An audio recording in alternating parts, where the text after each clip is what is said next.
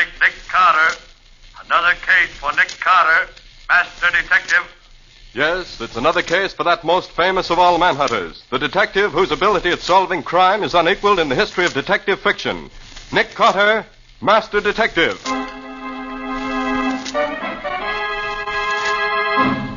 Tonight's curious adventure is...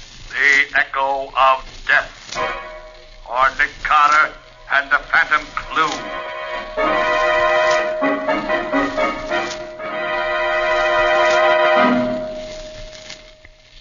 No, please, don't kill me. Don't kill me. Hold him still.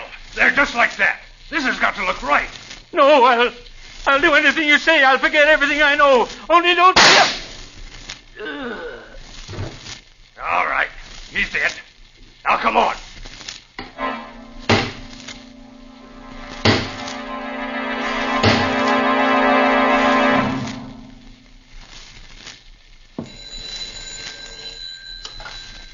Hello? Yes, this is Nick Carter speaking. A case? What kind of case? A disappearance. Well, that's hardly in my line. Oh, I see. Yes. Yes, I understand. All right, expect us late this afternoon. Did you get that on the extension, Patsy? I should say so.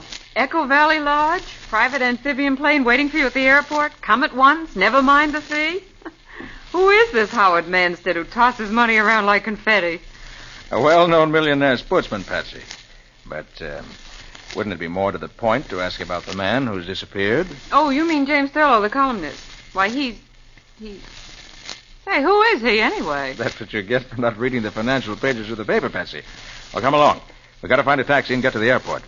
Well, aren't we going to take anything with us? Oh, yes, of course. I was forgetting. I thought you were. I'll need my new dress. We'll want Scubby. Call him and tell him to meet us at the airport. He knows Thurlow. They write for the same paper. But why aren't we going to... Oh, and one other thing, Patsy.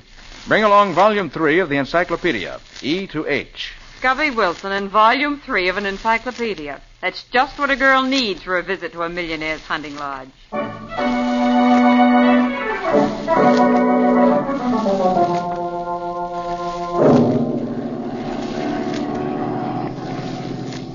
Though seldom visited because of its somewhat inaccessible location, Echo Valley is a natural freak of singular interest. I have friends you could say the same thing about, but the encyclopedia doesn't mention them. Quiet, Scubby. Let Patsy finish reading. Echo Valley is of great interest to scientists. Sounds occurring in certain areas of Echo Valley may be repeated as many as 13 times, echoing from cliff to cliff in gradually diminishing volume. Why do encyclopedias always use so many words to say so little? That's what I wonder about newspaper reporters sometimes, too. So we'll change the subject? What else does it say? That's all. Well, that's no help. Thurlow certainly wasn't carried off by an echo. Oh, he's probably just lost in the woods. In any case, I don't see why Manstead insisted on you coming out to look for him, Nick. You're no Indian guide.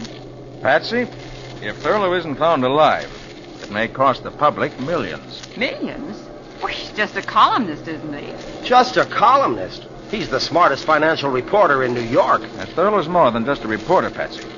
In the financial column he writes, he sometimes tips the authorities off to big stock swindles and other kinds of financial skullduggery. Right. It was Thurlow who broke open the Nemo Bank scandal 3 years ago and sent the whole board of directors to prison. And for some time, Patsy, Thurlow has been hinting in his column that he was on the verge of revealing some kind of tie-up between certain politicians and one or two big operators that would rob the public of millions. Oh, then if anything happened to him now, before he's had a chance to tell anybody what he knew, the scheme would go through as scheduled. Right. That's why he went to Echo Valley Lodge. Manstead, an old friend of his, invited him out so he could work in peace for a few weeks. Scubby. Huh? Is it true that Thurlow was on the verge of a nervous breakdown when he left? Oh, he was walking around in circles talking to himself, Nick. He had almost all the dope he wanted, but he still hadn't got the name of the guy behind the whole scheme. He took along a whole bunch of records of stock transactions. He said they might give him the clue he needed. And, hey, look, ahead of us. Echo Valley. It is, isn't it, Nick? No doubt of it, Patsy. But look, that isn't any Echo flying toward us. A plane. Nick, it's a plane flying up out of Echo Valley. Yes. Yes, it's a private amphibian. I thought this plane of Manstead's was the only one in these parts. Now, the pilot's seen us. Huh. He's turning out of our line of flight. I suppose he wants to avoid us. I'll bet he doesn't want us to see his markings. He is trying to avoid us. Oh, pilot, swing over so we can get a look at that plane down there. Right, Mr. Carter.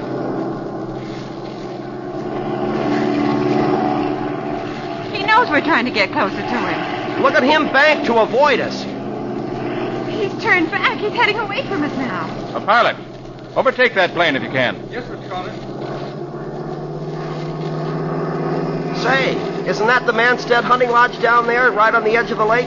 Yes, Cubby, it is. But we're not going to land until we get some idea what that plane's up to. Look, he's diving straight down now. He's going to try to get away underneath us. Oh, he'll never make it. Those private planes aren't built. His wing, it's breaking off. Couldn't take the strain. He's heading straight for the ground if he hasn't got a parachute. Oh, but he has. Look, he's jumping. The other chute's opening. And there goes his plane into the trees. Well, that was a narrow escape. He didn't have more than 500 feet of altitude. Oh, he's come down on the top of that tall pine. He's caught there. See, his parachute won't come loose. Yes. Well, we'll have to land and rescue him. Besides, I want to know why he was so anxious to avoid having his plane identified. Oh, pilot. Yes, Mr. Carter. Land in the lake and taxi up as close as possible to the place that fellow came down. Yes.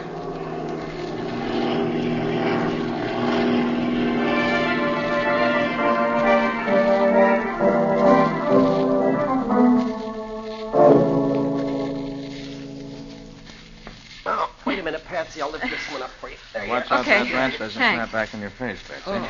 Well, aren't we almost there? Yes, there's the clearing. Just ahead. Only a few more steps. Oh, and they say exercise is good for you. Oh, there. There's his parachute. I think I can see him hanging among the branches. He's hurt or he'd call to us. Come on. His shroud lines are caught among the branches. I can see that much. Well, he's just dangling there. Yeah. Hey, you up there. Can you hear us? You all right? He doesn't answer.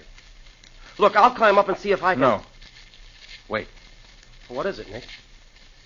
Look at those shroud lines. They're wrapped around his neck. Yeah. Look at the way his head is twisted to one side. Yes. His neck's broken. He's dead. What? Oh. When he landed in the tree, he got tangled in the lines and... I wonder. Nick, what do you mean? Look down at your feet, Scubby. Huh? Cigarette butt. What? Somebody must have been here before us. Maybe.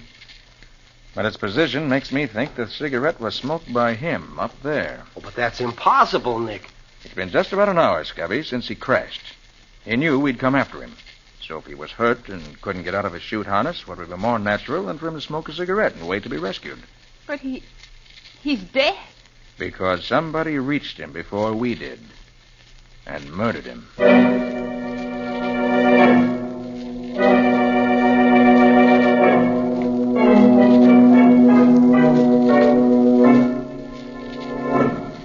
And so that's the story, Mr. Carter. As much as we know, anyway. Thurlow just wandered away yesterday morning and never returned. I see, Mr. Manson. And you don't think this mysterious airplane we met just before we reached here has any connection with Thurlow's vanishing? Well, I don't see how it could. But then, as I said, I haven't the slightest idea where the plane could have come from or who was flying it. Yeah. Now, let's go over the facts again, if you don't mind. Oh, of course not. Thurlow arrived here a week ago. Yes, with his wife. I had them flown in my plane. They had the lodge to themselves with my permanent housekeeper to look after them. And you arrived yesterday. In the middle of the afternoon. But Thurlow wasn't here when you arrived? No, he'd already gone out. He told his wife he was taking his revolver along and would take pot shots at the trees and rocks. So you never actually saw him? That's right. The woodsman I employ to look after the property asked me to come and examine some trees he wanted to cut down. About sundown, I got back to the lodge, and Thurlow still hadn't returned. Mrs. Thurlow was becoming worried. I ordered the floodlights we use for landing the plane at night, but he didn't show up. And then in the morning, you called me. Well, first I phoned the nearest forest ranger station. And after that, Mrs. Thurlow was so agitated, I had promised I'd send for you. Where is Mrs. Thurlow? I'd like to ask her a few questions. Well, she's sleeping now. She was up all night, and this morning the housekeeper gave her a sleeping tablet. Shall we wake her? No, not just now. There's still an hour of daylight left. I'd like to take a look around outside. Perhaps I'll open it. Mr. Manstead. Johnny, what is it? His hat. We found it. Thurlow's hat? Where? Near the waterfall. Why, that's not far. It's only a mile from here. It's still light. Do you want to come with us and look for him, Mr. Carter? Yes, I think I do.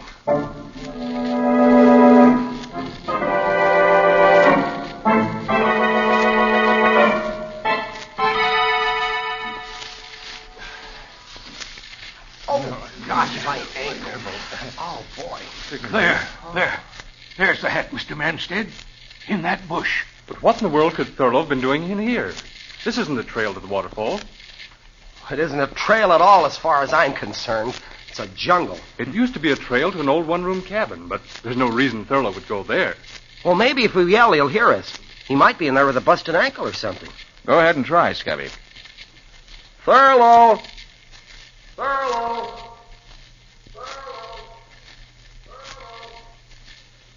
Good gosh, will you listen to that? Well, that's one reason this is called Echo Valley. The cliffs around the waterfall down the trail make a perfect sounding board. Well, if he didn't hear that, he must be dead. If there's a cabin in there, we better take a look at it. Right. I don't see what in the world Thurlow could have come this way for, but maybe he did. Let's find out.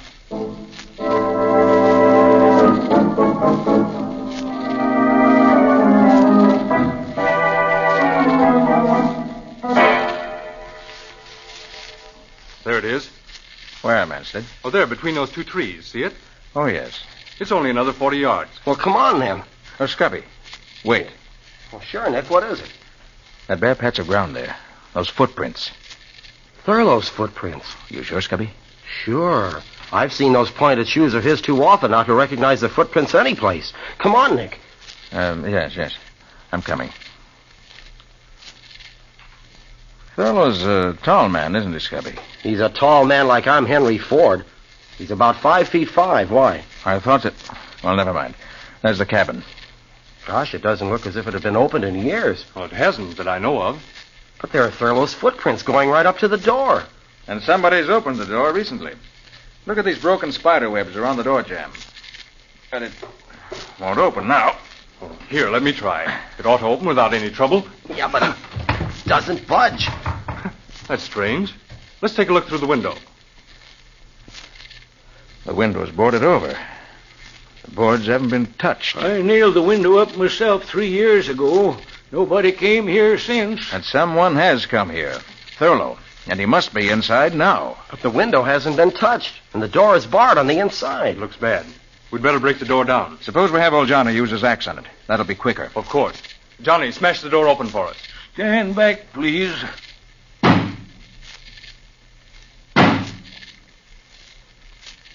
That door was locked to stay locked. Starting to go. There. That does it. It's open. If you don't mind, I'd like to go in first. Of course. It's dark inside. Here, take my flashlight. Thanks. There he is. Thurlow. He's dead. He came here, bolted himself in, and shot himself with his own revolver. Yes, he's dead, all right. And it does look like suicide, doesn't it?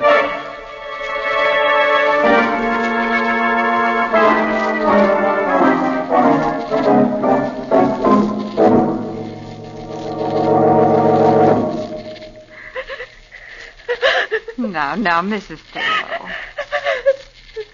Jim couldn't have killed himself, Mr. Carter. He couldn't have. I'm sorry, Mrs. Thurlow. I wouldn't intrude on your grief if it wasn't necessary. Now, first of all, what kind of mood was your husband in yesterday morning just before he disappeared? He was very agitated. Agitated? Well, do you know any reason why he should have been? I think he just found a clue to the identity of the man he was seeking. The one behind this plot to upset the stock market. Did he say who it was? No, he just said he'd stumbled on a clue. And he was so shocked he could hardly believe the evidence. That was why he went out into the woods. He wanted to be alone to think the matter through. Perhaps his notes will tell us what he found. Yeah, I thought of that, Nick. After Mrs. Thurlow woke up and I talked to her while you and Scubby were out with Mr. Manstead, we tried to read his notes. But they're in some kind of a shorthand that nobody can read but himself. I can make out a few words here and there, but not enough to help. Well, we'll have another try at it later. Please go on, Mrs. Thurlow. Well, that's almost all, Mr. Carter. Jim went out about 10 in the morning. I stayed here in my room reading. About half an hour later, I thought I heard a shot. All of a sudden, I was terribly frightened. Frightened? Of what? I don't know. It was just a feeling. Then I heard the far-off echo of somebody hammering. It was... Oh, it sounded like somebody hammering down the lid of a coffin. And I'm positive it meant that Jim was dead. It's probably someone chopping down a tree, she heard, Nick. Anyway, she went back to her reading and forgot about it. Then around 1, Manstead phoned from the village, that's a little town about 10 miles from the hills, for Johnny to come for him in the station wagon. Manstead phoned? But didn't he fly in by plane yesterday? Seems not. The plane was in New York getting a new propeller, so he took the night train. Is that so? Anyway, Johnny went to meet him. He got here about 2:30. The rest of the story is just the way he told it to us. Nick, Thurlow must have killed himself. There just isn't any other answer. I wonder, Patsy. I wonder.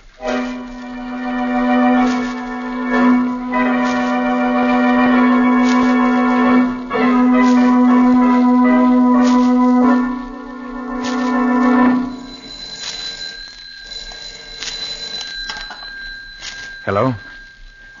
Yes, speaking. Did you get the dope I wanted? He was? And the plane? Then check every airfield within 50 miles of the city. Yes, I know it's a big order, but somebody's playing this game for big stakes. No, that's all. Call me back when you've learned something. Hello, Carter. I didn't know anybody was here in the library. I took the liberty of phoning New York. I was trying to check on that mysterious plane that we saw crash yesterday afternoon. I see. Did you learn anything? Nothing yet. You know, I have a theory about that plane, Carter. I'd be interested to hear it, Mr. Manstead. Well, we're only 100 miles from the border, and in the past, planes engaged in smuggling aliens into this country have landed in this region. Now, I'm willing to wager this chap, who was so anxious to avoid being seen, was engaged in doing something like that. Certainly sounds plausible. Nick! Oh, Nick! Oh, yes, Cubby. Oh, there you are. Oh, top of the morning to you, Mr. Manstead. Good morning. Say, I was looking for the two of you. Forest Ranger Thompson and 2 of his men are down at the landing waiting in your launch, Mr. Manstead. They want to get started down the lake to bring in the body of that flyer who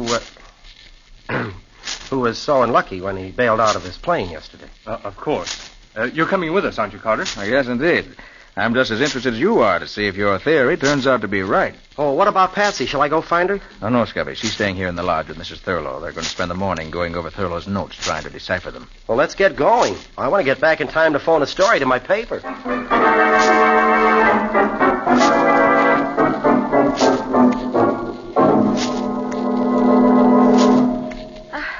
I'm afraid it's no use, Miss. Please, just call me Patsy. It's just impossible to read these notes of Jim's, Patsy. They're not only in his own shorthand, but most of them are in code, too. Here's something that seems as if it might mean something.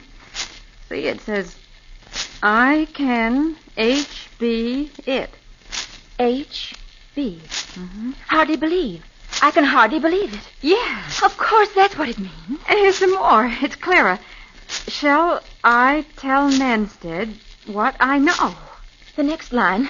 Better not. Instead, must get back to New York. Well, that's clear enough. But the next line. My life, M.B. in D. That doesn't mean anything to me. My life, M.B. in D. My life may be in danger. Oh. And then there's just one last sentence that he never finished. To think that the one man in the world. And that's all there is. Oh, if it only finished. To think that the one man in the world. Who do you suppose he could have meant? I can't even make a guess. The one man. Mrs. Thurlow. What's Patsy? Mrs. Thurlow, we're going to go and take a look at that cabin now while all the others are away. I have a theory, and we're going to find some evidence to prove it. It has to be there. It just has to be.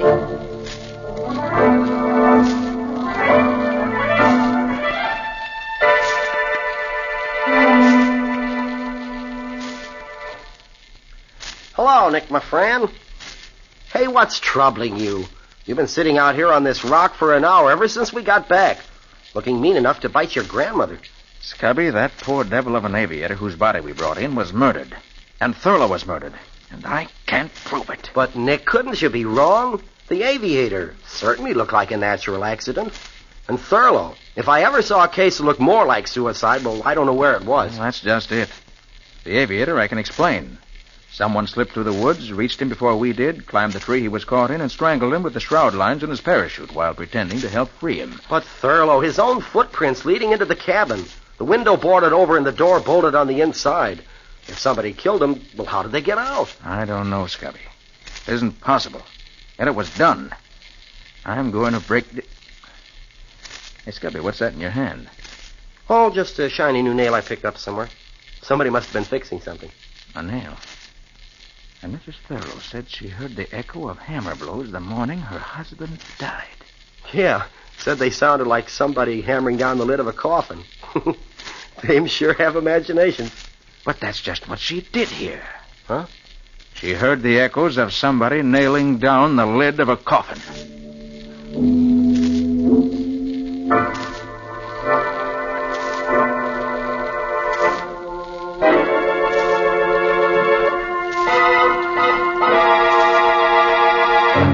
But there must be a clue.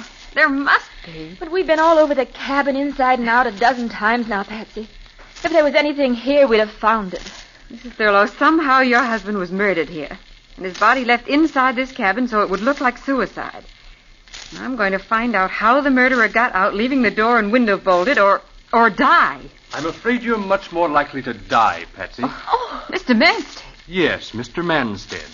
After we returned to the lodge and I learned the two of you had disappeared in this direction, I thought I'd better find out what you were up to. You killed my husband. Of course he did. Who else could your husband have meant by the one man in the world he'd never have believed guilty? But he was Jim's friend.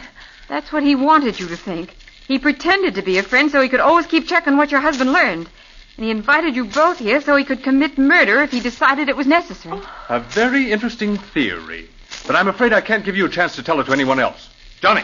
Right here, Mr. Manstead. Come inside and close the door. What are you going to do to us? He thinks he's going to kill us. He hasn't got that gun in his hand for fun. Johnny, the old mine shaft is close by. Now, if these two ladies out walking had the misfortune to stumble into it, it would be very tragic, wouldn't it? Lots of people fall down old mine shafts. So they do. And I'm afraid another such accident is about to happen. You can't get away with it, Mr. Manstead. Nick Carter won't let you. Oh, well, perhaps even clever Mr. Carter may have to have an accident. Help me silence him, Johnny. Quickly. No, Nick! Quiet! No! Quiet, I say! All right, now, Johnny, knock them both on the head and keep them quiet. All right, Manstead. Let go of her. You, Carter. Nick, look out, his gun. Drop it, Manstead. Johnny, kill him! Kill him! Johnny, put down that axe or I'll shoot. Yes, sir. He's dead. I'm afraid so. Patsy, either of you hurt? No, Nick, you came just in time. But how? How did I know Manstead was a murderer? I knew that from the time we found this cabin. But it took an echo to prove it.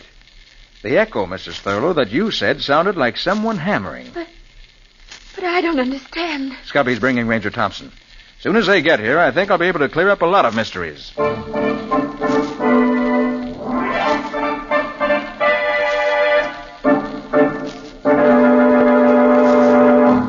Manstead was behind the plot that Thurlow uncovered. He invited Thurlow here in order to find out what he knew.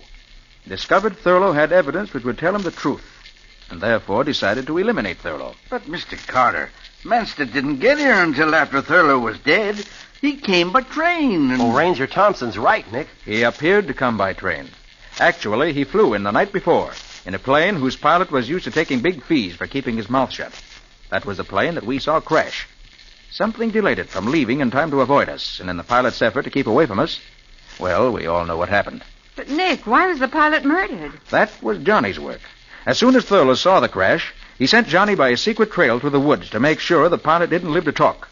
Otherwise, his murder scheme would have collapsed. Isn't that right, Johnny? Yes, sir. So Manstead flew here the night before he murdered Thurlow. In the morning when Thurlow left the house, he and Johnny waylaid him. Is that it, Nick? That's it, Patsy. They brought him to the cabin here. Manstead put on his victim's shoes and made a trail of footprints. I see. Then they killed Thurlow, put his shoes back on him, and left him in the locked cabin.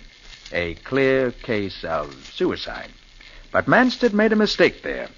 His footprints were too far apart. They were the steps of a tall man. When Scubby said Thurlow was a short man, I began to suspect. Well, it certainly does sound plausible, Mr. Carter. But you've still got to convince me Manstead could get out of that cabin and leave the door barred from the inside. Make it good, Nick. Johnny knows the answer. You all remember that Mrs. Thurlow said she heard the echo of hammer blows. You mean she really did hear someone hammering? Exactly. This is a small cabin with a roof lightly nailed in place. Now look up there. What's that flashing in the sun? Looks like nail heads.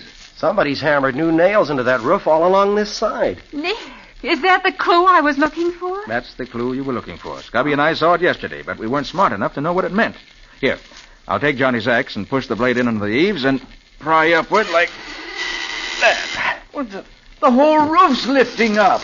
Well, blow me down. Manstead and Johnny pried up the flimsy roof before they killed Thurlow. Then, leaving the door barred, they climbed out. And Johnny nailed the roof back into place. Right. So they were hammering the lid on the coffin, so to speak. Thurlow's coffin. And due to the curious echoing qualities of the rocks, the sound carried to the lodge, and Mrs. Thurlow heard it. I didn't think it meant anything until I noticed the nail Scubby picked up someplace. The nail Johnny must have dropped. And then I remembered the hammering sound Mr. Thurlow spoke of. And suddenly the whole thing was clear. Well, it sure wouldn't have been clear to me if you hadn't explained it, Mr. Carter. I certainly wouldn't ever have worked it out with just an echo for a clue. Oh, but that was an unusual echo. Remember how cleverly it answered? And when it comes to answers, Scubby, Nick Carter is the man who gets them.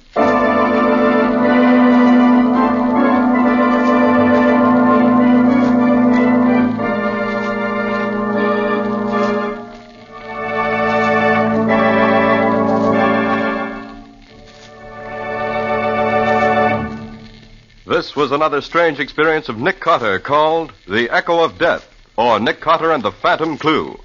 The curious adventures of Nick Carter, Master Detective, are brought to you every Monday night at 9:30 Eastern Wartime. We'll let Nick himself tell you about next week's story. What'll it be about, Nick? I call it Death Across the Tracks. It began with the murder of a detective. A railroad detective who lived in the station alongside the tracks. He was working on a case, but he had it only partly solved when he was murdered. And I picked it up from there. I'll say you did, Nick. You almost picked up a few bullets into the bargain the way the victim did. When you called it Death Across the Tracks, you were right in more ways than one. This sounds more and more intriguing. And how did it wind up, Nick? Well, we'll tell you that next week. But I can say this much. I had a stroke of luck. Nick always calls it luck when he uses foresight. Good night, folks. Yes, good night, folks. And good night, Patsy and Nick. In tonight's strange adventure, Nick Carter was impersonated by Lon Clark. Patsy was impersonated by Helen Choate. Original music was played by Lou White. The entire production was under the direction of Jock McGregor.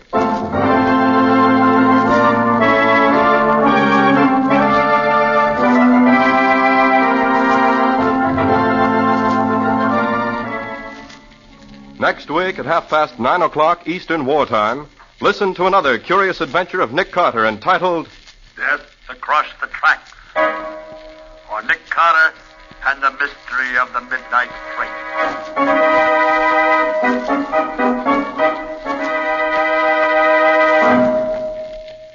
This story is a copyrighted feature of Street and Smith Publications, Incorporated. And here's a special note. Beginning next week, Nick Carter will be heard over most of these same stations on Mondays at 9:30 p.m. Eastern Wartime. The Cisco Kid will be presented on Tuesdays at 9:30 p.m. Eastern Wartime. This is Mutual.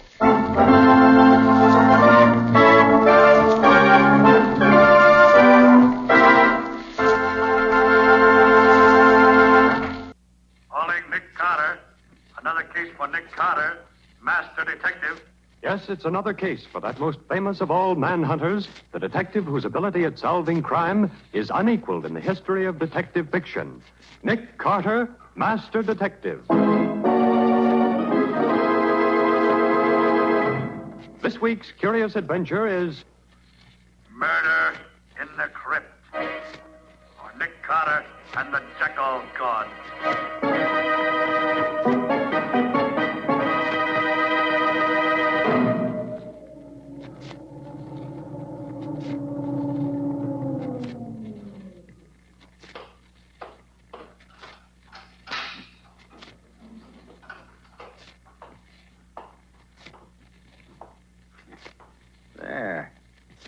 He'll never know that I came here this time any more than he did the other times I was here. Those footsteps. Coming this way. It's Anubis. Anubis. Oh, it can't be. I am Anubis, guardian of the dead. No. I must be dreaming. I am Anubis, the jackal god. But you're not. No.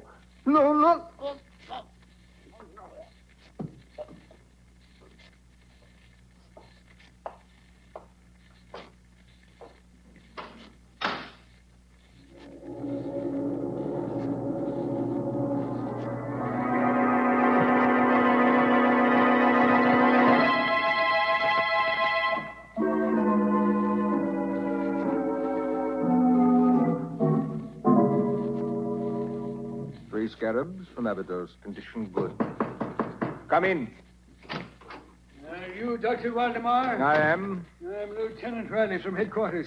You called me about a museum guard who disappeared? Of course. It's about Shelby, the chief attendant here at the Egyptian Museum. Where and when did this Shelby disappear, Doctor? He failed to report to me as usual before leaving last night. And the guards on the door say he did not leave the building. We've hunted everywhere for him, but we haven't found him. Oh, you've hunted everywhere, have you?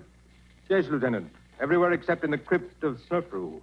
The what of who? The crypt of Snefru, an Egyptian king of the 4th dynasty. And where is this crypt? In the basement? No, it's on the 2nd floor, directly above this office. It was installed especially for Professor Glidden, the archaeologist. He alone has access to the crypt. It has a special lock on the door.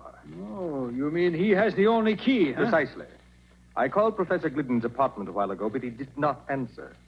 I presume he is on his way down here now. I hope he can shed some light on this mystery.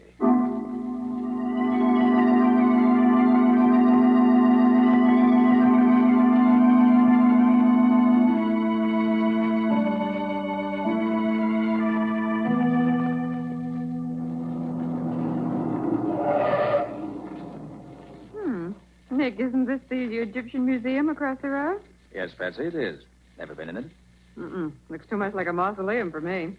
Are we going in to look at the mummies? That, Patsy, depends entirely upon Professor Glidden. Who's he? That bearded man who is beckoning to us from the doorway of the museum. Oh, I see him. Is he a client of yours? Yes. He phoned just before you arrived at the office this morning. What does he want? That I don't know, Patsy. Suppose we join him and find out.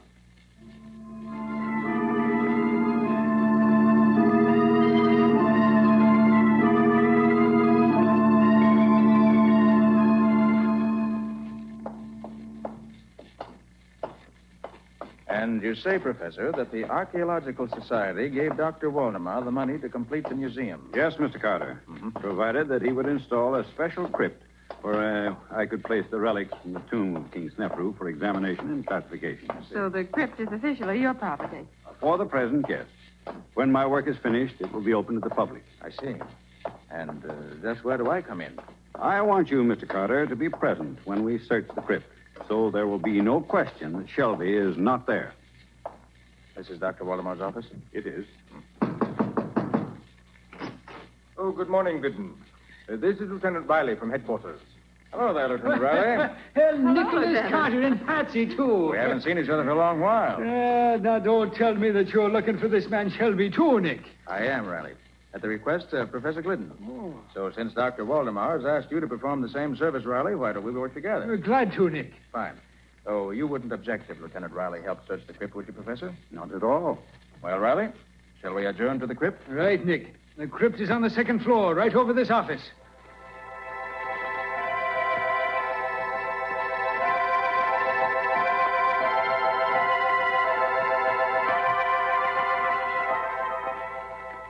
Come, Glidden, unlock the door. This is an intricate lock, Waldemar. It takes careful handling of the key. There. Where's the light switch, Professor Glidden? Just inside the door to the right. Very well, I'll... There. Well, would you look at that now? I never saw a statue to resemble that beast. The body of a man and the head of a dog it has. I'd call it the head of a jackal, Riley. Am I right, Professor Glidden? You are, Mr. Carter. That bronze statue is a life-size figure of Anubis, the jackal god. Anubis was the guardian of the dead. And his statue was set at the entrance of ancient tombs to keep out thieves. A jackal face is enough to scare anyone away. Come along, Riley. Let's look around inside the crypt. Okay.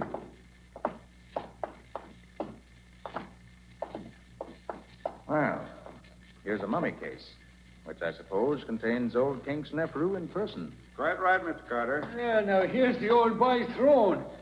It looks like the original Morris chair. Let's see. There's nobody hiding under it, Riley. Okay, Nick. See, now look over there. In the alcove over behind the statue.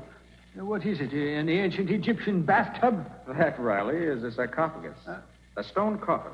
The one that once contained the mummy case we just saw. Gosh, now, it's a big thing now, ain't it? What's all this crazy writing on the front of it? Those are hieroglyphics, Riley. Inscriptions about old King Snefru. Oh. What's inside this thing, Nick? Oh, probably nothing now, Riley. Just the big open. What is it, Nick? This sarcophagus is not empty, Riley. Huh? Shelby's in it. Oh. And he's dead.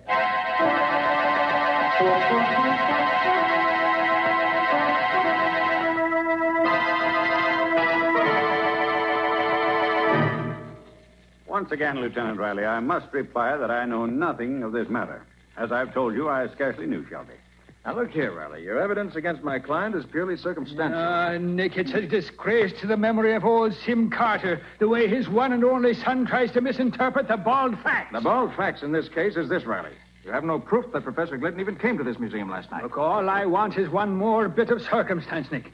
Dr. Waldemar, can you think of anything else that might be, well, interesting in this case? Now, let me see. Look, Nick. A strange woman coming down the corridor toward us. She looks like something revived from ancient Egypt. She walks like a cat. You can't hear the slightest footsteps. Quiet, Patsy. She's stopping close enough to overhear us. Lieutenant Riley, I have it. Ask the professor just how he knew that Shelby was missing when he telephoned Carter this morning. I shall answer that question, Dr. Waldemar. Where did you come from? Who is this lady, Dr. Waldemar? Allow me to introduce Madame Dackler, our librarian. Oh, you have a library in this museum? Oh, yes. The library is in the other wing near the elevator. I was the person who informed Professor Glidden that Shelby was missing. I telephoned him this morning after the search began. And Professor Glidden telephoned me, Riley, asking me to come here to protect his interests, which I have so far tried to do. Madame Dackler comes from Cairo. She's an Egyptian, well versed in ancient lore and legend. Madame Dackler, do you really believe those old Egyptian legends? I must believe them. With my own eyes, I have seen the living Anubis walk through the corridors of this museum. But that statue couldn't possibly get out of a locked crypt. To Anubis, anything is possible. It is his duty to guard the treasure in the crypt. What treasure, Madame Dackler? Treasure that is found in the tomb of every Egyptian king. Anubis, the avenging jackal god, knew that the museum guard Shelby sought the treasure. So Anubis sought Shelby and killed him and put his body in the crypt as a warning. Anubis is all-powerful. You mean you've actually seen this jackal god walking around this museum recently? Anubis, the guardian of the dead, leaves the crypt of King Snefru and prowls these corridors every night. I have seen him do it. Gosh. That will be all, Madame Dackler. Thank you very much for coming. Nick, suppose we go through that crypt again and see what we can learn. An excellent suggestion, Riley. Patsy, suppose you go around and wait in the library with Madame Dackler. We'll join you there later.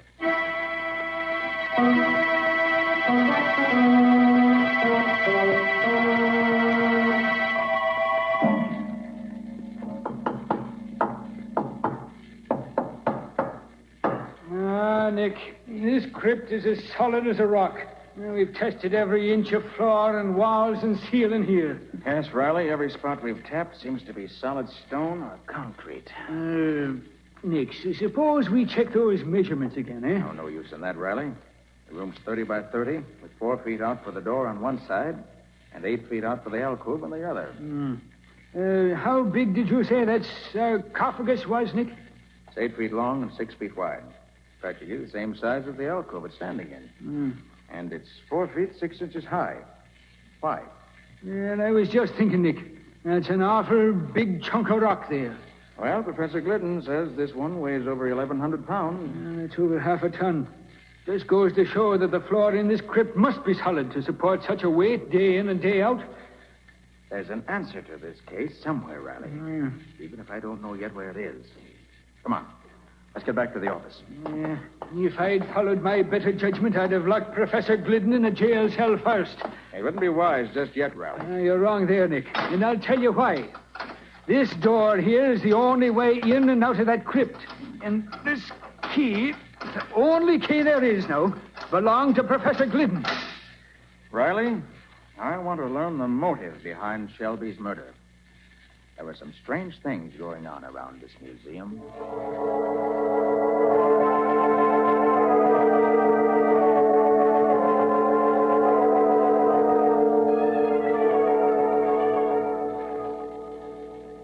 Three ancient anklets, one jar of perfume. Come in, come in. Oh, it's you, Mr. Carter. Miss Bowen. Yes. Mm-hmm. Well, are you convinced that only Glidden could have entered that crypt upstairs? I never like to accept the obvious, Dr. Waldemar. Oh, there goes the closing bell. I must put these Egyptian relics back in the vault. Oh, go right ahead. A large vault, that is, Dr. Waldemar. Yes. The museum requires a large vault. I had this one built here in the wall especially. Was it included in the original plans for the museum? Well, no, not exactly. This wing of the building was still unfinished when the architect died. In completing it, we made some minor changes. I see. Doctor, do you think Madame Dakla... You must excuse me for a few minutes, Carter. I must speak to the attendants before they leave. It was one of poor Shelby's duties. It will only take a few minutes. By the way, Patsy, Hmm? there's something on Waldemar's desk that should interest you. You mean that odd-looking jar? Mm-hmm. It contains some ancient Egyptian perfume, he said. Smells like roses. Very strong. You better put it in the vault, Patsy. Waldemar must have overlooked it. And can you smell it, Nick? It's powerful stuff. Yes, I can smell it, all right. Put it in one of the shelves in the vault. Oh, What's the matter, Patsy? I just tripped on a small step at the front of the vault. You didn't spill any of that priceless perfume, did you? Oh, I'm afraid... Yes, I did spill a few drops of it, Nick. Well, don't tell Waldemar. Oh, I hear him coming. Come out of the vault and look innocent. Okay. Well, Carter, another day is done. Oh, if you'll please stand away from the vault, Miss Bowen. I should like to close the door. Thank you. By the way, Doctor, was there any treasure buried with King Snefru? Probably. It was the custom. But it is also probable that such treasure was stolen centuries ago. Well, isn't Glidden interested in the matter of treasure? Possibly.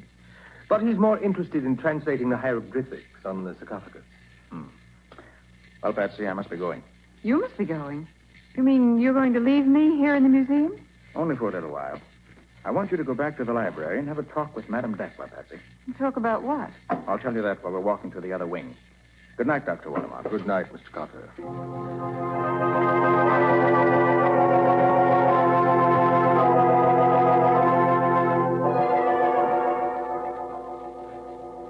Mr. Carter isn't interested in ancient manuscripts, Madame Dakla. He wants to see the architect's plans for this museum. Oh, but he should ask Dr. Waldemar for those. I don't think Dr. Waldemar has them. Mr. Carter wants the original plan. I shall be glad to see if I can find them for you. I shall try the file cabinet by the door.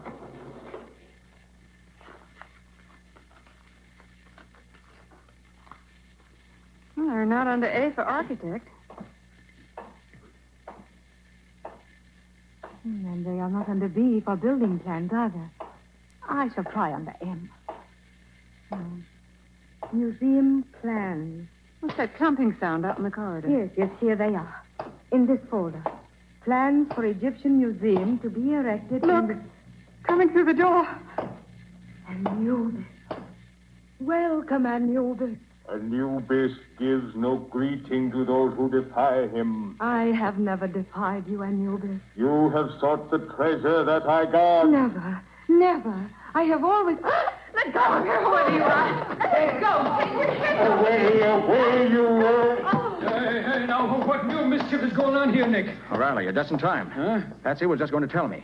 Who was it took Madame Dakla away, Patsy? It was somebody who looked like Anubis, the jackal god. What?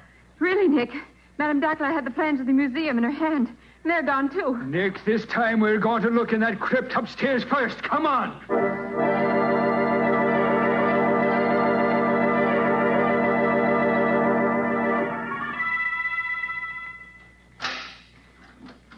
All right, find that light switch now, Nick. Right, Riley. Yeah, there she is, laying right at the feet of that creature Anubis there. You mean the statue of Anubis, Riley? It may be a statue now, Nick, but I am near to believing that the thing comes alive when it chooses. Madame Dackler alive? She's still breathing, Patsy. What do you make of it, Nick? She's been drugged, Riley. Quick, get her over to the door where the air is fresher. Yeah. That's right. She's coming around now. Where am I? You're all right, Madame Dackler. Oh, but I am in the crypt now. And the last I knew, I was in the library. I knew it. I knew steel doors are no barrier to Anubis. Help her outside, Patsy, so I can lock the door here. You lean on me, Madame Dackler. But I tell you, it is useless to lock that door. Anubis can pass through all barriers. Maybe so, but Professor Glidden can't. Come on, Madame Dackler, I'll take you back to the library. Then I'm going to put the professor in jail where I can keep my eye on him. From now on, there'll be no flooring on this. Patsy. Hmm? When Riley opened the crypt just now and found Madame Dackler, did you notice the peculiar fragrance in the place? I must have been too excited to notice it, Nick. What was it like? It was the perfume of roses, Patsy. Musty, ancient roses. You should have recognized it. You mean it was like the perfume from the bottle I spilled in Waldemar's office? Yes, Patsy. It smelled exactly the same.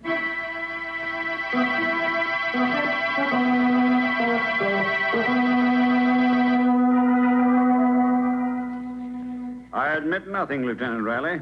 I can't tell you how either Shelby or Madame Dackler got into the crypt. It's like I've been trying to tell you, Glidden. It's very simple. You had 2 keys, but you only gave me 1. And as I've been telling you, Lieutenant Riley, there was no duplicate key. Stay out. I'm busy here. I said stay. Hello, Riley. Hello, Glidden. So it's you again, Mr. Nicholas Carter. Well, I don't care whether Professor Glidden is your client or not. We're not releasing him. I don't want him released, Riley. I just want to ask him a few questions.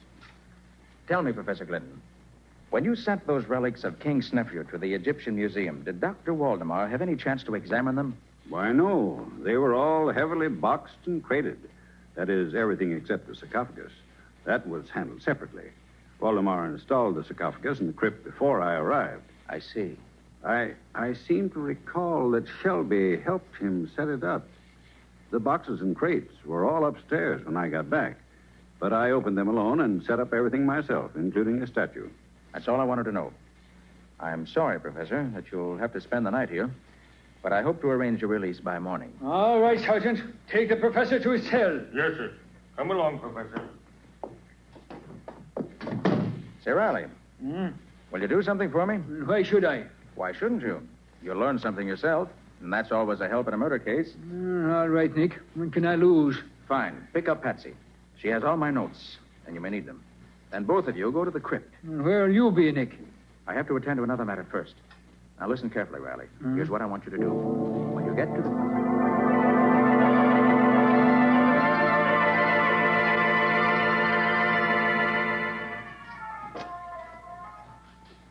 How long have we been in this crypt, Lieutenant Riley? Oh, it's about 15 minutes, Patsy. If you didn't have a luminous dial on your watch, I'd say it was hours. Why did Nick say that we should stay here in the dark? You'll have to ask Nick that when he gets here, Patsy. Where did Nick say he was going? Well, no, it might be that he's calling on Madame Dackler. What? Oh, just a questioner, you understand. Oh, Riley, of all the ridiculous notions. Well, Dackler's boyfriend Anubis is right here beside us, Patsy. Do you see it? Yeah, this statue of Anubis must be solid bronze, Patsy. If nothing happens here, something will happen when I find Mr. Nick Carter.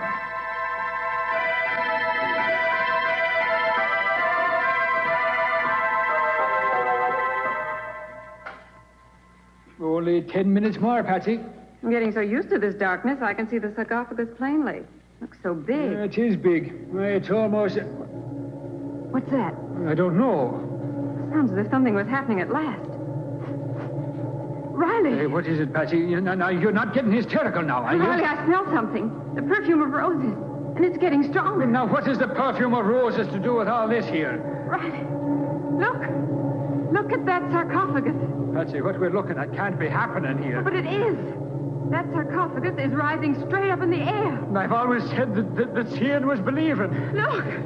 I see what's doing it, Riley. You can't tell me that anything that will make a stone coffin weighing half a ton go floating up in the air 5 feet on the floor, Patsy. It's on top of an elevator, Riley. An elevator? Sure, that's what's lifting it. Well, glory be. You're right, Patsy. That's what that rumbling sound was. Riley. Yeah? The man coming out of the elevator with a flashlight. Wait till I draw my gun, Patsy. I'll fix You're too late, Riley. I have you covered. It's Dr. Waldemar. Why... Riley, that elevator is the vault from Waldemar's office. Quite right, Miss Bowen. I have you both covered. Don't try anything, either of you. Well, what would you be trying, Waldemar? There will be 2 new victims in this vault, Lieutenant Riley. 2 fools who, like Shelby, found out too much. But I'm sorry it isn't 3. Nick Carter would be a welcome addition. You really mean that, Waldemar? Nick, where are you? Carter, how did you get here? I've been waiting for you in King Snefru's sarcophagus. And now if you... I'll kill you first, Carter. I doubt that. Okay, Patsy. Look out, Patsy! He's knocking over that statue! It's falling over!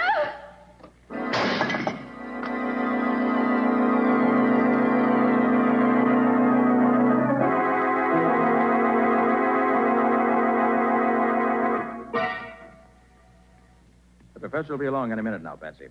He called me at the hospital and asked me to meet him here outside the crypt in 15 minutes. Said he wanted to examine the elevator in the crypt. Was Waldemar dead, Nick? No, Patsy. I only wounded him. He knocked himself out when he staggered against the statue of Anubis. Waldemar made a complete confession when he recovered consciousness.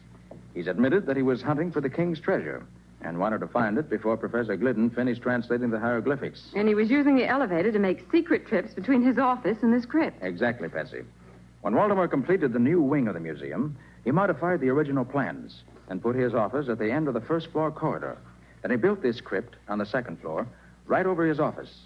Evidently, the elevator was already installed, and Waldemar brought the sarcophagus up on top of it. And there was a sarcophagus standing in an alcove that was really the elevator shaft. Mm-hmm.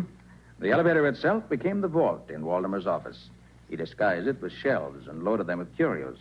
But it was still an elevator. And you think Shelby found out about it? Shelby must have helped Waldemar arrange things, since it was more than a one-man job. Then later, Shelby decided to look for the treasure on his own. Apparently. Waldemar confessed that he murdered Shelby for those very reasons and left the body in the crypt to blame the crime on Professor Glidden. And Waldemar put Madame Dackler in the crypt so Glidden would be blamed again. Exactly. But he didn't have to kill Dackler. She knew nothing, you see. He merely grabbed Dackler in order to get the original plans of the museum. And here comes the professor now, Nick. Oh, hello, Professor. Right on time, I see. I'm so glad to find you here, Carter. I wanted you to be here when I examined the crypt in the elevator. I want no more surprises. Well, I don't think anything else is going to happen up here, Professor, but I'll be glad of the chance to do a little extra looking around myself. Oh, there's that Anubis again. He's on his face this time. It was quite clever of Waldemar to disguise himself as Anubis. He really did resemble the statue. Well, look, Nick. Where, Patsy? There at the statue lying on the floor. Why, the head is completely turned around. Yes, the fall must have knocked it loose. Oh, give me a hand with it, Professor. We'll set it up again. Oh, certainly, Carter. It's pretty heavy, but... Yes, it is. What? Gold. Oh, Nick, is it real? I imagine it is, Miss Bowen. Why, this must be the treasure of old King Snefru's. So that's where the royal treasure was hidden. Valdemar must have looked everywhere except in the head of this statue. So Anubis was really the keeper of the treasure. Well, congratulations, Professor. And I hope this discovery makes up for all your troubles. It does indeed, Mr. Carter. I shall now be able to visit Egypt again.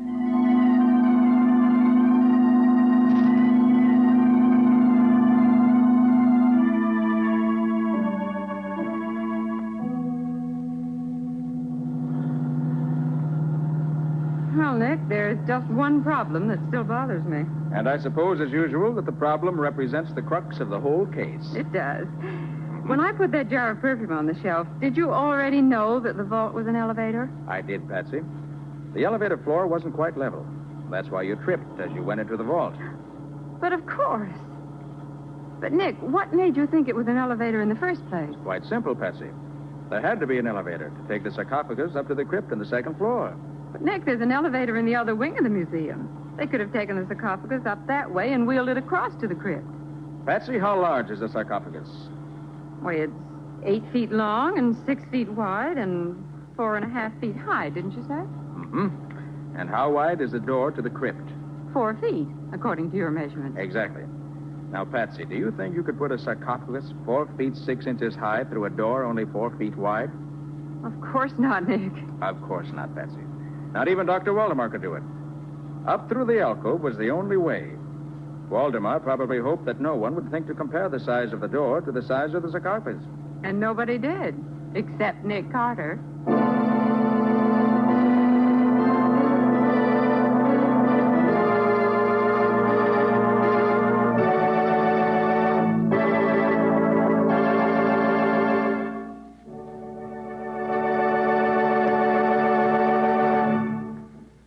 This was another strange experience of Nick Carter, master detective, called Murder in the Crypt, or Nick Carter and the Jackal God. Another of the curious adventures of Nick Carter, which are brought to you regularly by WOR Mutual. And now, Nick and Patsy, what about our story for next week? Well, next week's story is full of action, isn't it, Patsy? Action is right. You see, Nick investigated a murder on a lonely place called Skull Island. Yes, and there were only 4 people on the island who could have committed the crime. But it took a model of a clipper ship and a sea serpent to find out who the murderer was. It also took Nick Carter and a smart piece of deduction on his part to work out the answer. What did a sea serpent have to do with the murder? Well, we'll tell you all about that next week. In the meantime, I'm glad I don't have to say sarcophagus again. So long. So long, everybody. And so long to you, Nick and Patsy. In the strange adventure you have just heard, Nick Carter was impersonated by John Clark, Patsy by Helen Choate. The story was written for Nick Carter by Walter Gibson. Original music was played by Lou White. The entire production was under the direction of Jock McGregor.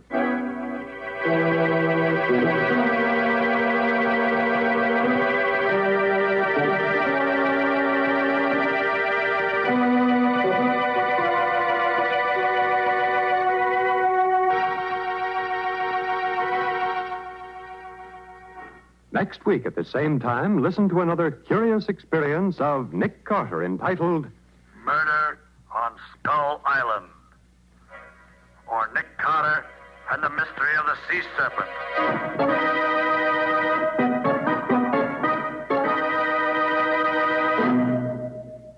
This story is a copyrighted feature of Street and Smith Publications, Incorporated. The Return of Nick Carter is produced in the studios of WOR and is broadcast over most of these stations every Monday evening at 9:30 Eastern Wartime. This is Mutual.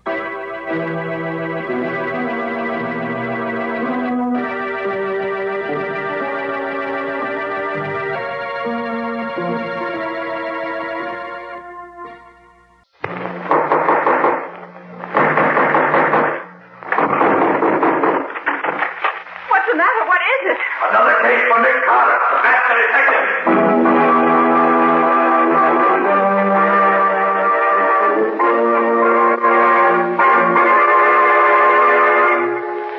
Yes, it's another case for that most famous of all manhunters, the detective whose ability at solving crime is unequaled in the history of detective fiction, Nick Carter, Master Detective. Tonight's curious adventure, The Flying Duck Murders, or Nick Carter and the Gold Thieves.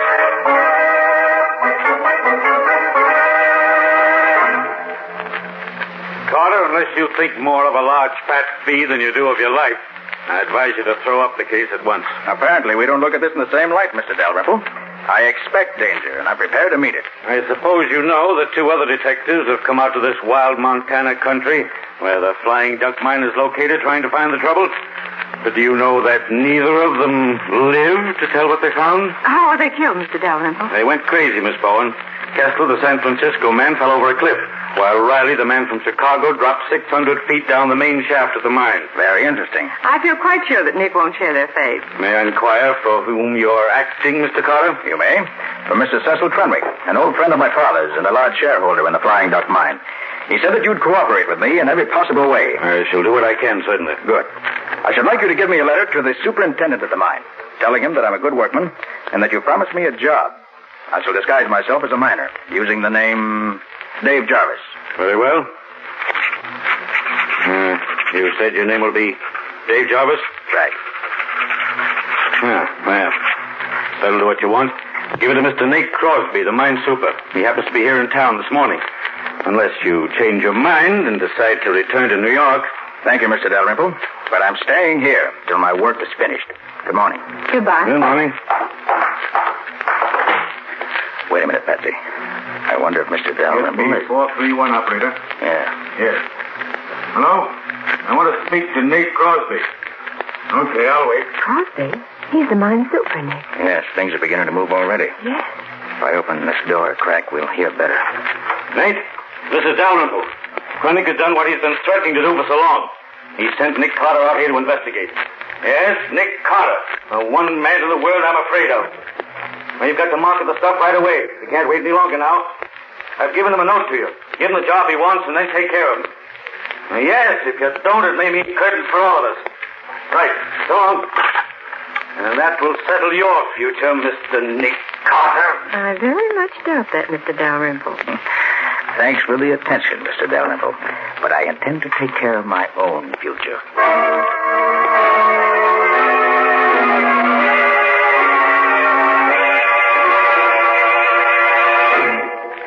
So, Mr. Dalrymple is in on the deal. He certainly is, Scubby, up to his neck. Well, at least we start off with one good hot prospect. What do we do now? Get into your miner's outfit. Then take this note down to this address and give it to Nate Crosby, the mine super. Now remember, your name's Dave Jarvis, and Crosby's to give you a job in the mill. Okay, Nick. Then what? Well, first and foremost, keep your eyes open. Crosby will believe you're Nick Carter, so watch out for him. He'll try to put you out of the way. And don't forget, Scubby, the detectives from Chicago and Frisco both came to Greece. Well, it's going to be different with the guy from New York. Now, Patsy, you wait here at the hotel where we can get in touch with you if we need you. Sure, Nick. All right, get going, Scubby. I'm going out to the mine right away. You wait, though, and ride out with Crosby. And watch out for him. Right, Nick. I'll keep one eye on him and one on the mine.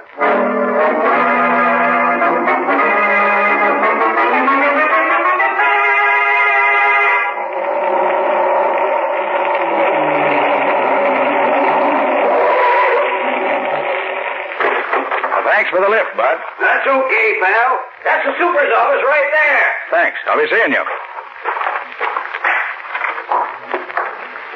You looking for someone? You the super of the Flying Duck mine? No, I'm the assistant super. Clem Hendricks is the name. Well, my name's King. I'm writing up an article about the mines of Montana for the Miners' Times of Kansas City. Any objection to me sticking around a while, looking things over? None at all, Mr. King. Just so long as you say something good about us in your article. You want me to show you around? No, thanks. I'll just drift around and see what I can pick up. If anyone stops here, tell them I said it was okay. Thanks, I will. Be seeing you. Now, to find the boss of the day shift and get some information on how this place operates.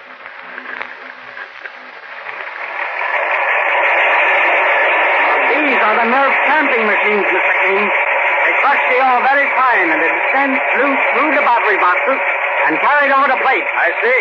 The plates are coated with quicksilver or mercury, and the quicksilver picks up most of the gold from the crushed ore. And this combination of quicksilver and gold we call amalgam. And you scrape this amalgam off the plates and take it to the refinery? Yes, Mr. King.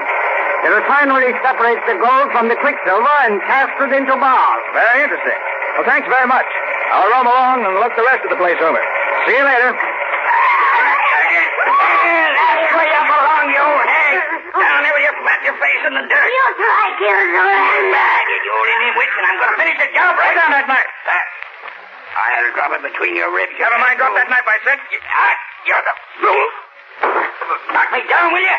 I'll show you. Ledyard, put up that gun. But Nate, this bullet. Put up the gun, I said. What are you trying to do? Well, I was trying to make Zolander behave. This fellow interfered. It made me mad. Zolander, where is she? She right. Well, I'll be darned. She must have run away while me and him was arguing. So you interfered, did you, mister? Certainly I did. You're King, the newspaper man, aren't you? That's right. I'm here to... I've been looking for you. I'm Crosby, mine superintendent. I'll give you just 15 minutes to get out of this camp. So you're Nate Crosby. I am, and I'm the boss here. And I say get out. All right, Crosby. I'll get out. But I'll be back. I never leave a job unfinished.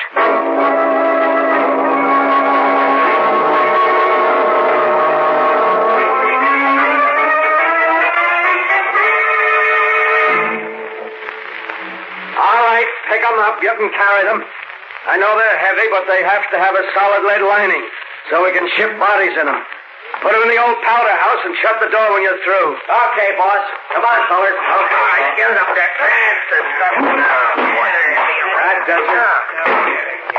Now we're going to have to move some of these empty powder kegs to make room for all three caskets. Jarvis, you stay here and pile them up out of the way. Rest of you get the other caskets. Okay, boss. All right, hop to it. Hey, Scubby. Scubby, is that you, Nick? Where are you? Behind these kegs. Start piling them up. We can talk while you work. Oh, sure, Nick. What happened, Nick? Why are you hiding in here? Crosby ordered me to get out of camp immediately, but the assistant super suggested I hide here until he gets me a ride back to town. He doesn't like Crosby any better than I do. What's with you? Well, I got a job as crusherman on the night shift at the mill. Hey, what are these boxes you're bringing in here? Caskets. Crosby told the teamster the bodies of the two detectives who got killed were to be taken up and shipped to their friends. Right. Here come the men with another box. Get it in there. That's all right, fellas. Take it easy now. Okay. Nick, there were only two detectives who were killed. Who do you suppose the third box is for? For you, I imagine, Scubby. What? Remember, they think you're Nick Carter. I'm only Mr. King, newspaper reporter. Well, I'll certainly see that casket stays empty. Scubby, you know where the detectives are buried? Well, the teamster told me that Crosby knows because he and a couple of the mill hands took the bodies away. I see. In the other casket. In here again. Okay, Nick, I'll fix it. Quiet now.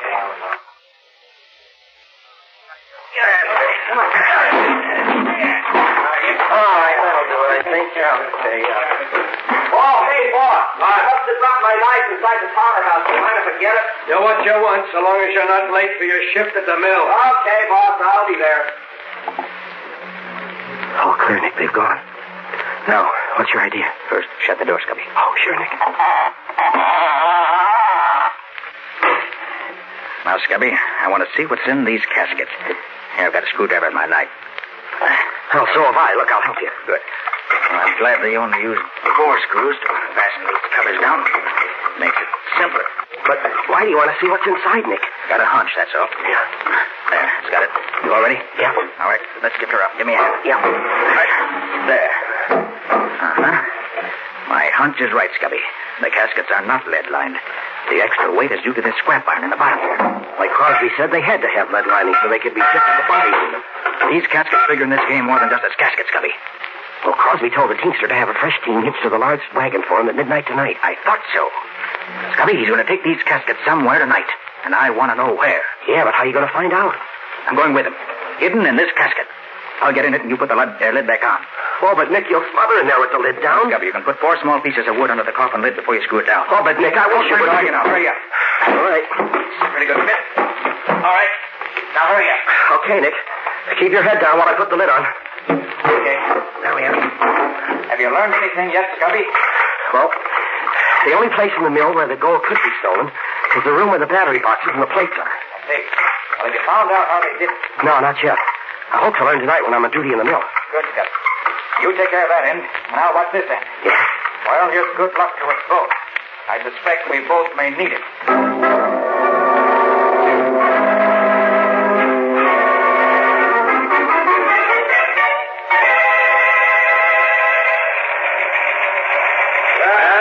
How's the great Nick Carter doing tonight, Ledyard? You mean Mr. Dave Jarvis? Yeah. He's doing swell. Look at him. Taking another drink. He's been hitting the water bucket steady for the last half hour. Is the loco working? I'll say. The bees are in his bonnet already. Good. A famous Nick Carter will go the way the other two did. Hey, what are you fellas doing dancing around like that? You can't fool me. There are a lot of billy goats.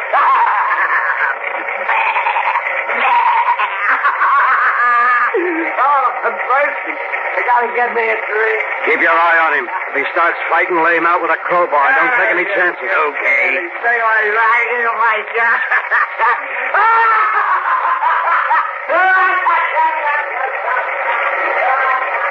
Did you see that? He's heading for the cliffs, just like the others. The Landers mixture hasn't failed yet. What's next, Crosby?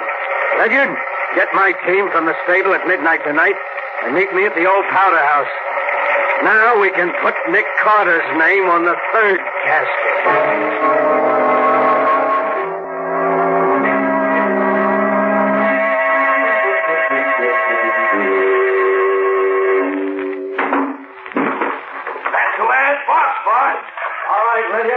You sit on the top box. I know that voice. That's Crosby.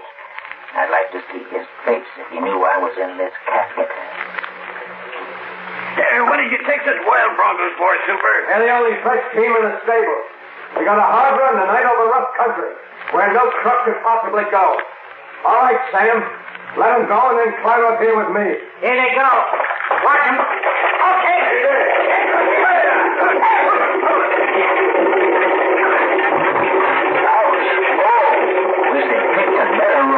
Now that the loco is done for Carter, we can bring this business to a successful finish.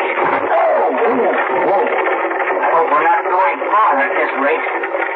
You mean we're going to quit? We sure are. We'll market the stuff and make a clean getaway. This is the roughest ride I've ever had. Hey, you're going to market the stuff. Leave that to me. I'll see that each of you gets... Stop them, boys!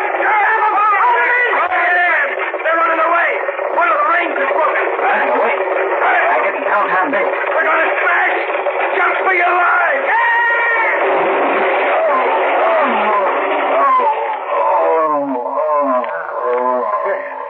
We got off just in time, boss. Yeah. Hey, look at that casket, Crosby. The one with the lid torn off. Huh? Oh, that's the infernal reporter I ordered to get out of camp this afternoon. What was he doing in that casket? Never mind that now. Get him while he's only half conscious. Come on, Sam. Now you... Good work, boys. That fixes Mr. Reporter. Tie his hands and feet with that rope. Okay, boy.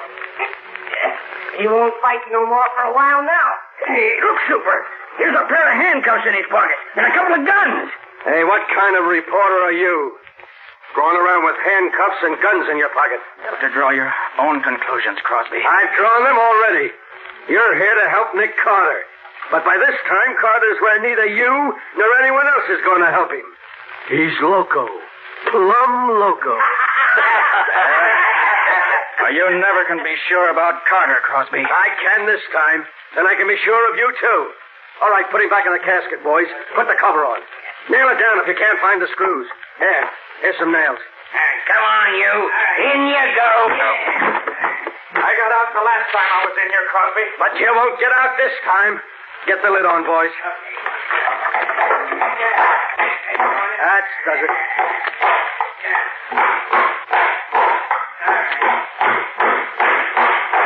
That's swell. That's enough.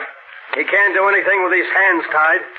Ledyard, you and Sam get the shovels that were in the wagon and dig a nice, deep hole. We'll bury our reporter friend with our blessing.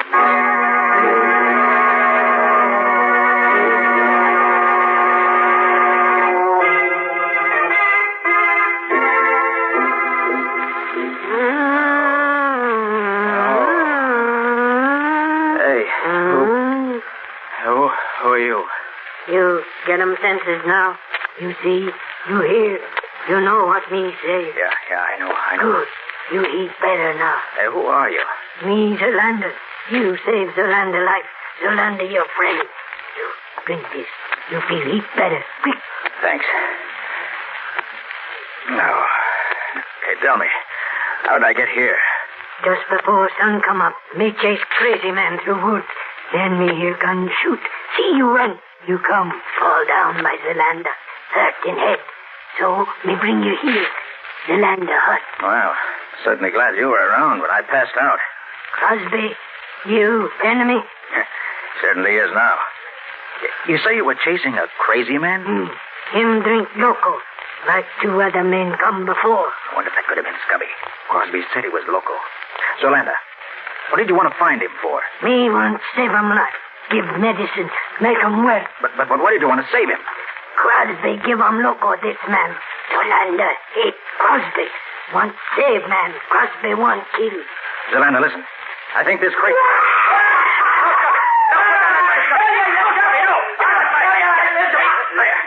I hate to do this to you, but it's coming your way, so... Oh, there. Quick, Zaletta. Get me some rope. I'll tie his hands and feet while he's unconscious. Poor Scubby. Looks as if he'd been through the war. The rope, you tie. Thanks. Now. Make it medicine. Make 'em all better from local. There, Scubby. That should hold you now. Here, medicine. Make 'em well. Give 'em drink. Thanks. All right, Scubby, old boy. Come on, I'll drink this. Come on, drink it. Come on. There are devils and blood. Come on now. Come on. There you are. There. Come on, that's... There, now. Keep it off. Now, him sleep little while. Be all right when him wake up. That poor guy. Well, I'll untie your arms anyway. Take this coat off you, and you'll be more comfortable. Hey, what's this? A long coil of wire with a lot of metal discs attached to it.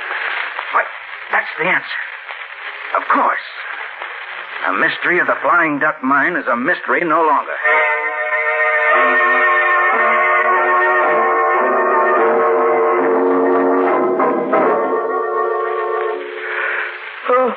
Well, Scubby, you feeling better now that you've had some sleep? Yeah, I feel pretty good. Why? You don't remember what happened to you yesterday morning? Well, the last thing I recall is going to the water bucket and taking a long drink. Seemed as if the more I drank, the more I wanted. Well, that water bucket was loaded with loco weed juice. What? Surprised you didn't notice it. Well, I'm surprised at myself now.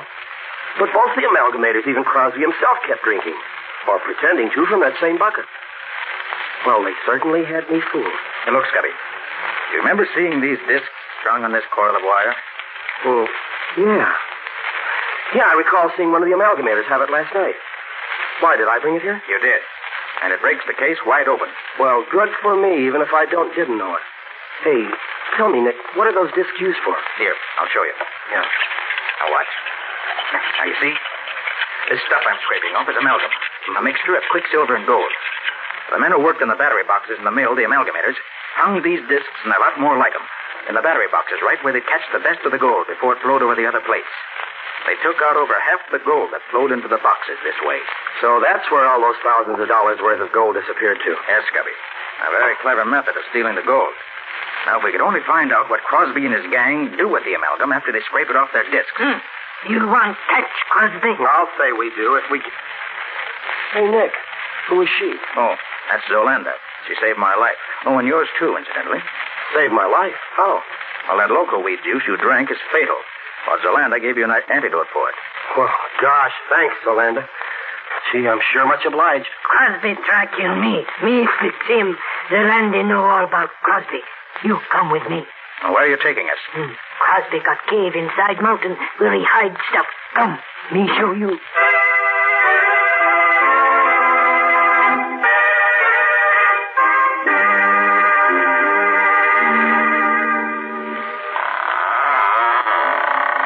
So this is where Crosby hides out, huh? Yeah. Too bad there's no one here now. But they've been here today. Look there, Scubby. Well, that looks like the scrap iron we took out of the casket in the old powder house before you hid in it. Right, Scubby. And this scrap iron was in the other two caskets. So they brought them up here. I wonder why. There's the answer. Over there in that corner. And the stairs furnished. And it's still warm, Scubby. Then we must have scared them off when we came up. Wait. Let me take the cover off this retort.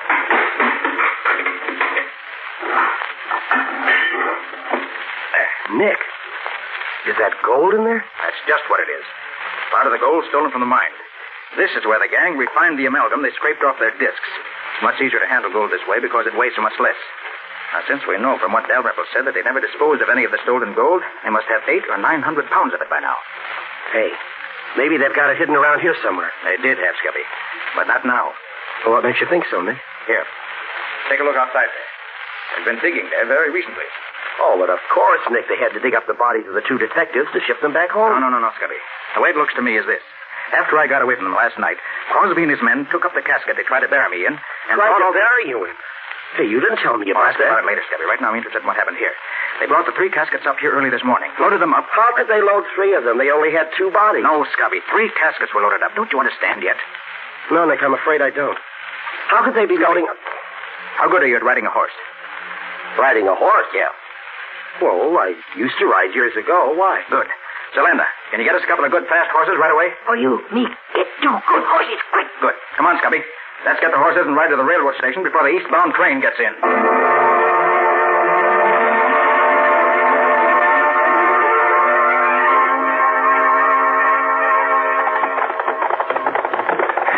But, Nick, what's all the hurry? Well, unless I'm wrong, Scubby. These 3 caskets are going east in the next train. We've got to get there in time to stop them. Oh, even Crosby himself would recognize us, these Indian costumes Yolanda let us. Well, we may need to be disguised before we get through. Hey, you didn't finish telling me how you got away from Crosby and his gang when they started to bury you alive. What did happen, Nick? Well, they dug the hole, and they put the casket down in it. I tried to pry the lid loose, but my hands were tied behind me. I worked on them, and just as they started throwing the dirt back on top of the casket, I finally got my hands free and untied my feet. Just then I heard shooting and some female screaming. A female? Out there in the wild? Yeah, it was Zolanda, I found out later. Well, I managed to loosen the cover and push it up enough to see that Crosby and the men were watching something across the clearing. So I seized my chance and climbed carefully out of the hole on the opposite side. I started to run, but they saw me and started shooting. Fortunately, though, they were bad shots, and I was almost free when a bullet grazed my head. Must have stunned me, because I remember nothing more till I woke up in Zolanda's hut this morning. Well, do you know what it was that distracted the men's attention? Well, Zolanda told me that you were chasing her, trying to shoot her. She was screaming. You chased her around the other side of the clearing, and then went off after something else. It was just about then that you saw me running toward her. When Crosby saw me drop, he gave up the chase. Zolanda waited until they went back and then dragged me to her hut. Gosh, Nick, we owe a lot to Zolanda. Right, Scubby. And the best way we can pay that debt is to see that Crosby and his murdering pals end up where they belong, behind bars or in the electric chair.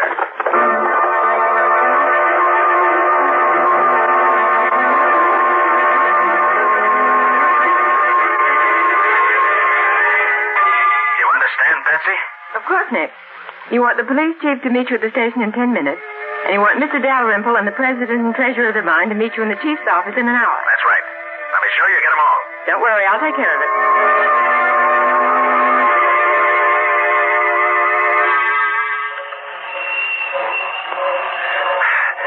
These are the ones, Nick.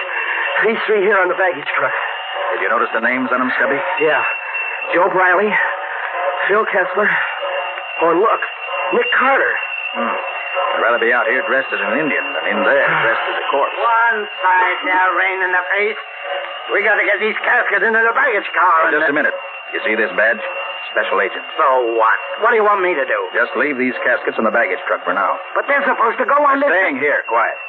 Hey, look here, baggage master. Get these boxes on the train and be quick about it. No be in hurry, mister.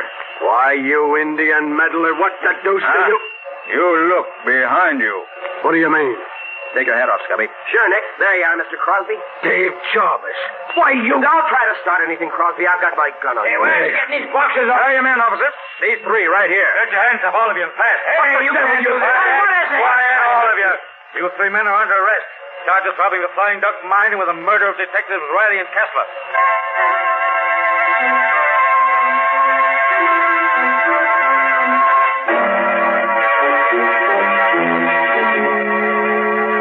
They're all here, Nick. Thanks, Betsy. Now, Mr. Dalrymple, I asked you and the officials of the Flying Duck mine to meet me here in the office of the chief of police because I want to show you what's in the casket that Crosby was taking back east with him. Now, the first casket is supposed to contain the body of Phil Kessler. All right, Scubby, open it. Sure, Nick. Gold. Gold bullion? Yes, Chief. In these 3 caskets, you'll find the entire amount of gold stolen from the mine. Stolen by Dalrymple, the mine manager, Crosby, the mine super, and 4 of the workmen who worked in the amalgam room of the mill. They stole the amalgam, refined it in their own furnace, and buried it in 2 holes in the ground, which were supposed to be the graves of the 2 dead detectives. Mr. Carter, that much gold would make the caskets pretty heavy. Wouldn't that extra weight be noticed? No, Chief. Because when you ship a body by train, the casket has to be lead-lined and hermetically sealed. That means it weighs much more than the usual casket. Crosby, Ledyard, and Perkins were each going to take one of the caskets east with them as a personal baggage, which would prevent anybody from examining them too closely. One of the cleverest schemes I've seen in a long time. But it wasn't clever enough, not with Nick on the job. You have to get up early in the morning to beat Nick.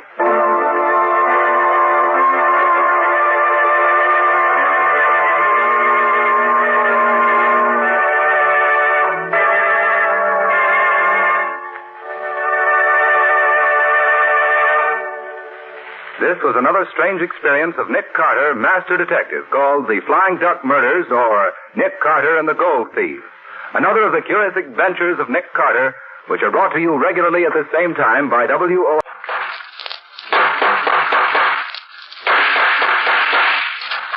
What's the matter? What is it? Another case for Nick Carter, Master Detective.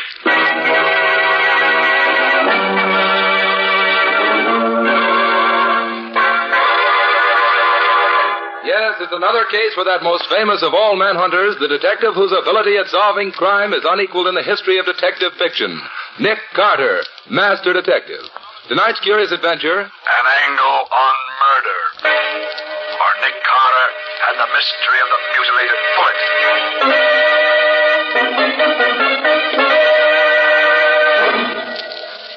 Then I grabbed her, and I wound my fingers around her throat. I squeezed her windpipe tight.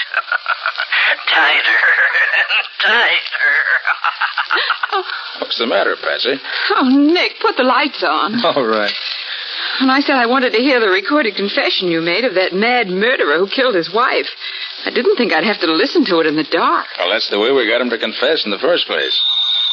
Oh, I'll take it, Patsy. Okay, Nick. Nick Carter's office. I'd like to talk to Mr. Nicholas Carter. This is Nick Carter speaking. Oh, hello, Nick. This is John Hamill, the banker's associates. Oh, hello, John. How have you been? Nick, I'm in trouble. I can't discuss it over the phone. How soon can you meet me? Where? On West Street, around the corner from the Greystone building where my offices are. Please get there as fast as you can. All right, John. I'll be there in 10 minutes. Thank you.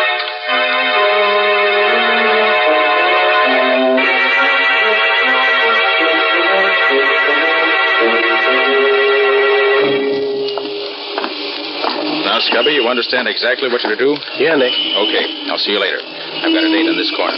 Okay, Nick. I'll be seeing you. Hey, look at that car coming up the street, would you? Hey, Nick, watch out. That car is headed right at you. Jump, Nick. Oh, did he hit you, Nick? Are you all right? Yeah, I'm all right. Oh, gee, that was close. It almost seemed like whoever was driving that car did that on purpose. Wouldn't be at all surprised, Scubby. I think somebody is interested in preventing me from keeping my appointment. Hey, look, maybe I better stay with you, Nick. No, I've got something else for you to do, Scubby. I got the number in that car. Hop down to the license bureau and find out who it belongs to. Then wait for me at the office.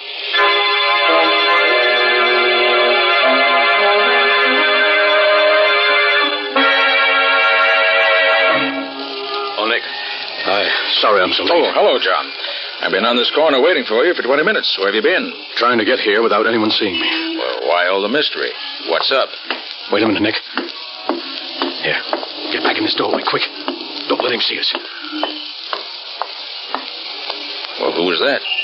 Somebody trailing you? I don't know. I never saw him before. Well, then why'd you want to dodge him? You haven't done anything wrong, have you? No, Nick. Absolutely nothing. Now listen, I don't want the police in on this just yet, if I can help it. A banking firm like mine can't stand any unnecessary notoriety. Well, yes, I know, John, but what's this all about? Well, let me explain. I wanted to tell you out here where I can be sure no one will hear us. You see, Nick, several days ago I discovered there's a serious shortage on our books. Somebody has been taking money from the accounts, and I'm almost sure I know who it is. I've called a meeting of my 4 partners. They're upstairs in my office waiting for me right now to have a showdown before the stockholders find out. That's why I ask you to come over here, Nick. You may have to make an arrest tonight. Well, you don't want a detective, John. You want a cop. No, you're wrong, Nick. I want you. Please come along. Well, perhaps you better wait down the lobby while I go up and see if everything's all right. That is safe for you to come No, Nick. There's no need for that. All right. I want to be in on the showdown. Come on. Anything you say. And if you really feel that something dangerous is in the wind, I think I should go up there first and look around. Then if everything's okay, let you know. No. I want to go up now and get it over with. Well, you insist. I do, Nick. Oh, I know it's pretty late, but I waited purposely till the offices were closed to avoid any publicity. This whole business requires the greatest secrecy.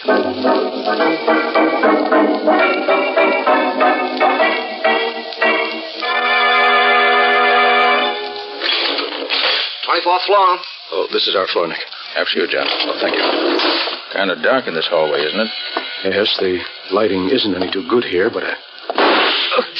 John. John, are you hurt bad? Nick. What is it? I mean, what's happened? Why is it John? Quiet, please, quiet. Gentlemen, John Hamill is dead. John Hamill is dead, but that's terrible, terrible. How did it happen? That's what I want to know. You seem to know him. Who are you? I could ask you the same question. Who are you? I'm Nick Carter. Nick Carter, the detective? Yes. Oh, well, my name's Tom Burdick. I'm one of Hamill's partners, and these are the others. Mr. Carter, I'm Emil Garrick, and this is Arthur Nelson and Alan Cornish. How do you do, Mr. Carter? You're Cornish, huh? Yes, Mr. Carter. What do you know about this? Nothing. I was in my office all the time. Oh, that's not true, Cornish. I saw you go out in the hall just a few seconds before Hamill was shot. That right, Cornish? Yes, I did go out for a moment. But when the shot was fired, I was back in my office. But why question me? Why don't you ask Burdick where he was or Nelson McGarrick? Well, I can easily explain where Mr. Nelson and I were. We were both together in my office preparing some papers for tonight's meeting. That's right, Mr. Carter. I was with Mr. Garrick. Which of you men belong to which office? Well, you can see the layout yourself, Mr. Carter. They all open off this L-shaped corridor. First comes Nelson's office, then Burdick's. They're on the long leg of the L. Then on the corner at the end is Cornish's office, directly in line with the corridor to the elevator. And Garrick's office is around the corner on the short leg of the L. That's right. That's out of sight of the elevator completely, isn't it? Sure, you can't even see the corridor from my office. So I see. Then, Cornish, your office is the only one which faces the corridor. I'd like to have a look at it. All right. This way.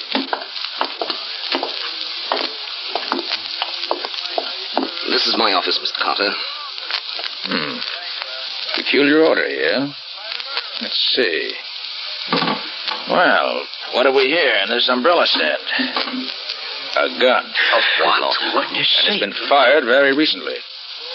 I should say, gentlemen, this was the murder weapon. That's Mr. Cornish's umbrella stand. What do you know about this, Cornish? I don't know anything about it. Well, that gun belongs to Mr. Cornish. That's right, Mr. Carter. I've seen it in his desk many times. I recognize that fancy handle. Say, what are you fellows trying to do? Well, sure it's my gun, but I haven't seen it for 3 days. Someone stole it on my desk, Mr. Carter. Why didn't you report it to the police? Because I didn't carry a permit for it. I was afraid of getting in trouble. Cornish, I regret that appearances are against you. I'm afraid I'll have to turn you over to the police. You won't turn me over to the police? Well, what happened to the light? Cornish, turn them out. Turn those lights on, somebody. Be honest, Carter. There he goes, Carter. It's Cornish. He's escaping down the hall. Stop, Cornish. Stop or else...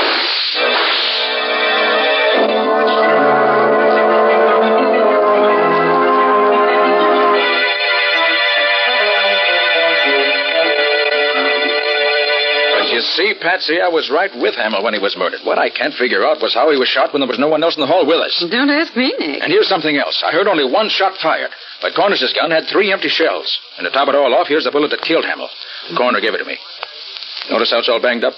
Yes, how did that happen? I wish I knew. Patsy, if I knew the answer to that, I think I know the answer to this whole case. Until we find Cornish. Hello, Carter? Yes, this is Nick Carter. Oh, this is Alan Cornish. I suppose I'm a fool for calling you up, Carter, but I need help. I'm desperate and I can't go to the police. You've got to help me prove I didn't kill Hamill. Why'd you run away, Cornish? Because I was scared. Lucky for me you didn't hit me. Don't worry, Cornish. If I'd really wanted to hit you, I would have. Where are you now? I'll tell you, but you've got to promise to come alone. If you don't... The only thing I'll promise you is that I won't do anything till after I've talked to you. Now, what's the address? 1813 Oak Street. Come right over. I'll be waiting for you. Okay, sit tight. I'll be there. You mean we'll be there? I'm sick of sitting around here. I'm going with you.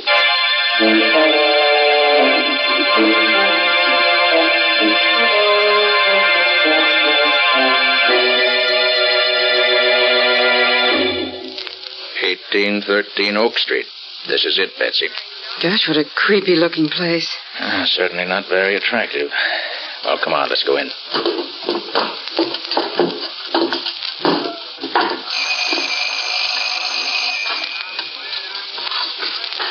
Maybe he's not here. Said he'd be here. Wonder if... Well, the door's open. Should we go in? We can't keep our date with Cornish if we don't. Gosh, it's dark in here. Nick, do you suppose it could be a trap? Never can be quite sure, Patsy. Here's the door. Stand behind me. Can you see anything in there, Nick? Wait till I get my flashlight.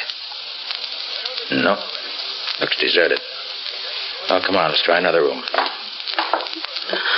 Gee, this place gives me the jitters. practically deserted. Maybe he's in here. Stand back, Patsy. No, nothing in there. Maybe he got scared after he called you and slipped away. We'll soon find out. There's another door. Over there.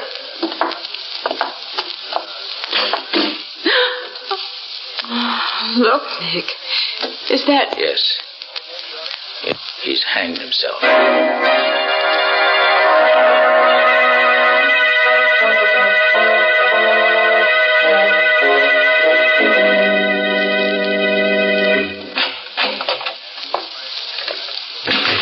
Well, Nick, I don't know why he came back to the office again tonight. Cornish is dead. I guess that closes the case. Patsy, I'm not satisfied. When I talked to him on the phone, he certainly didn't sound like a man who was going to kill himself. When a man wants to prove himself innocent, he doesn't commit suicide. No, Patsy, there's something about that hanging that's bothering me, and I can't lay my finger on it. You probably figured that was the best way out. To kick over the chair and end it all. Patsy, remind me to give you a raise. And what did I do? I've got it.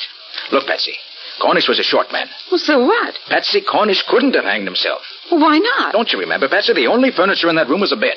And Cornish was so short he never could reach that noose from the bed where it was. Of course, Nick. The bed was on the other side of the room. Patsy, Cornish was murdered, which eliminates him as a suspect. Probably he was killed by the same man who killed Hamill. Oh, but who, Nick? Who? Wish I knew. Hiya, Nick. Hiya, Patsy. Well, it isn't the missing link. Scubby, did you find out anything about that car that nearly ran me down this afternoon? Oh, you bet, Nick. Good. But what a time I've been having. Wait till you hear what I have to tell you. Well? I had to get the license commissioner out of bed to get it, but, oh, boy, it was worth it.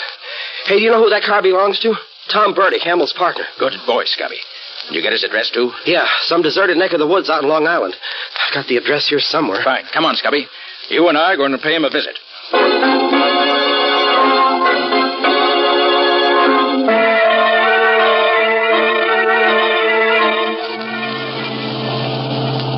You know, Scubby, the more I think of it, the more it looks as if Tom Burdick might be mixed up in this some way. Oh, I hope so, Nick.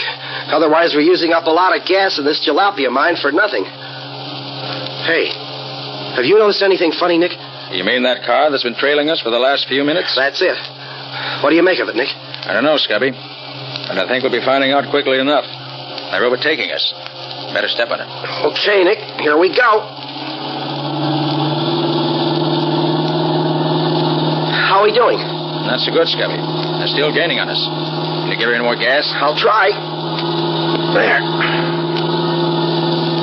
They still coming up? Yes, Scubby. And fast. Dutch, Scubby, they're shooting at us. You're telling me? Watch it. Here they come. Well, I've done all I can, Nick. This old bus won't go any faster. Well, let's try no stick, Scubby. When they get close to us, slam on your brakes and pull over to the side of the road. Yeah? They won't be expecting that. It may throw them completely off balance and spoil their aim. Okay, Nick. You say when. Now, pull over. Okay.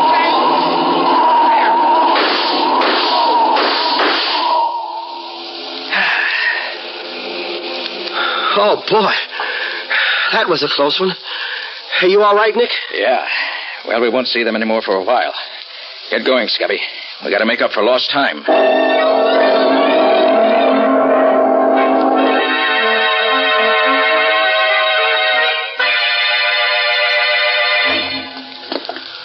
Well, Nick, I've got to hand it to you. You have the darndest way of getting into a cellar. Well, we had to get into Burdick's house somehow. This cellar with its trick entrance from the garage looked like the safest way. Especially with those two vicious-looking dogs posted at both the front and back doors to the house. Well, they sure were big ones, too. I'd hate to meet one of them. Hey, where do you think this is going to lead us to, Nick? We should find a stairway going upstairs, unless I'm very much mistaken. Yeah? Yeah. Here's one. All right, let's go up. But careful. All right, Nick, you lead the way. I'm with you. Here's the door. Well, I hope it's open. No, darn it, it's locked. I'll soon fix that. There. All right, Scubby, come on. Oh, wait. Someone's coming into the room, Scubby. Get back. We can hear through the crack of the door. I'll leave it open in a little. Well, Mrs. Burdick, I'm certainly glad you called me up. I'm only too happy to be here at a time like this. After all, we're practically neighbors, aren't we? Oh, I just had to talk to someone, Mr. Garrick. I'm so worried about Tom and those horrible things that have been happening at the office. What do you make of all this? Well, I wouldn't worry about it too much, Mrs. Burdick. I'm sure Tom can take care of himself, if he has to. What do you mean, Mr. Garrick? Nothing. But he has been acting rather strangely lately. Well, that's just it. I'm so worried. I haven't seen or heard from him all day. He's never been so late coming home from the office. Why, it's after 11. Oh, there's really nothing to worry about, Mrs. Burdick, even in a case like this. Of course, it looks very peculiar for Tom to be missing his way, especially at this particular time. Mr. Garrick, you don't think Tom had anything to do with all this sort of... Well, Mrs. Burdick, I like Tom very much. I would hate to think that Tom had anything to do with this murder. Of course, things are... Oh, Scubby, we don't seem to be learning much this way. Might as well go in and let him know we're here. Sure, Nick. Good evening, Mr. Garrick. Why, Mr. Carter, what are you doing here? I just came along with one of my assistants, Scubby Wilson, to talk to Mr. Burdick. We came in this way because we didn't want to disturb the dogs. Oh, really? Who are you? Oh, Mrs. Burdick, this is Mr. Nick Carter. He's in charge of investigating Hamill's death. Mr. Carter, the detective?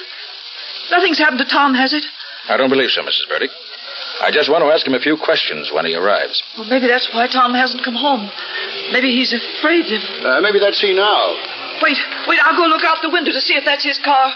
Carter, I must warn you to be careful. Burdick's a dangerous man.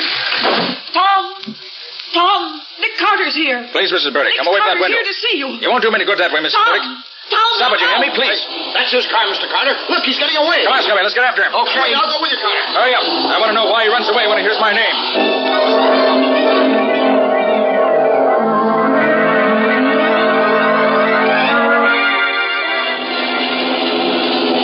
This car of yours stays on the road, Carter. Don't worry about it, Mr. Garrick. Carter, I didn't want to say too much in front of Mrs. Burdick, but we've all been afraid of Burdick. All right.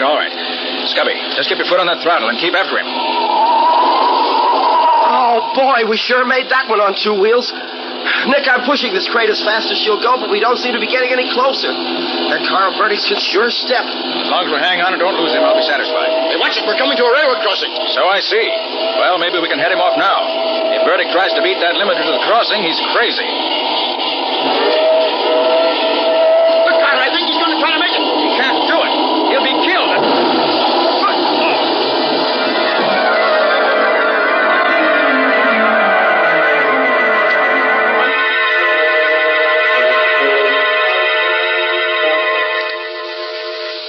Oh, Nick, that nurse that just came out of the operating room is signaling you.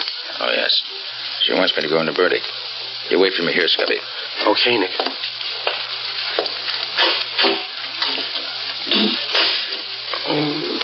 Burdick? Burdick, can you hear me? Yes, Carter. I can hear you. Carter, I'm a dying man. Yes, I know. I swear to you, I didn't kill Hamill or Cornish. Then why did you try to run me down with your car this afternoon? Carter, I didn't do that. All I know is that for several hours this afternoon, my car was mysteriously missing. I didn't find it again until I started home this evening. Bertie, why did you run away from your home tonight when your wife told you we were there? How about the securities we found on you after the wreck? It wasn't you. It was securities. I took them so that... Oh. Yes, Burdick? Why did you take them? I took them so I could keep him from stealing them. Who? Burdick, who? Burdick, who's he? Carter. Front office. Bottom drawer of desk. Something will lead you to murder. Yes, Burdick? Who's the murderer? He's... Oh. Burdick. Burdick. Oh, poor chap. If you'd spoken sooner, you might have lived longer.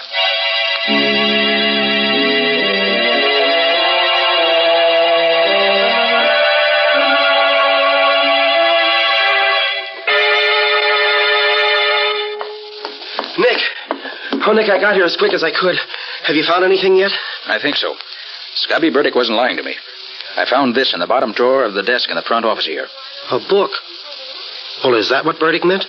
Just look at that title. Studies of various angles of bullets in flight. Well, so what, Nick? Scubby, that's the way Hamill was killed. It all adds up perfectly. Now I know why I heard only one shot when I found 3 empty shells in the murder weapon. 3 shots were fired, but 2 of them were fired at a different time from the third. Well, do you know where the other 2 bullets are, Nick? I do. Follow me out in the hall and I'll show you. Yeah? You see, Scubby, as soon as I found that book in the flight of bullets, I did a bit of looking around, and I finally found them.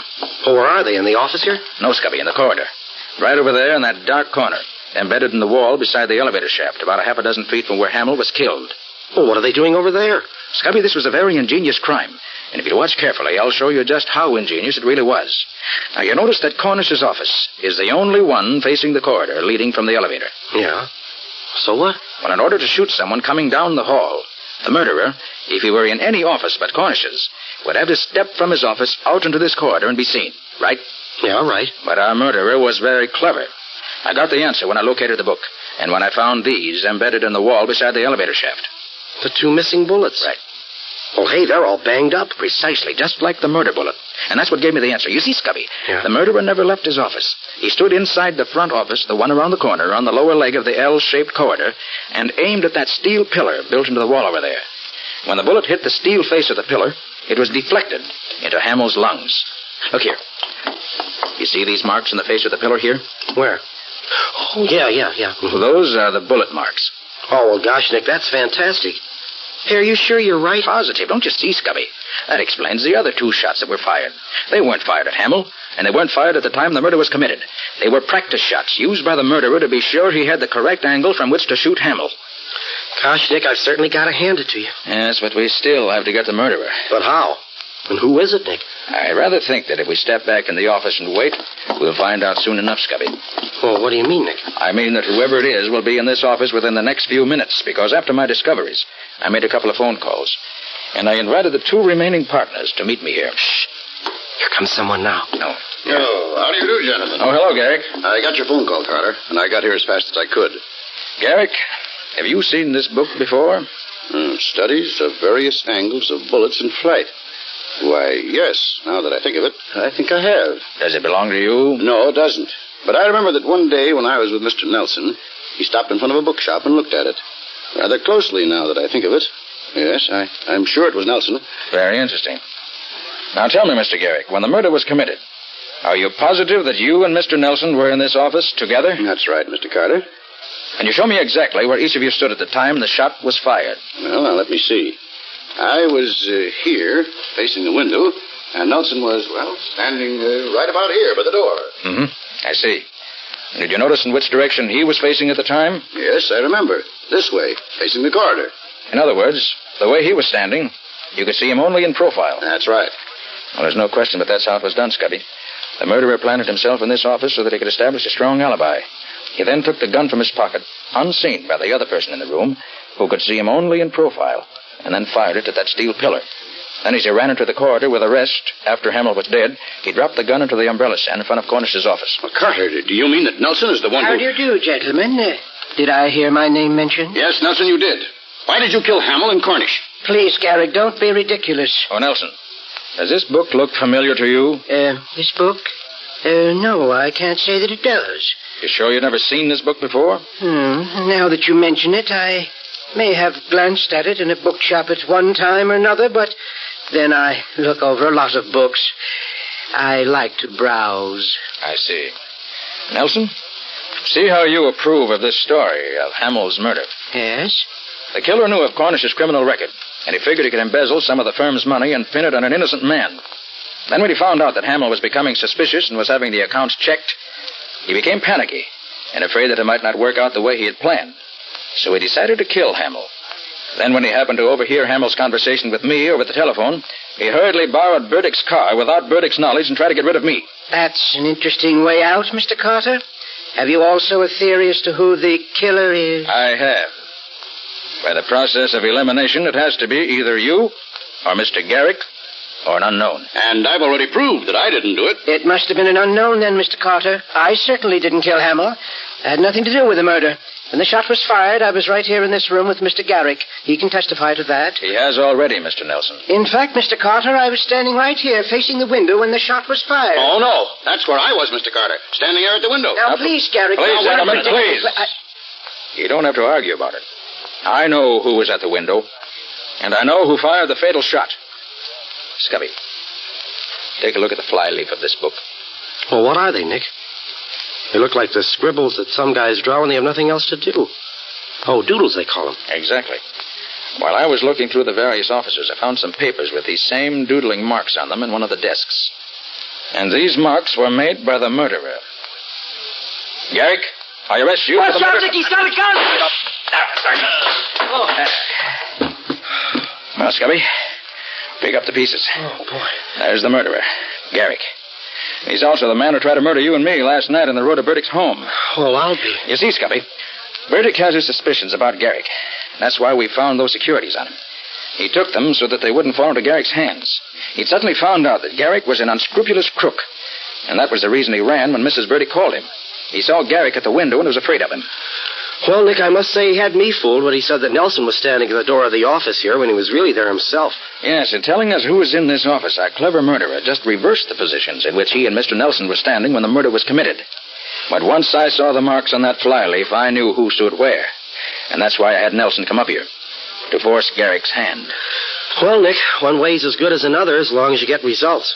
And you always seem to do that.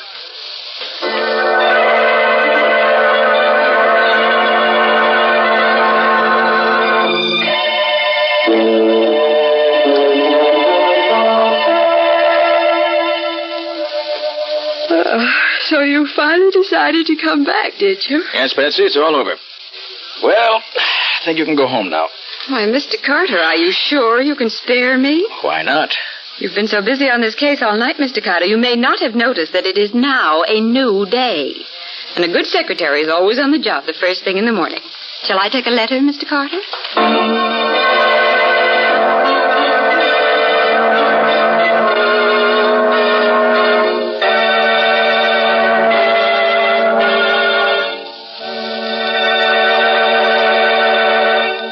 This was another strange experience of Nick Carter, Master Detective, called An Angle on Murder, or Nick Carter and the Mystery of the Mutilated Bullet.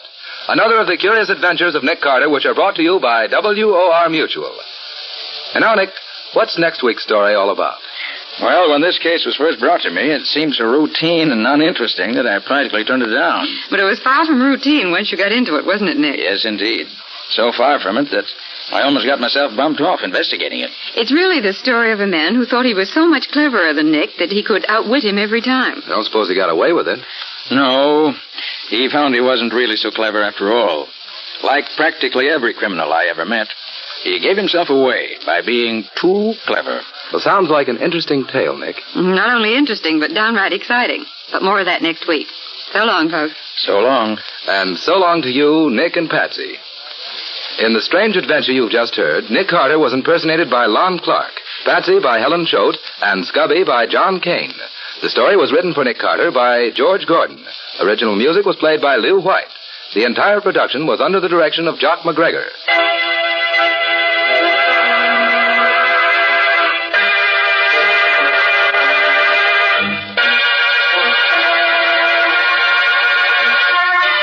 Next week, listen to another curious experience of Nick Carter entitled The Body on the Slab, or Nick Carter and the Mystery of the Missing Husband.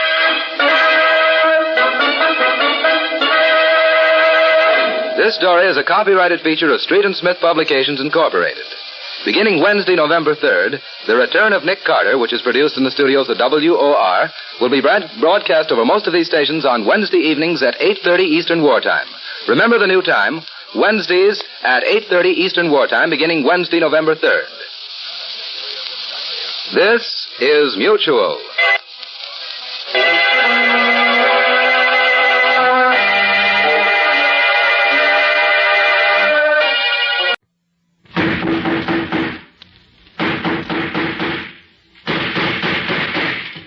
What's the matter? What is it? Another case for Nick Carter, Master Detective.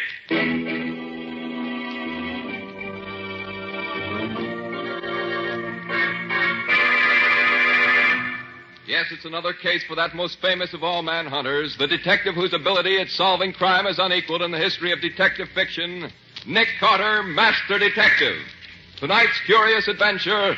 The body on the slab. For Nick Carter and the mystery of the missing husband.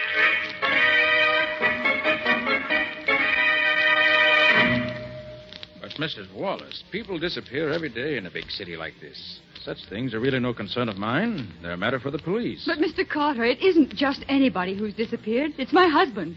I'll pay you anything to find him. Well, I suppose it can do no harm to listen to the story. All right, Mr. Burnett. Where was the last place you saw him? In a sort of saloon gambling house on West Street, down by the waterfront. A two-story house, very run down. Wait a minute, Burnett. That wouldn't be the place that's run by a one-legged soldier they call Bill. Oh, so you know it, do you? Certainly do. By reputation, at least. Here. I want you to look at this picture. You recognize it? Yes, that's the place I'm talking about. I thought so. Mrs. Wallace, I'll take the case. Oh, Mr. Carter, I knew you would. Yes, I have a score to settle with that old rat with a wooden leg, and this may be my chance to do it. All right, Mr. Bennett. Let me have all the details. Well, Vernon, that's Vernon Wallace, my friend, Vernon and I had been making a night of it, and we ended up at this Bill's place. How did you happen to go there? Well, Vernon had heard that it was a great place for a fast poker game, and he was determined to try it. I'd heard it was a pretty tough place, and I attempted to talk him out of it, but I couldn't do it. So about 1:30 or 2 o'clock this morning, we went down there. We were the only ones there. To make a long story short, Vernon and that old guy who owns the place got into a game, and no matter what the old guy did, Vernon won. I was afraid for him in a dive like that, and I tried to get him to quit and go home with me. But he refused. He told me to get out and leave him alone. And Vernon hasn't been home since then. And he hasn't been seen anywhere since then. I'm afraid that he never left that place alive.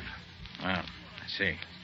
The place to start looking for clues is certainly the Old Soldier's Tavern. I'm going down there tonight. I know enough tricks with cards so that I can be sure of winning. And maybe old Pegleg will try to treat me as he treated Vernon Wallace.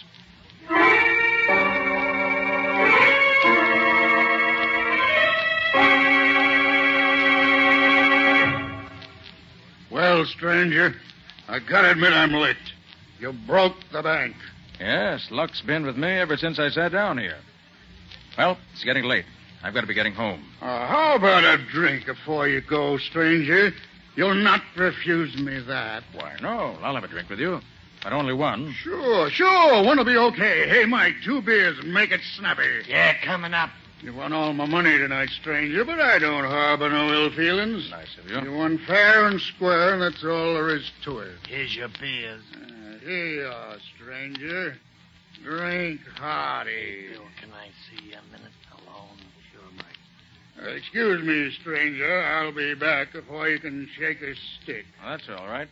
I'll enjoy my drink while you're gone.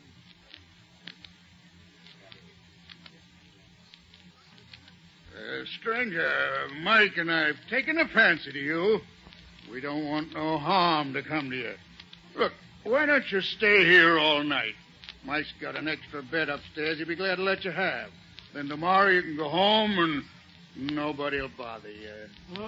Well, if you let me pay for the use of the room and bed, I believe I will. Good, you're a smart man, but we couldn't take no money for doing you a favor. Here, Mike, show the gentleman his room. Yeah, sure. Will you follow me, mister? Sure. Go ahead. I want to get to bed. I'm tired all of a sudden. Give me your arm, mister. No. I'm all right. I don't need any help. Well, I'll come along just to be sociable. I don't want to be sociable. I just want to go to sleep for this one. Well, here's your room, mister. I'll leave a candle on the table for you. Okay. Thanks very much. Good night, sir. There you are, stranger. Sleep tight. Yeah. We'll see you later. Yeah, we'll see you later. Yeah, I'll see you later. Good night. I gotta go to sleep. I'm awful tired.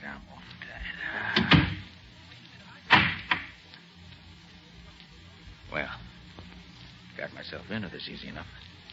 Hope I'll find it as easy to get out again when the time comes. No light, but a candle. One it'll do to give me a look around. Instead of this bed. It doesn't look too comfortable. But Oh. Blood. Let's see.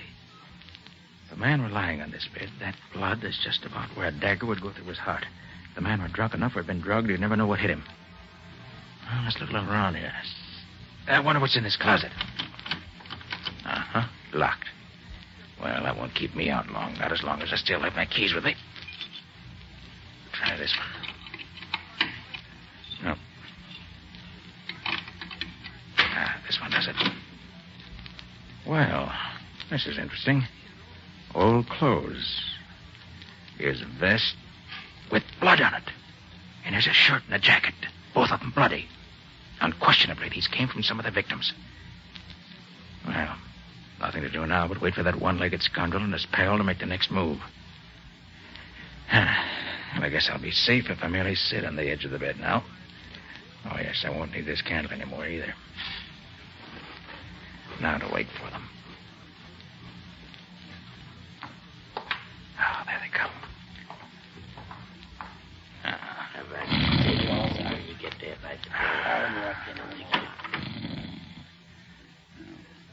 He's asleep, all right. I can hear him snoring. Well, with the slug I put in his beer, he'd have to be either sleeping or dead. All right. Easy does it.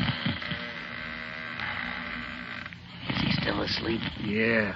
You hold this light while I... Get your hands up, both of you. Well, I'll be... And drop that knife you got in your hand, Bill. How can you be awake when we... Really very simple, Bill. Keep those hands up. I just poured that drink you gave me on the floor instead of down my throat. What are you going to do with us? I'm going to turn you over to the police. With the evidence of the bloody clothes in the closet and what other evidence they'll undoubtedly find when they search this place, you both should have an interesting time of it. Why don't you kill us now and be done with it? Because I want some information first. Why should we tell you anything? Because if you do, I shall probably be able to get your sentence reduced somewhat. If you don't... I got you. What do you want to know? Last night, a young man won all your money.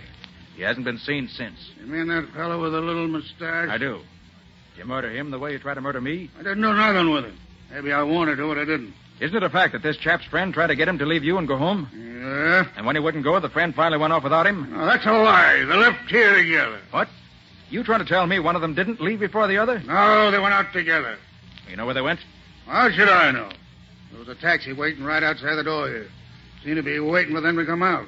Then the guy with the money gets inside, and his friend sits in front with the driver. Oh, his friend sat in front with the driver, huh?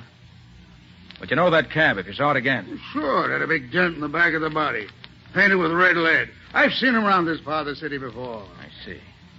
Well, Bill, as soon as I can turn you and your pal over to the law, I'll have Penny find that taxi with the dent in the back. Trail seems to lead direct to him.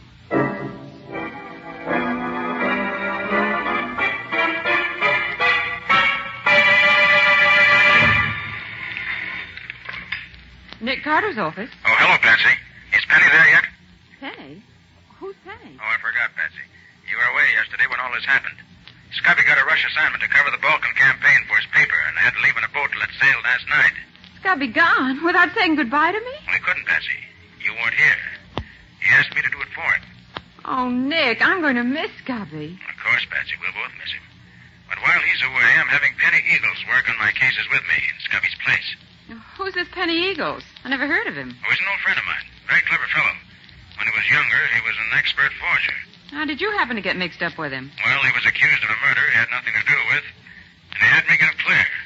Then he got interested in law enforcement, turned over a new leaf, and has gone straight ever since. You'll like him, Patsy. I hope so. Well, she'll be in a minute now. As soon as he shows up, have him call me at Shermore 3-1222. Shermore 3-1222. Right. I'll wait here for his call.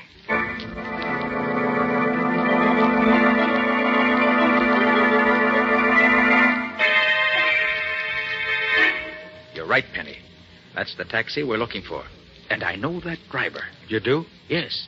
He's John Hagan, ex-convict and confidence man. Friend of yours? Hardly. Seen him in court several times, but he's never seen me. What's he been doing since you've been watching him? Well, all afternoon and the early part of this evening, he's acted like any other cabbie. Taking whatever fares he could get. But the latter part of the evening, he's been fussy about who rides in his cab. How do you mean? Well, I've seen several parties try to take his cab. But all he's picked up in the last 2 hours were 2 drunks, and oh, were they pie-eyed. I see. I think I know what he's looking for, Penny. And I'm going to give him just the kind of a passenger I think he wants. Wish me luck. But, Nick, what are you going to do? Well, so long, old fella. I gotta be getting home now. I'll see you tomorrow, maybe, huh? Okay. So long, but don't take any wooden nickels. Okay, pal, that's fine. Don't take a wooden nickel. I had too much. Hey, taxi, eyeballs. mister? I Huh? can't- Taxi? Hey, Taxi, what mister? do I want a taxi for? I got a car of my A friend own. of yours I- told me to come for you and take you home. Oh, a friend of mine, huh? Oh, well, that's all right. It's okay. Where's the door? I can't find Hey, what's out. the address, mister? The address, it's the corner of 2nd and 5th. And don't bother me anymore, but I gotta get me some sleep. Okay, sir. drive on, McDuff.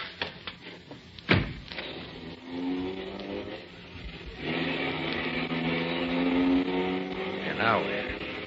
I'll wager it won't be towards 2nd and 5th. Wait a minute. What's that smell? Perfume? I know. That's ether.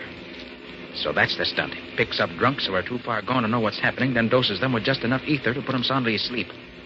Well, it won't happen to me. If I open one of these windows a little bit, that'll keep the air clear. There. Now, Mr. Hagen, the next move is up to you.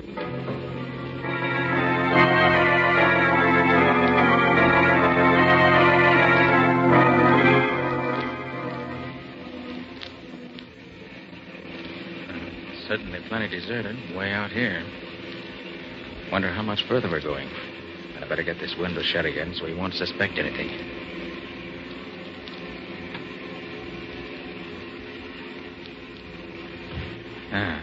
So we're near the end of our journey, huh? Very well, Mr. Hagen. I'm ready for you.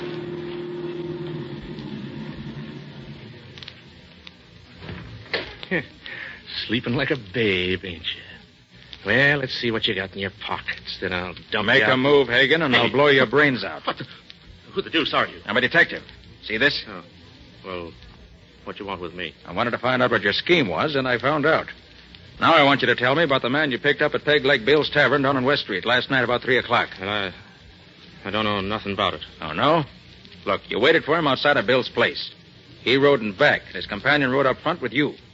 During the ride, you gave him ether through that devilish device you rigged up in this taxi of yours and made him unconscious. Yeah, if you know all that, why do you ask me, huh? Because there are 2 things I don't know. And if you want to avoid further trouble, my friend, you'll tell me. Now, first, who was the man who rode up front with you? I don't know. No? No. Well, I've done a few odd jobs for him in the past, but... Yeah, I don't know his name. They call him the captain. He made a deal with me early last night to be outside of Bill's place about 2:30 this morning. Can you describe him? He's sort of an ordinary guy. About my size, maybe. Well, he's kind of good looking if he didn't have a hunk out of one ear. Burnett. Now, what did you do with the man who was in the back? Well, after I quieted him, we took him to a friend of the captain's, other side of town. What was the address to which you took the body? Hey, there wasn't no body. He was just as alive as you or me. Well, we took him to 14 Wanton Place. Left him there. All right. Get back in your cab and drive me to 2nd and 5th. Then I'm through with you, unless you've lied to me. If you have, keep out of my way, or you'll go to jail for life.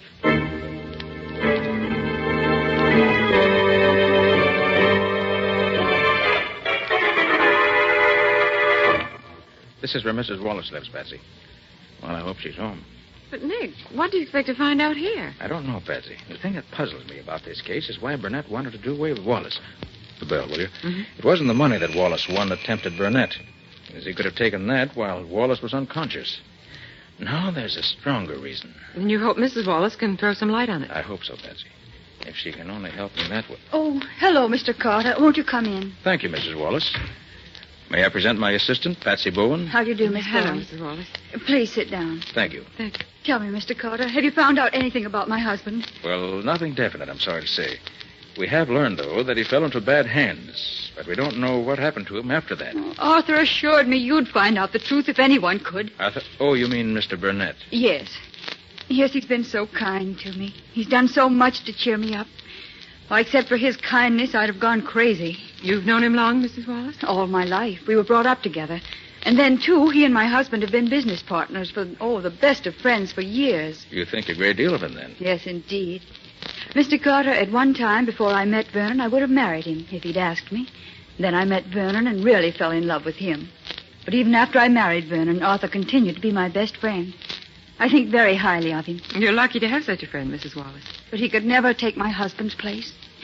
You must find Vernon, Mr. Carter. If it's possible to find him, Nick will do it. Yes, Mrs. Wallace. You may rely on me for that.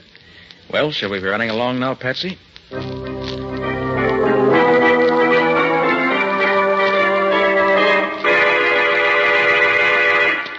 Where did you say you're calling from, Penny? I'm at a pay station near the house where Hagen left Wallace that night.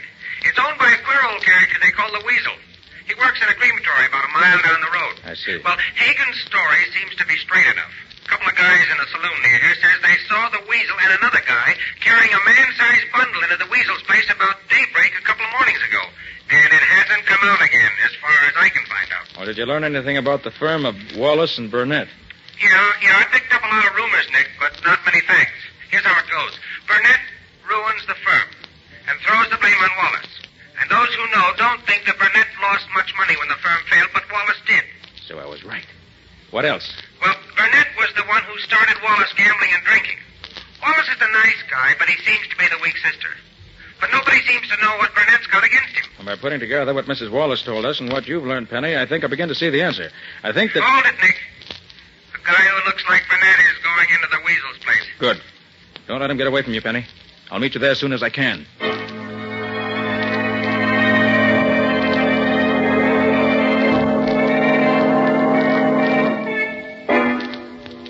Yep. You're right. You're right, Nick. They did bring that casket here to the crematory. I thought they would. But I wish I could get closer and see what they did with it after they carried it inside. Look, Nick. That window over there is open a little. Huh? Maybe we could hear something from there. Good idea, Penny. Come on. But quiet. Yeah. But, Weasel, are you sure they won't be suspicious? Not a chance, Captain. That's why we're doing this tonight.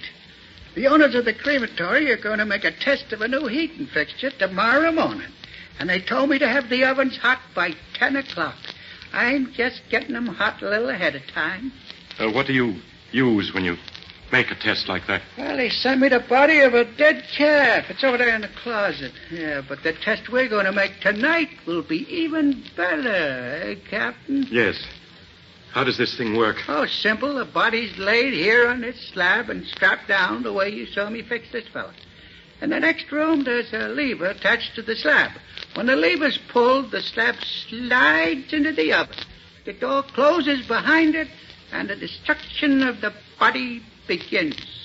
Do we have to watch it burn? You can't see the slab nor the ovens from the room where the lever is. How long does it take to reduce the body to ashes? 6 or 8 hours. It'll be all over by daylight.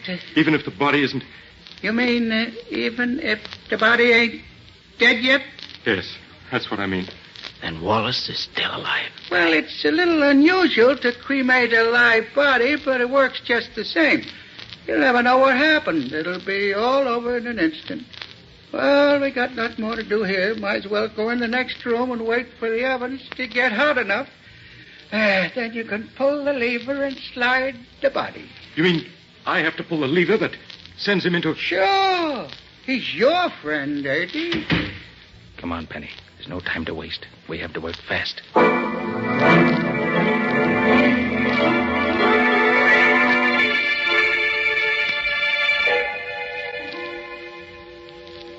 Mr. Burnett to see you, Nick. Oh, yes. Come in, Mr. Burnett.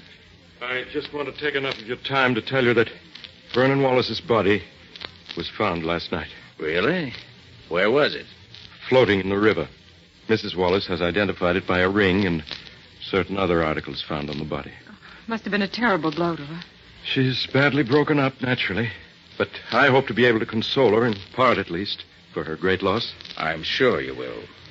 Will this repay you for your trouble? Oh, amply, Mr. Burnett. And thank you. Good. Good day, Mr. Carter. Good day, Mr. Burnett. But if you think I'm going to drop this case now, Mr. Burnett, you're crazy.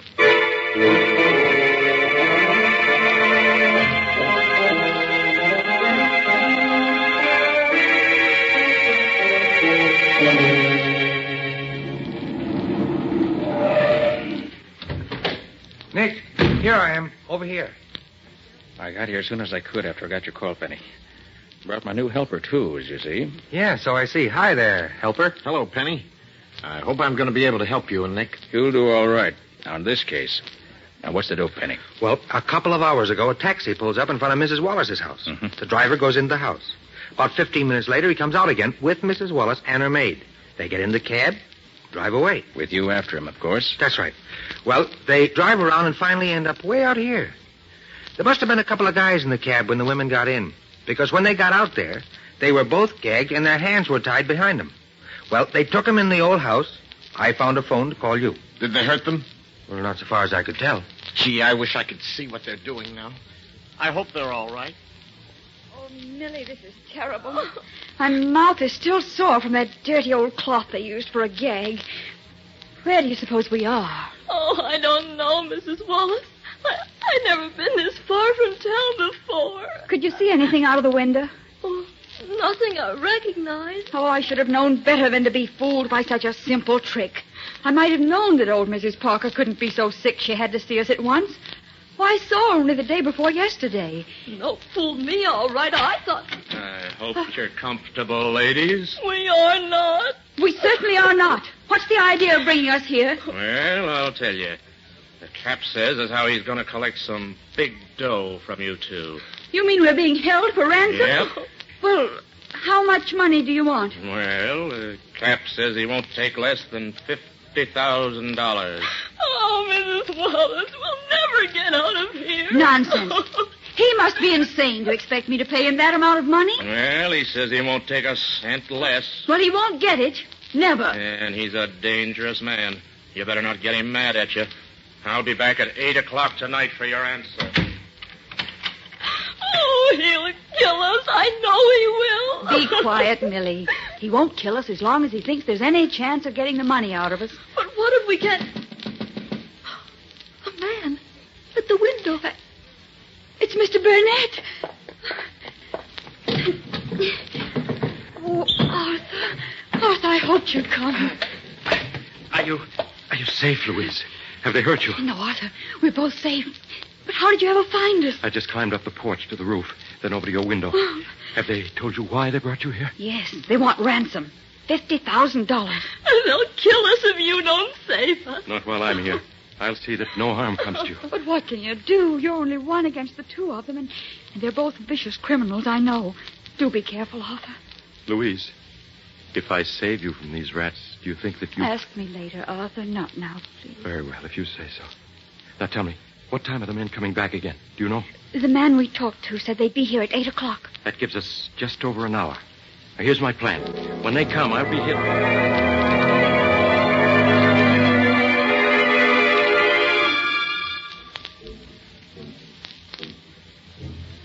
Now, you each know what you're supposed to do, don't you? Sure, Nicky, sure. You know, this ought to be fun. I haven't played cops and robbers since I was a kid. Same here. This should be good. Well, I hope you two aren't disappointed. But you can't tell about these things. So watch your step, both of you.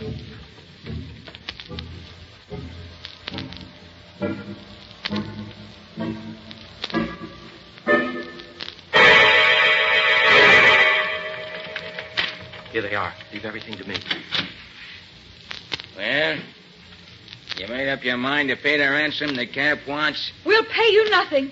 Not a cent. You know what that means, don't you? It means that you better get your hands up, all three of you, if you want to live. Who are you? I'm here to save these two ladies from you and your gang. Oh, yeah? Let him have it, fella. Oh, I warned you.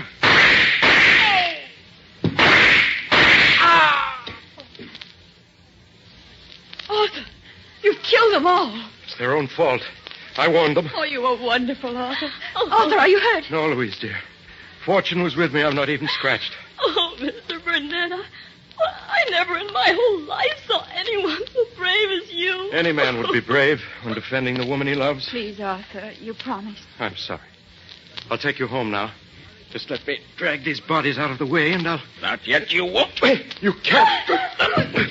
What's the matter with you men? What's the idea? Shut up, you. Arthur, are you hurt? Mrs. Wallace, the time has come to explain a great many things. First, let me remove this beard. There. You recognize me now, don't you? Mr. Carter. Nick Carter. Mr. Carter, what are you doing to Arthur? Mr. Burnett. I'll answer that later. First, I want you to meet my assistant, Penny Eagles. Your assistant? Sure. How are you? The other man is an old friend of yours, Mrs. Wallace. An old friend of mine? Mm-hmm. Well, I'm sure I don't Well, perhaps know. if you took off his makeup, you might recognize him. There. You know me now? Vernon. Oh, Vernon. Louise, my darling. But, Vernon, Arthur told me that you... That I was dead?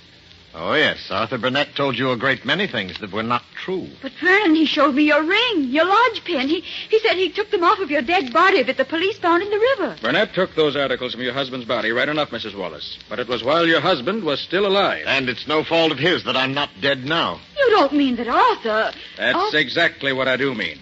He's been lying to you for years, Mrs. Wallace. It was he who ruined your husband's business and caused him to lose so much of his money. It was he who first induced your husband to drink and gamble. And it was he who was responsible for your husband's disappearance a few days ago. But that's a lie. Oh, no, it isn't. As a matter of fact, Louise, dear, if Mr. Carter hadn't fooled him by putting a dead calf in my place on that crematory slab, Arthur Burnett would have been my murderer. Oh, no. No, that can't be true. Furthermore, it was Burnett who arranged for your kidnapping this afternoon. Oh, but... He did it so that he could suddenly appear and rescue you from the members of the kidnap gang, who were in reality men in his employ. But why should he do all these horrible things? Because he's been in love with you ever since he first met you. And ever since your marriage to Wallace, he's been insanely jealous of him. Everything Burnett's done has been to make you despise your husband and turn instead to him. That's a lie, Carter. Oh, no, it isn't, Burnett. I can easily prove it. Penny, let me have the gun with which Burnett shot us during the battle a few minutes ago. Sure, Nick. Here you are. Thanks. Now, look here, Mrs. Wallace. This pistol has 8 shells in it. Burnett fired 5 shots at us, but there are still 3 shells left. And here they are. Why, those are blanks. They couldn't hurt anybody. Exactly, Mrs. Wallace. And the shells in the pistols that his men were to use in the fights were blanks also. And if I were a beautiful woman in distress and a man came to my rescue with his pistol loaded with blanks, I think I should find it extremely difficult to believe that he was being on the level with me.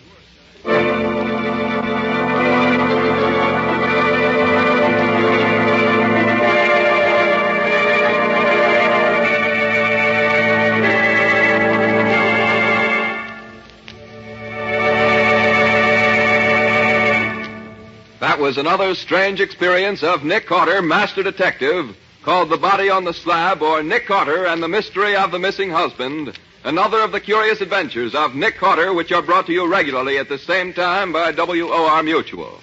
And now, Nick, how about a few hints on next week's story? It's a story of a body which was washed up on the beach, tied up in a sack. And the only identifying mark on the body was one of Nick's cards. I had to solve that murder to prove I didn't do it myself.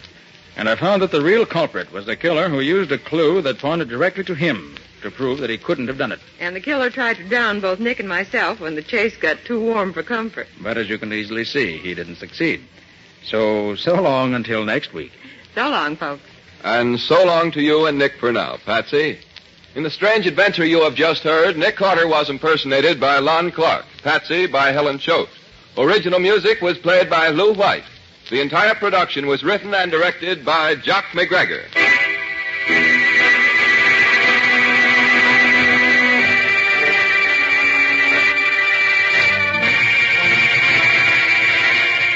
Next week at the same time, listen to another curious adventure of Nick Carter entitled The Drug Ring Murdered. For Nick Carter and the Mystery of the Left-Handed Killer.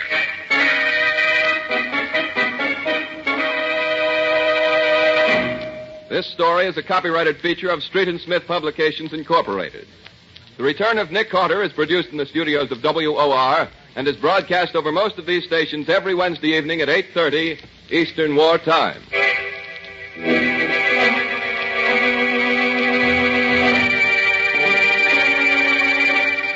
This is Mutual.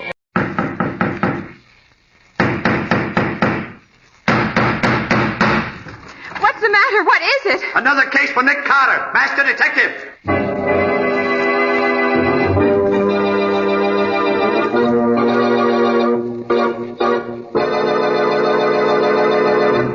Yes, it's another case for that most famous of all manhunters, the detective whose ability at solving crime is unequaled in the history of detective fiction, Nick Carter, Master Detective. Tonight's curious adventure, The Drug Ring Murder. or Nick Carter and the mystery of the left-handed killer.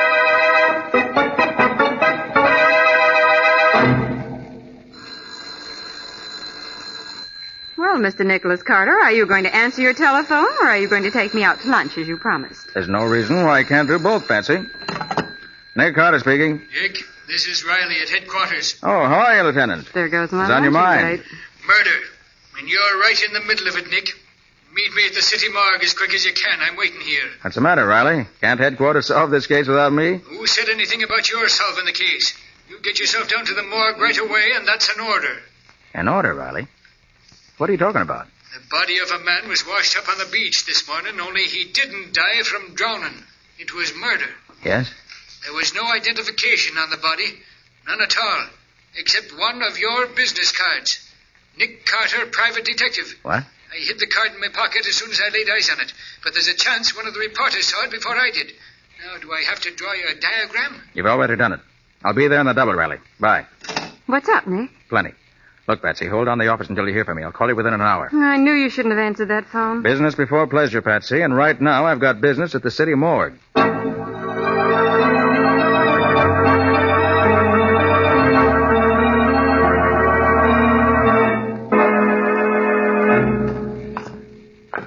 Where have you got him, Riley?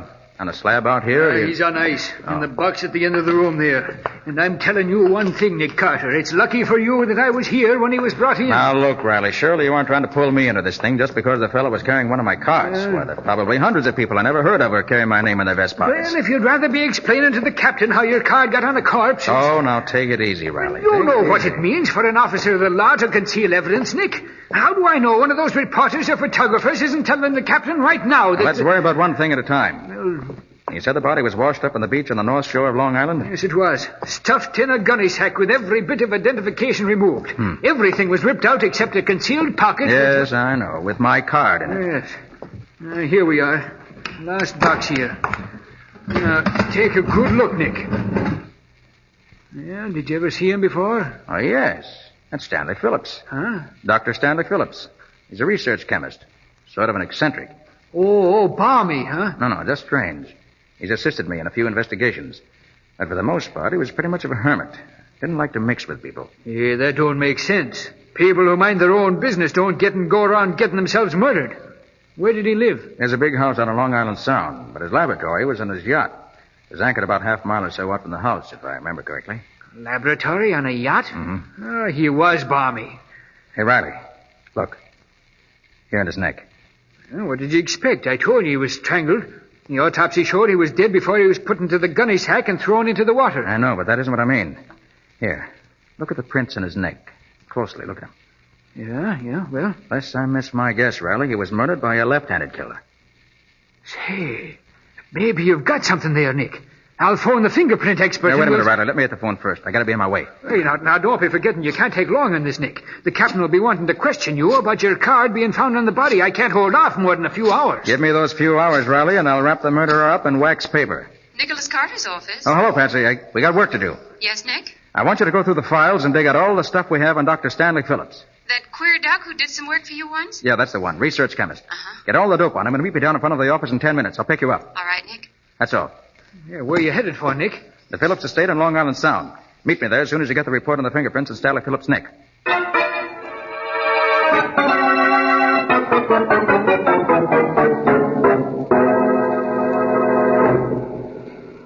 And apparently neither he nor his sister ever married. After the parents died, they continued to live in the big manor house. What did you say the sister's name was? Rose Phillips. Rose. Go on. You know all about his laboratory being on his yacht. Mm-hmm. It's supposed to be one of the best private laboratories in the country. Used to do a lot of research work for big companies. As a laboratory assistant, Tom Marks, young man. And let's see what else. His hobby was writing. Scientific articles they were. Usually about the effects of habit-forming drugs. He had an article in Popular Research last month entitled Morphine Exposed.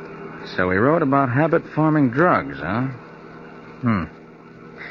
You know, Patsy, this case might turn out to be more than just an ordinary murder.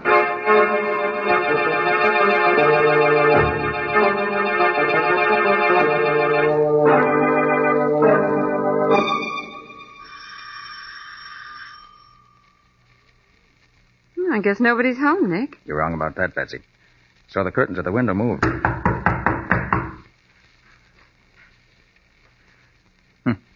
Pounding on the door isn't going to do any good either. Whoever's in there evidently doesn't want callers today. However... What are you going to do?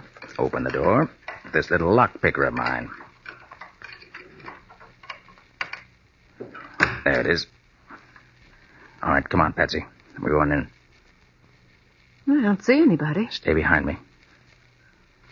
Put your hands up. Over your head. She's got a gun, Nick. You're Rose Phillips, I take it, miss? Keep your hands up. I'm asking the questions. Who are you? I'm Nick Carter, and this Nick Carter? Yes. And this is my assistant, Patsy Bowen. Nick Carter, the great detective. Well, my brother often speaks of you. He thinks you're wonderful. Nick, she doesn't know yet. Miss Phillips, I'm sorry to have to tell you like this, but your brother is dead. He's dead? Yes. I'm afraid he was murdered. Murdered. Stanley murdered.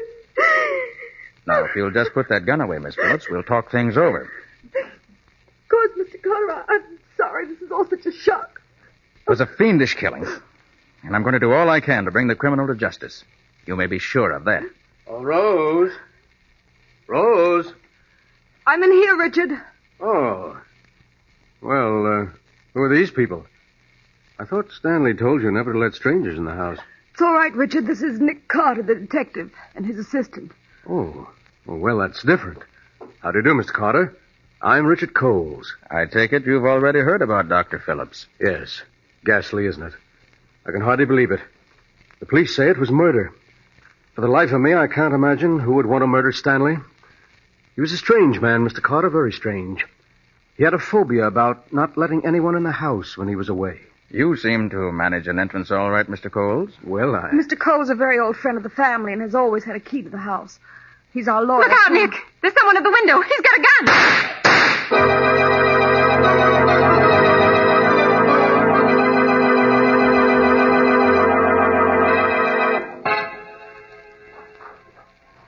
I can't get over it, Nick. You don't seem to be surprised that you were shot at back there in the house. I'm not, Patsy. That's why I was standing beside that suit of armor. That protected me by deflecting the bullets. Nick, your presence on the Phillips case is most annoying to someone. Too bad that window was frosted glass. Couldn't get a look at the gunman. That tiny crack the window was open. Well, now, did you find what I told you to look for in the cottage occupied by Tom Marks, the lab assistant? Yes, I found a pair of his gloves. Good. I had to go through all his desk drawers to find them, too. Let me see them. All seems to be adding up. Almost too neatly. Adds up to a pair of gloves, that's all. Look, Patsy. Coles told me back there's something about the terms of Phillips' will. If he lived to be 50, his estate was to go to a foundation. If he died before that, Rose was to inherit all the estate. But that makes Rose the... No. I don't suspect Rose. Her grief seemed genuine. But there's something else I learned. Tom Marks, Phillips' lab assistant's in love with Rose. They've been wanting to get married, but Phillips opposed the marriage. Now the field is clear, with oodles of money to boot. But that still doesn't make Tom Marks... Patsy, I'm almost certain Phillips was strangled by a left-handed killer. These gloves of Marks you brought me show that he's left-handed. Oh. And that leads us where? Right out to the laboratory and the yacht. I've got to find Tom Marks.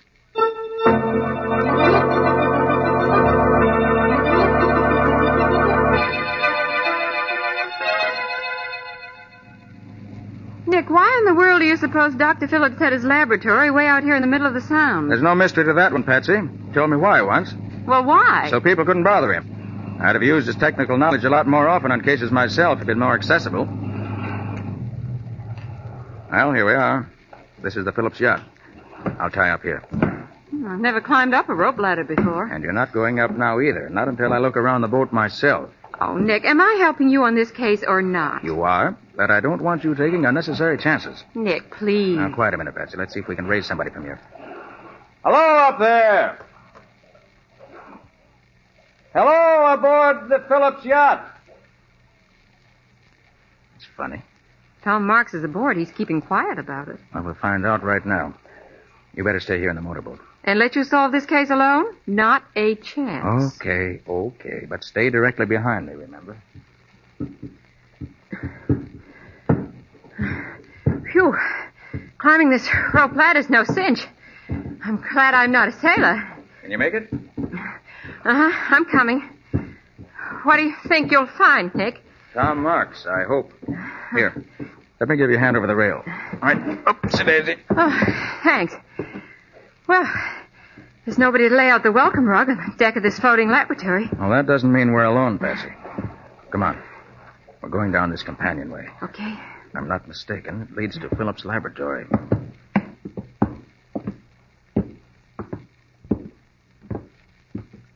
Mm-hmm. This is the laboratory. All right, Patsy, stay behind me. I'm going to open the door. Hey, Marks. Tom Marks, you in there? All right, Patsy. We can go in. Tom Marks seems to have vanished, but he's certainly left a mess behind him. Yes. Overturned retorts. Bunsen burner knocked over. Look here on the floor. Broken bottle. Sulfuric acid spilled and eating into the floor. Yes, this is where Dr. Stanley Phillips met his death, all right. And when the killer came at him, he was sitting at this desk writing. Well, how do you figure that? That bottle of ink tipped over. Wonder if he has any papers here that'll tell us what we want to know.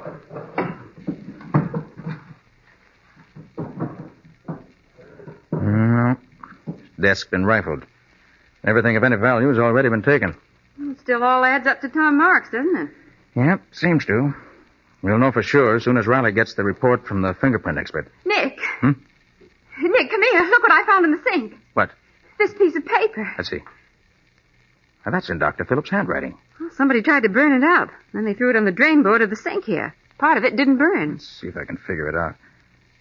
Like you to know, the man whom I have trusted and worked with these many years is, I have discovered, the head of a giant dope peddling ring. Been using my premises to carry on his business. This man is... Nick, the lights have gone off! Oh.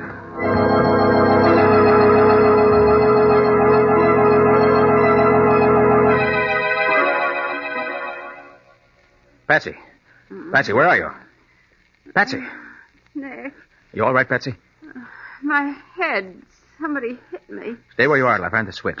Do you have your flashlight? Yeah, I'll find the switch in just a second. Oh, the lights won't work. They must have been turned off at the master switch in the engine room. And that means there's more than one person on this boat besides us. One of them turned off the lights, and the other one shot at us in here. You were right when you said you felt everything wasn't okay on this yacht. You able to get up, Patsy? Oh, sure. I'm all right now. Just a big hen's egg on my head, that's all. Okay. Come on. Nick, did they take the note? It's just what I want to find out. Let's see. Flash a light down in the sink. Yeah, it's gone. Yeah, but wait. What are you going to do? Clean up the sink a little. Ashes don't look well scattered around in a white sink. Carefully now. A little bit. There we are. And now we're ready. Ready for what? To search this yacht from stem to stern.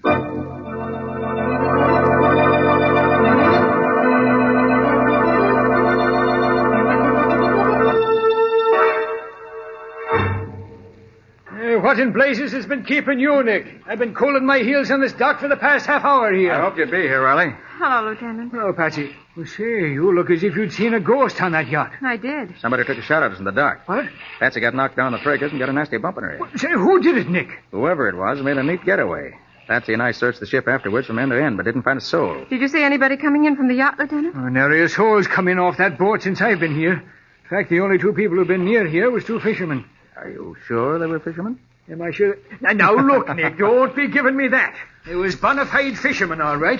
They pulled their little rowboat to shore a ways down the beach, and I saw them bring in their catch. And a nice string of fish it was. Okay, Riley. So they were really fishermen. Well, what about your report, Lieutenant? That. Well, Nick was right. Our fingerprint expert examined the marks on Dr. Phillips' neck and said he was undoubtedly strangled by a left-handed killer. And now all we've got to do is find a left-handed man who had a reason to murder the doctor. We found him. What's that? Dr. Phillips' laboratory assistant, Tom March, is left-handed. Say, you sure worked fast, Nick. And it's a good thing, too. The captain found out about your card being found on the body. Hey, what kind of a scoundrel is this Tom Marks? I don't know. Haven't seen him yet. Wasn't at his cottage, and he wasn't in the lab on the yacht. Now, let's make tracks, Mr. Private Detective, and search the grounds here. Wait a minute, Riley, wait a minute. There's one thing more you ought to know. Huh? Whoever killed Dr. Stanley Phillips is the head of a giant dope ring. Phillips was killed because he was about to expose the man. Hey, that would be the laboratory assistant. He'd have access to drugs. Mr. Carter. Mr. Carter! Who in tarnation is that? Richard Coles, close friend of the Phillips and also the lawyer. Oh. O'Reilly, Yeah? put this envelope in your pocket. Careful of it. It's a piece of evidence I picked up in the boat. Okay, Nick. Mr. Carter, I've been hunting everywhere for you. Oh, Mr. Coles, this is Lieutenant Riley from headquarters. Oh, I'm glad you're here, Lieutenant. We're up against a dangerous criminal. Don't worry, Mr. Coles. The law always gets its man. What'd you want to see me about, Mr. Coles? Rose Phillips. She's gone. Gone? How do you know? Come up to the house with me. I'll show you. Something has happened to her, I'm sure. Hurry.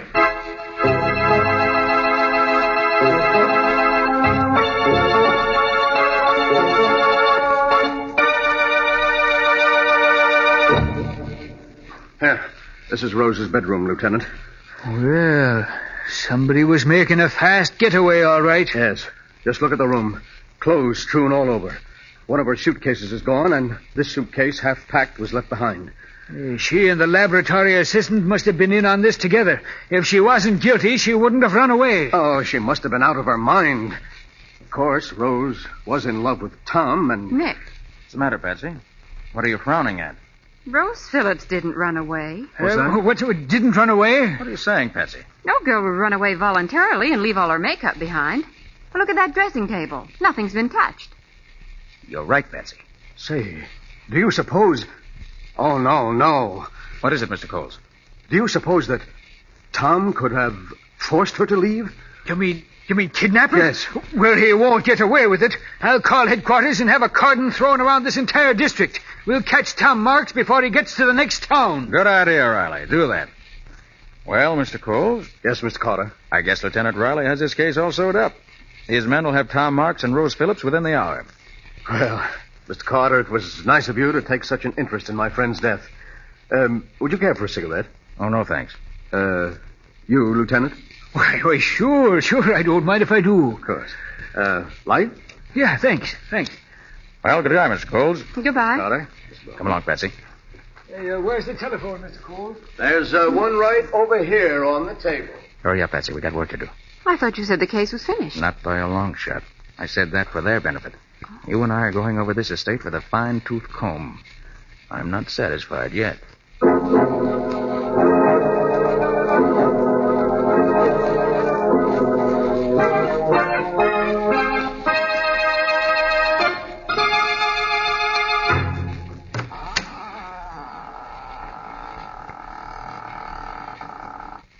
You see anything, Nick? Come on in.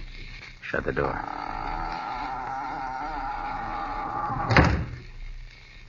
Do you think anyone saw us headed for this boathouse? I hope not. Oh, be careful here. Don't step off in the water. Nick, there's a small speedboat in the water. Wouldn't you think they'd put it in dry dock so late in the season? Depends, Patsy. Look up there, mounted in the bow.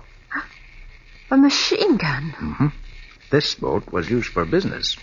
Gee, who'd ever think a quiet little chemist like Dr. Phillips kept a mounted machine gun on a speedboat? I believe this setup down here was news to Dr. Phillips, too. Hold on to my arm. We'll look around. Oh, Nick, don't step on the fish. String of fish, huh? Oh, dear. Nick, those fishermen Riley saw must have come in here. Patsy, this catch isn't fresh. What? Those men used this string of dead fish just to fool Riley. And those were the men who made trouble for us on the yacht. Yeah, they must have been. Well, plenty of life preservers stacked up in here. Yeah, that's strange. Here, Patsy, take the flashlight and play it on this one. Okay. Well, what are you doing, taking it to pieces? No, just examining it. Aha! There we have it. What? A small waterproof pocket's been sewn in here. Yes, and it extends all the way around inside this life preserver. Pretty clever. Look, Patsy. What is it? These secret compartments are filled with dope. I bet every one of these life preservers is filled with drugs. Nobody would ever think of looking in a life preserver for evidence. I think Dr. Phillips did. And that's why he was murdered.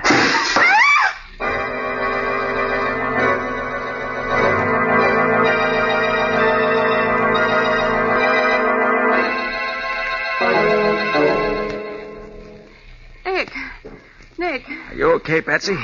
Yes, but I can't stop crying. Well, that's not surprising. Somebody threw a tear gas bomb through the window. Oh.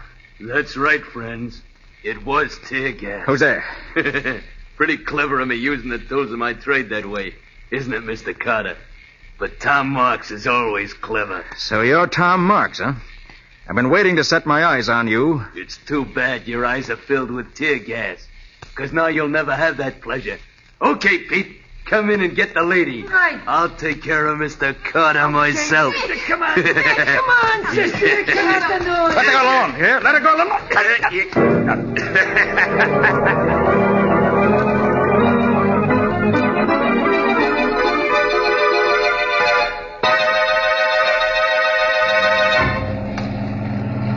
You got those iron weights in the bag, Pete? Sure, both of them. This guy'll never be washed up on a beach like the doc was. Good.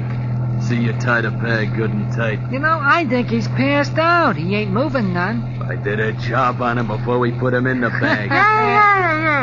Listen to that dame, will you? Sounds like a hoot owl with a cold in the head. Shut up. Oh, no. Oh, tighten the gag, Pete. Okay. That'll do it. Hey. Say, Carter ain't dead. What does it take to kill that guy? I choked him like a rat and he's still talking. All right. Speak your piece, Mr. Carter.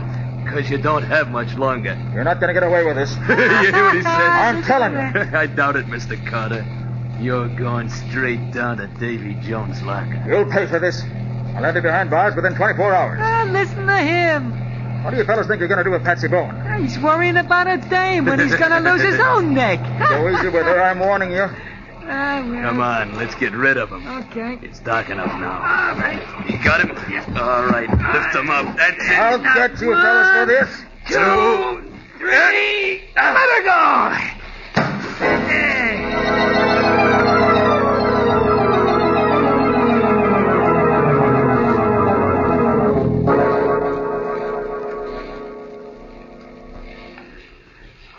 I came as soon as I got your flashlight signal from the shore, Nick. You think the criminals are aboard the yacht here now? You'll see in a minute. The laboratory's right down this companionway. Hey, you're dripping wet from head to foot, Nick. What happened? They tried to pull the same trick on Nick that they pulled on Dr. Phillips. Only it didn't work, because Nick can expand his neck and wrist muscles. Yes, I had my hands free before I hit the water. There was no trick at all to cut my way out of the sack. And then I clung to the back of their motorboat until it reached the yacht here. I waited for the would-be killers to get aboard, untied Patsy, and here we are. You're lucky, Nick. He's smart, that's all. Quiet. This is the door. Keep your gun ready. Right. Good evening, Mr. Coles. What? Oh, Nick Carter. Well, come in, Mr. Carter. These two friends of mine and myself were just discussing whether you had found the criminals. I think we have, Mr. Coles. Good. There's just one thing more I need to make sure I have the criminals. Riley. Yeah? Give me that envelope I asked you to keep for me. Oh, sure, Nick. Here you are. Thanks. Now, I'll just take the piece of burned paper out of this envelope. Are those the pieces you gathered from the drain board? Yes, Patsy. They were from the note Stanley Phillips wrote just before he was murdered. Now, I'll just use some of these chemicals in the burned paper. You see, gentlemen, even though this piece of paper's been burned, it is possible, by using the correct chemical solution, to bring out the writing that was on the paper before it was burned. In this case, I expect the writing will give the name of the man Phillips designated as head of the giant drug ring. And his killer. Ridiculous. Absolutely ridiculous. Yes, here it comes. The chemicals are beginning to act. The writing is beginning to show up. Good. The name is... Nick, look out! Oh, you got me, boy! Get out! And I got these two thugs, Nick. Knocked them out cold. Sorry I had to plug you in the shoulder, Coles, but I had to put you out of action. Now, Riley, there's your murderer. So it was Coles who did it. You're right, Carter. I killed him. The powers be praised, Nick.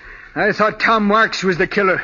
Coles had me fooled too, Riley, until this afternoon when he came running down from the house. And then I noticed his feet were wet, as if he'd been in waiting. Then he was one of the men on the yacht. One of the fishermen Riley saw. Right, Patsy. And another thing.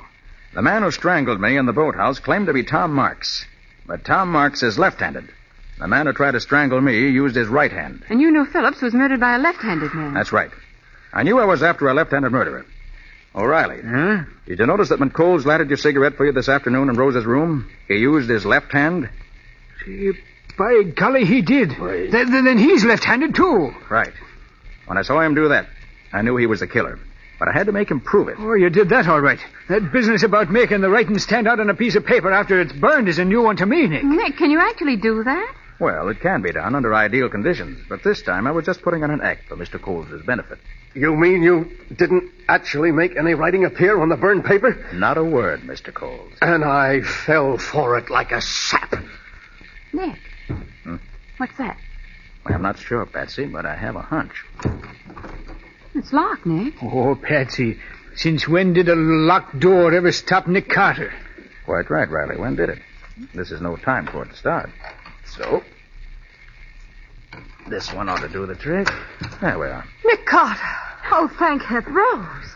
This man with you is Tom Marks, Miss Phillips? Yes, I am. They were going to kill us, Mr. Carter. They tied us up and threw us in here. We heard them planning to throw us overboard. Have you been imprisoned in here all this time, Mr. Marks? No, not quite. I got a telephone call last night summoning me into the city to pick up some chemicals Dr. Phillips and I needed in an experiment. I was slugged as I stepped out of the car. And when I came too late this afternoon, I was in here, and so was Rose. That Coles was a smart one. Throwing suspicion on you and then trying to get rid of you in order to make it look as if you'd run away. Smart, but not smart enough for Nick. Well, Riley, you've got your murderer. I have that. And Rose, you and Tom are safe. Yes, thanks to you. And I guess that's that. Oh, no, Nick. You still have to solve my case. Well, what's that, Patsy? That luncheon date you promised me. Oh. Where are you and I going to have lunch at this hour? Why, well, say, that's easy, Patsy. I know a swell place in town, right across from the morgue. Come on.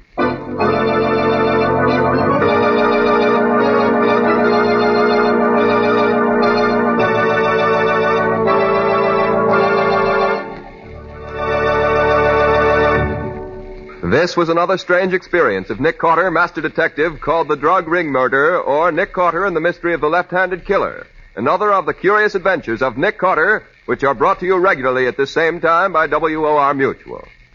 And now, Nick, what can you tell us about next week's story? When a young man who was a very good friend of mine arrived in town to claim his bride, he suddenly became aware that she was not the girl to whom he'd become engaged. You mean she wasn't his fiancée? That was the question that started off the whole case. Yes, indeed. Because we couldn't be sure whether the girl he loved was really the girl he loved, we prevented 2 murders and saved a gigantic fortune from disappearing. But you didn't save me from disappearing, Nick. Oh, quite true, Patsy, but after all, you weren't gone very long before we found you. But I'm sure glad you found me when you did, or I might not be here now.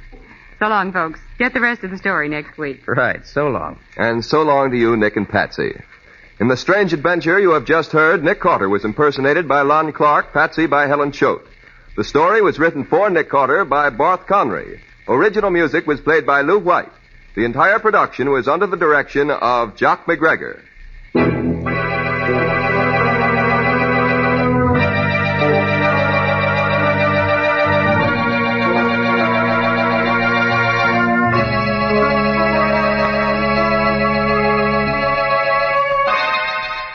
Next week at the same time, listen to another curious experience of Nick Carter entitled The Substitute Bride, or Nick Carter and the Mystery of the Night Ferry.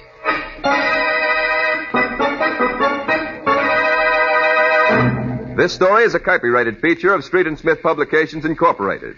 The Return of Nick Carter is produced in the studios of WOR and is broadcast over most of these stations every Wednesday evening at 8:30 Eastern War Time.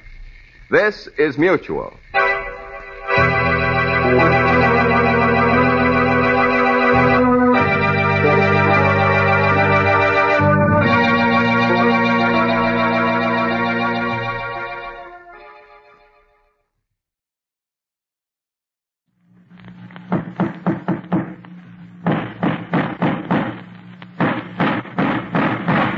What's the matter? What is it? Another case for Nick Carter, Master Detective.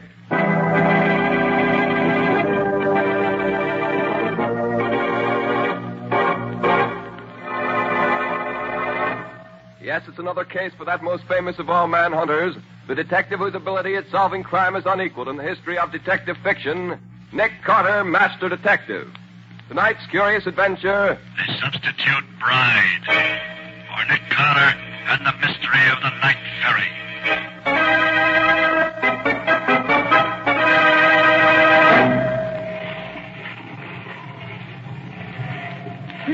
Here, take your hands off me. No, what are you doing? Let me go. Put me down. No, stop it.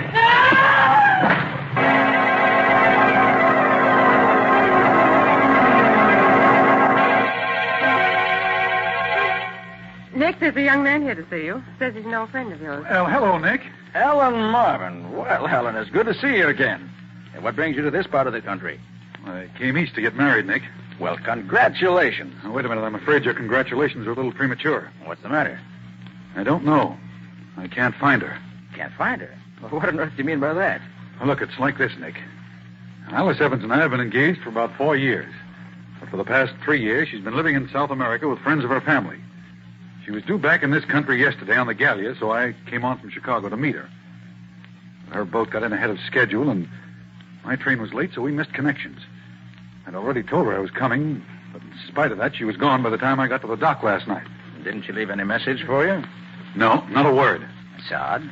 And she has no friends in this part of the country that she could stay with. Well, didn't anyone at the boat know where she went? Well, apparently not, Nick. The stewardess says a boy brought her a note, and as soon as she read it, she got dressed and went ashore. There was a taxi waiting for her, and she went off in it. An hour later, an expressman called for her trunks. Perhaps she went to a hotel. Hotel? But why should she do that when I told her that I'd meet her at the boat? No, Nick. Something has happened to her, I'm sure of it. Nick, the morning paper says that there's a Miss Alice Evans registered at the Hamilton Park Hotel. What's that? Would that be the same girl? Here, let me see that, will you? Quick. Right here. Well, then she did go to a hotel. Oh, gee, what a fool I was for worrying you, Nick. I'll think nothing of it, Alan. Glad you found her. Well, if you don't mind, Nick, I think I'll... Sure, go right ahead. I know how anxious you are to see her. Hey, look, Nick, why don't you come with me? I'd like very much to have you meet her. Well, Alan, this seems hardly the time to... Oh, come on. No, Nick, come on. I want you to meet her. You'll like her. Well, all right, if you insist. But I've heard it said that 3 is usually a crowd, especially after 2 of them been separated for 3 years.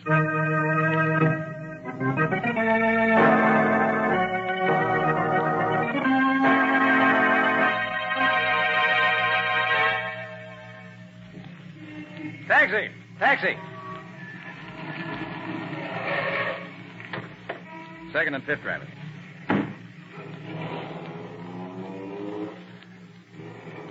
Well, Ellen, I gather that you feel that our visit to the young lady was not a complete success. Nick, something's wrong. I don't know what. So I noticed. That's why I stayed until you left. Tell you, she's changed. I can't put my finger on it, but she's different somehow. Well, 3 years is a long time, Ellen. Some change would be quite natural. Oh, but it isn't that kind of change, Nick. Well, doesn't she look the same? She does, and she doesn't. You mean you don't think she is Alice Evans? She must be, and yet... Then you're not sure. I wish her father were here. He'd know immediately whether she's his daughter or not. Where is he? Chicago? I don't know. He told me he was meeting the boat, but as far as I know, he hasn't shown up. She said she hadn't seen him. Well, he probably was delayed in getting away. Look, you don't suppose anything could have happened to him, do you? You know, like so many rich men, he always carried several $100s with him. Well, it's possible, of course, Ellen. Was there anything distinctive about his appearance? Well, he was a shortish man, stout, white hair. Oh, yeah, he wore old-fashioned side whiskers. Well, those should make him easy to identify. I'll have Lieutenant Riley get in touch with the Chicago police and see if they know anything about him. Oh, good. Then I'll have Patsy make the round of the hospitals here in town. I'll send Penny to the terminal and the ferries to see if we can pick up any information about him there. Mm-hmm. Well, we ought to find out something that way. And I think my next step will be to visit the Gallia at her dock. See what I can learn there.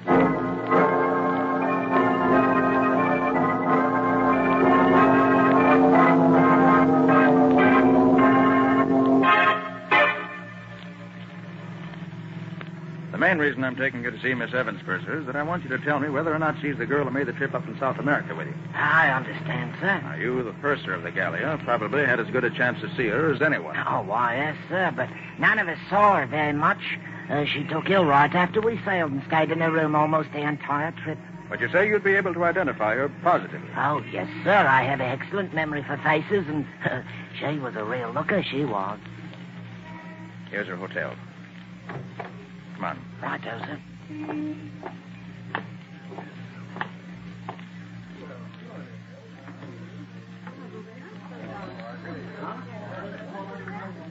Here, we can take this elevator. 3, please.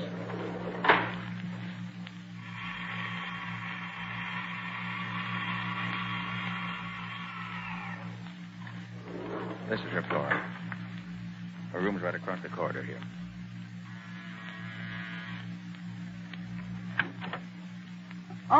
Oh, come in, Mr. Carter. Thank you, Miss Evans. You, of course, know this gentleman, Miss Evans? Why, Well, let me see. Oh, it's hardly fair to expect her to remember me, Mr. Carter. She was so ill every time I saw her that I doubt if she'd ever really got a good look at me the old voyage. Oh, why, of course. Now I know who you are. You're one of the officers off the Gallia. We came up from South America together. That's right, Mum. See, sir, she knows me right enough. Oh, I knew I'd seen you somewhere. If I hadn't been so sick, I'd have remembered you at once. I see. Well, Miss Evans, our call is really in the nature of business. The purser found a valuable lot of jewelry left behind in the ship, and I was called in to help find the owner. As it was near your cabin, we come to you first. I haven't missed any of my jewels, but I'll let you know if I do. Thank you. Have you had any word from your father yet? No, not a word. Do you suppose anything's happened to him? What did he look like, Miss Evans? Why, he was... Here. I'll show you his picture. You can tell better by that. Here you are, Mr. Carter. That's my son. Are you a detective? Yes, Miss Evans. I am. Then you must find him for me. I don't care what it costs. Very well, I'll see what I can do. Shall we go, Purser? Oh, yes, sir. Good day, miss, and good luck to you. Goodbye, and thank you. I'll let you know as soon as I learn anything, Miss Evans. Good day. Well, Purser, was that the Miss Evans who made the trip with you in the Gallia? Oh, positively, sir. I'd know her anywhere. You're sure? There's no question whatever, sir. I'd swear to it on a stack of Bibles a foot high, I would.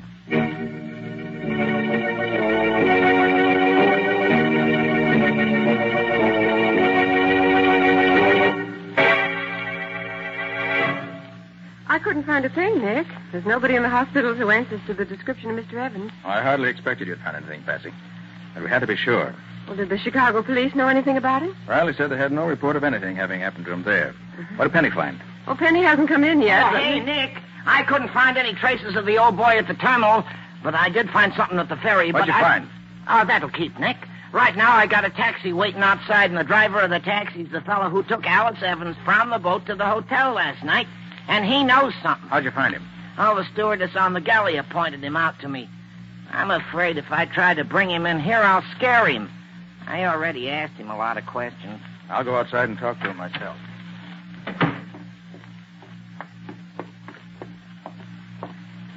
Oh, driver, I'm Nick Carter. So what? I ain't interested. But I am. I'm interested in what you can tell me about a young lady you picked up at the Gallia last night. You took her to the Hamilton Park Hotel, didn't you? All right. So what if I did? Look, you'll save yourself time and trouble if you'll answer my questions. You picked her up about 8 o'clock, didn't you? Yeah, about that. How long a drive is it to the hotel? About a half hour. Maybe if the lights was against you, 45 minutes. And how does it happen that you didn't register in at the hotel till nearly 10 o'clock? Well, Where'd you go between the time you left the Gallia and the time you reached the hotel? I stopped over the house on 22nd Street for a while. Did Miss Evans leave the cab? Yeah. She said she wanted to see Winslow's daughter. Said they went to school together. You mean it was David Winslow's house you stopped at? Yeah, I said so, didn't I? Yes, you did. Thanks. Here. This'll pay you for what's on the meter and for the information. Okay. So long. Find out anything, Nick? That depends, Patsy. Now, Penny, what was the dope you got at the ferry? Well, it's like this, Nick. I found one of the ferry guards who remembered seeing an old guy with big white side whiskers get on the ferry about the time Evans' train must have got in from Chicago, see? Well, this guard got such a kick out of the whiskers that he watched for the old guy to get off the boat at the other side so he could get another gander at him. And did he? Nah, the old guy didn't get off. What? What? Was you sure? Sure. And the old guy wasn't on the boat anywhere. Well, that would sound as if something might have happened to him during that ferry ride. Oh, Alan. Nick, I've got some news. Mr. Evans was alive this morning. Is that so? How do you know? I'll tell you. I went to see Mr. Evans' banker this afternoon to see if he had any word from him. He showed me a check that Mr. Evans had made out this morning. A check for $50,000. Dated this morning? Mm-hmm. Yes. It was made out to John Smith and endorsed by David Winslow. David Winslow? You're sure of that, Ellen? Yes, I'm sure. Why, Nick? Here's why. Last night, a girl who claims to be Alice Evans, but apparently isn't, stops off at Winslow's house on the way to the hotel. Yeah? Mr. Evans disappears last night. And yet a check made out by him this morning turns up endorsed by Winslow himself. Hey, wait a minute. That does look suspicious. Certainly does. Patsy, tomorrow morning, you and I are going to call on Mr. Winslow.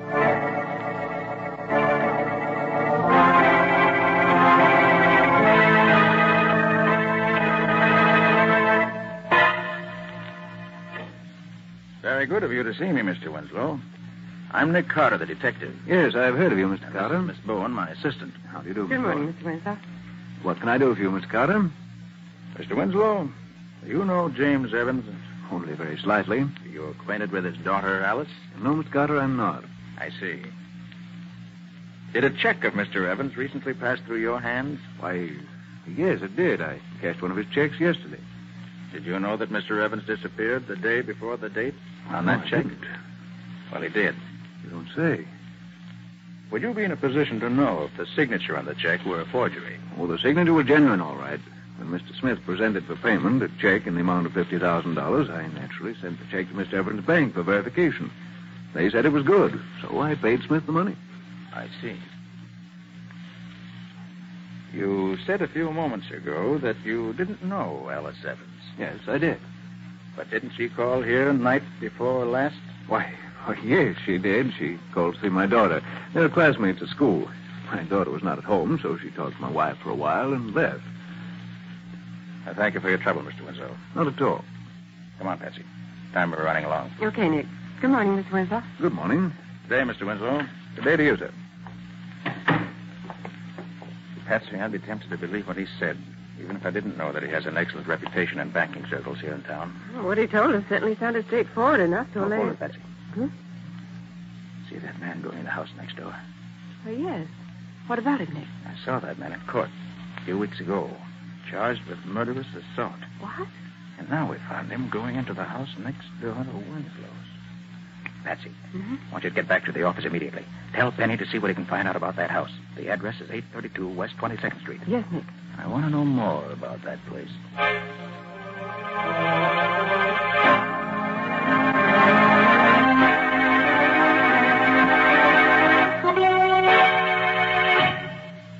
Talk plainer, Nick. What did you say that address was?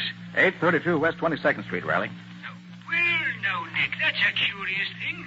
One of the boys picked up a bum this morning, and when we searched him, we found a slip of paper in his pocket with that same address on it. Swell, Riley. Hold him. I'll be right down.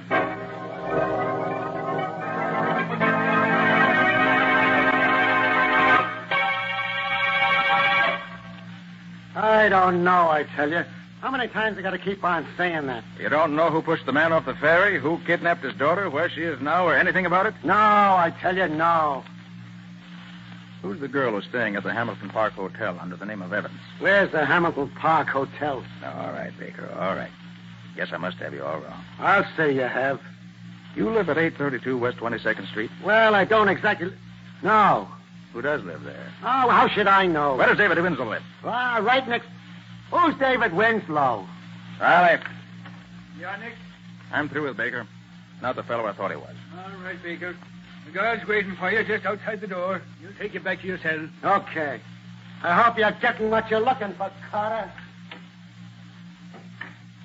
Well, Nick, what did you find? Riley, Baker thought he told me nothing. But his answers weren't as clever as he thought they were. Yeah? Actually, he told me that Evans was thrown off the ferry into the river and that he was picked up in a rowboat that was waiting for him. Well... I also discovered that he knows David Winslow and that he knows what goes on at 832 West 22nd Street. Hey. All of which, while not conclusive evidence, tells me I'm on the right track. Nice going, Nick. Well, what's next? Riley, I want you to release this man Baker at once. What? Release him, Nick. But why? I want to be sure the rest of the gang knows I'm on their trail. The first thing Baker will do when he gets out of here will be to tell them. They'll undoubtedly make some move to try and stop me. And that may bring him out in the open.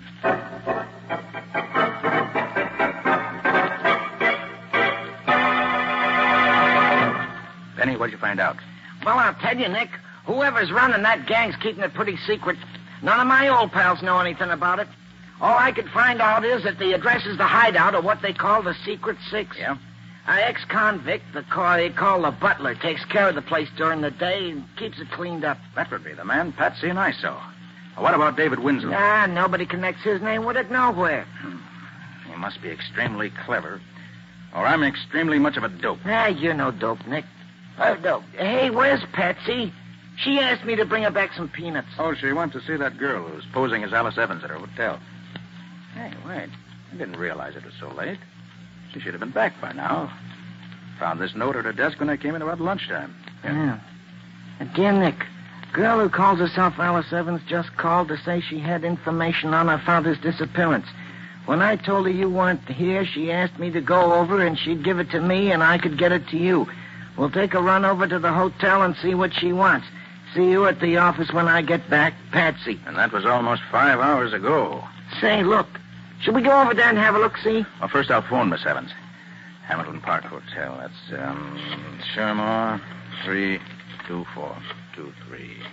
Gee, if that bunch of crooks has tried anything on Patsy... Hamilton What? Park Hotel. Good afternoon. Miss Alice Evans, please. Miss Evans, I'll connect you. Thank you. You know, I ain't known Patsy long, but she's a pretty swell kind of dame for... I'm sorry, Miss Evans does not answer. Thanks. Nobody home? No, Penny. And I don't like it. I think I better get going and... Wait a minute. Nicholas Carter's office. Nick Carter, Yeah? Who's this? if you want to see your girlfriend Patsy again, Carter, keep out of the Evans case. What do you mean? If you make another move to try and find out what happened to old man Evans or his daughter, you can kiss your girlfriend goodbye. It'll be curtains for her.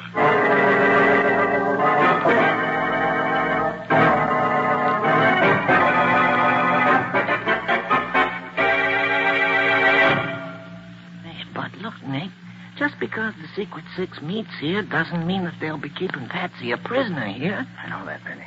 But we saw a couple of members of the gang go in here a few minutes ago, didn't we? Yeah, sure we did. Well, if I can't make them tell me what they've done with Patsy, my name isn't Nick Carter. Oh, whatever you say, Nick. You say that man they call the butler is upstairs on the first floor now? Yeah, he's writing in the back parlor. Then let's get into the basement, quick. Oh, but the door's locked, Nick. It's got a special Townsend lock on it. Well, that won't be the first door with a Townsend lock on it that my little pick lock is opened. There. Quiet now. Wonder where this door goes. Oh, that leads into the basement of the house next door, Nick. Then I'm right. That's the basement of the house where that banker Winslow lives. He is in on this. Hey, Nick, sounds like somebody's coming down here. You're right, Penny. Here, quick. There's a storage closet. Get in here. I'll leave the door open a crack so we can watch him.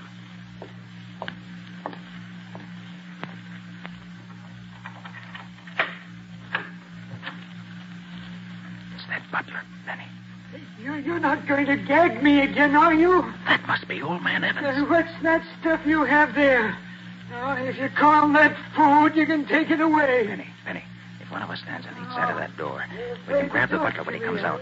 But don't let him call out. Those other guys might hear him. Well, whatever you say, Nick. Like this? Go on. That's Get the out idea. of here. Go on, get out. Here he comes. Now. Hey! Good. All right. Drag him into Evans' room. Here, quick.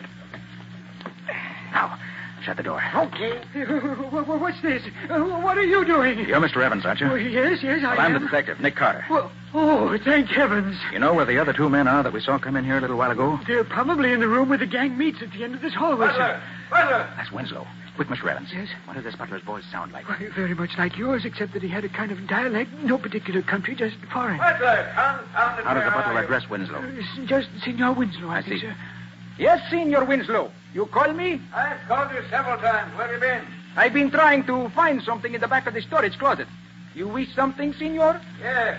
When the boys come in for the meeting tonight, tell them not to leave until I get here, no matter what time it is. You understand? But of course.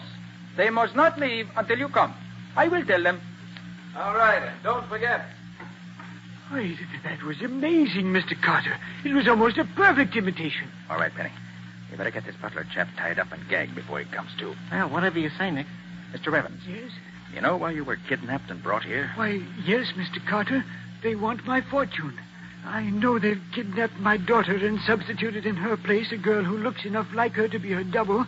They plan to have her get possession of everything she can, sir. Then they forced you to write that check for $50,000, didn't they? Yes, but, Mr. Carter, do you know where my daughter is? I'm sorry, Mr. Evans, I don't. But I expect to know very soon. Oh. Come on, Penny. Let's get down the hall and let those thugs tell us where Patsy is. Whatever you say, Nick. What do I do then? Yeah, all right. Hold it, Benny. I'll turn the knob on the door very gently. Then when I give the word, we'll rush them, just in case there may be more than two in there. Whatever you say, Nick. Easy now. Yeah, all Right. Get your hands up, all of you. Nice shooting, Nick. He should have known better than to pull a gun on you. All right, you get up. It's only your wrist that's hurt. Come on, get up. Now drop your guns on the floor. Come on, let's have 'em. Now then. What have you crooks done with my assistant, Patsy? You heard what I said. What have you done with her? We don't know nothing about her. No? Well, maybe you don't know it, mister, but when I get mad, I can be dirty and mean, and somebody gets hurt. Now, where is she? I tell you, we don't know anything. Butler! It's Winslow again. Penny, keep a gun on these two. They open their mouths, let them have it, and shoot to kill. Butler, why don't you answer me? Pardon, senor. We are having a conference. We did not expect you until later. You are coming in here? I just wanted to tell you that I don't expect to be... Put him up, Mr. Winslow. I'll do the telling from now on. Why, what's the meaning of this, Mr. Carter? You can't... Shut up. Where's Patsy? Where's who? You heard me. What have you done with my assistant, Patsy Bone? I don't know anything No, about... Where is she? No, don't. Where is she? Don't. You'll break my arm. Stop. For the last time, where is she? Oh, stop it. Stop it, I'll tell you. Oh, my arm. Well? Oh, she's upstairs. Second floor, back bedroom. Door locked, I suppose. Oh, I'll get her, Nick. I took the butler's keys away from him. Good boy, Penny. Make it snappy. I'll watch these two for a nickel thugs. Yeah, whatever you say, Nick. All right, Winslow. Get over against the wall with the rest of you cheap bums. And if you've hurt one single hair on Patsy's head, you'll be lucky if you live long enough for me to turn you over to the police. She's all right. We did nothing to her at all. Lucky for you. Tell me, Winslow, why'd you throw Evans off the ferry boat? Wouldn't it have been easier to have kidnapped him someplace else? I had the ferries watched for several days and found at the time of night, in the bitter cold weather we've been having, the rear deck of the ferry is almost always deserted. So we planned it that way. We had other plans ready in case that didn't work out. Oh, Nick, am I glad to see you. Patsy, are you all right? Anybody hurt you? No, Nick. They're a little rough, but they got as good as they gave me. Look at that black eye on the guy on the left. Good for you, Patsy. Hey, Nick, after I got Patsy loose, I looked in some of the other rooms, and I found this dame in the front room up there. Say she's Marion Blake. My name is Marion Blake. You're not Marion Blake. You're Alice Evans. No, I'm not Alice Evans. I'm Marion Blake. Aren't you saying that you're Marion Blake because you're afraid the gang will hurt your father if you admit you are really Alice Evans? What? Well, you're quite safe now, Miss Evans. Oh, Mr. Evans. Yes? Will you come in here, please? Yes, Mr. Carter. My father here. And free. Yes, Miss Evans. Here he is. Alice, my dear. Penny, you better go get Riley. You'll find him waiting just around the corner. He can take over now. Tell me where you were. Mr. Carter, I can never thank you enough for what you've done. We owe you our lives, Alice and I. You don't owe me anything, Mr. Evans. Getting rats like these out of circulation gives me more satisfaction than anything else ever could.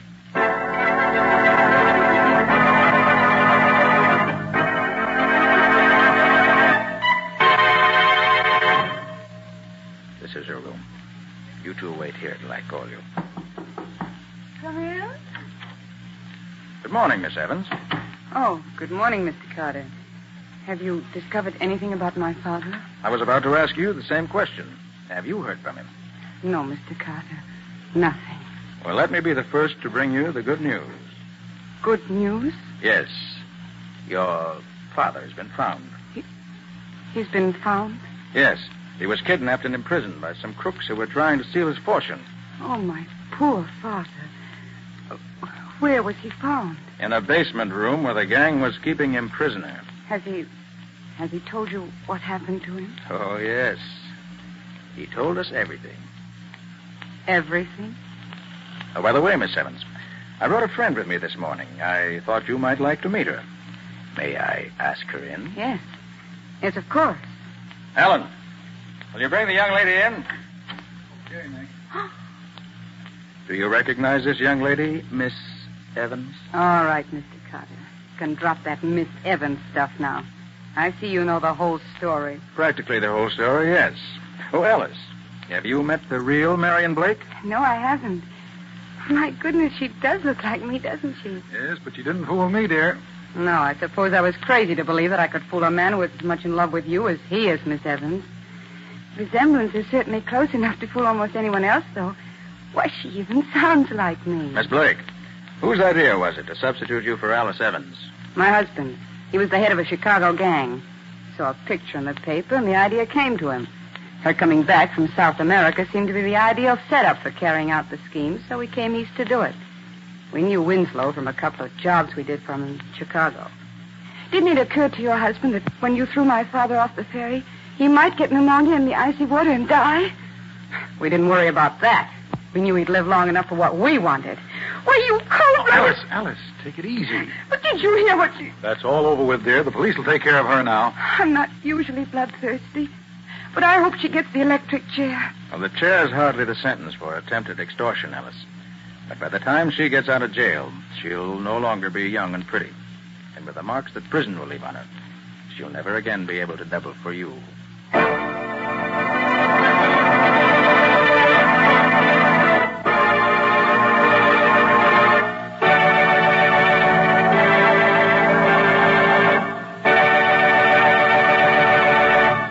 This was another strange experience of Nick Carter, Master Detective, called The Substitute Bride, or Nick Carter and the Mystery of the Night Ferry. Another of the curious adventures of Nick Carter, which are brought to you regularly at this time by WOR Mutual. And now, Nick, what strange adventure are you and Patsy going to tell us about next week? Next week, I want to tell you about a case that never seemed to be twice the same. What do you mean by that, Nick? Well, what Nick means is this. The case started out as a suicide, turned into a murder, and then disappeared entirely. And I disappeared with it. Well, all this sounds very screwy to me. Are you sure you're talking about next week's story? Nothing else but. But I'm afraid that if you want any more details, you'll have to listen to the story itself. And if you're wise, you won't miss it. It's one of our best. That it is. But for now, so long, folks. So long. And so long to you both until next week. In the strange adventure you have just heard, Nick Carter was impersonated by Lon Clark, Patsy by Helen Choate. Original music was played by Lou White. The entire production was written and directed by Jock McGregor.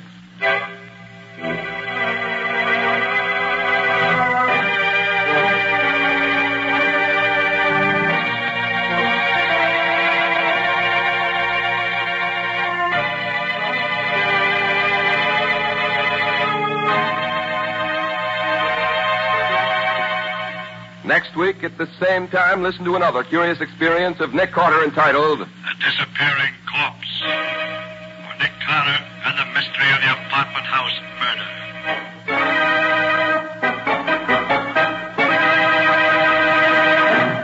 This story is a copyrighted feature of Street and Smith Publications, Incorporated.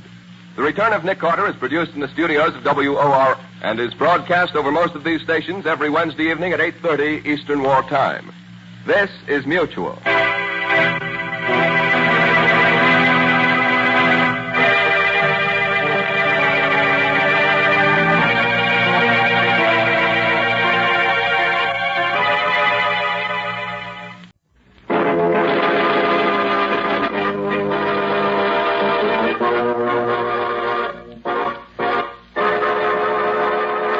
Yes, it's another case for that most famous of all manhunters, the detective whose ability at solving crime is unequaled in the history of detective fiction, Nick Carter, Master Detective. Tonight's curious adventure, a special Christmas story. Nick Carter's Christmas Adventure.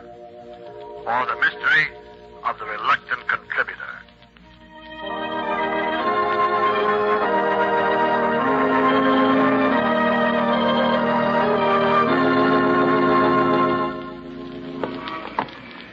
Well, Nick, we've been pretty lucky so far, haven't we? Yes, Guppy, we have. Which is another way of saying that folks are usually willing to contribute to your settlement house Christmas party every year, Nick. You know, Scubby, I was just thinking about this last name on our list. Yeah? Rasper. I don't know him personally. Do you? No, I don't, but somebody must have thought he was rich enough or interested enough in the work to make a substantial contribution. Oh, here's the... Hey, is this... Hey, Nick, what's that address again? 576 Milton Avenue. Yeah. Yes, that's right. And there's his name on the door plate. Well, let's take a look, Scubby. Well, gosh, this doesn't make sense, Nick. A guy with dough doesn't hide away in a place like this. Well, knock on the door anyhow.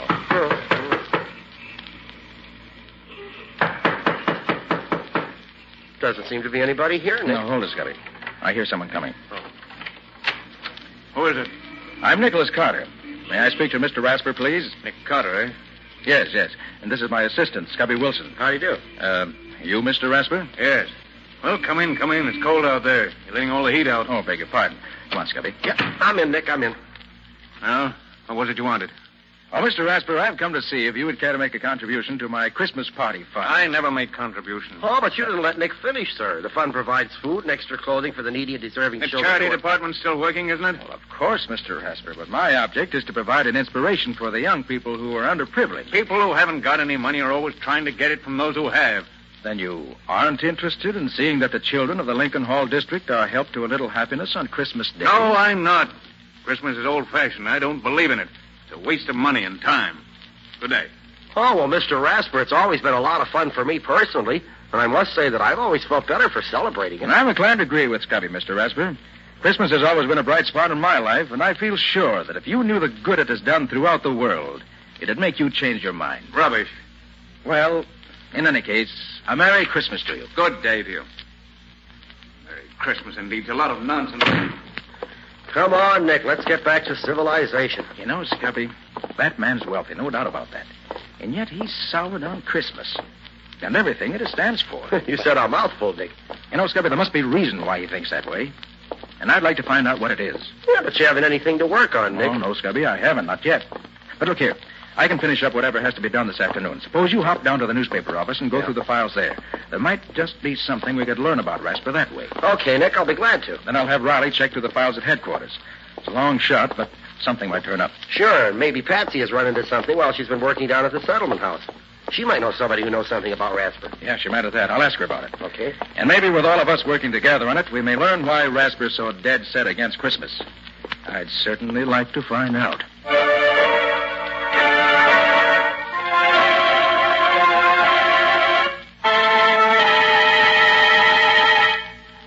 Hello, is that you, Nick? Riley talking. I've been through my files here, and I can't find anything charged against a man named Ben Rasper.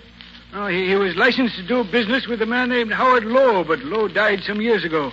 Otherwise, Rasper's just a successful businessman.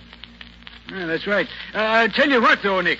There's an old fella named Fred Anderson who used to be on the force who knows Rasper. Sure, you can find him at Lincoln Hall, where you're giving the party. Oh, he's the watchman there now. Okay, Nick, that's all right. See you tomorrow.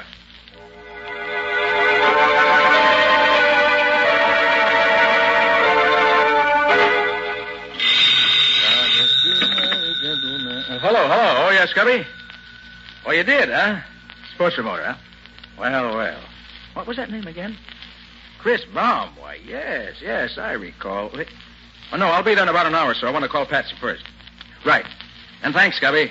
Bye. Jingle bells, jingle all the way. Oh, what fun it is to ride in a open sleigh. Jingle bells, jingle all the way. Oh, what... Hey, Patsy.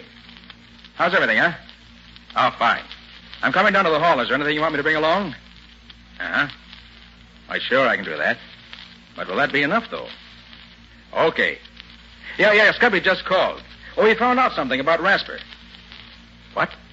You did, too? How old is he? Named Jimmy, huh? And he's coming to our party? Oh, fine, Patsy. Okay, I'll see you in a little while. Bye.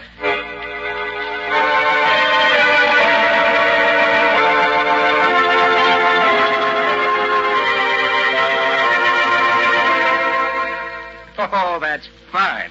We've collected enough to do this year's party up right. Now let's get organized. Riley, your job will be to get the kids and the needy persons rounded up. Oh, sure, Nick. I'll take care of it. I got your list and the list from the social worker and from the church down there. And there are plenty of others who'll need a lift this year, believe me. I know it, Riley, and I'll depend on you. Scubby, it's your job to see that the tree and decorations and gifts are taken care of. Don't worry, Nick. Decorating is my middle name. I'll make Lincoln Hall look like $1 million in cash. Good boy. And Patsy, you'll see to it that there's plenty to eat and drink for the party, so I won't have to worry about that. I'll take care of the bills, and you have the letters of credit the stores gave us. You know how to do that. Sure thing, Nick. I've been through it with you often enough before. I ought to know what you want by this time. What are you going to be doing, Nick? Me? Well, Riley, I'm going to do a little detecting. I'm going to look into those tips you, Patsy, and Scubby gave me about those people who know Ben Rasper. And by the time I'm through, I hope to find out why it is that he hates Christmas the way he does. And then, maybe I'll be able to do something about it.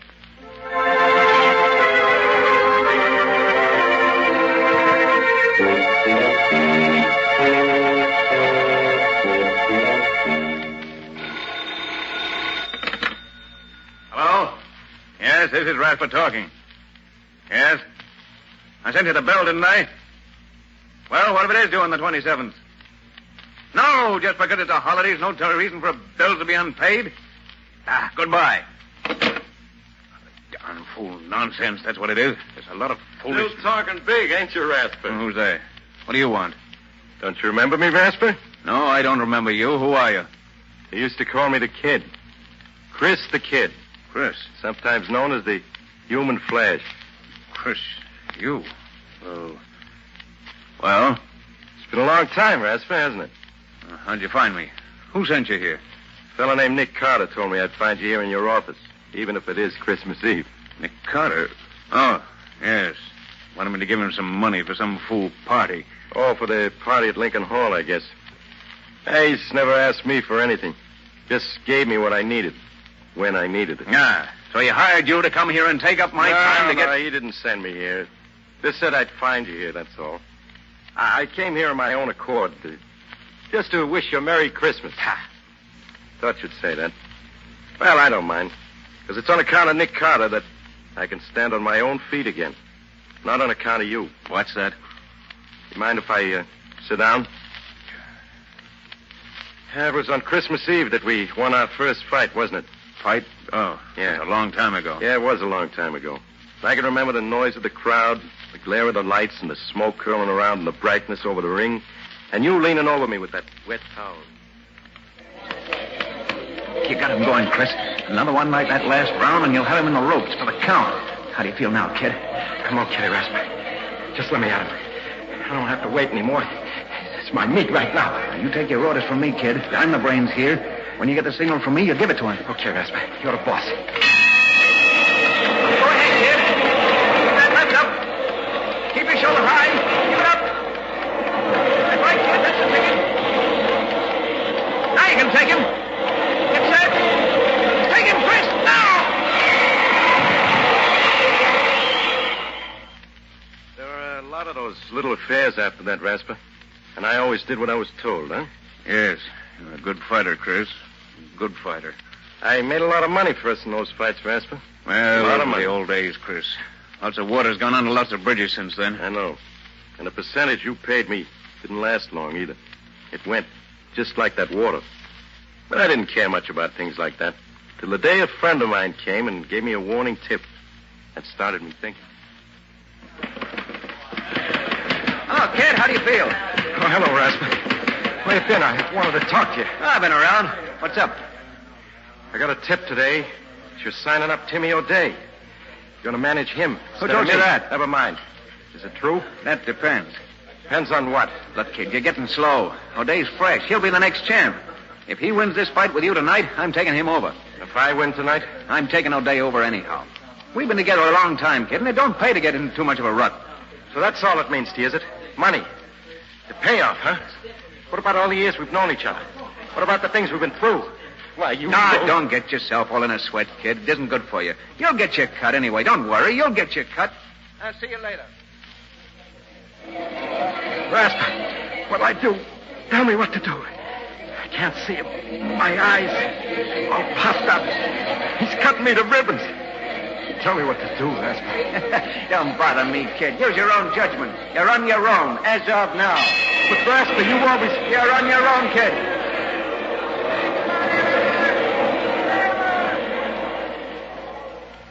I can still see it sitting there in the ring corner, laughing at me. But that was the last thing I saw for a long time. O'Day saw to that. You must have coached him pretty thorough about my style. And then you really cashed in. Well, I haven't got much myself, but I'm still able to wish you a Merry Christmas, Rasper. Although I don't think you'll ever have one. Chris, I got some things to do, Rasper. Carter asked me to pick up some things for the party at Lincoln Hall tomorrow. We always have a swell time at Carter's Christmas parties. Too bad you can't enjoy anything like that anymore.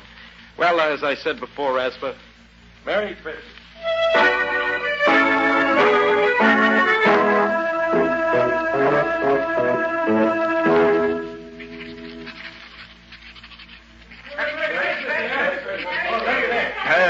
How can a man work with his mind whirling like a merry-go-round?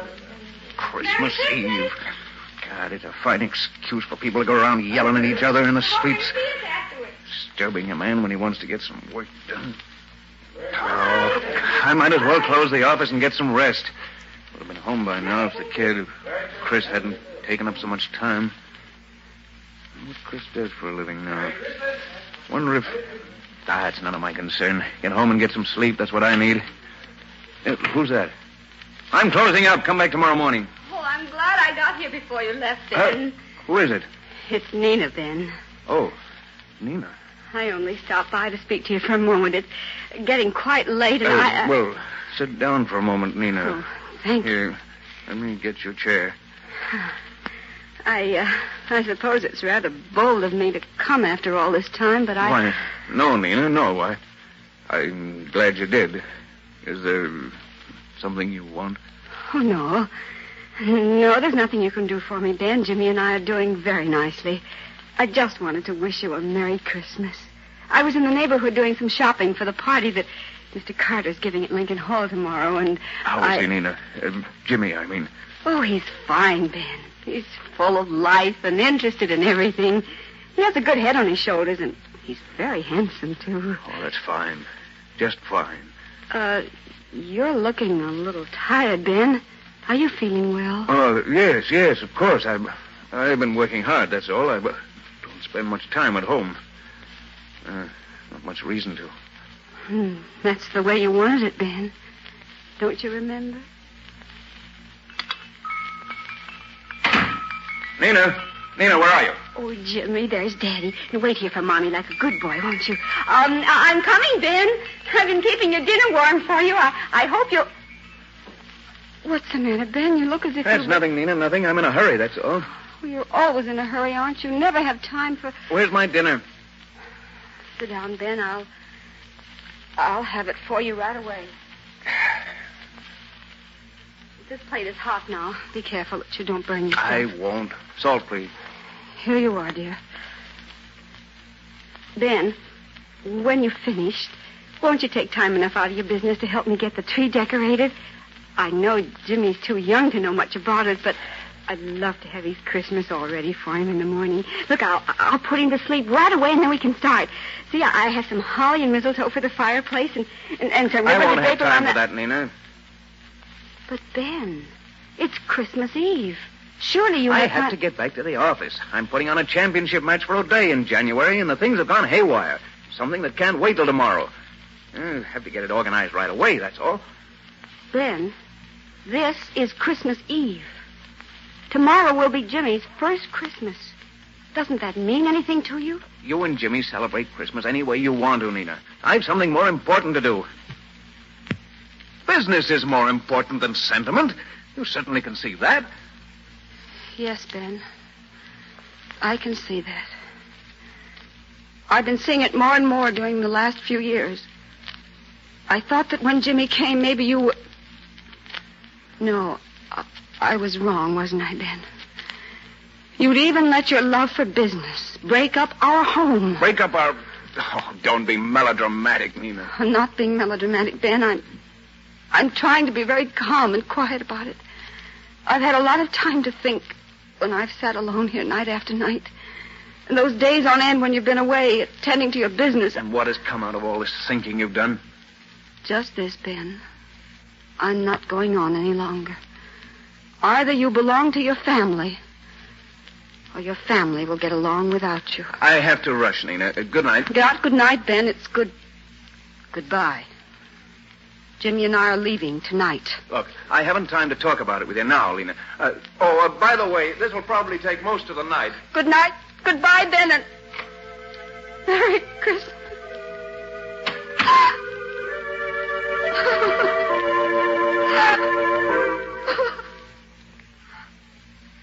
I never had much of a chance to make it up to you, Nina. You've had all the chance you wanted, Ben. But, Nina, I just dropped by to say hello and to give you a wish for happiness during the holidays. It's hard not to share with you the joy I have with Jimmy. I wish you could see his eyes dance at Mr. Carter's Christmas parties. Unfortunately, on what little I make, we can't very well afford to have our Christmas at home, but somehow we don't miss it. Everybody has such a grand time at Mr. Carter's party, and Jimmy does enjoy every minute that he's there. Goodness, I'll have to be on my way. Jimmy's waiting for me, and I have to make one more stop for Mr. Carter. Good night, Ben, and Merry Christmas.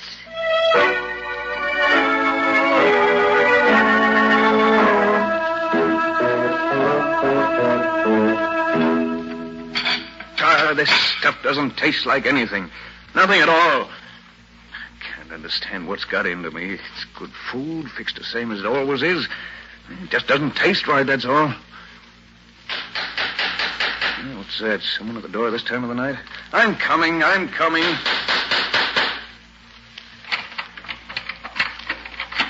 Hello, Ben. It's Fred Anderson. Glad I found you at home. I'm always at home this time of night. Yes, I suppose you are, Ben. Can I come in? Of course. I brought your package, Ben. Nick Carter sent me around with it.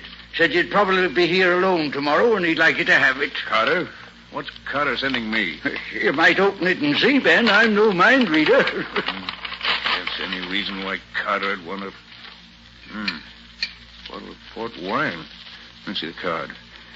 Merry Christmas from Nick Carter. What say I, dear? You know anything about this, Fred? No, but Nick Carter's a funny duck. Does lots of things people don't expect him to. Why, I don't even know the man. Only saw him once, and that... You want a glass of this wine, Fred? Don't mind if I do, Ben. Seeing as it's Christmas Eve, I don't mind at all. There's some glasses here somewhere. Say, how do you open this thing? Here, I'll do it for you, Ben. Yeah, that does it.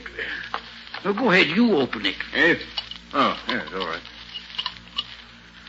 Well, ain't you drinking with me, Ben? Huh? Oh. Yes, I will. That's a ticket. Well, here's Merry Christmas for you, Ben. Yes, Merry Christmas. Well, how have you been keeping yourself, Fred? Oh, I've been sort of working around Lincoln Hall since I was retired from the force. I see. You know, while I was coming here tonight, I was thinking about those old days when I walked a beat. Funny, most folks call them the good old days, but I don't. You did all right in those times, didn't you? Oh, sure, I got along. I was just thinking about the different attitudes folks have nowadays toward being given a hand. They appreciate it more, it seems to me. Charity's still charity, Fred. That hasn't changed. Guess it's all in the point of view, Ben. I guess you haven't changed with the times. That night I met you near the bridge. I was sure you were going to see that you were headed in the wrong direction and wake up in time. Huh? Remember that night, Ben? It was Christmas Eve. You'd just come from the arena. They'd handed you your walking papers because you'd let them down cold. Well, Merry Christmas, officer. Oh, Merry Christmas to you, sir. Well, what you doing out on a night like this, Ben? I thought you'd be up at the arena getting the New Year's fights lined up. What? Oh, it's you, Anderson. No, I'm not at the arena anymore. That's so. What happened? They decided tonight they'd rather have Davis take over my job. Fine Christmas present that is. Well, that's tough news, Ben. What you going to do now? I don't know. I can't seem to think straight. Oh, that's a crazy way for a man like you to talk. On a Christmas Eve, too? Christmas Eve. That's never been anything but a jinx to me. First I get stuck with that no-good fighter all day. Then Nina leaves me and takes my son with her. And now the arena throws me out. Well, maybe you better stop and find out what it is you're doing wrong, Ben. Maybe you're the one that's to blame, not Christmas Eve. They all take advantage of me. I made all the money I could for them, but I'm not going to do it anymore. Now, take it easy, Ben. Take it easy. You better go home and think it over. I have thought it over, Fred, and I know what the answer is. I'm going to make money for myself and nobody else. I'll show these people. I'll make so much money they'll come crawling to me on their knees. I won't have to ask for anybody's sympathy. You don't pay to think like that, Ben. You'll regret it. Now, look. I know that Phil Boynton, who runs the shoe store down on Elm Street, is looking for a man to buy in with him. Why don't Me you... work in a shoe store? Not in your life, Fred. I'm going after the big money. Big money. That's the only thing people understand, and I'm going to get it. Well, now you got it, Ben. You're one of the richest men in town. And what's it got you? Why, I don't know. Ben, it's too bad you don't get around and see what nice people there are in the world. People like this Carter fella, for instance. It does a man good to know people like him. Makes you feel there really is a Santa Claus, to see him bring the smiles to the kids' faces at those parties he gives down at Lincoln Hall. Well, I'll be getting back there now, Ben. I've got a big day tomorrow. I'm not as young as I used to be. Well, Merry Christmas to you, Ben. I'll tell Nina I saw you. She'll be at the party tomorrow with young Jimmy. Good night, Ben.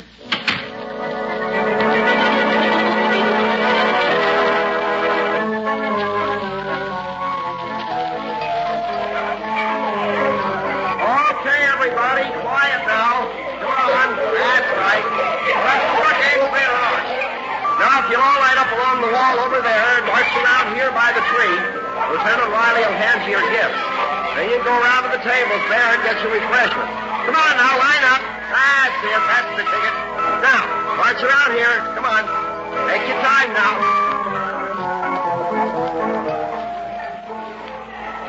Well, Patsy, how's it going? Oh, Nick, it's wonderful. We're having a grand time. Oh, that's fine, Patsy. Hey, Patsy, look. Over there by the door. What do you see? Where, Nick? Oh, well, who's that? That, Patsy, is Ben Rasper. Oh, I hope he's come to join the party. For heaven's sake, that's the man I've heard so much about. Well, he looks scared to death, Nick. Look, Patsy, will you go over and make him welcome? Well, of course, Nick. Good. Hello there. Merry Christmas. I'm Patsy Bowen. Won't you join us? How do you do? I hope I'm not... Do you mind if I just watch? Well, of course not. Come right in. I wanted to thank Mr. Carter for the gift he sent, and I... Nick's right over there near the tree. Come along. Children seem to be enjoying themselves, don't they? They certainly do. There's Lieutenant Riley handing out the gifts there. And Scotty Wilson with him, standing next to Mr. Carter. Yes, I met Mr. Wilson. Just look at Lieutenant Riley. He's having as much fun as the children. So I see. Oh, there's a nice-looking boy there, Miss... what's his name? Where? That one over there. Oh, that's Jimmy. He's a nice boy. His mother was a big help to me in getting the refreshments ready. There she is over there on the far side of the hall with the table, see? Oh, yes. Her son. Yes. Yes, Nick? I see. Oh, Nick, we have a new guest. Oh, hello there, Mr. Rasper. Merry Christmas. I'm glad you could join us. Thank you, Mr. Carter. I came to express my appreciation for the gift you sent me. I hardly know how Make to... nothing of it, Mr. Rasper. Your being here is thanks enough for me. Mr. Carter, that little boy coming along the line there, Jimmy, I think his name is. Do you think I might give him... could I hand him his gift, do you think? Why, certainly. Riley. Mr. Rasper here wants to lend a hand. Can you use him? Sure thing, Nick. Come along, Mr. Rasper. Thank you, Mr. ahead, Carter. Well, you just hand them these packages as they come along, Mr. Rasper, and enjoy yourself, man. I will. There, little girl. Merry Christmas. Oh, thank you. Say, she liked it, didn't she? Well, they all appreciate a little kindness, Mr. Rasper. Now, here's a gift for that little boy there. Oh. Hello. Jimmy, here you are. And a Merry Christmas, son.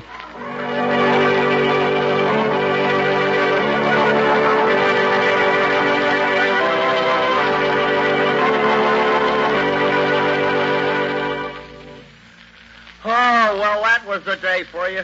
Gosh, I haven't had so much fun since last year. You played those games harder than any two kids in the bunch, Scubby. Yeah, and lost practically every time. You're kidding.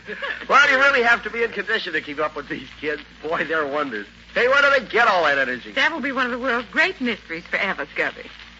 Nick, what are you thinking so hard about? Oh, I was just thinking of the way Mr. Rasper took to the party. Oh? Hey, don't you mean the way the party took to Mr. Rasper, Nick? Yeah, I never saw a man open up the way he did. Why, it was wonderful. The children just flocked around him. And that's one of the greatest jobs that Nick Carter ever did. Well, what do you mean, Riley? Well, Patsy, you'll never believe it, but when Nick and I went to see Rasper to get a contribution to the party, he was the hardest case of unadulterated unpleasantness I ever saw. But somehow Nick managed to get under his skin and bring out, well, what you saw tonight. Well, for heaven's sake. How did you do it, Nick? Well, it wasn't difficult, Patsy. You see, I could see when we first spoke to Rasper that he was fighting something. But I didn't know what it was. But from what Riley, Scubby, and you told me, I found that 3 different times Christmas Eve had brought him bad luck. First, the fighter O'Day. Then Mrs. Rasper had left Rasper on a Christmas Eve, taking his son Jimmy with her. And third, he'd lost his promoter's connection at the arena, also on Christmas Eve. Well, the whole thing added up. Rasper associated Christmas Eve with a list of unfortunate incidents and fought anything that suggested the holidays to him. He made a lot of money, but it never brought him happiness. The big thing for me was to make him realize that people and Christmas meant good and not evil. And from what I saw this afternoon, the Rasper family and the whole neighborhood, for that matter, is going to benefit by his awakening to that realization. Oh, Nick, that's wonderful. You deserve a kiss for that. Oh, thanks, Patsy. I'm glad you feel that way, too. You know, I'm happier this evening because of Mr. Rasper than I would be if I'd solved 20 murders. He's made this a really merry Christmas for all of us.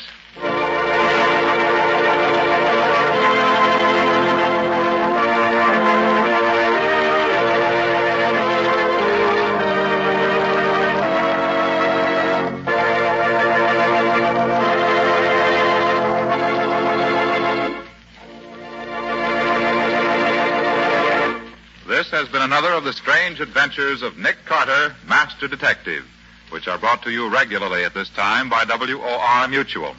What's your story going to be about next time, Nick? It's a little different from the usual story because it started out with Nick himself being the victim of a holdup. Yes, and the men who held me up turned out to be innocent after all. Sounds a trifle complicated to me. It was. Complicated, but interesting. And it gave me plenty of trouble before I found the solution. Including a sore throat that almost finished Nick Carter. A sore throat? Why should that be dangerous? Because it was the kind that you get from a rope around your neck. Hey, wait a minute. You mean... All the rest of the story you get 2 weeks from tonight, not now. So long, everybody. So long. So long, both of you. In the strange adventure you have just heard, Nick Carter was impersonated by Lon Clark, Patsy by Helen Choate, and Scubby by John Kane. The story was written for Nick Carter by Humphrey Davis. Original music was played by Lou White. The entire production was under the direction of Jock McGregor.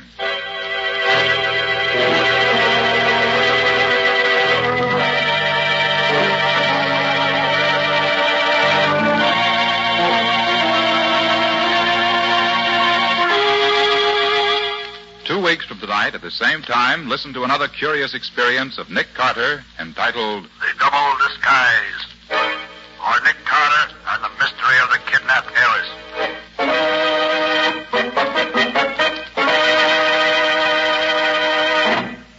This story is a copyrighted feature of Street and Smith Publications, Incorporated. The Return of Nick Carter is produced in the studios of WOR and is broadcast over most of these stations Monday evenings at 9:30 Eastern Wartime. This is Mutual.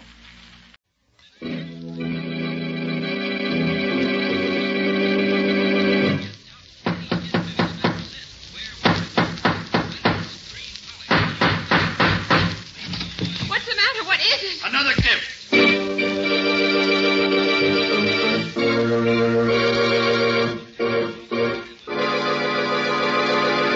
Yes, it's another case for that most famous of all manhunters, the detective whose ability at solving crime is unequaled in the history of detective fiction, Nick Carter, Master Detective. Tonight's curious adventure, The Double Disguise, for Nick Carter and the Mystery of the Kidnapped Heiress.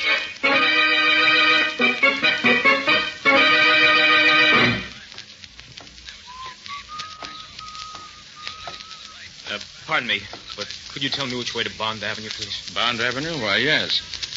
We'll just walk 3 blocks Okay, straight mister. ahead. It's a stick-up. What? Yeah. Hand it over and be quick about it. Hand what over? Your wallet, of course. Come on. Oh, come now. Isn't it quite late in the evening for this sort of thing? There's nothing funny about this. I mean business. Now, you haven't been in the business very long, have you? That's enough talk. Just hand it over. Hand it over, I'll shoot. You really would shoot me, would you? Yes. This is your last chance. Please, I don't want to have to kill you. Okay. But you won't find very much. All right, I'll take that toy pistol now. There. Oh. You knew all the while. Sure. Would have fooled most people, but you just happened to pick on the wrong man. I'm Nick Carter. Nick Carter? Gosh, I guess I did. My name is Brown. Chester Brown. Well, Mr. Brown, let's have it. What's the story? You're no gunman. Oh, you're right, Mr. Carter. I've never done this sort of thing before. Now, why'd you try to hold me up, then?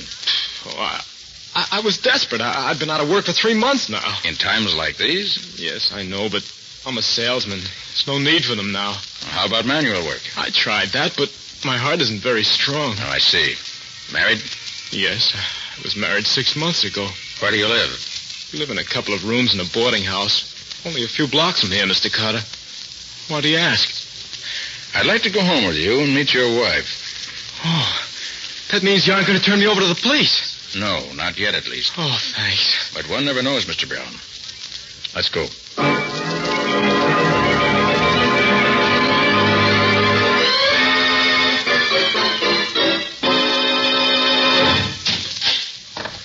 Right this way, Mr. Carter. Stella? Oh, Stella! Stella! That's strange. She isn't home. Maybe she went out for a while. At this time of night? She'd be back by now. What does it mean? Well, it probably doesn't mean much. Oh, wait a minute. Here's a note. Perhaps this will explain things. Here, let me have it. Dear Chet, I'll be gone for a few days. Don't worry about me. All our troubles will soon be over. We're coming into a fortune. I can't explain any more now. You're Stella. Well, congratulations. Ah, look what's enclosed. $100 bill. May I see it, please? Oh, here you are. Gosh, I can't believe it. It's too good to be true. Tell me, Mr. Brown, is your wife any rich relatives? Rich relatives? Never heard her speak of any. Mother and father no longer living. Well, she has an uncle, a man by the name of James Spear. He lives somewhere out in Colorado. Maybe it's he. Yes, maybe. What are you doing, Mr. Carter? Just checking the number on this bill against a list I have here. But why? What is it? Mr. Brown, I'm afraid my congratulations were a bit premature. What do you mean? Have you read the evening paper? No, I haven't seen a paper all day. Why? Michael Stillfield, the banker, was murdered last night. $10,000 was stolen from his private vault in one of the cleverest safe-cracking jobs seen here in years. Yeah, what's that got to do with this? The stolen money consisted of $100 bills. So what? The bill your wife left for you was one of those stolen by the murderer. Oh, but Mr. Carter, she had nothing to do with that. I feel sure of that, Mr. Brown. Well, then why should you want to... Suppose you went out tomorrow morning and tried to spend that bill. What would have happened? Why, Oh, I see. I'd have probably been arrested as a murderer. Exactly. But why did she leave that bill for me? Because she's as much a victim of this frame-up as you are. Brown, if my hunch is correct, someone's trying to make trouble for you and for her. Oh, but Mr. Carter, why should... Don't ask questions yet. Just listen to me. Pack up a bag and get out of here tonight. Go to 73 Bleecker Avenue. That's a rooming house run by friends of mine on the other side of town. Sit tight until you hear from me. Don't tell anyone where you are and don't use your right name. But suppose my wife comes back. I said to leave it all in my hands. Oh, but why? Brown, don't be a fool. If you don't follow my directions, you may be dead before morning.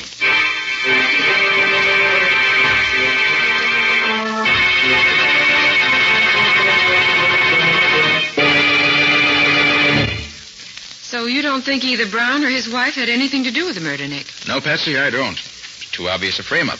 A frame-up? Yes, don't you see?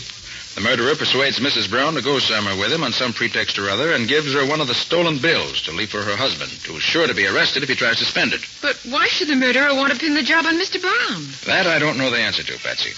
Except that for some reason or other, he wants to get Brown out of the way. Hello? Hello, Nick. I'm glad I found you in. Oh, Riley, what is it? You still say you're not interested in the Stillfield killing? Well, as a matter of fact, Riley, something's happened since you spoke to me about it. I've changed my mind. Oh, so you've heard already? Heard? What? About the big Postal Express robbery down on Front Street. That's where I'm calling from. I know, that's news to me. What do they get, Riley? $40,000 in negotiable bonds. Right out of the vault, Nick. Not bad. Yes, and this is the interesting part. Yeah? You know who those bonds were being shipped to? Michael Stillfield. Stillfield?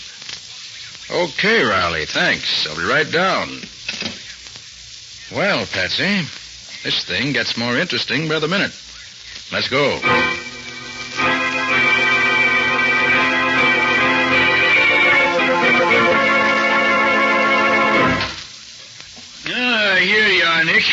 hello, Patsy. Hello, Lieutenant. Well, Riley, let's have a look. Sure thing, Nick.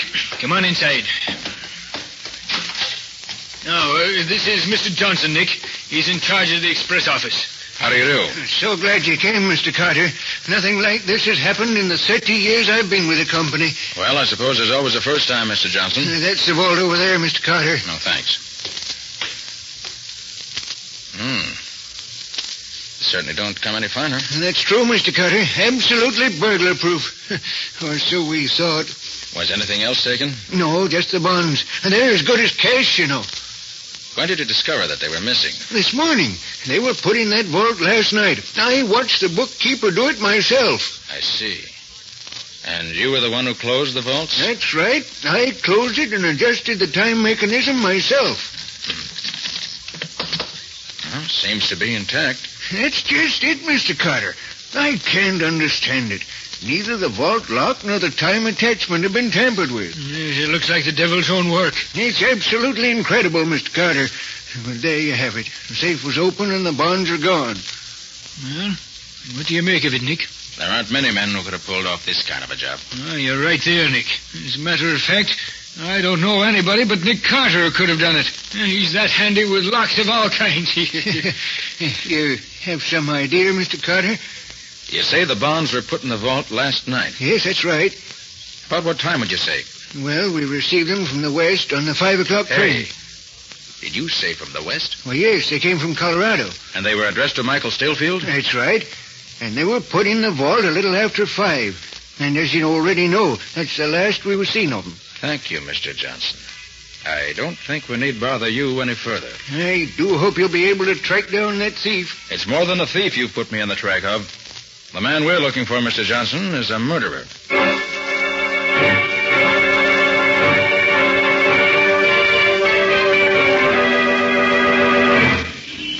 Hey, what was that stuff you were giving Johnson about looking for a murderer, Nick? That's exactly what I meant, Riley. You mean there's a connection between the murder of Michael Stillfield and this robbery, Nick? You catch on fast, Patsy. How do you figure it, Nick? Well, in both cases, it was Stillfield's property that was stolen. And in both cases, there was a remarkable safe-cracking job, right? Yeah, there's no doubt about it. Looks like it could be the same ones, all right. And you recall where Johnson said those bonds came from? Yes, from Colorado, Nick. Well, sure, I remember his saying that, but what's that got to do with it? Just a hunch, Riley. By judging by the way these two safes are broken into, I think I know who probably did it. Who? Clint Bartow. Clint Bartow? Oh, you're having me believing the dead come to life again, Nick. Why, don't you remember? He was reported dead 5 years ago up in Canada someplace. Yes, but where Clint Bartow's concerned, I don't have much faith in that kind of a report. He's the most dangerous and resourceful criminal on the continent. Riley, I wouldn't be surprised that he had that report circulated purposely. Well, no, I hadn't thought of it that way. Furthermore, I suggest you make a thorough check on the background of Michael Stillfield, the murdered banker. An idea there may be some interesting facts turned up. Okay, Nick, it's as good as done. When you get the information... Well... What is it, Nick? We're being followed. Huh? Well, not for long we won't be. Now just let me... Wait a minute. I want to handle this my own way, Riley. You continue on the way you're going. Patsy and I'll turn up this side street. Okay, Nick. I'll be seeing you. So long. So long, Riley. All right, Patsy, come along this way. Is he still following, Nick? Yeah. He's hanging on, all right. Here. Into this doorway here. Okay. Now what? We'll just wait. He'll be along. Yeah, here he comes now. Stay here, Patsy. Be careful, Nick.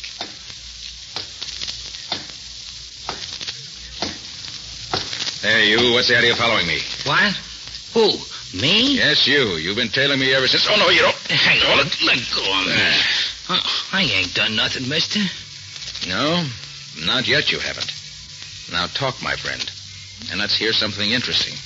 Okay. I was tailing you. That's what I thought. What's your game? Oh, not my game. It was some bloke I met near the express office. Yes? What about this bloke?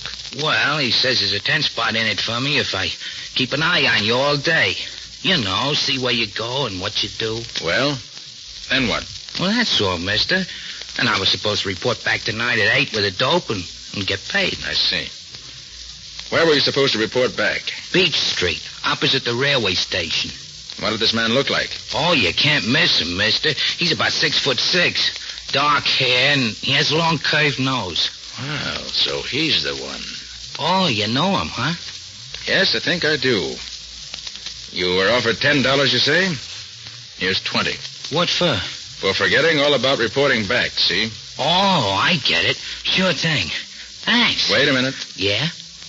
I want to get a good look at you. Huh? Mm-hmm. Yeah. Okay, I shan't forget what you look like in a hurry. Now beat it, and remember, stay out of my way. Okay, mister. All right, Patsy, come on. What now, Nick? We're going back to the office. I've got a special job to do now that requires a complete change of wardrobe. In fact, Patsy, a complete change of everything.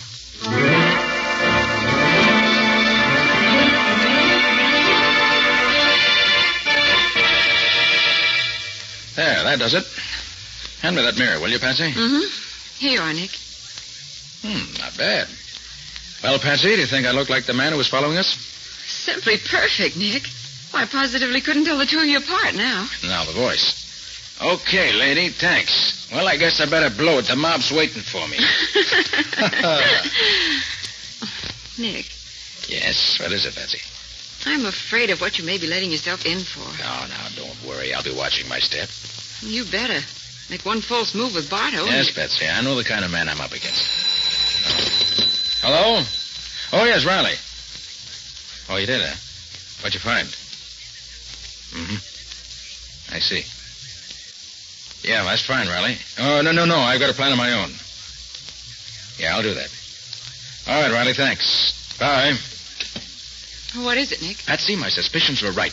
The report came through on Michael Stillfield. He proves to be none other than James Spear. Spear? You mean Mrs. Brown's uncle? Right. Seems he made his money out west many years ago, then got into some difficulties there. Changed his name and came east. And he never got in touch with his niece? Apparently not. Well, then that fortune Mrs. Brown spoke about in her note is true. Yes. According to his will, she becomes sole heir to the entire estate, being his only surviving relative. Well, not bad. If she lives, Patsy. If she lives? Well, why shouldn't she live, Nick? Well, the person she left home with last night must be the same person who killed Stillfield. The $100 bill she left for her husband proves that. And you think that... I think that if that person is Bartow, she's in very real danger. Stillfield owned the fortune and was killed. Now Mrs. Brown owns it, and she may very well be next on the list. Oh, I see what you mean. What time is it now, Patsy? 7:30. Okay, I better be off. I'm going to keep my 8 o'clock date. You will be careful, Nick. Yes, of course I will. You know what you're to do. Yes, I'll do just what you told me. Good. Well, so long, Patsy. I'll be seeing you. I hope so, Nick. I hope so.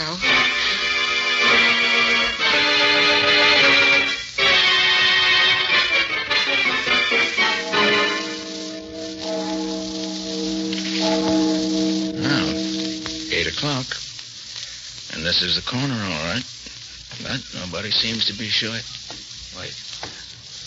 Uh-oh. You waiting for someone, Bud? Yeah. I was supposed to meet a guy here at 8. Okay, I guess you're the one. Follow me. Where are we going? I'm taking you to the boss. Where's that? You'll find out. Come on.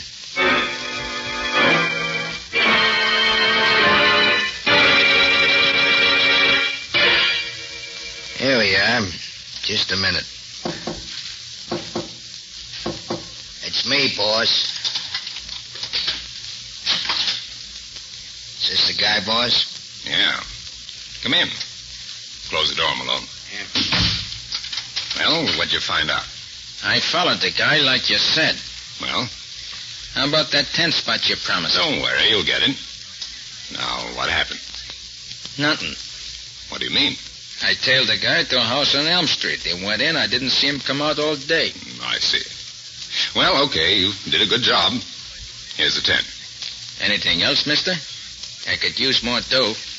And I ain't particular how I make it. If you get what I mean. Yeah, I get what you mean. You see, I figure you must have some kind of a racket, mister. Mm-hmm. Very clever reasoning on your part. Yeah. I'd sort of like to get in on it. That is, if you could use a guy like me. Maybe I could. You don't happen to know the name of that man you were following, do you? Never seen him before. Well, it was Nick Carter. Nick Carter? Mm-hmm. Who's he? Never heard of him, eh? Well, he's just about the greatest detective this side of the Atlantic. Hey, this Carter must be quite a guy. Quite a guy is right. With quite a bag of tricks. He's the one man that stood between me and a fortune on 3 different occasions. Put you in the jug, huh? No, not quite. But on account of him, I've had to lay low the last 5 years. Now I've got another fortune within my grasp, and he's not going to stand in my way again. No, sir. I'll see to that. Yeah, worked out a scheme, huh? Yeah. Beautiful one. Beautiful and simple. He's going to be hoisted by his own petard. Come again? One of his own great tricks is going to be his undoing. I don't get you. All right, Nick Carter. You can come out from under that trick voice now. Keep him covered, Malone. Yeah, mate. Well, congratulations, Bardo.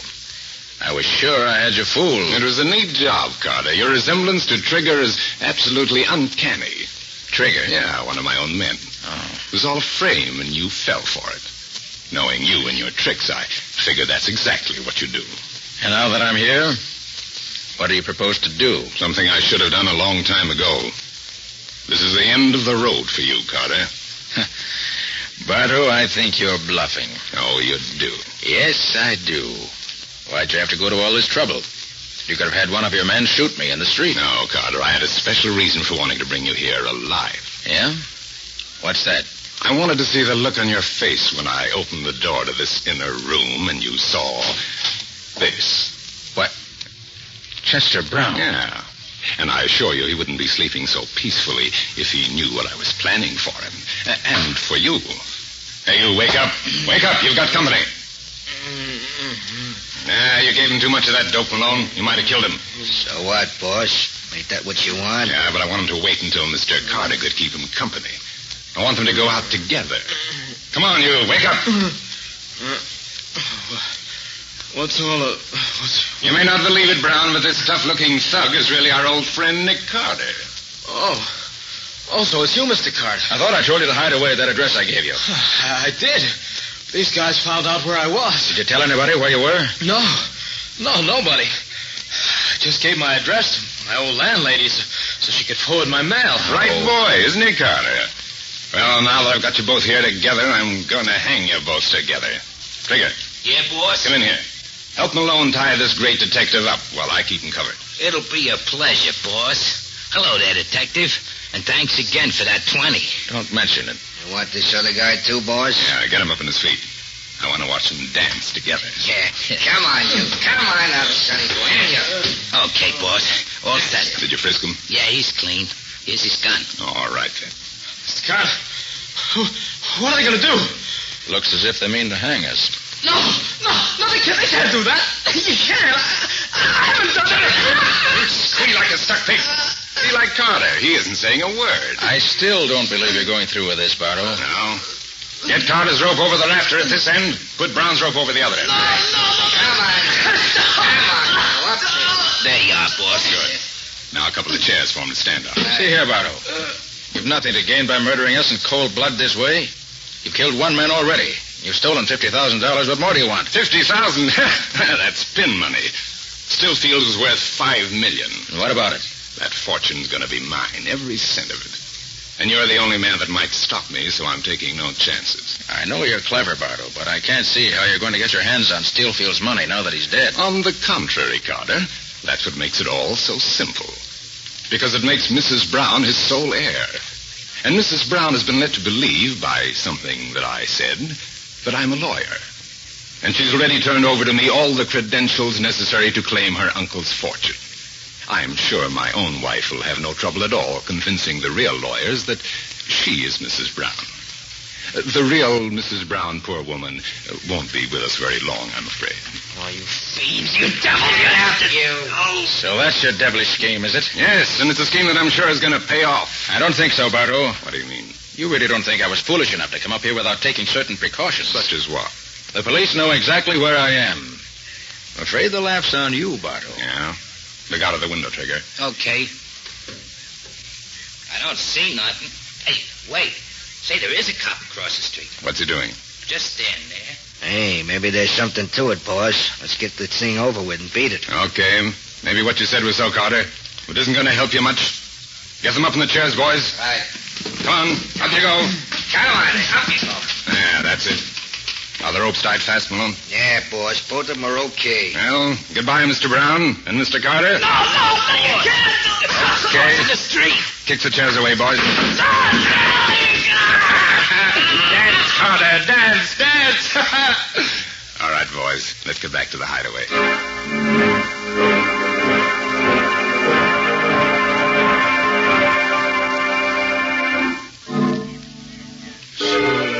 So that was his plan, Patsy. Yes, Lieutenant. I see. And if Nick didn't come out in a half an hour, we were to go in after him. The time's just about... Oh, look, Lieutenant. Huh? What is it, Patsy? There's 3 men leaving the building. They're getting into that car. Yeah, and in an awful hurry, too.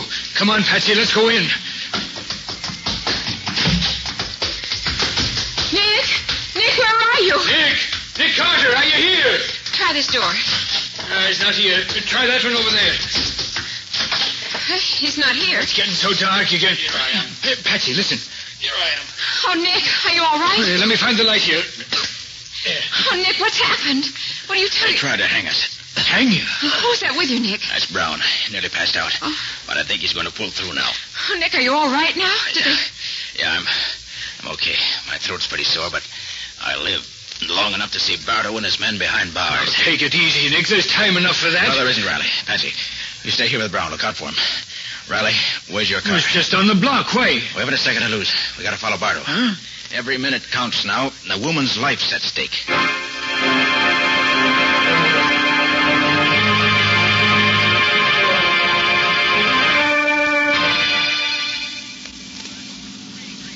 There's no sign of him yet, Nick. Oh, that's all right, Riley. Keep straight ahead on this road. Hey, do you have an extra gun in the car? Yeah, you'll find one under the seat there. Good. Oh, yes. Here it is. Well, how does your head feel, Nick? Much better now. How did you ever get loose, Nick? They actually had you strung up, didn't they? They sure did. I can still feel it. Well, how did you do it? Well, after they tied my wrists, I got Bartow to talking and gave me time to work him loose. Oh, you mean you swelled your wrists when they tied them so that when you relaxed, they'd be so much smaller, huh? Mm-hmm. Except that having my hands free wouldn't have helped me much if Bartow and his men hadn't left right away. Fortunately, they saw you coming across the street, and they ran as soon as they strung us up. Well, what did you do then, Nick? By that time, I'd worked my hands loose. So I grabbed the rope above my head and pulled myself up. Phew, that was close. Yes, it was. And I cut the rope with a little trick knife that's built into my tie clasp. They never thought to look for one there. Then I cut Brown down. Poor fellow, he was almost gone. Well, thank heavens you outsmarted them, Nick. And as for Bartow, that dirty, murdering, no-good scoundrel... Oh, look, I Riley. could... Huh? There's a car ahead of us. Oh, was that the right one, Nick? Let me see. So much dust on that. 3J20R7... Is that last... Oh, 6. Yes, that's the car. All right, now take it easy, Riley. I don't want him to get suspicious. Right. Yeah, they're turning up that dirt road there, Nick. Shall I follow them? Say, I know where that hideout is now. Oh, you do? Yes, it must be the old Fairbanks Cave, not far from here. Bartow used it before. You stop the car here. If luck's with us, this is the end of the trail. And the end of Bartow.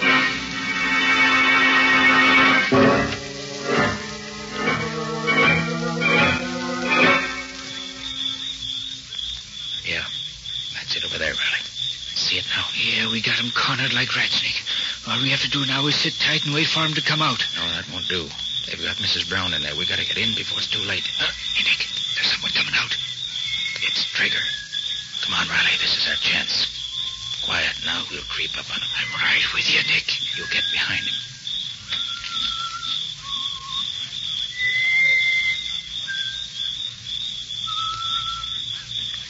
Oh! Ah, that was worth $20. Now for the boss himself.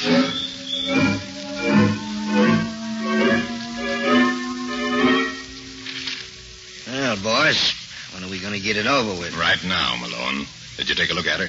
Yeah, she's all tied up the way we left her. All right. Say, Trigger. Trigger. Yeah, boss, coming. What's up? That special little job on the lady inside. We're going to take care of that right now. Then what, boss? What do you mean, then what? Then we bury her, of course. That's the end of Mrs. Brown. Then my wife takes over, claims the fortune, and we're all set for life. Oh, yeah. I was forgetting that you're going to palm the wife off as Mrs. Brown. You talk too much, Trigger. I prefer action. And so do I. Get your hands up, Clint Bartow, and you too, Malone. Hey, what is this? Boss, that's... Hoist by his own petard, eh, Bartow? Carter. They caught it. It can't be, boss. But it is. Now back up, both of you, and keep those hands up high. Riley, Yeah, Nick. come on in. Good work, Nick. Were you in time? Yes, Mrs. Brown's okay. She's inside there. Well, I guess we can call it a day, Nick. You saved the lives of the Browns, and we got Bartow and his gang where we can put him away forever. Yes, Riley, that's true. Huh. Clint Bartow and his tricks. Hoist by his own petard. Huh? What in the world does that expression mean, Nick? That? Oh, it's an old Hindu proverb, Riley. It means, men who make noose for other fellow sometime find it around own neck.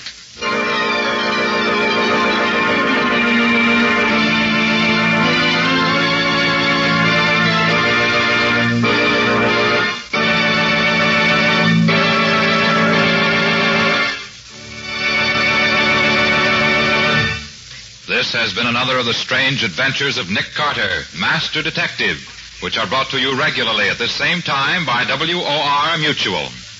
What's on the menu for next week, Nick? Imagine a murderer sitting in the death cell at State's Prison. It's just 8 hours before he's scheduled to die in the electric chair. And then suddenly he sends for Nick Carter to prove he's innocent. Why did he wait so long before he sent for Nick? Well, that's all a part of the story, Joe. But I want to tell you that the next 8 hours are about the busiest 8 hours that Nick ever spent. And was he innocent? That's also a part of next week's story. In other words, Mr. Ripley, we're just not telling anymore until next week. So I see. But I think when you've heard it, you'll agree that it's a story well worth hearing. So long. So long, folks. So long to both of you for another week. In the strange adventure you have just heard, Nick Carter was impersonated by Lon Clark, Patsy by Helen Choate. The story was written for Nick Carter by Ralph Berkey. Original music was played by Lou White. The entire production was under the direction of Jock McGregor.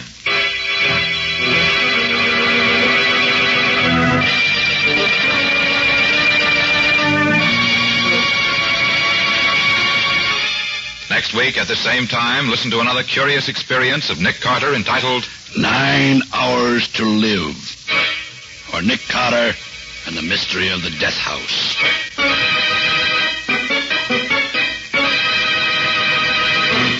This story is a copyrighted feature of Street & Smith Publications, Incorporated. The Return of Nick Carter is produced in the studios of WOR and is broadcast over most of these stations every Saturday evening at 7 o'clock Eastern Wartime. This is Mutual.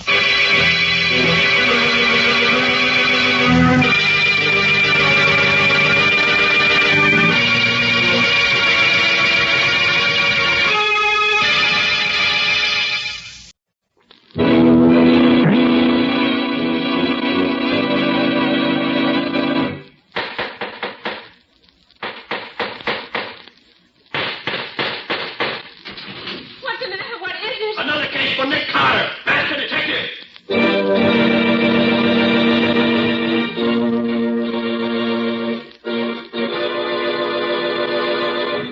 Yes, it's another case for that most famous of all manhunters, the detective whose ability at solving crime is unequaled in the history of detective fiction, Nick Carter, Master Detective. Tonight's curious adventure, 9 Hours to Live, or Nick Carter and the Death House Mystery.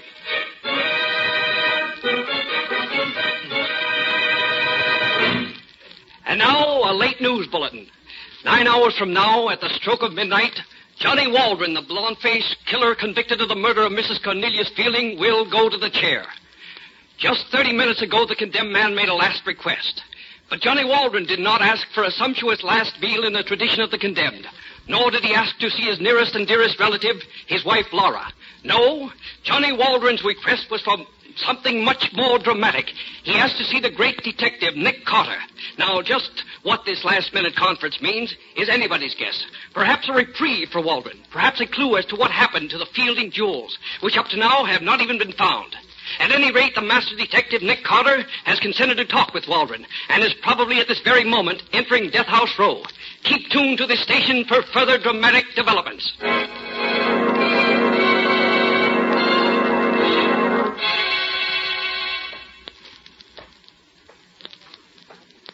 Where have you got him, Guard? He's in number 1. We moved him to number 1 this morning. You see, it's a shorter ways to walk to the chair from number 1. You all ready to go? Yeah, the barber was in and shaved his head and legs about an hour ago. How's you taking it? Oh, there ain't been a peep out of him. Don't want nothing to eat. Don't want a chaplain. Nothing at all. The only request he's made is to see you. Funny time to ask to see a detective, huh? Now, if you don't mind my asking, Mr. Carter, What made a big shot like you decide to see him? Well, maybe I'm curious to know what's in his mind.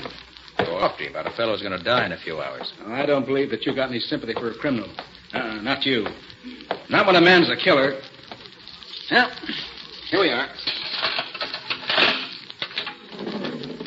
Here's your company, Waldron. Oh, hi. Hello, Waldron. Oh, Mr. Carter. You got 5 minutes. All right, guard.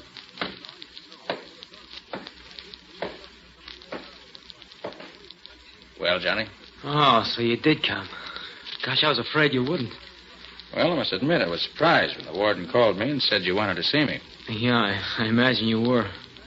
Gee, it was sure nice of you to come. Let's skip the formalities, Johnny. Time's too short for chit-chat. Come to the point. What's on your mind? Mr. Carter, you think I'm guilty, don't you? Well, didn't follow your case too closely. But you had a fair trial, and you were found guilty. What would you have me believe? I'd like to have you believe that I'm innocent. Pretty late in the game to convince Johnny. Oh, I'm not looking for a last-minute reprieve. That isn't what I asked you to come out here for. When I got word a little while ago that the governor refused my last request for a reprieve, I just made up my mind that I'd only be kidding myself if I hoped any longer. Why did you want to see me, Johnny? Mr. Carter, I know I haven't got a chance. I'm going to be gone in just a few hours now. But I could go a lot easier if I thought that maybe someday the world would know the truth. They'd know that Johnny Waldron was innocent. Johnny, if I thought you were innocent, I'd start the wheels turning right now to get your reprieve. Oh, wait. Let me finish, Mr. Carter.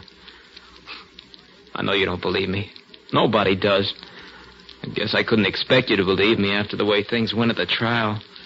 But sitting here in death row, waiting, the idea came to me that maybe Nick Carter would show him someday. Of course, I'd be gone, but, well, you see, there's Laura, my wife. She's going to keep on living, and it'll be hard for her. I suppose she believes you're innocent. Oh, she stuck by me swell. She's a wonderful woman, and I don't want the world to look on her as the widow of a murderer. Mr. Carter, all I'm asking is that after I'm gone, in your spare time, will you try to prove that they executed the wrong man? Just for my wife's sake. Johnny, if you're innocent, who do you think did rob the Fielding safe and kill Mrs. Fielding? I don't know, Mr. Carter. What? There's nobody you even suspect? Well, the only one that... No, I'm not going to accuse somebody I'm not sure of. I've only got a few more hours to live, and I don't If you don't want me to do anything for you, Johnny, you better tell me everything you can about this. No. You'll find them for yourself once you start looking. Well, I've got to have some kind of evidence to go on. I don't have any. Cards were stacked so well against me, but go see Laura. She's never stopped working for me. Maybe she knows more by now. Look here. If that's the case, why haven't you had a lawyer working for you right up to the last minute? Lawyers. I never had that kind of dough. Oh, a couple of shysters came around thinking maybe I had the Fielding jewels tucked away someplace. When they found out they weren't going to get a cut, they faded pretty fast. Even if you decide to do anything for me, Mr. Carter, I wouldn't be able to pay you for your trouble. You'd have to do it just as a favor to a dying man. You don't know where the jewels are? Why, no, Mr. Carter. How could I know? I didn't do that job. Look, you go see Laura. She'll tell you whatever she can. All right. Time's up, Mr. Carter. All right, Garrett. Well, Johnny, I'll look into your case. I don't suppose you believe me. I bet he's been telling you an innocent man is being sent to the chair, huh? He tells that to everybody. Did it ever occur to you, guard, that he might be telling the truth? No. Why? Well, so long. No. Good luck.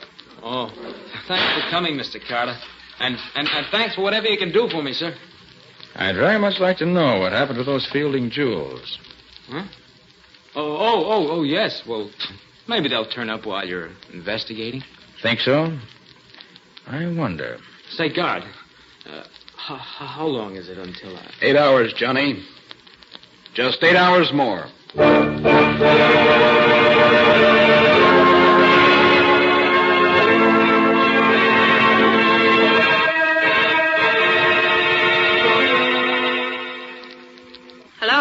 Carter's office. Oh, Patsy, this is Nick. Oh, Nick, thank heaven you called. This place is a madhouse.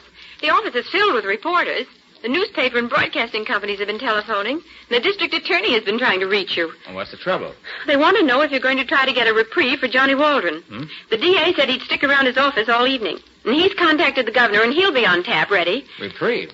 Oh, great heaven. I just talked to the fellow. I don't have any evidence. None whatsoever. What's the matter with the DA? Well, when Nick Carter goes to work on a case, even at the 0 hour, something usually pops. I'll tell him to hang on to the hats a while. And you, Patsy, go up to the courthouse and get a transcript from the Walden trial. Dig up what you can out of our files about Waldron.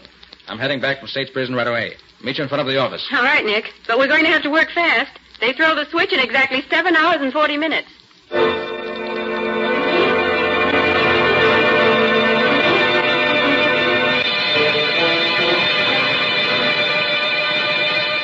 Waldron was really hired as a chauffeur. It was brought out of the trial that he ingratiated himself with the old lady every chance he got. Oh? You know, Mrs. Fielding was an invalid.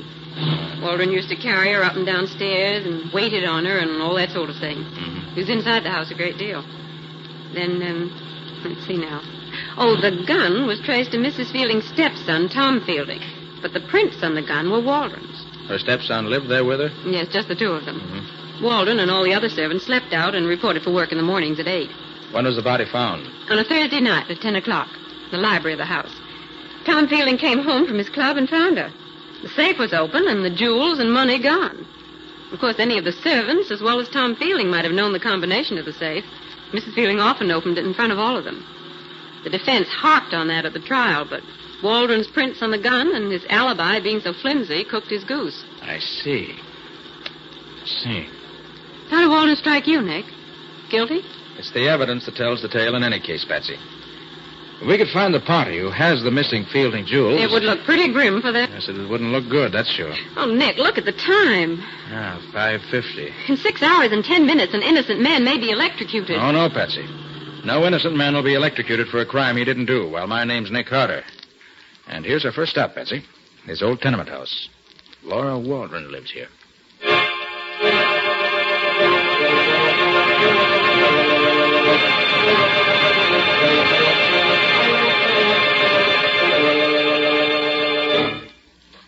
You're very nice to come to see me, especially today. Mrs. Waldron, this is my assistant, Patsy Boone. How do you do, Miss Boone? Hello, Mrs. Waldron. Won't you two sit down?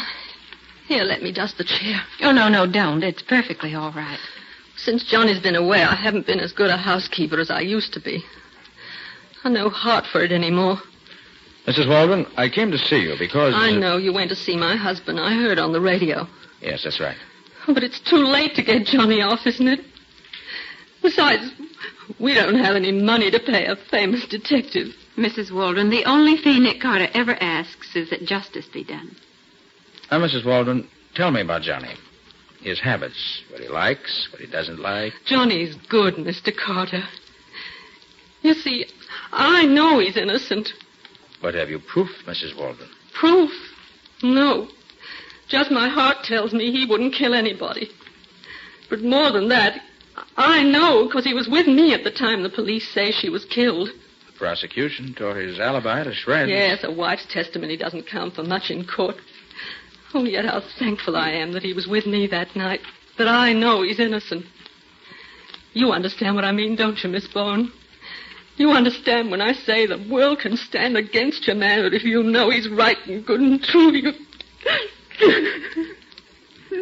Mrs. Waldron, isn't there any way at all it can be proved that your husband was home with you that night? No. You don't think of providing alibis for staying in your own home. It isn't much, I know, but it's ours. Tom Fielding has offered to help me. Now Johnny's going to be... Tom Fielding? You mean the stepson of the woman your husband's convicted of murdering? Yes. In what way has he offered to help you? Money. He knows Johnny isn't a murderer. His testimony in court didn't follow that line, Mrs. Waldron. Of course not. Mr. Fielding had himself to protect. That's right, Nick. Fielding was under suspicion. Just this afternoon he called me again. And where's the jewels, I said to him. If my Johnny did it, where's the jewels and the money? Would I be begging for work if Johnny had done it? You're working now, Mrs. Waldron? Day work. scrubbing up places where they don't ask too many questions. Oh, but I'd mop the streets of this town from one end to the other every day. If Johnny had left to die. No, don't, Mrs. Waldron. Don't cry, please. Please don't cry.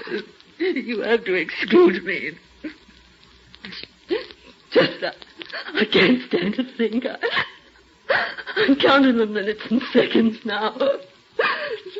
Only a few more hours. Johnny will be gone. Mrs. Waldron, I'd like to ask you another question. All right. Maybe Nick can save your husband yet, you know. Oh, if he only could. There isn't time left for me to chase down every witness and question them. Tell me, Mrs. Waldron, whom do you suspect of robbing and murdering your husband's late employer? Who? Oh, Mr. Carter, I have no proof against anyone. I didn't ask if you knew who murdered Mrs. Fielding. I only said, whom do you suspect? But I have no right to suspect him. Right? What do you mean? But he's been so kind and offered to help. Tom Fielding. That's who you think did it. Oh, I never dared think it out loud before. He was her stepson, you know, but she loved... Oh, they had their quarrels. Oh, they were just money spats. I'm not saying he did it, only... Only what? You talk to him, Mr. Carter. All right, I will. We'll go right over to the Fielding house now. Oh, but you won't find him at home at this hour, Miss Carter. He's always at the club at this time. I know from when Johnny used to drive for him. That's the old Hunt Club, isn't it? Yes. 10th and 5th. Mm-hmm.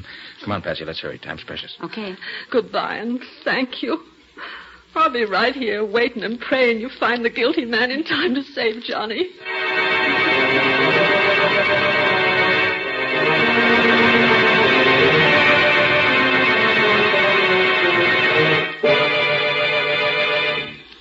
Nick, there's something puzzling you. What is it? Didn't you think Mrs. Waldron's story made sense? Well, it did, and it didn't. But, Nick, doesn't it seem a bit odd for Tom Fielding to offer her money? Yes, if that's true. Well, then her story does make sense. Patsy, it's not what Mrs. Waldron said that's bothering me. Something else. Something else? Well, what is it, Nick? I wish I knew.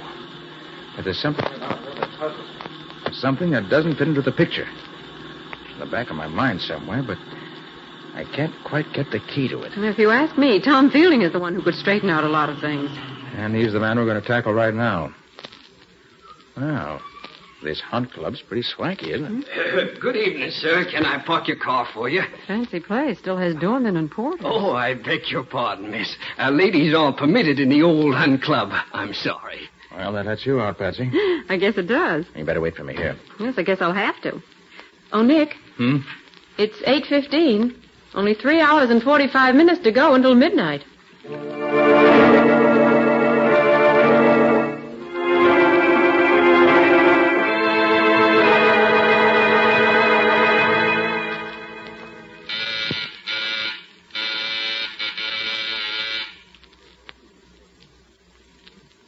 Ring again, Nick.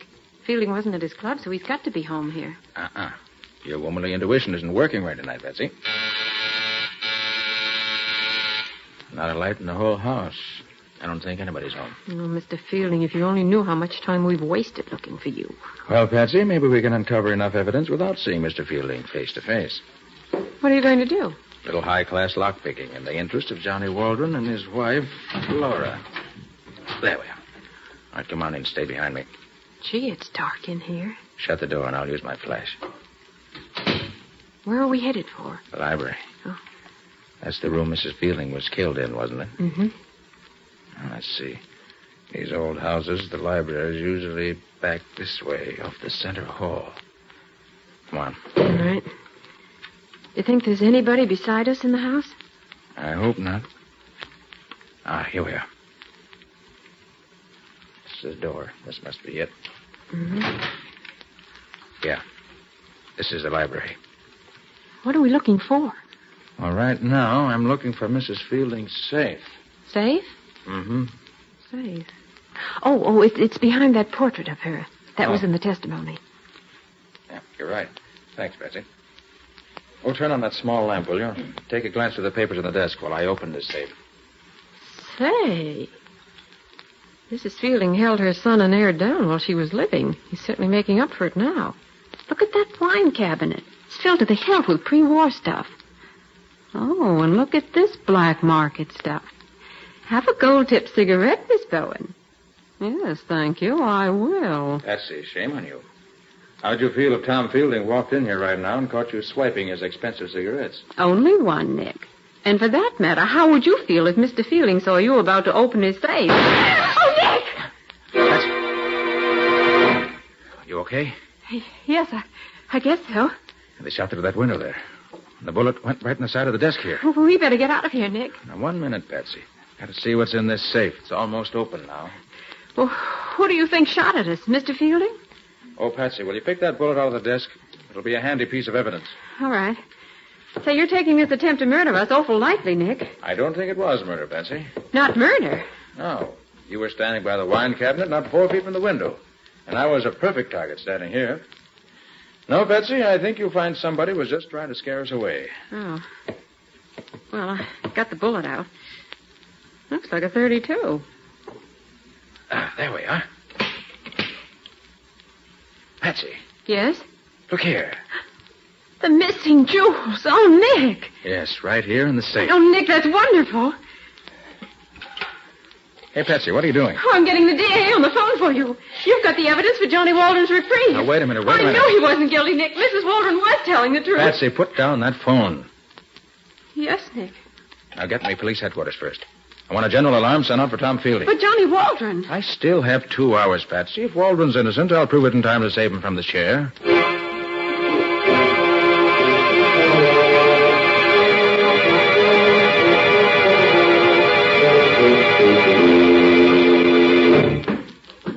Nick, why should you want to talk to Mrs. Waldron again when you haven't asked for the reprieve?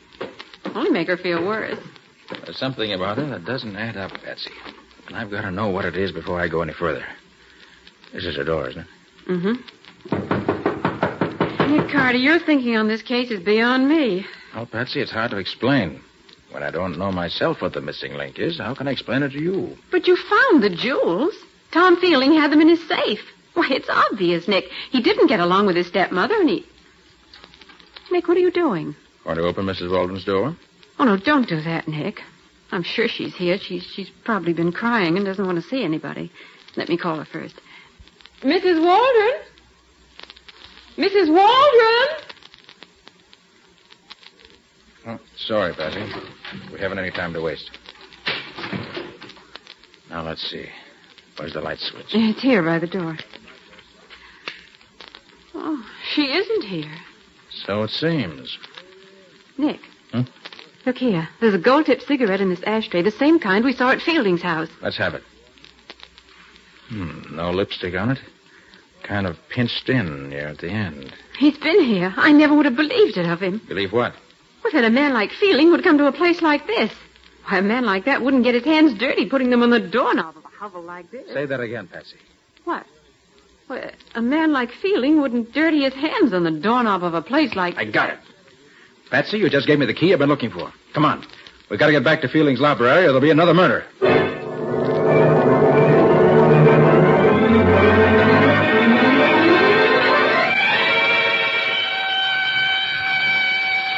You know, Patsy, there are times when having a siren in this car comes in handy. And tonight's one of them. Hope we're in time. Do you think the police have picked Fielding up yet, or do you think he'll be at his home? He's at home. I'll bet my bottom dollar on that. Nick, do you know what time it is? Stop worrying about the time and come on. I'm right with you. The place is still dark. There's a little light shining in the hallway. He's here, all right. Watch your step, Patsy. Don't worry about me. I slipped the latch on the front door when we left. Let's see if it's been bolted. No, still open. All right, come on. Where do you think he is? The library, probably. Oh, I hear someone, Nick. Yeah, they're both here. Oh, that's Mrs. Waldron's voice. Open the door, Nick. No, it's locked. I'll try to pick it. Oh, Nick, hurry. I am hurrying. Stay away from me! Help! Oh, he's killed her. There. Oh, Mrs. Waldron. Oh, thank heaven you came. He was just going to shoot me. I got the gun away from him and... You shot him. Yes, Mr. Carter. But it was self-defense. Anyone can see that. Oh, I'm so sorry for you, Mrs. Walton. It was worth it. It was worth it. Now Johnny will be safe. He won't have to die in the chair. Nick, you've only got 7 minutes to call it. 7 minutes to 12. Hurry, Mr. Carter. Just a minute. Calm yourself, Mrs. Walton. Here, have a cigarette. A cigarette? All right. May I light it for you? Thanks. Wait a minute till I get my cigarette holder out of my bag. So, you do use a cigarette holder. I thought so. Nick, the time is getting awfully short for your call to the DA. I'm not going to make that call. Why, Nick. Not going to make it. No, Mrs. Waldron. It was a nice frame-up you and your husband tried against Tom Fielding, but it didn't work. Frame up? Yes, frame-up. You and Johnny staged this whole thing to get him a last-minute reprieve. It was pretty clever, but you made a couple of mistakes. For example, this gold-tipped cigarette butt I found in your apartment tonight. What about it? When I found this butt in your apartment, all pinched in at the end from having been smoked in a holder, I knew you had lied about not having seen Tom Fielding. These particular cigarettes are made to order for him. I didn't leave it there. I couldn't be sure of that until I found that you used a cigarette holder. Then I knew I was right. You did leave it here. Go on, prove it.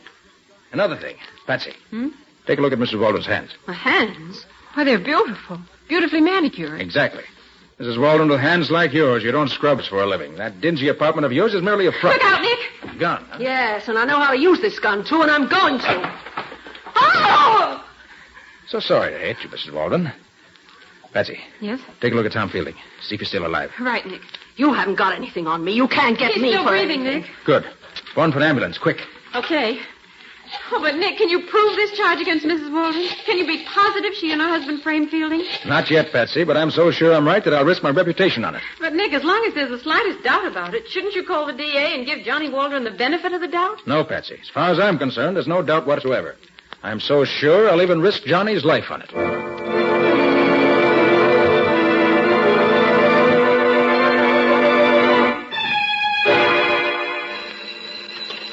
Hello, Nick Carter's office.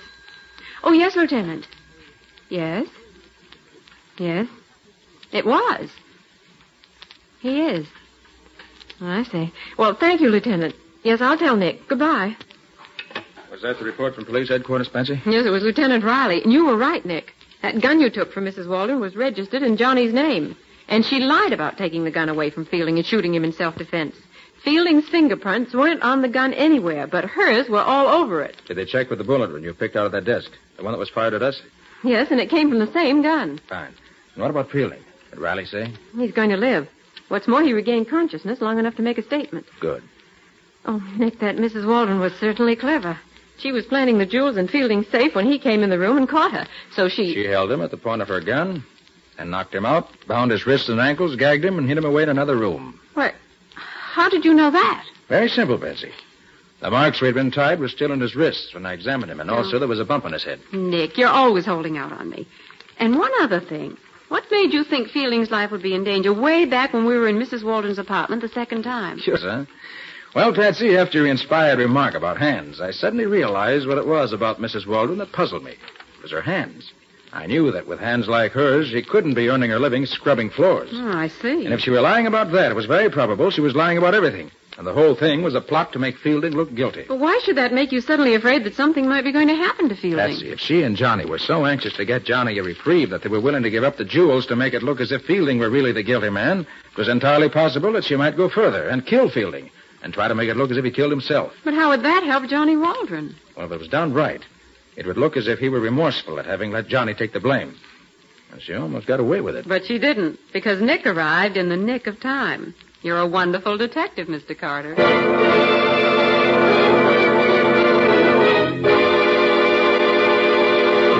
And so, ladies and gentlemen, at midnight last night, Johnny Waldron went to the electric chair to pay for the crime of having murdered Mrs. Cornelius Fielding. His dramatic last-minute attempt to get a reprieve failed, thanks to the quick action of that master detective, Nick Carter.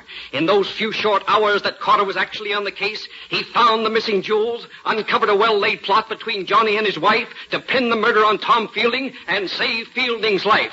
Tom Fielding and the entire community owe a debt of gratitude to Nick Carter.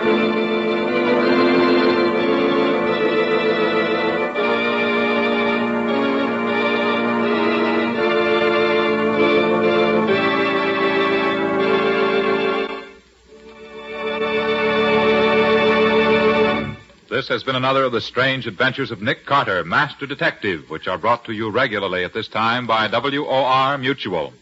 Well, Nick, what happens in your next week's story? Well, I want to tell you the story of the time that I quite accidentally stumbled onto a terrible crime. Or to be more correct, I stumbled onto evidence that a terrible crime had been committed. That doesn't sound like a very unusual thing for you to do. Except for one little fact, Mr. Ripley. We didn't know where or when the crime had been committed. In spite of the fact that we heard the story of the murder from the victim's own lips. As a matter of fact, we even heard the murder committed. And we were powerless to do anything about it. If you're trying to make me curious about it... We are. You're certainly succeeding. Well, it's as unusual a tale as I've had the pleasure of telling in a long while, I assure you. So until next week, so long. So long, folks. And so long to you, Nick and Patsy. In the strange adventure you have just heard, Nick Carter was impersonated by Lon Clark, Patsy by Helen Choate. The story was written for Nick Carter by Barth Conray. Original music was played by Lou White. The entire production was under the direction of Jock McGregor.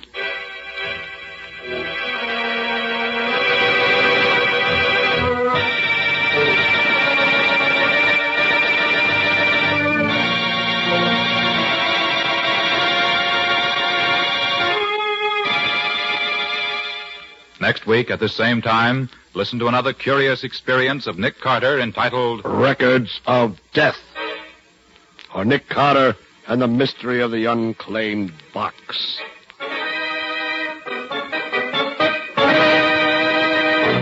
This story is a copyrighted feature of Street and Smith Publications, Incorporated. The Return of Nick Carter is produced in the studios of WOR and is broadcast over most of these stations every Saturday evening at 7 o'clock Eastern Wartime. And don't forget that the adventures of Nick's adopted son, Chick Carter, are broadcast over most of these stations Mondays through Fridays at 5:30 p.m. Eastern Wartime. This is Mutual.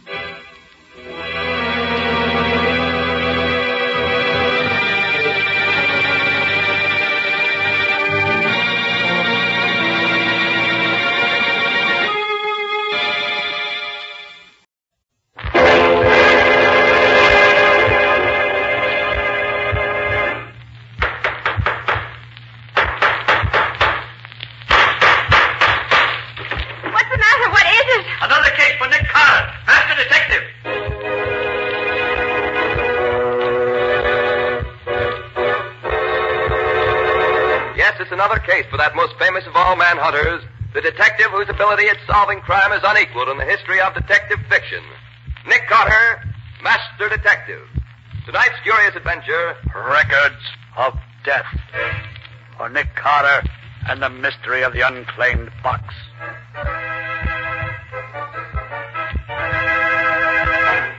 The fact of the matter is, Mr. Carter, that I've quite accidentally stumbled on a terrible crime. Or, to be more correct, I've stumbled on evidence that a terrible crime has been committed. But even so, Mr. Field, why do you come to me with it? That sort of thing should be reported to the police. Mr. Carter, what police would I report it to? Where was the murder committed? I don't know. Well, how can you know that a murder's been done if you don't know where it was done? Well, that's what makes this particular crime different from any other. Somewhere, sometime, a murder's been committed. Yet I don't know when or where. As a matter of fact, I doubt if anyone in the world knows of it, except those who did it, and me. And how do you happen to know all this? Because the victim, a young and beautiful girl, has told me so in her own words. I have the knowledge from her own lips. Oh, and you've seen and talked to her? Well, here's the story, Mr. Carter. About a month ago, I attended one of the sales of unclaimed packages that the express company holds twice a year. Among other things, I bought was a box about 1/3 the size of a steamer trunk. It contained some miscellaneous articles of clothing and 10 phonograph records. Phonograph records, huh? Regular professional records? No, Mr. Carter. They were small record blanks you buy when you make home recordings for yourself. I immediately played the records, and since then I've played them so often, I almost know them by heart. And you learn about this crime from those records? Yes. Mr. Field, you wanted to arouse my curiosity. You've certainly succeeded. When can I hear these records? Immediately, Mr. Carter. I have them in my room. If you'll go there with me, we can listen to them at once. Splendid. You mind if I take my assistant, Patsy Bowen, with me? Of course not. Then as soon as she's ready, we'll go. Patsy! Yes, Nick? Get your hat. We're leaving at once to listen to a murder.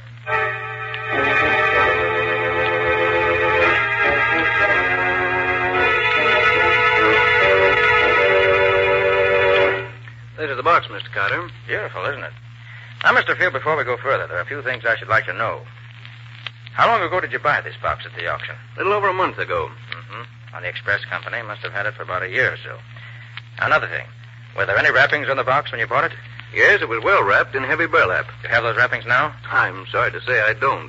By the time I realized that the wrappings might have furnished a clue to the mystery, they'd been burned in the incinerator. Too bad. Well, do you by any chance, whatever, recall the name and address to which the box was consigned? Fortunately, I do. It was addressed to an Alex Delanois in New York City. But I've searched every city directory, every telephone book, every place where names are listed, and I can find no such name anywhere. There was no street address, and the rest of the label, as I remember it, was practically obliterated. I see. All right, Mr. Field, let's listen to the records. And gladly. I'm very anxious to get your opinion of them. Are they in any kind of order? Well, after hearing them over and over as I've done, I believe that I've finally arranged them in their proper order. I see. They're so peculiar, I can hardly wait to see if you can tell me the answer. Here's the first one. I have a terrible story to tell. But even while I try to tell it, I'm afraid that you, who may listen to this, will not believe me. But I beg you, if justice means anything to you, believe me and avenge me. I shall rest easier in my grave if I know that those who hope to profit by my death have been deprived of the fortune they plan to get by killing me. I am very rich, but I am not rich enough to avoid the fate that is in store for me. She sounds as if she meant it, doesn't she? I thought he was coming in, but he went away. I've tried several times to escape, but I've failed each time. I wish I could tell you where I am, but I can't, because I was drugged when they brought me here. Oh, I forgot to say, my name is Nancy Deering, and I'm 22 years old. You who listen to this will recognize the name at once, of course. I only hope they don't murder me until I can... Is that the end of it? Not quite.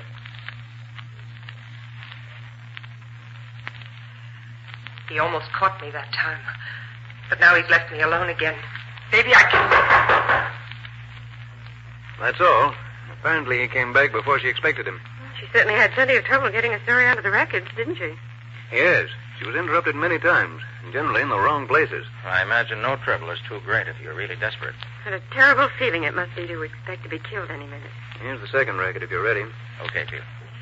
I don't know where I left off with my story last time, and I dare not play it back.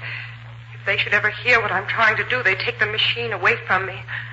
Then I'd be completely lost. I feel that my end is coming very soon now. They may carry out their plans to... In the gloaming, oh, my darling, when the lights are soft and low, and the flickering... I think he's gone now. I'm sure Ralph was listening at the door, but the singing apparently convinced him I was listening to the radio. When the time comes, I know it will be Ralph who kills me. Olive will undoubtedly help him, but Ralph is the leader. I found that out the other day when they tried to get me to sign the papers which will give them possession of my fortune. I shall never sign, but that... When the lights The rest of the record is that song. They did her best to get a story out of those records. Too bad she didn't succeed better. She managed to get most of her story on the records, one way or another. The only thing she really missed out on was telling us more about herself than just her name. Probably never occurred to her that the records might travel thousands of miles before someone would hear them. Yeah, here's the third record. Last night somebody searched my rooms while I was in bed. Maybe they suspect that I'm making these records. Although I'm very careful. I play the radio all the time, so they'll be used to hearing the noise. Ralph told me yesterday he was sure I was going crazy. Maybe I... Nancy, Olive asked me to tell you that. And that ends that. Whose voice do you suppose that was there at the end? I suspect it was Ralph's. It's amazing how much of the scene she recreates this way without really saying anything definite. You can feel the tension and the suspense right along with her. Yes. On the fourth record, she was able to get part of the visit that Ralph paid her one day. She must have known he was coming and prepared for it by putting the record blank on the machine in advance. Then, when she heard him at the door, she probably turned it on and got this. Well, put it on quickly, Mr. Field. Here you are, Miss Bourne. Well, my beautiful young half-sister. Have decided to sign over your fortune to me? I told you long ago I'd never do that. If you sign, we'll set you free, just as we promised. You don't fool me, Ralph. The minute I sign my name to that paper you have there, you'll kill me. You know that as well as I do. You'll set me free. That's funny. You don't know when you're well off, Nancy. If you did, you'd sign and go free. You must think I'm a fool, Ralph. I do. And I also think it won't be long before you wish you had signed. Oh, I wish this were all over. I wonder how they'll kill me. Ralph would prefer to strangle me, I'm sure. With those great, hairy hands of his. As for Olive, yes, she'd use poison a little. That's all there is on that one. It's a pity she couldn't have put more on each record than she did. She really used only a small portion of each blank. Yes, Patsy, but she had trouble enough to get even that much on them, the way they watched her. Nick, where could she get the blank records in the first place? They certainly wouldn't have let her have them knowingly. If I were to make a guess, Patsy, I'd say that when they took her to the place where she was kept prisoner, they probably took along her clothes and some of her furnishings. Mm-hmm. And among them probably was this radiophonograph. Perhaps she specially asked for it because she loved music or something, and the record blanks were probably the machine along with the other records. That could be. How about the fifth record, Mr. Field? I've never been able to make much out of this one. Maybe you'll have better luck. You mean it's not like the others? Quite different. Here, I'll start it near the end. The whole first part is just scratch and nothing else.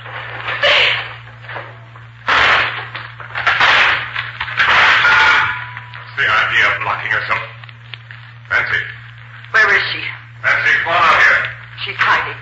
Drag her out. I'll find her. Find her. Find her. No, bring her off. Here, look over here. What's there?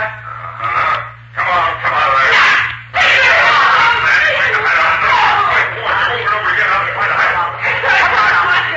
Come on, get her. Now, the sooner you get her, the better. No. Give me that. Nearly got me that time, didn't you? Too bad for you. You didn't succeed. You little devil, I'll fix you but good. Not very clear, is it? Perfectly clear to me. Nan locked her door and started the record. For some reason, she waited before saying anything. Then Ralph and Olive came, found the door locked, and, being suspicious, broke it down. Nancy hid, and they dragged her out. There was an argument about something that I didn't get. Nancy grabbed Ralph's pistol and took a quick shot at him, but she missed. Before she could pull the trigger again, he took the gun away from her. Good grief, Mr. Carter. It's clear enough when you tell it. Well, here's the sixth one. I must hurry. The time is very short. I may be interrupted any minute. I'm seldom left alone anymore. They seem to be afraid of what I'll do if I'm left alone. I wonder that they haven't killed me before this. I wonder if they... There's nothing but scratch for quite a bit here, but she starts again.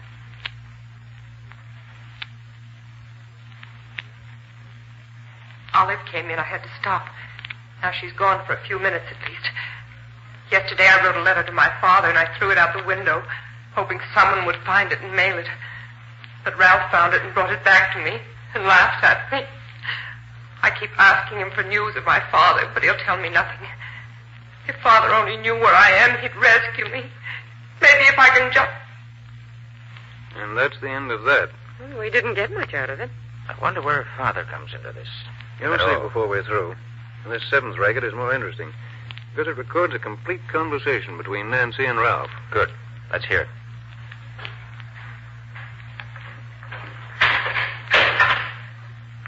Well, my dear Nancy, how are you today? If you had your way, I'd be dead. Why don't you kill yourself and save us the trouble? You mean save you from having a murder on your conscience? You have such a thing? Murder is a very ugly word, Nancy. You're murdering me inch by inch every day that I stay here. Well, I don't object to doing it that way if I can. You little cat!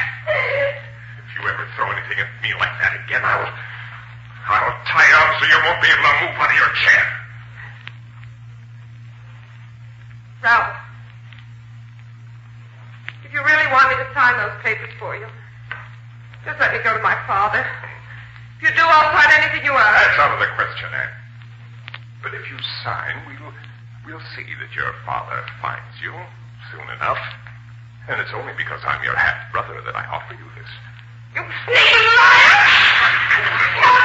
I'll show you. No! Please!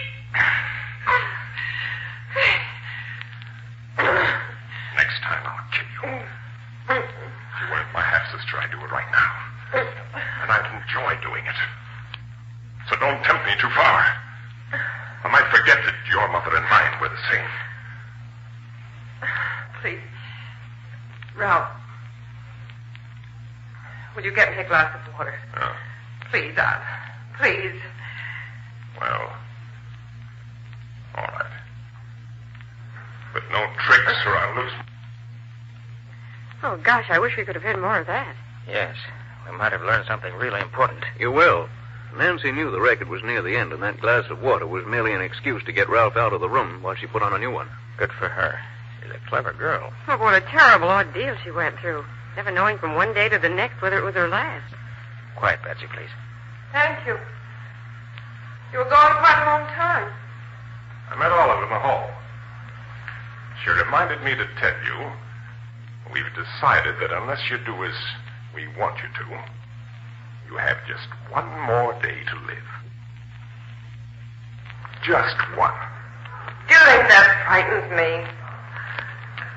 I'll almost welcome death, because I know it's the only way I'll ever get away from you two.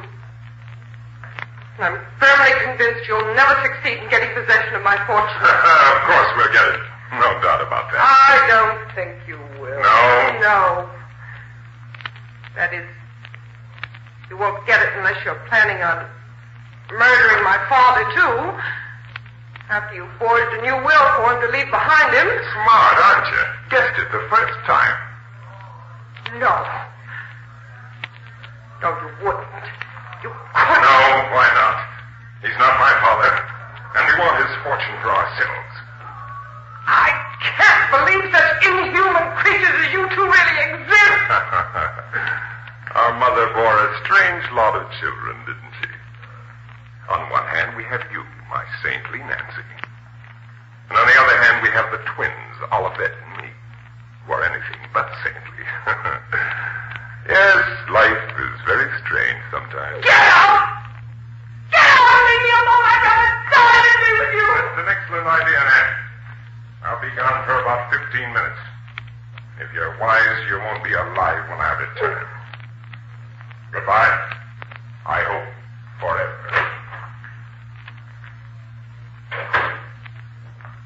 You heard what he said. It was the best evidence I could get. Ralph really made a full confession without knowing that every word he said was being preserved for you to hear. But my father, why was he died? Oh, I beg you, whoever you are, hears these words. If you can do anything to avenge our death, in heaven's name, do it. I go to my death believing that through you I shall have my revenge at last. Oh, please don't fail me. I see the record's coming to an end. Good night. Pray for me. Good God.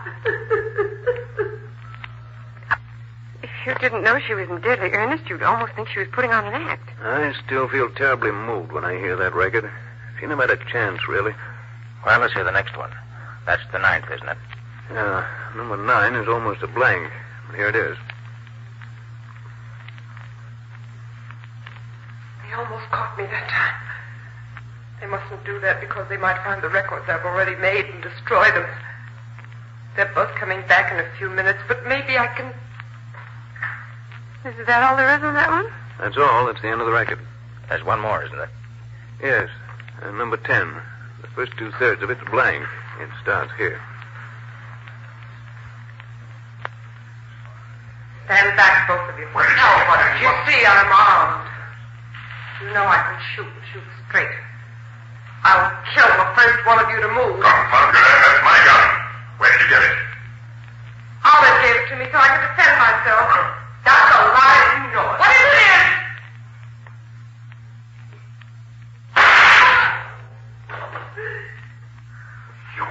You haven't waited much too long. This time you have.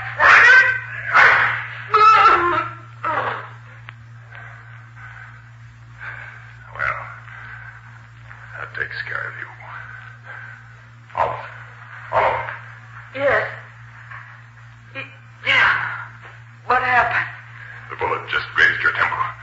Must have stunned you momentarily. Oh. Is Nancy dead? Yes. She's dead. What'll we do with the body?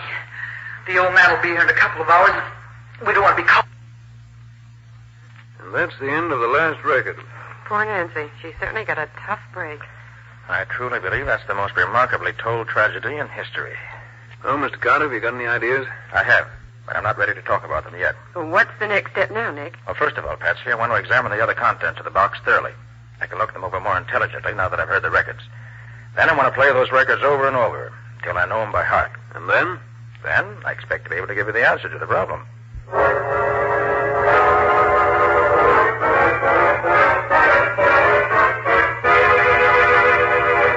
Got a sandwich in your pocket, Patsy? Oh, Nick, I thought you'd never finish listening to those records. Well, I wanted to be sure I didn't miss anything anyway. And I believe I've learned everything those records could tell me. You mean you really found some clues, Nick? Yes, indeed, Patsy. There are several clues marked out for us very plainly. Oh, that's wonderful. But first, I want to go over that list from here to the other things that were in that box addressed to Alex Delanois. Of course, Nick. Let me see now. Yes, here it is. Opera cloak with label Felix and Company, Toronto. And a beautiful and expensive thing it was, too. Silk slip with the name Olivette Dupre pinned on it. Wish I could wear silk like that. Patsy. A silk slip with the name Nancy Deering pinned to it. A New Testament with the name Evangeline Dupre on the flyleaf. Several rings, all very valuable. A real pearl necklace. And some beautiful and very expensive lace. Also, of course, the blood-stained nightdress, which must have been the one that Nancy was murdered in. And the 3 snapshots, of course. Oh, yes. One with the name Olivette on the back, one with the name Ralph, and one with the name Evangeline Dupre Deering. Whoever packed that box knew exactly what he was doing, Patsy. All ties together beautifully. He or she has given us all the clues he could to the people concerned in the affair. Evangeline Dupre Deering must have been the mother. Yes. She had 2 children, twins, Ralph and Olivette by her first marriage. Then she married Nancy's father, a man named Deering. But that doesn't get us much nearer a solution, Nick. Oh, but it does, Patsy. Did you notice that all the voices we heard in the records were American? Well, yes, I guess they were. And yet the names are mostly French, aren't they? Mm-hmm. Now, where do we find a combination like that around here? Why, in Canada, I suppose. Exactly. And the label on the opera cloak says Toronto, which confirms the Canada idea perfectly. You mean that the Deerings lived in Toronto? It's certainly quite logical to assume that the scene of the murder is Canada, and very possibly in the vicinity of Toronto. Well, we start there anyway. Maybe the Toronto police can help us. But, Nick, even if you're right, it doesn't mean that the police would know anything about the murder. It was all done so secretly. You're overlooking one thing, Patsy. I am? Well, what is it? The family from which these people came was a rich family, very rich indeed, if we may guess from the beautiful laces and from the jewelry and other things packed in the box. Mm-hmm. And remember also that Nancy's father was probably killed, too. Now, I can't believe that the head of a rich and probably well-known family could disappear without anyone knowing it. You mean you think the police will know that something happened to him about a year ago, even if they don't think that there's anything wrong about it? Exactly. So pack your bag, Patsy, and order a taxi to take us to the airport. We're flying to Toronto immediately.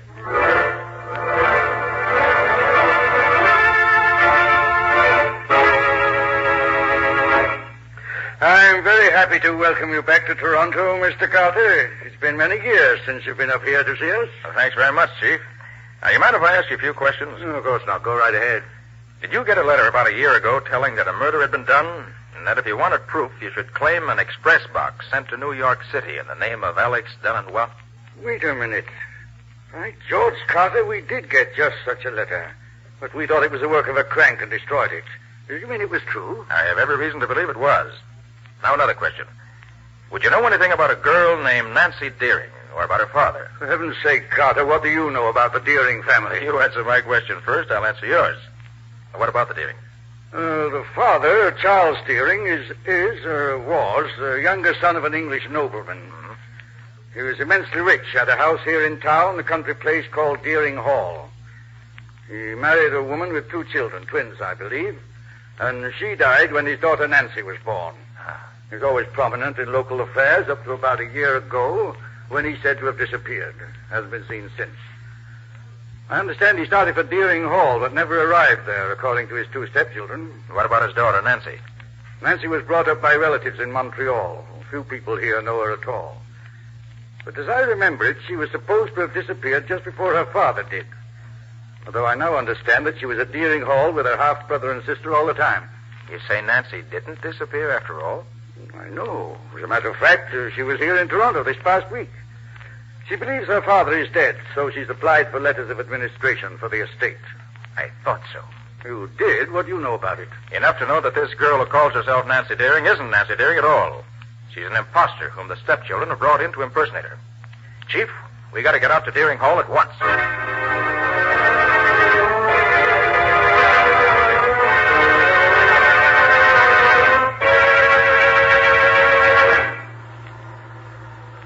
Road leading into the Deering estate turns off somewhere right in here, Carter. I'm not quite sure. Well, look, Chief. There's a man standing in the road up ahead. Oh, so there is. And he's motioning to us to stop. He looks almost like a dwarf, doesn't he? He's certainly a queer-looking individual. Perhaps you are going to the hall. Yes, we are. Why? Could you take me back there? I have walked so far, I am tired out. Oh, of course. Climb in. What? You are a policeman, no? Yes, I am. Oh, then you can help me. And I need help so very much. What seems to be the trouble? My name is Alex Delanois. I am the... Alex Delanois? But yes, you know me. You once sent a box packed with records and other things to New York City addressed to yourself? Oh, but yes, you have seen it. Yes, that's why we're here. Tell me, how did you ever happen to... Yes, I will tell you everything. I was the caretaker at the hall. Miss Deering let me stay in one of the old tower rooms because I am, as you see, a cripple. Sometimes I do not get out of bed for days at a time. About a year ago, the two stepchildren of those so very wicked devils came to the hall.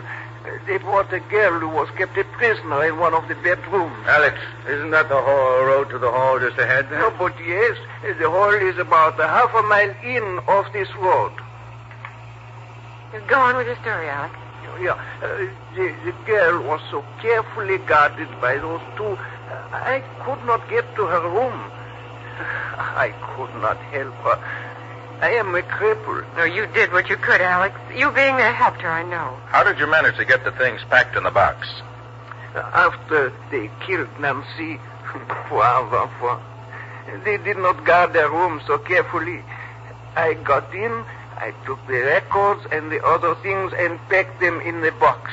A fisherman I know up by the lake sent the box by express for me. I wrote to the police in Toronto and in New York and told them what had happened and asked them to claim this box. But I am afraid they did not do it. No, we didn't. We thought the letter was just a hoax. What about Nancy's father? The day after Nancy was killed, he came here and they tried to kill him too. Tried to? You mean they didn't succeed? No, not quite. They hit him on the head with a pistol and threw him into the lake from the high cliff. But I saw them do it and I rescued him. I took him to my room and nursed him myself until he could get a doctor. Well, how is he now? Well, he's about well now, I think. There's the house right ahead, Nick. Drive right up to the door, Chief. I'll go ahead. You keep in the background in case they know you. Okay, Carter. But I'll be right behind you. Alex, you and Patsy stay here in the car. Oh, but of course. Sure, Nick.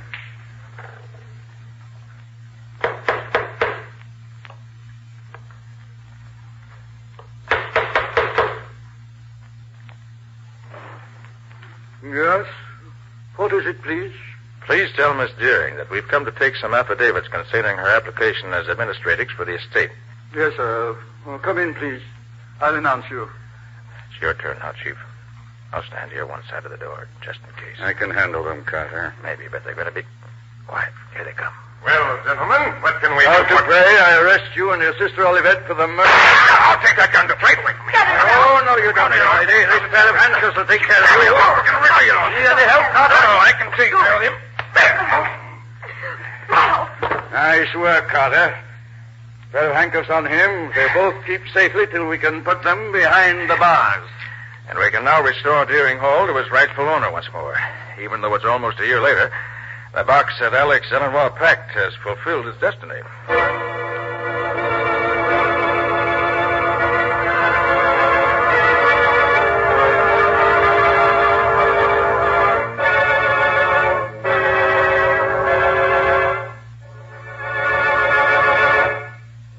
This has been another of the strange adventures of Nick Carter, Master Detective, which are brought to you regularly at the same time by WOR Mutual. What's your story going to be about next week, Nick? Well, next week I'm going to tell you the tale of the thief and murderer who had to be caught twice before he was really caught at all. And when Nick caught him the second time, it was because he was able to guess in advance exactly what the criminal was going to do, as well as exactly what he was going to think. And what did you say the crime was? Merely a matter of murder and robbery. There was nothing unusual in the crime itself. The excitement came in the way Nick chased him, outsmarted him, and finally caught him. It's a very special example of the criminal who was just a little too clever for his own good. He overrated himself and underrated Nick. That's always dangerous where Nick Carter is concerned. Thanks for the compliment. And so long till next week. So long, everybody. And so long to you both.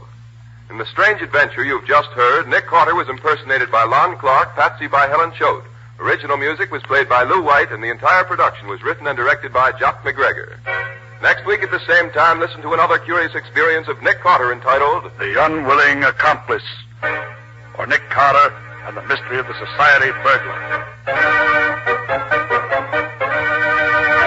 This story is a copyrighted feature of Street and Smith Publications, Incorporated. This is Mutual.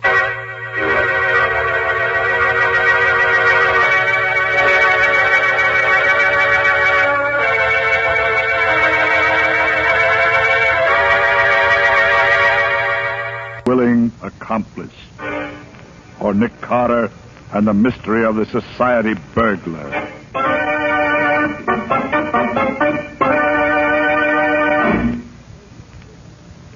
Hello, Lieutenant. What's new and interesting? Well, if it ain't my old friend Nicholas Carter.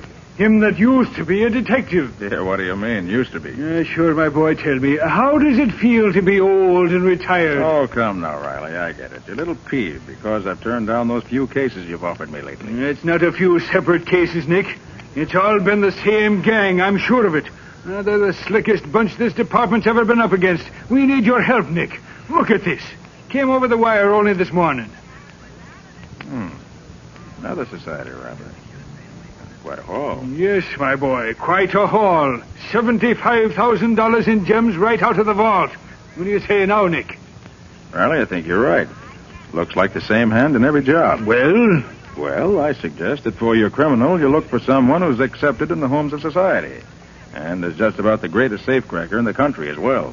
Oh, thank you, Nick. That's a very great help, I'm sure. Oh, I'm sorry, Riley, but really, I'm not interested. You know I don't take a case unless... Well, what in the name of... Wow, that was close. That stone missed you by inches. So, somebody's trying to bean me now, is it? Well, I'll fix that. Now, wait a minute, Riley. That isn't it. This seems to be a little matter of communication. Communication? Yes, look. There's a note tied to that stone.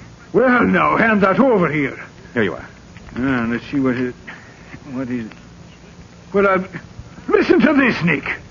My dear Lieutenant Riley, since the jobs I have pulled off lately have so completely mystified your department, may I suggest that you call upon the services of your very good and able friend, Nicholas Carter. What's that? It won't help much, of course, but at least I'll then have an adversary more worthy of my talents. You see, I'm varying the pattern and going on to much bigger things. Today it has been the National Loan and Trust Company. It is not only theft, but murder as well. Well, Nick, what do you make of that? Very interesting. Interesting, is it? Why, the cheek of him. The National Loan and Trust Company, he says. And murder, he says. We're dealing with a conceited maniac. Give me that phone. I'm going to check up on this. Well, as it's now 5:30 on Saturday afternoon, Riley, I doubt that you'll find anyone at the bank. Excuse me, Lieutenant. Yeah? There's a lady and gentleman here to see you. They say it's most urgent. Well, what are you waiting for? Show 'em in. Yes, sir. This way, please. Thank you. Lieutenant Riley? Yes? Permit me to introduce myself. I'm Butler Pierce, and this is Miss Olive Belden, my fiancée. I'm pleased to make your acquaintance. Now, what can I be doing for you? You can help us find Miss Belden's father. He's missing. Oh, missing, huh? Yes, Lieutenant. Dad's been gone for hours, and I'm beginning to fear something dreadful may have happened. Oh, excuse me. This is Nick Carter, Miss Belden, and Mr. Pierce. Nick Carter, the detective? The same, Miss Belden. Oh, I'm so glad, Mr. Carter. Would you, I mean... Isn't your alarm somewhat unwarranted? If your father hasn't been missing very long, I take it. That's true, Mr. Carter. Only 3 hours to be exact, but under the circumstances... What Miss Belden means, Mr. Carter, is that it seems as if her father had disappeared into thin air. How do you mean, Mr. Pierce? Well, the last time she saw him, it was through the living room window. From there, she could look out over the court into his private office at the bank. And when she... Bank? Did you say bank, Mr. Pierce? Why, yes. Olive's father is Wayne Belden, president of the National Loan and Trust Company. Did you hear that, Nick? The National Loan and Trust Company. Yes, Riley. There's not a minute to be lost. Come on.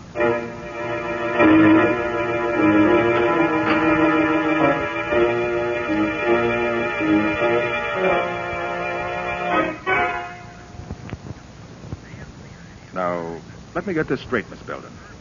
You say your father came into his private office here through that special passageway that leads from the house to the bank. That's right, Mr. Carter. Father often spent Saturday afternoons here writing letters. I see. And there was no one else in the bank at that time? No. This is Saturday, you know, and it was after banking hours, of course. When was the last time you saw your father? About 1 o'clock, Mr. Carter. He was sitting at his desk here writing a letter. But when I looked through the window again a few hours later, he wasn't there. You're sure he hadn't returned to the house? Positive. I'd have seen him. The passageway opens right into the living room where I was reading. Well, what happened when you looked for him and he wasn't there? Well, just about then, Mr. Pierce called on me. I told him about Father's absence, and we both went to look for him. I see. About what time was that? Oh, about 4 o'clock. Mm-hmm. And so you both went into the bank as soon as you missed your father? Yes. We found Mr. Belden's office just as you see it now. Then we looked all through the bank. There wasn't a sign of him anywhere. Now, wait a minute, all of you. What was to prevent Mr. Belden from walking right out the front door of the bank? As easy as that. Well, that's not very likely, Lieutenant. He was wearing his house slippers at the time, and he had no coat or hat. Oh. And not only that, Riley. Do you see this letter here on Belden's desk? Huh? He was writing it when something interrupted him. You notice anything peculiar about it? Well, no, except that he broke off in the middle of a sentence. More important than that, Riley. He stopped in the middle of a word. Belden was interrupted very abruptly. Oh, that must be the cashier now. Hello, Mr. Cook. Come in. Hello, Miss Belden. I got here just as soon as I could. This is Mr. Carter and Lieutenant Riley. Good afternoon, gentlemen. Now, what's all this I hear about Mr. Belden disappearing? That's right, Mr. Cook. But I've an idea he'll soon be found. What do you mean by that, Mr. Carter? I've asked Mr. Cook to come down here because as the cashier of the bank, he's the only one beside Mr. Belden who knows the combination to the large vault. And I want that vault opened. Immediately. But that's impossible, Mr. Carter. The large vault operates on a time lock. It can't be opened until 9 o'clock Monday morning. We can't wait that long. It must be open now. I'm sorry, Mr. Carter. That's impossible. Then I'll do it myself. But it's impossible, I tell you. Give me 1 hour and we'll see how impossible it is.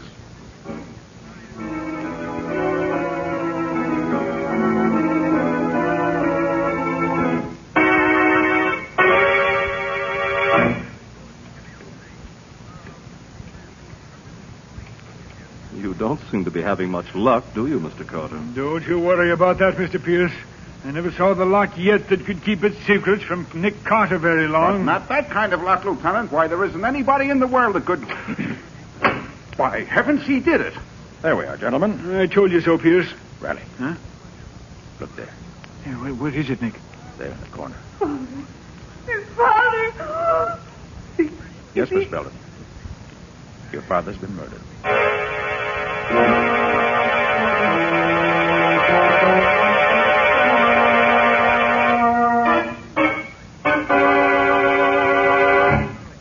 How's Miss Belden, Riley? Oh, she's all right now, Nick. Mr. Pierce took her back to the house. Good. Well, Mr. Cook, have you finished examining the contents of the vault? Yes, Mr. Carter, and you were right. There has been a robbery. $50,000 is missing. Well, I'll be just as the note said, Nick. Remember? Theft and murder. Yes, Riley. But the theft, I'm sure, was just an afterthought. Mr. Cook, did Mr. Belden have any enemies? Why, not that I know of. What can you tell me about Mr. Pierce? What do you mean? Well, was he friendly with Mr. Belden? Oh, yes, quite. They were very good friends. They'd known each other for years. And was Mr. Pierce in the habit of visiting Mr. Belden in his office at the bank? Oh, yes, very often. He had an account here, rather large one, I might add. Mr. Pierce, you know, is a very wealthy man. Indeed. Yes, sir. Hey, what's that you've got in your hand there, Nick? Oh, this.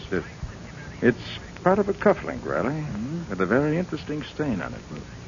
A fresh blood stain. Where'd you find it, Nick? In the dead man's hand. But there was no blood on the body. He was done in by a crack on the skull. There was no bleeding. Exactly, Riley. It's undoubtedly the murderer's own blood. Probably tore his hand on the broken edge of the cuff link in the scuffle. Do you want me for anything else, Mr. Carter? Oh, no, thank you, Mr. Cook. That'll be all. Well, good day. Good day, sir.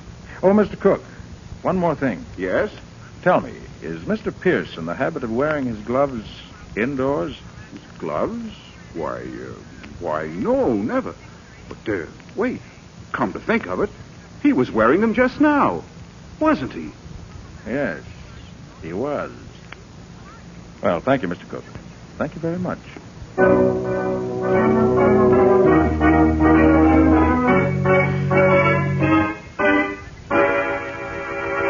Confound it, Patsy. This is the strangest case I've ever worked on. Well, you've certainly been acting strangely, Nick. Pacing up and down, muttering to yourself. There just isn't a shred of evidence anywhere, Patsy. As far as I can see, no motive whatsoever. Yet I'm positive that Butler Pierce is our man, that he's not only the murderer of Wayne Belden, but is also the society robber that's been baffling the police for months now. But, Nick, he's a rich man. And Wayne Belden was one of his best friends. I know, Patsy, but it still adds up to Butler Pierce. Look, he was thoroughly familiar with the bank, thoroughly familiar with Wayne Belden's habits. He called at the Belden house after the crime had been committed. He wore his gloves indoors, which might have been to conceal a bad scratch from a broken cuff link. He arrived at police headquarters immediately after that stone had been thrown through the window. But, Nick, Miss Belden was with him when he called to see Riley. Surely you don't think he could have thrown that stone? No, Patsy. But his chauffeur could have. While they were entering the building. His chauffeur? Yes. It was he who set me thinking on this line originally. Well, what do you mean by that? Patsy, I got a good look at that chauffeur. And I'm sure I've seen him somewhere before. A long time ago. Oh. And he wasn't on the right side of the law either. Well, it all sounds like a big hunch to me, Nick. Yes, you're right, Patsy. It's just what it is. A big hunch. Although I have to admit your hunches are usually pretty good. Patsy, I feel so sure this hunch is right, I'm going to play it for all it's worth. Oh, what are you going to do? I'm going to start playing it right now. Get Scubby for me. We're going calling on Mr. Butler Pierce.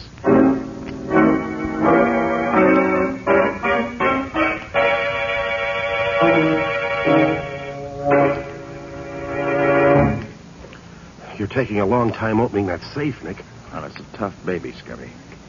But I've almost got it now. Well, I sure hope so, Nick. I don't think Mr. Pierce would like to come home and find us here in his library. Well, at this stage, I grant you, that would be a trifle embarrassing. But when I get through... I did it. Now, let's see what we have here. No, not there.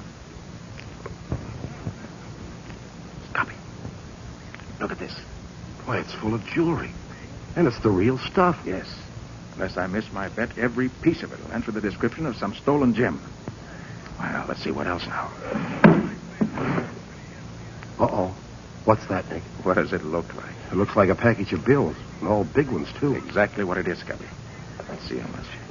5, 10. Boy, look at those $1,000 bills. 20, 30, 40, 45, $50,000, Scubby, the exact amount stolen from the bank. Well, of course, it could be a coincidence, Nick. Yes, it could be, but I doubt it. This does it. Scubby, we don't have to speculate any further. No? This letter I found on the drawer here clears up everything. Listen to this. Yeah. Dear Butler, this is a warning to you to permit you to escape if you care to do so. I have definite proof that you're a thief, and on Monday morning I shall place that proof before the proper authorities. You have until that time to escape. Signed, Wayne Belden. Gosh, Nick. Yes, Scubby, gosh. And there we have the motive for Wayne Belden's murder. So your hunch was right after all, Nick. The rich Mr. Pierce is nothing but a thief. And a murderer, Scubby. Oh, well, look, Nick, you better get out of here. Scubby, it just came to me. What? Butler Pierce's chauffeur is really Jim Martin. I knew I'd seen him before. Jim Martin? I never heard of him, Nick. No, that was before your time. Oh. I tangled with him many years ago on the West Coast. One of the cleverest cracksmen in the business. He could open almost any safe I could. Oh, so that's it. He and Pierce have been working together. Yes. Pierce with the front and real brains, while Martin supplied the technical skills, so to speak. Oh, I see. Well, what now, Nick?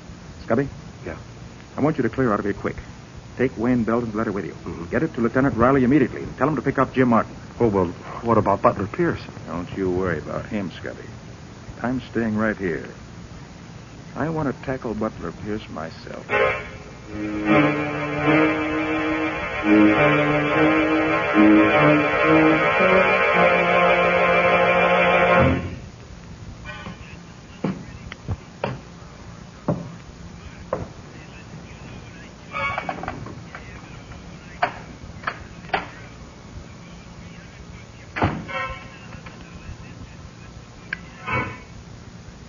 evening.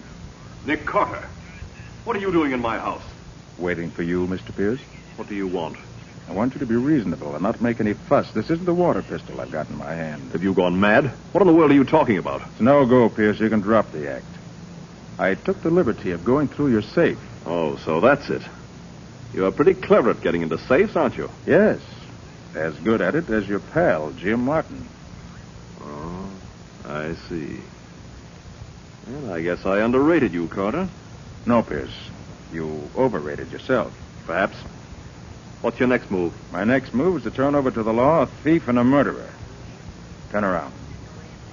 Get your hands behind you. Uh-huh. So there is a scratch on your wrist, just as I expected. There. Guess those handcuffs ought to hold you for a while. Sit down on that chair. And stay there.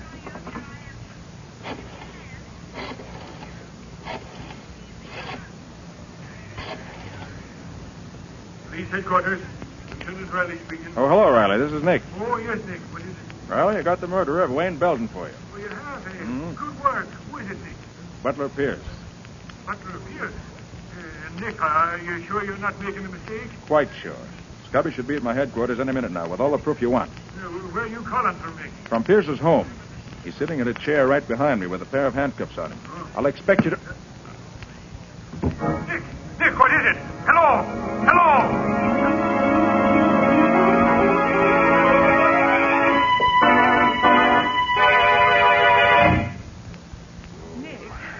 Oh, Nick, are you all right? He's coming to now, Patsy. How do you feel, Nick? Oh, I'm all right, I guess. Oh, brother, my head. Yeah, that was a nasty bump you got, my boy. Come on, take it easy, Nick. Here, give me your hand. I'll help you. Up you go, Nick. Easy. All right, now.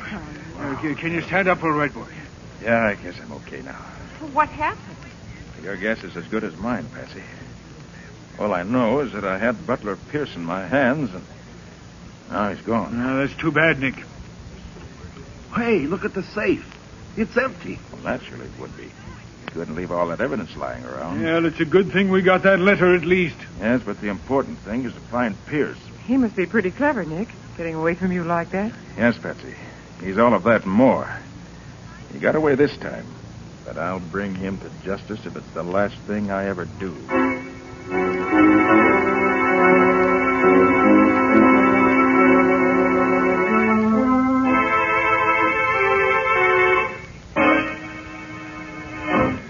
Well, Nick, we got Jim Martin anyway. Picked him up late last night. Good work, Riley. Well, that's half the gang anyway. Yeah, now if we only had Butler Pierce. Yes, but I think it's going to be a lot easier now with Jim Martin in our hands. What do you mean? Got an idea, Riley. If it works, it won't be long before we catch up with Wayne Belden's murderer.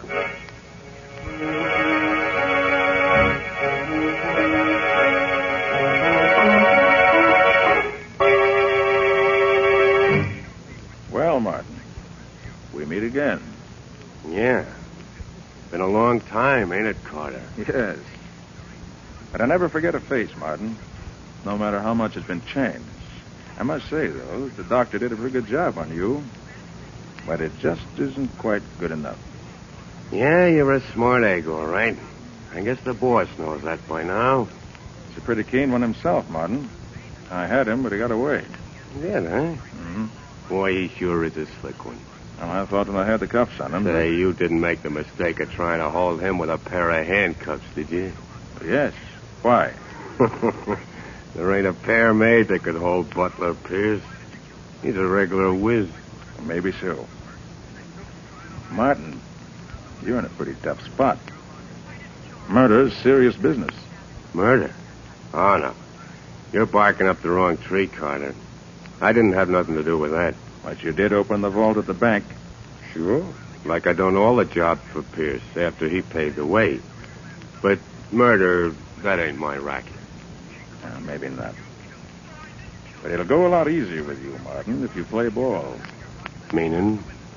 You know where Pierce's hideout is. Sure. What about it? We want you to help us put the finger on him. Now, you ought to know me better than that, Carter. That's what I thought you'd say. I have a proposition for you, Martin. You help us track him down, we'll set you free. The answer is still the same. I'm no stool pigeon. Well, Martin, we're going to let you walk out of here anyway. What do you say to that? I say it won't work, Carter. What do you mean? Listen, I'm onto your game. You're going to set me loose so you can tail me. Ain't that it? Exactly. With a think coming. Because that's the last thing I'd ever do. And I'm telling you that right now. And yet, Martin, that's exactly what you're going to do. Lead us right to Butler Pierce. You must be off your nut. I wouldn't even try to go near him. In fact, I'd do everything I could to throw you off. I know that, Martin. And yet, in spite of yourself, you're going to help us catch Butler Pierce.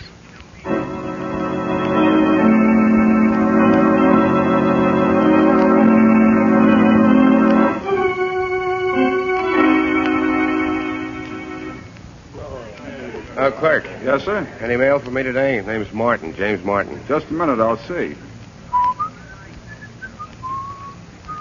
No, nothing, Mr. Martin. Thanks. Hello, Martin. You expecting a letter from someone? Who are you? I'll give you one guess. That ought to be enough. Oh, you must be the guy that's following me. One of the guys, Martin. I'm Scubby Wilson. I work with Nick Carter. Glad to see you. You know, I've been getting sort of anxious the last few days to know what you guys look like. Yes, I can understand that. Must have been quite a strain on you, knowing that you were being watched every minute of the day and not knowing who was doing the watching. Yeah, it was sort of getting me down a little. Well, that's what Mr. Carter was figuring on, I guess. Oh, yeah? Mm-hmm. A lot of good it's going to do him. You never know, Martin.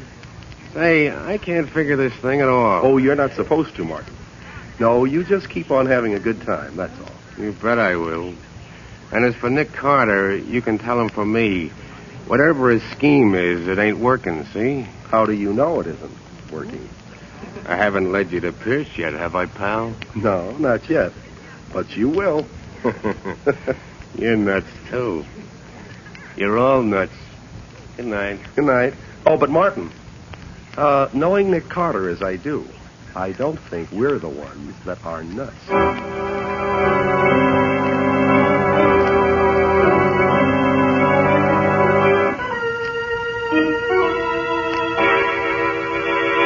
Doing is the one sure way of getting on Pierce's trail. It sure don't seem very positive to me.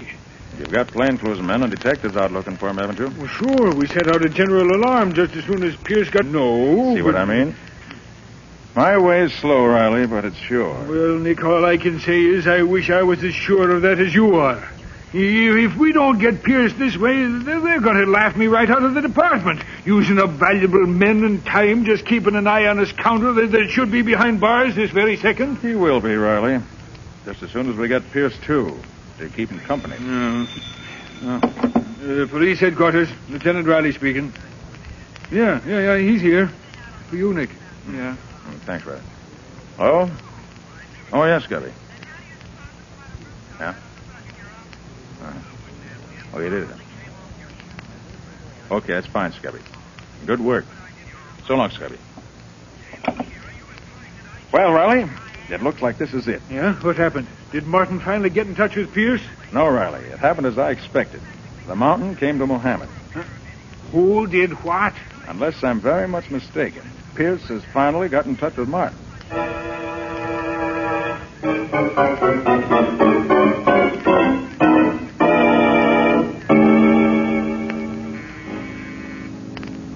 Who is it? It's me, Jim. Oh? Don't you recognize my voice? Hello, Jimmy. Whoa. Who are you? May I come in? Look, lady, I'm afraid there's some mistake. You got the wrong party. There's no mistake, Martin. Holy Mac, it's you, Pierce. Yes, it's me. Gosh, boss, I've seen most of your disguises, but this beats them all. You really look like a woman. Thanks. Hey, you shouldn't have come here, though, boss. It's dangerous. Yes, Martin, very dangerous. For you? What do you mean, boss? I don't like a squealer, Martin. A squealer? Me? Hey, you got this all wrong. Have I? I never ratted on anyone, boss. I wouldn't start now. Not even to save your own neck? You were in this thing as deep as I, you know. Sure, I know that, but whatever gave you the idea I'd rat on you? What gave me the idea? Oh, I get it. You mean, why am I out of jail? Well, honest, boss, this wasn't my idea. Carter let me go. You see, he That's had... enough, Martin. Think I'm a fool? Let you go, huh? Just like that. Well, I won't be so generous, stool pigeon. Hey, what are you doing, boss? No, you ain't gonna use that gat on me. Guess again, squealer. You're making a mistake, boss. Please, you gotta listen to me. Let me tell you how it happened. No, Martin, you listen to me and I'll tell you. Carter didn't have a thing on me. Not a thing, do you understand? Yeah, sure. Then he spotted your ugly mug and put two and two together. I didn't think anybody'd recognize that pan of yours anymore, but somehow Carter did. So he had you picked up. And what he got out of you must have been plenty. I swear to you. Shut up. Why else would Carter have let you go? I don't know. I'll tell you why. Because you spilled the works, Martin. Spilled the works and got your freedom for it. No, that ain't why they let me go. It was all a scheme they had. What are you talking about? Sure, boss. They told me they'd let me go if I steered them to the hideout. But I wouldn't do it. Not me. No, so they let you out anyway. Yeah, that's it. Okay, squealer, I've heard enough. No, boss, no. Great shooting, Nick. You knocked the gun right out of his hand. Nick Carter. Yes, Mr. Butler Pierce. We meet again. You all right, Martin? Yeah, I guess so, but you didn't get here any too soon. Oh, so I was right, you rat. You were expecting me. Relax, Pierce, relax. Martin wasn't expecting anyone. He played square with you right along. Yes? Then what was he doing on the loose? Just a temporary arrangement, Pierce. It was a trap we set for you. And you obliged us by walking right into it. Very clever of you, Carter. Not at all. You see, Mr. Pierce, I based my plan on the belief that at bottom you were not so clever. Really? And how do you mean that? Because instead of doing the really clever thing, getting as far away from here as you possibly could, I felt sure that your personal vanity would lead you to expose yourself to almost any risk in order to get the man you thought had betrayed you. All gangsters react that way. You can hardly consider me a gangster, Mr. Carter. At heart, that's exactly what you are. And that's what I counted on. So you had it all figured out? Yes. I also counted on your pal Martin doing exactly as he did. After we let him go, he laid low for a while. He was afraid of what we were going to do. But after a few days of that, he got bored doing nothing, just as I figured he would. Bottoms you two did together, and now he wanted to spend some of it. So he stepped out, visited the high spots, stayed at a fine hotel. So I heard. Yes, I knew you would. Matter of fact, I counted on him. You figured we'd let him loose and had paid him well for squealing on you. Well, Pierce, you put two and two together all right, but you got the wrong answer. And the wrong answer you got is going to send you to the electric chair. It's the end of the road for you, Mr. Pierce. Mr. Carter, I gotta take my hat off to you. Really, Martin? And to what am I indebted for this great honor? Well, you said I'd lead you to Pierce, and I said I wouldn't. And you made me do it. And you even knew what I was thinking all the time I did it. Yes, Carter. You're cleverer than I thought you were. Thank you, gentlemen. I'm very happy I can't say the same for you two.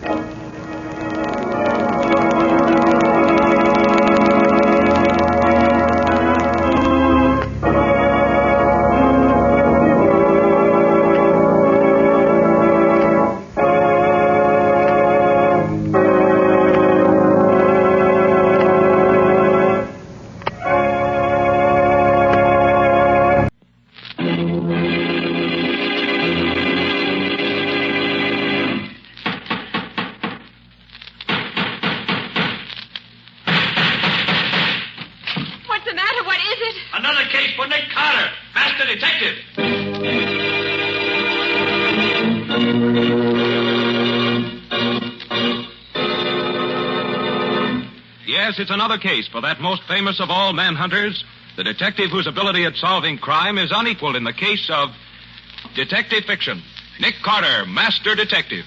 Tonight's curious adventure... The Corpse in the Cab. Or Nick Carter and the Mystery of the Murder in the Park.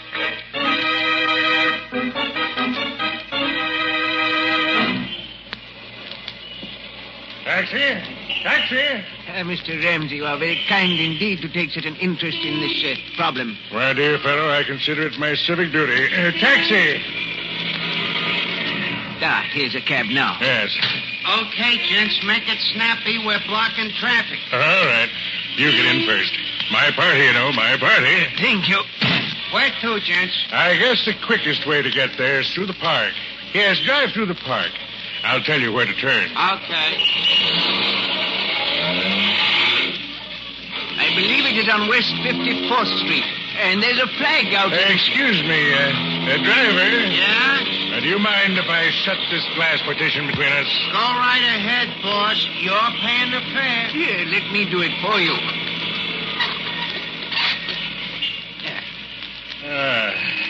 Well, that's better. Nice winter evening. Stars twinkling. Ought to pick us up for the grim business ahead. Lucky thing I ran into you. Lucky thing. Yes, indeed, Mr. Ramsey. It seems fate destined me to make your acquaintance this afternoon. Yes, lucky thing. Mr. Ramsey. Just my little way of keeping air out of the windpipe. There you are, my dear fellow. Mighty lucky thing I ran into you tonight.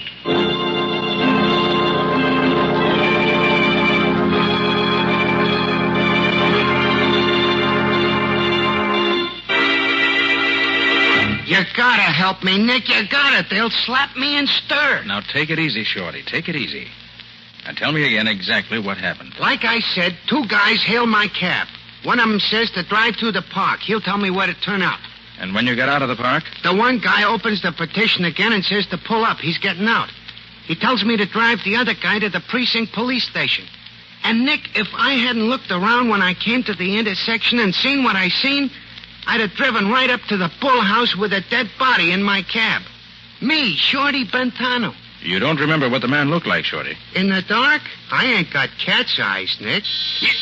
Gee, what's that? You are jumpy. And just Patsy buzzing me in the talkback. Oh. Nick, in the inimitable words of Mr. Winchell, my stomach and my backbone are now a twosome. When do we eat? You'll have to order yourself a sandwich, Patsy. We've got work to do. Work tonight? Mm-hmm. And, Patsy, get me police headquarters. Lieutenant Riley. Okay, Nick. You're going to turn me in, Nick? I thought you'd help me. I am going to help you, Shorty. But the sooner the police know about the murdered man outside in your cab, the better it is for you. You're crazy, Nick. I done time. I ain't got a chance. If the cops find that stiff in my buggy, it's curtains for me. I'm getting out of here. Shorty, sit down there. Nick, they'll give me the hot seat for something I never done. No, they won't, Shorty. Not while my name's Nick Carter.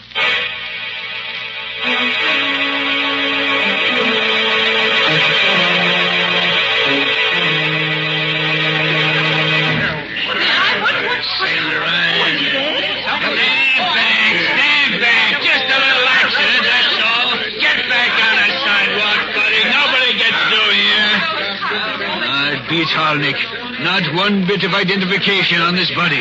No bullet trace, no knife, no nothing. What did you want the murderer to do, Riley? Leave his calling card? I'm always getting stuck with one of these dud cases. It takes months to solve them. We don't even know who the stiff is. Now, Riley, flash your light inside here again. Oh, sure. Yeah. You see something? I'm just looking. You see, his pockets are turned inside out. The motive was robbery, all right.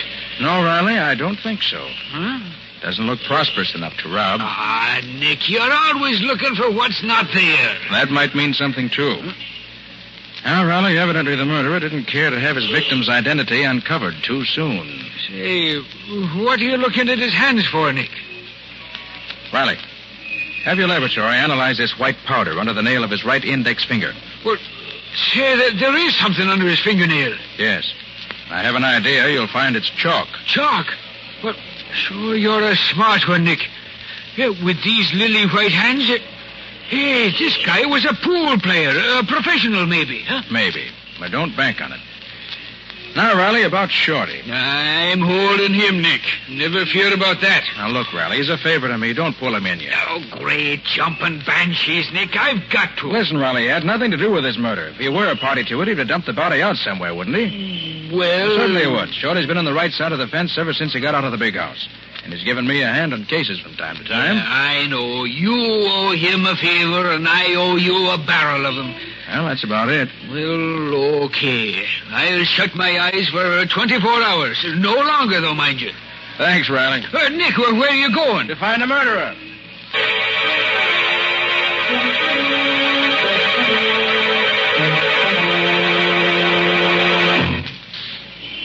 Boy, this is some buggy you got here, Nick. 4 speeds ahead, a siren, 2 searchlights.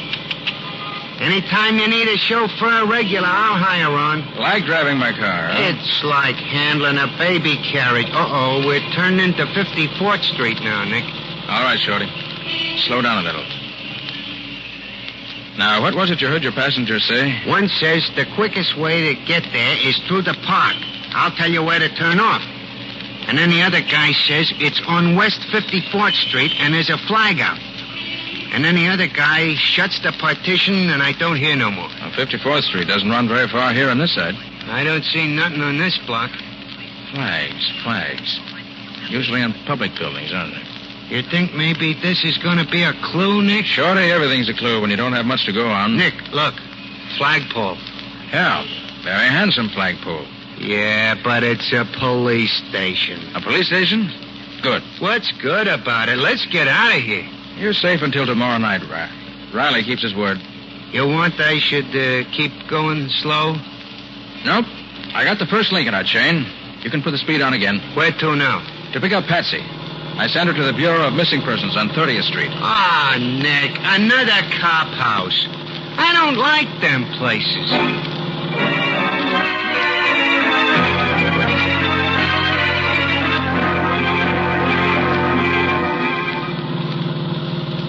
George Day, 2345 Elmhurst Drive, occupation truck driver. When last seen, was wearing gray coveralls. No, he's not the one. Gee, Nick, the guy ain't been missing long enough for anybody to get excited about it.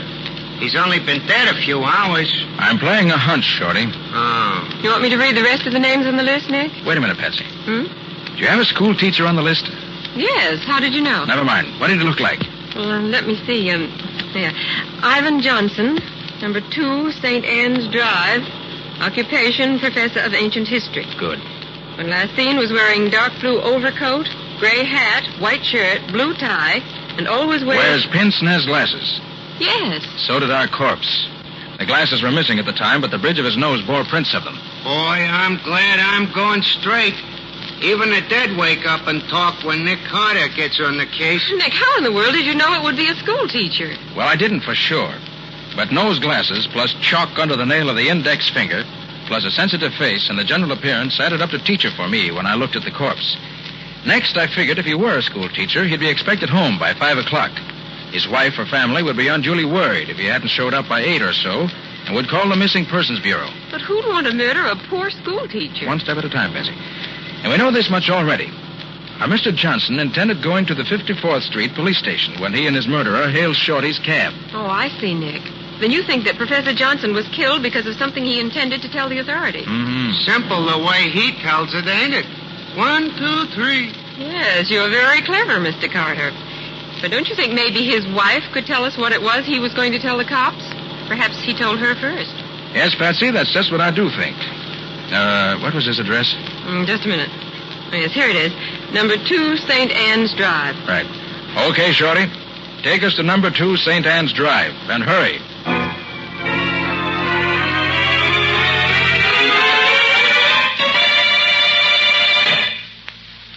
Mrs. Johnson, I'm Nick Carter. And this is my assistant, Patsy Bowen. How do you do? How do you do, Mrs. Johnson? Did the police send you, Mr. Carter? Did they find him? Did they find my husband? I'm only here to ask you a few questions concerning your husband. Oh, then they haven't found him. I really can't say. Now, tell me, did your husband mention whom he was going to see after school hours today? Ivan always comes right home after his classes. I thought that he might have had some special appointment today. Oh, no. Mrs. Johnson, how was your husband feeling when he left for school this morning? Oh, he was in such a mood this morning. Talked about right and justice until my head fairly whirled. You know, he doesn't like to see people cheated, Mr. Carter. Ivan's a very honest person. What do you mean, cheated, Mrs. Johnson? He said he wasn't going to stand by and see the students in his school tricked out of their dimes and quarters. He was going to see right and justice done. The kids are being cheated. What school is this? Central High School. Ivan is the ancient history professor. He's taught there for 12 years. And where's his office there? Why, He's had the same office all that time. Number 12 on the first floor. I've always been happy about that. It's such a sunny little room. Well, Mrs. Johnston, you've been very helpful. Do you think they'll find him tonight? Do you think something terrible has happened? Why, the police will keep you informed. Good night. Good night, Mrs. Johnson. Try to get some sleep. Thank you, but I couldn't. Not till Ivan's home. Safe.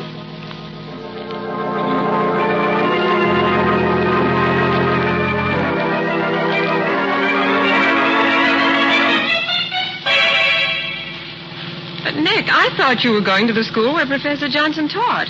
That's not over here in the West Side Business District. Glad to see you on your toes, Patsy, and working in all 4 cylinders. Nose to the grindstone, shoulder to the wheel, and all that. I'm proud of you. All right. But what are we doing over here? In just a moment, you'll see for yourself.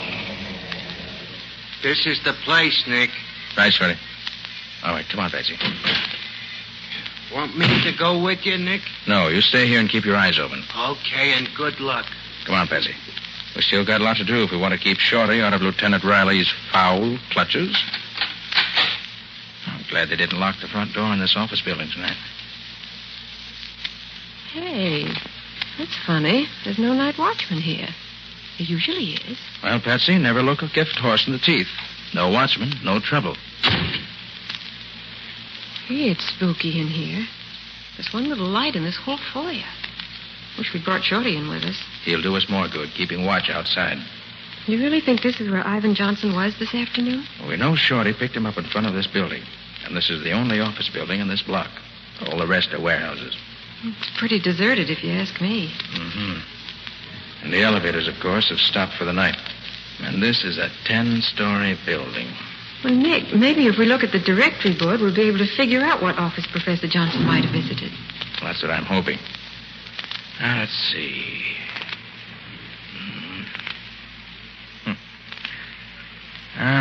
Doesn't seem to be a name on this directory that helps us out at all. Well, there isn't, is there? Oh, Nick, what'll we do? Doesn't take much brain work to figure that one.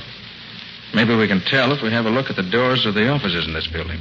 So, we'll just have to go from office to office. Now, come on. Let's start climbing.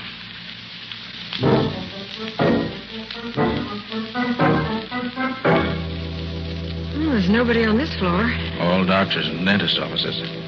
Don't think Johnson's business was with any of them today. Come on. Up we go.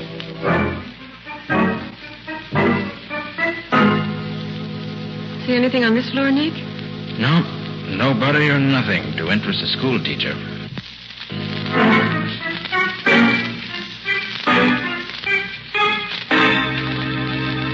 Nick, I just don't think I can make another floor. You've got to, Patsy. We must cover every floor.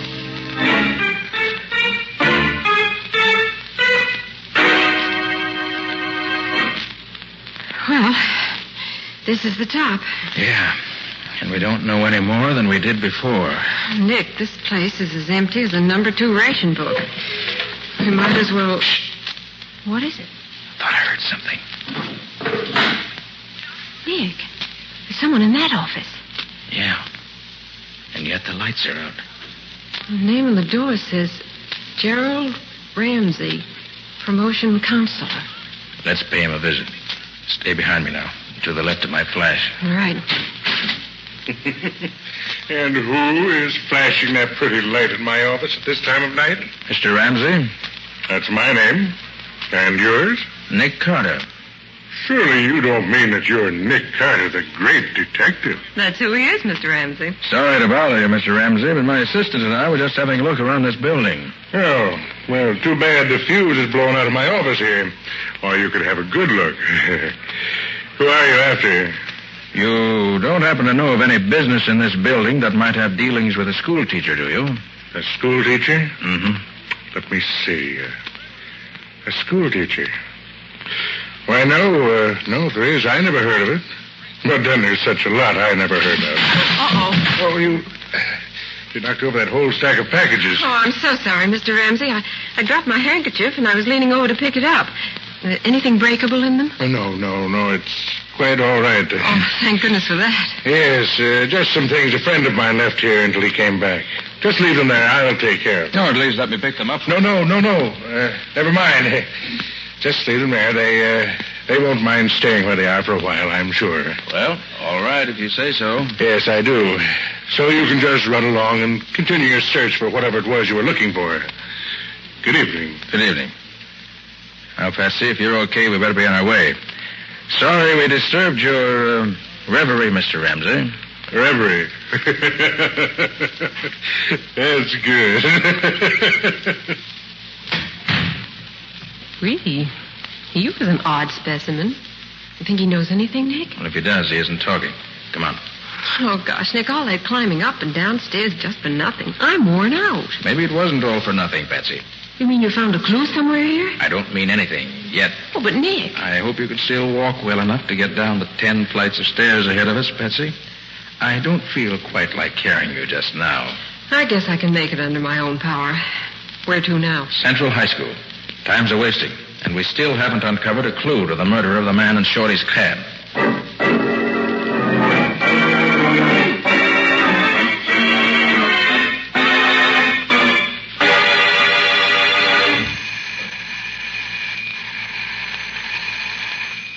Gosh, Nick, what do you expect to find in a schoolhouse at this time of night? Clues to Johnson's murder, I hope.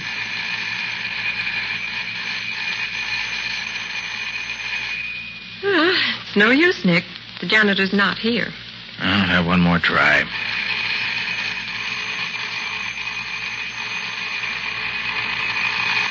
That racket should wake up the ghost of Hamlet. No answer. So Nick Carter's trusty pick lock will do the trick. Mm-hmm.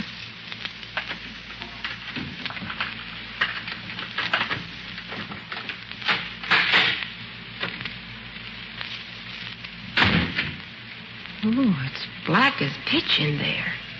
Stay right beside me. Seems to me I heard that one before tonight. And look, Nick. I barked my shins in the dark in that character's office. And so if you don't mind, this time I'd like to see where I'm going. Okay, Patsy. I'll use my flash and keep it down low. Shin height. No, that's better. Now, come on. Better hurry, or our friend Shorty's going to be sitting in the clink with a murder rap pinned on him. Okay. And she said his office was on the first floor, didn't she? Yes, number 12. All bright and sunny. Here we are, Nick, number 12.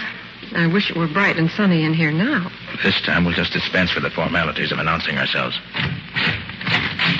Well, the door's open, Nick. Yes, so it is. Come on. Snap on the light, Betsy. Switch is right behind you. Okay. Hey. Well, looks like somebody else has given Mr. Johnson's room a going over. I'm afraid we got here too late. Papers all over the floor, window wide open. What do you suppose they were looking for? Same thing we are, Patsy. Clues. Except for a different reason. You think it was the murderer? Could be. Wow. What are you reading, Nick? This poster on the wall here. Oh. $1 buys a destroyer, high school students. Subscribe just $1 to the High School Victory League and help buy a destroyer. That's the second time tonight I've seen something like that. Oh, where's my hanky? Need any help? No, I've got one right here in my pocket. There. Hey, wait a minute. Where'd you get this? What? The sticker that came out of your pocket with a handkerchief. Well, I don't know, Nick. Why? Why? It's got the same legend stamped on it that poster has. Victory League. Well, so it has. Did you buy this sticker? No, I buy my destroyers by buying war bonds. Well, think, Patsy. Where did you get it? It was in your pocket with your handkerchief. Well, I don't know, Nick. I never put anything in this little pocket except my handkerchief. I can swear to this sticker. Look out, Patsy. See anybody? No. Nobody here now. Are you okay, Patsy? Well, I guess so. What happened? I just happened to look up in time to see a man poking a gun through the open window. So that's why you pushed me out of the way so fast. Yes, there was no time to be polite. Oh, thanks, Nick. Did you recognize the man at the window? No. Too bad, but he got away. Gee, Nick, you certainly shot that light out fast. Well, if he can't see us, he can't shoot us. A very logical deduction, Mr. Carter. Hey, Patsy, give me that sticker you picked up tonight. You think it means something to this case? You bet I do. I've just remembered where I've seen one like it. Where, Nick? Never mind now. Well, Patsy, this case is beginning to add up. If I'm not mistaken, the sticker splits it wide open. Come on. I've got a job for you to do, on your own, and right now. That means you've got a job that you're going to do on your own. Right. Now, this is the plan. And if it works, we'll nail our murderer red-handed.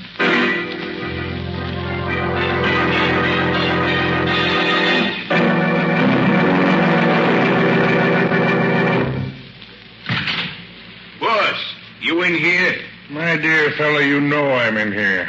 Did you get the fuse fixed? Yeah, and while I was fixing it, I got something else, too. Come on in, you.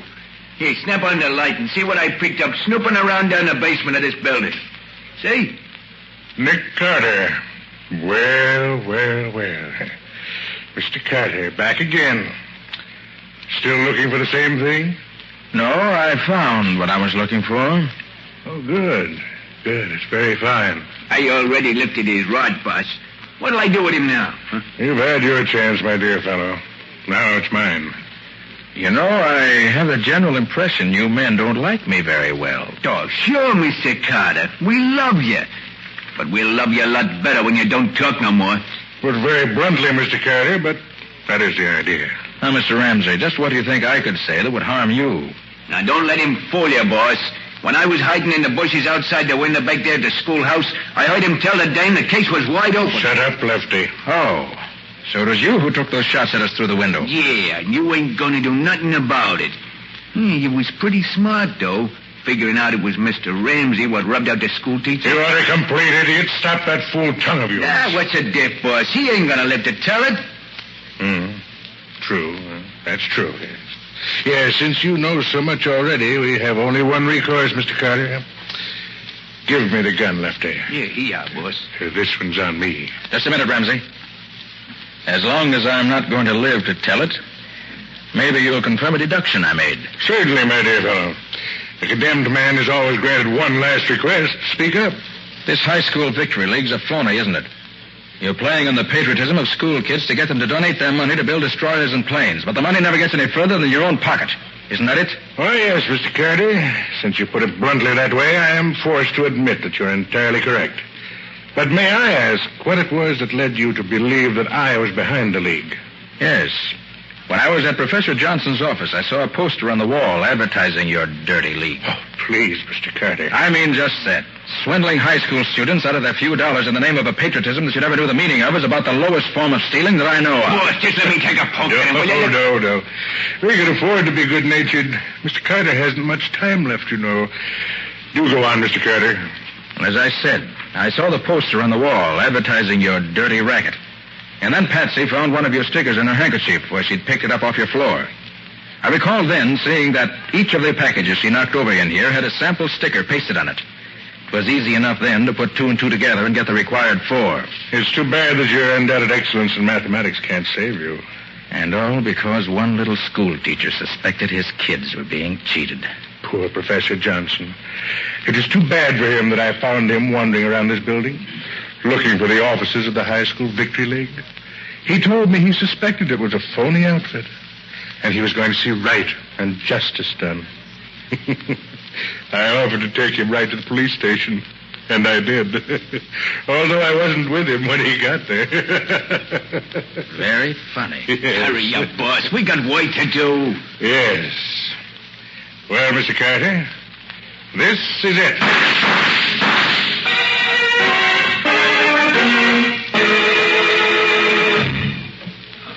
Blast and banshees, Nick. Don't do this to me again. I tell you, my nerves won't stand it. Oh, what's the matter, Riley? You got your men lying on the ground here, howling like stuck pigs. Yeah, sure, but what if I hadn't hit him when he aimed at you, Nick? What if I'd missed? Oh, Nick, your plan worked beautifully. The whole thing. Getting yourself found by Ramsey's henchmen and my getting Riley up here to hear the confession and everything. Yeah, Patsy, but don't run such a split-second chance of life and death again, Nick. My heart won't stand it. Well, that was worth it. Just to see Ramsey walk into the trap like a bear looking for honey. Hey, Nick. Oh, Shorty, come on in.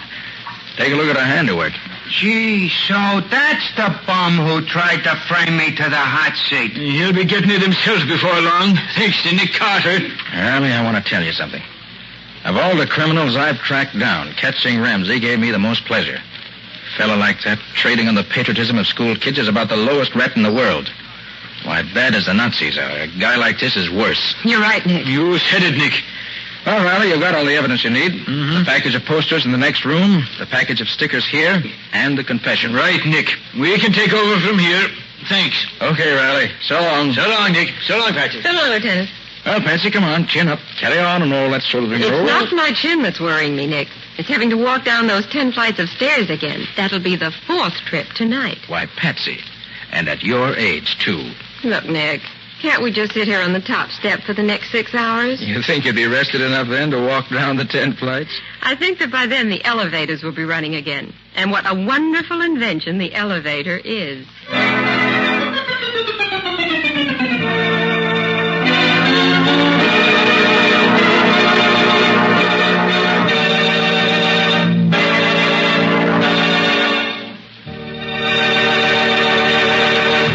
This has been another of the strange adventures of Nick Carter, Master Detective, which are brought to you regularly each week at this same time by WOR Mutual.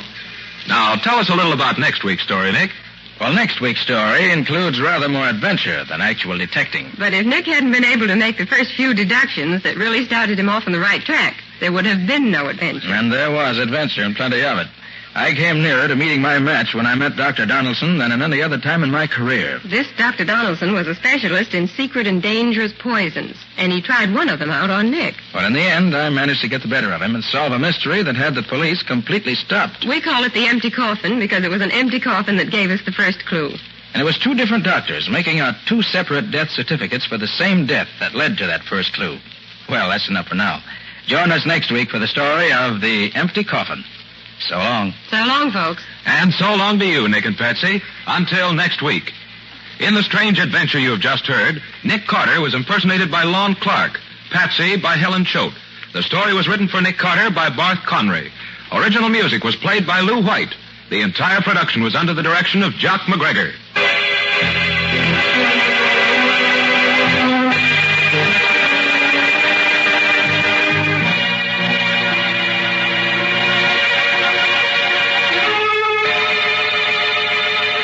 Next week at this same time, listen to another curious experience of Nick Carter entitled The Empty Coffin, or Nick Carter and the Mystery of the Doctor's Poison.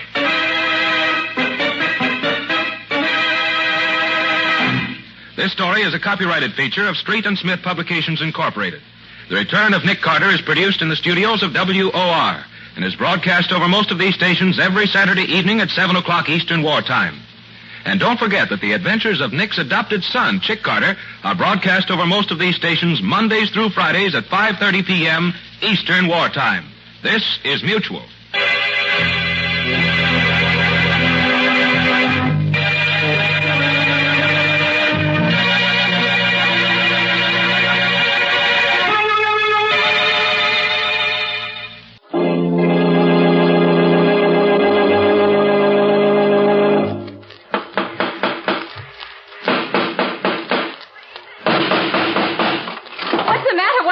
Another case for Nick Carter, Master Detective.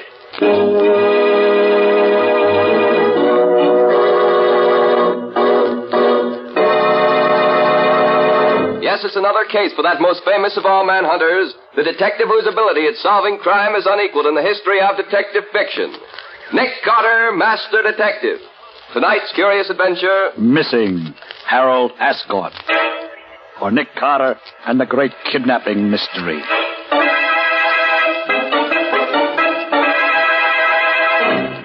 And here's Nick Carter himself to tell you the story. As you've probably already noticed, I'm not going to tell you the story that I announced last week. Instead, I want to tell you a rather different kind of tale. One which started as Patsy and I rang the doorbell at the rather magnificent home of Mrs. Philip Ascot, just off the upper end of the park at about 10:30 one morning. Yes? I'm Nick Carter. Mrs. Ascot's expecting me. Yes, Mr. Carter. Won't you come in, please? Thank you. If you and the young lady will go into the living room, I'll tell Mrs. Ascot you're here. Certainly. Gosh, Nick, the Ascots must have more money than they know what to do with. Just look at this place. Yes, Patsy, the Ascots belong to one of the oldest families in the city. Old and conservative, rich but never ostentatious. So I see. Gee, I wish I could quiet. afford... I think I hear Mrs. Ascot coming.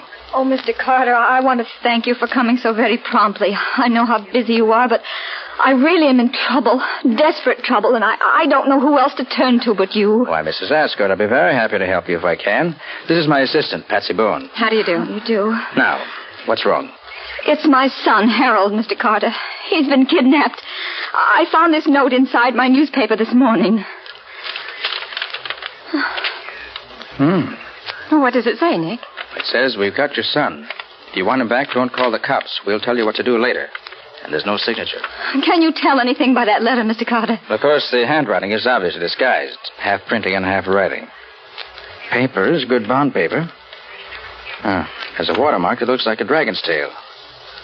The top of the sheet of paper has been cut off. A pair of scissors, apparently, as the cut isn't quite even. Why do you suppose they did that? Well, there was probably a letterhead on it, and the writer didn't want the paper traced, of course. But they didn't cut quite all of the printing off. Can't read what's left, but later on it may help to identify it. It looks like hotel stationery, doesn't it, Nick? Yes, Patsy, that's what I was thinking. I'll have Scubby make a round of the hotels and see if he can find the one it came from. Oh, Mr. Carter, do you think you can find my boy? Well, I certainly hope so, Mrs. Ascot. And I'll do my best. But in the meantime, just sit tight and wait until you hear from me again. Or until the kidnapped gang makes its next move.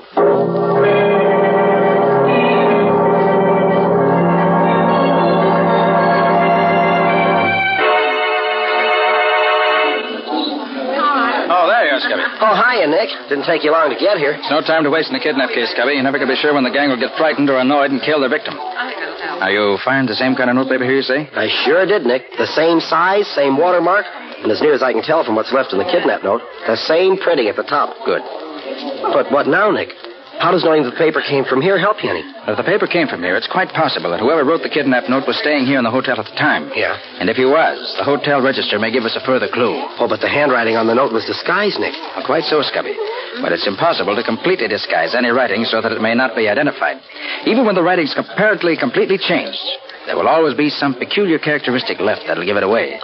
Oh, I didn't know that. Oh, clerk. Yes? Do you mind if we look at your register a moment? Not at all, sir. Here you are. Now, let's see. Young Ascot disappeared on Tuesday afternoon, and it's possible that the signature we want might be under Sunday or Monday's date. Well, do you know what to look for? Yes or no, Scubby? I've memorized the looks of the writing in the kidnapped note, and I expect to recognize any similar peculiarities in the signature here. No, nothing here under Sunday's date. No? Let's try Monday. Okay, right over here. And Baker. And... Here. Look at this one. James Scannett. I never heard of him. Of course you haven't. Neither have I. But look at that S. Yeah? And the J. Uh-huh. Note how oddly they're made? This signature, like the kidnap note, is half written and half printed, too. Evidently the work of a man who learned to write late in life, and a man who never writes easily. Oh, I see what you mean, Nick. No question, Scubby. This is our man. Clerk. Yes, sir. Is this James Scannett in the hotel? James Scannett? No, sir. He checked out this morning. I was afraid of that. Do you recall what he looked like? Oh, medium height, sandy-haired, little mustache. He had a crooked little finger on his right hand. I remember him because he answered a lot of questions last night. Thanks, Bert. Well, do you know him, Nick? Why, yes, Scubby. But I sent that man up the river 3 years ago for a 5-year stretch. Oh. Well, maybe he's out. Maybe. I know a man who can tell me. I'll give him a ring and see. Come on. Well, whom did the description fit, Nick? Sounds like Jack Vincent, Scubby. Yeah? Forger and a con man. An old-timer at the business. I can't see for the world how... Oh, pardon me for a minute. Oh, sure, Nick. I'll wait here.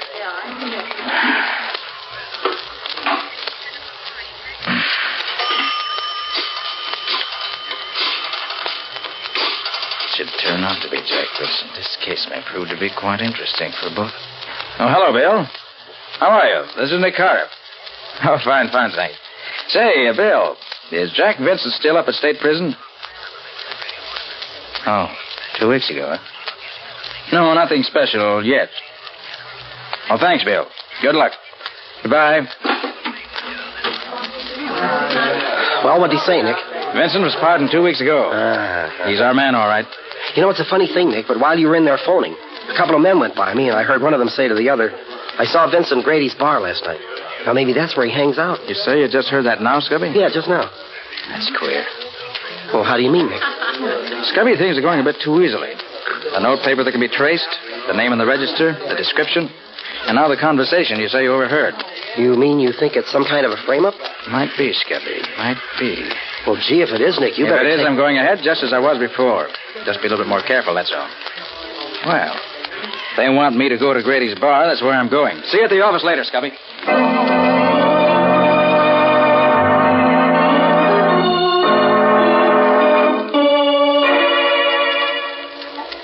And he fell for it, Jack. Hook, line, and sinker, just like you said.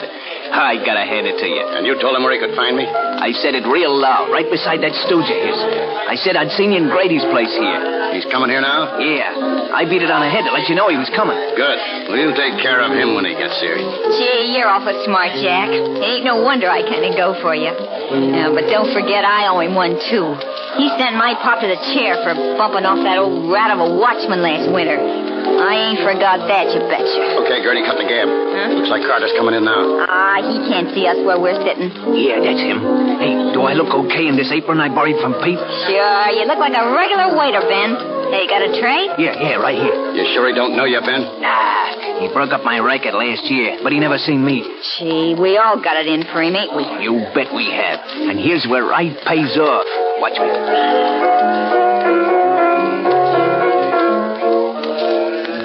Oh, waiter. Yes, sir. Bring me a large ginger ale and Coke, will you? Coming right up. Well, Nick, lots of familiar faces here, but nobody I really know. Wonder if Vincent might have moved out of town after he had the snatch. And that conversation Scubby overheard, if he did overhear, it sounds to me like... Yeah, sir.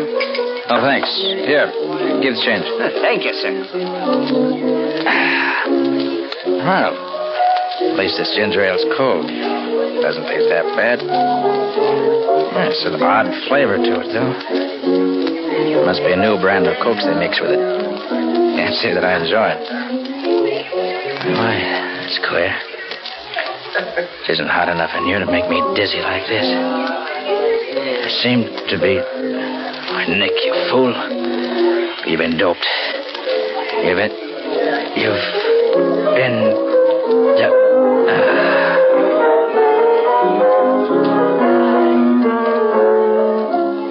Yeah, look it. He's out cold. Gee, Ben, you must have made it strong. You bet I did. I ain't taking no chances. I put 3 of them in. Now go on, Gertie, and get the car and make it fast.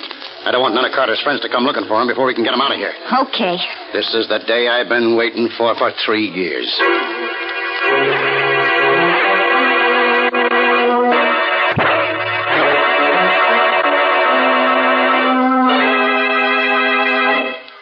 Well, he don't look much like a great detective, does he? All tied up and gagged like that. I'll say he don't. He looks more like a trussed-up chicken. Or a dead duck. And that's what he's going to be as soon as he wakes up. A dead duck. You mean you ain't gonna kill him now? Nah, there's no fun in killing him when he don't know who's doing it. I want him to look me in the eye when I send a bullet into his brain. Oh, gee, Jack, I thought you'd let me kill him. Nothing doing. This is my party. Private and exclusive. Did you get his guns? Yeah, both of them. Hey, should we leave him here in the back room for now, Jack? Yeah, he won't come to for another couple of hours. He'll be safe here. Yeah. Now, you and Gertie stay here and watch him. I got some stuff I want to take care of. I'll be back by the time he wakes up. Okay. Here you go, Mr. Master Detective. And there you stay till we're ready for you. Have a nice sleep. And keep your eye on Gertie, Ben. She might forget and bump him off all by herself.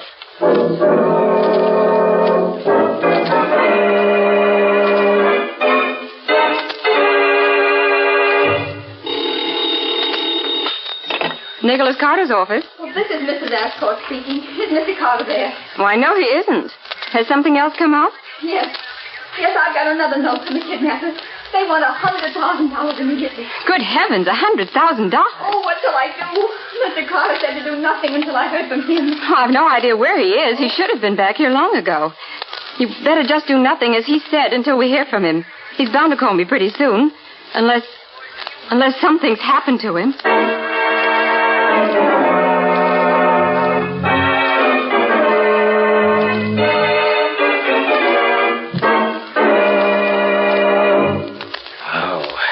What a headache that stuff leaves behind it. Well, serves me right for being such an idiot. I knew what I was walking into, and I walked right into it. Gosh, but it's dark in here. Wish I could... Wait a minute. What's that? Nick Carter. You sent my pop to the chair, did you? And you'll never send nobody else there. 'Cause you ain't gonna live no longer. I'm gonna fix you right now. I'm gonna... What the... Sorry to have to be so rough with you, lady, but it's my life or yours. You're only stunned.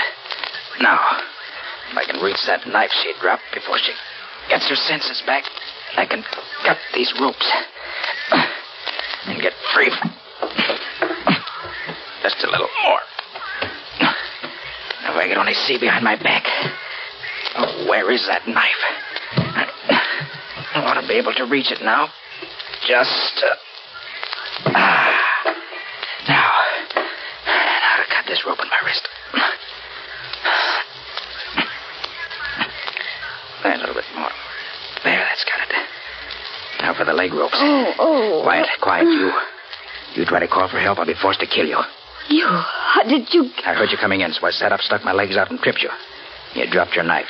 And knocked your head on the floor, and I stunned you. Then I found the knife, cut my ropes. Now I'm getting out of here. Oh, no, you can't. Jack will kill me. He'll murder me. Should have thought of that before.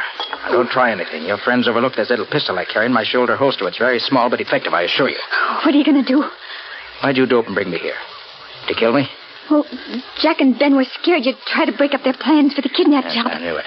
Now, listen carefully. Who else is in this house now? Only Ben. He's in the next room. Good. And when I tell you to, call Ben. Tell him you're afraid I'm waking up. Ask him to come in here, but don't you warn him. You want me to ask him to come in here? Yes, but no funny business. Now call him. All right. Ben? What do you want? I think Nick Carter's waking up. You better come have a look at him. Just quick? Yeah. Okay, don't touch him. You wait till Jack gets back and then... Up with your hands. I warned you. Now stand aside. I'm leaving here, and don't try to stop me. I'll be seeing you both later, under different circumstances.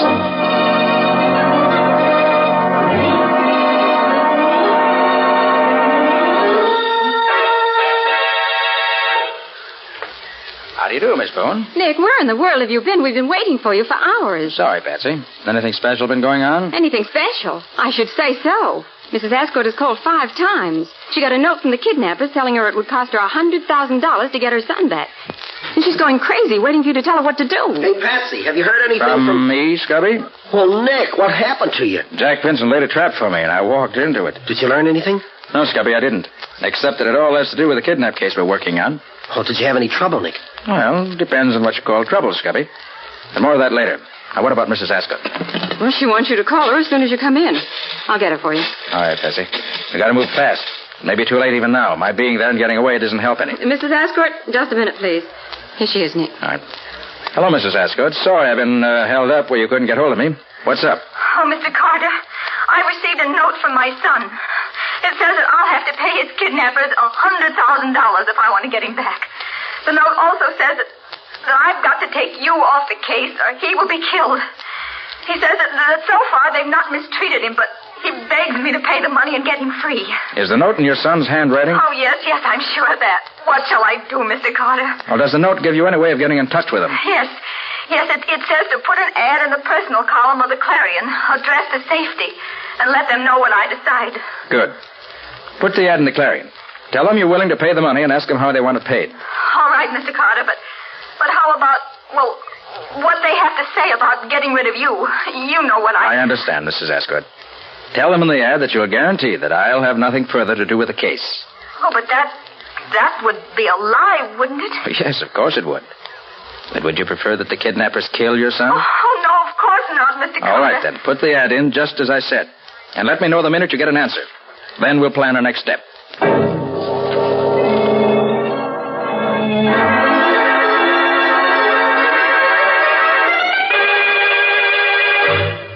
Oh, Mr. Carter, I'm so glad you've come. An answer to the ad that I put in the paper just came in the morning mail. Here it is. Thank you.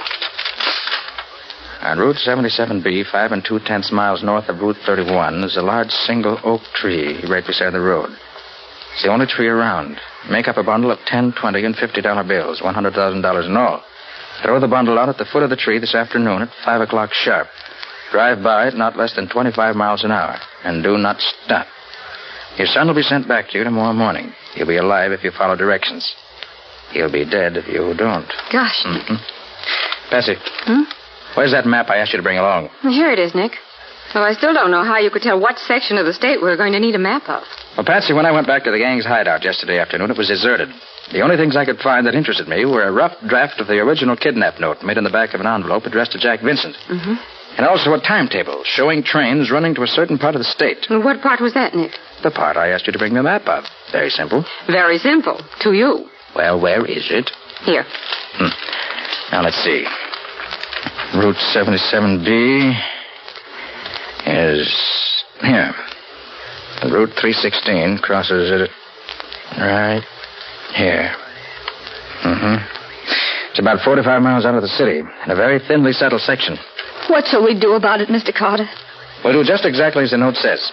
Have your bankers make up the bundle of $100,000 in 10s, 20s, and 50s. Yes. Take Patsy with you, and have your chauffeur drive you up to the spot designated in this note.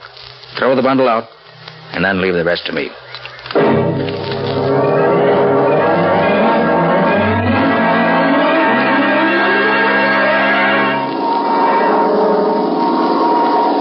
Well, I'm sure glad it's clear today. Otherwise, we'd be out of luck. See anything, Scubby?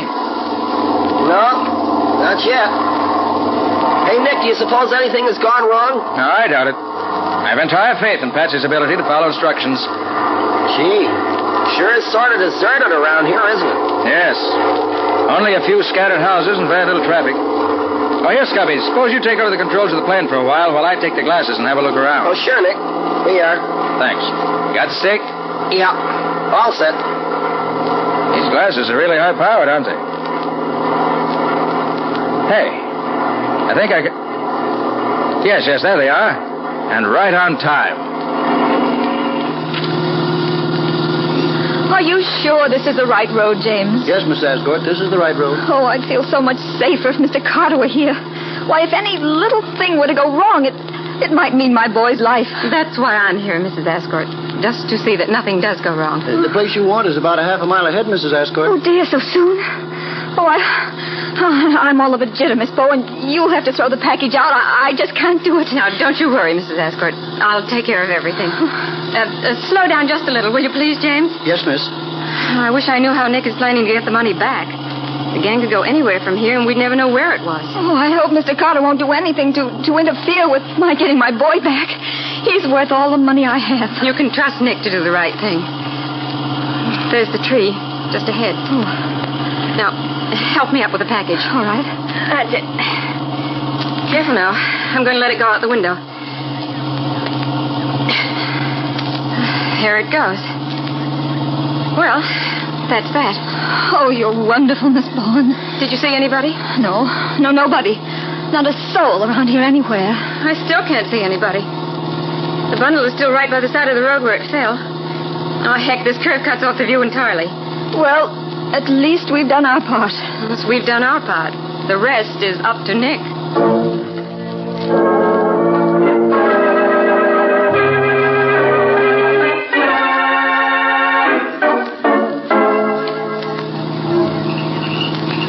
Yep, those are Nick's orders, Sheriff. Drive as close to the house as you can and then park your car in the bushes just off the road.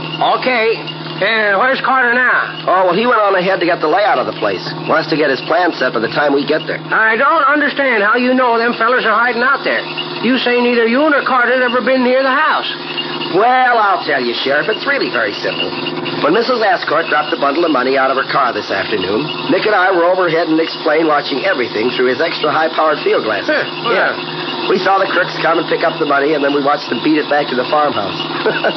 They took every back road and cow path they could find to keep from being followed, but we could see them, no matter where they went. Yeah, all the time the one man that they were really afraid of was up there over their heads watching it. Hey, that's quite a stunt.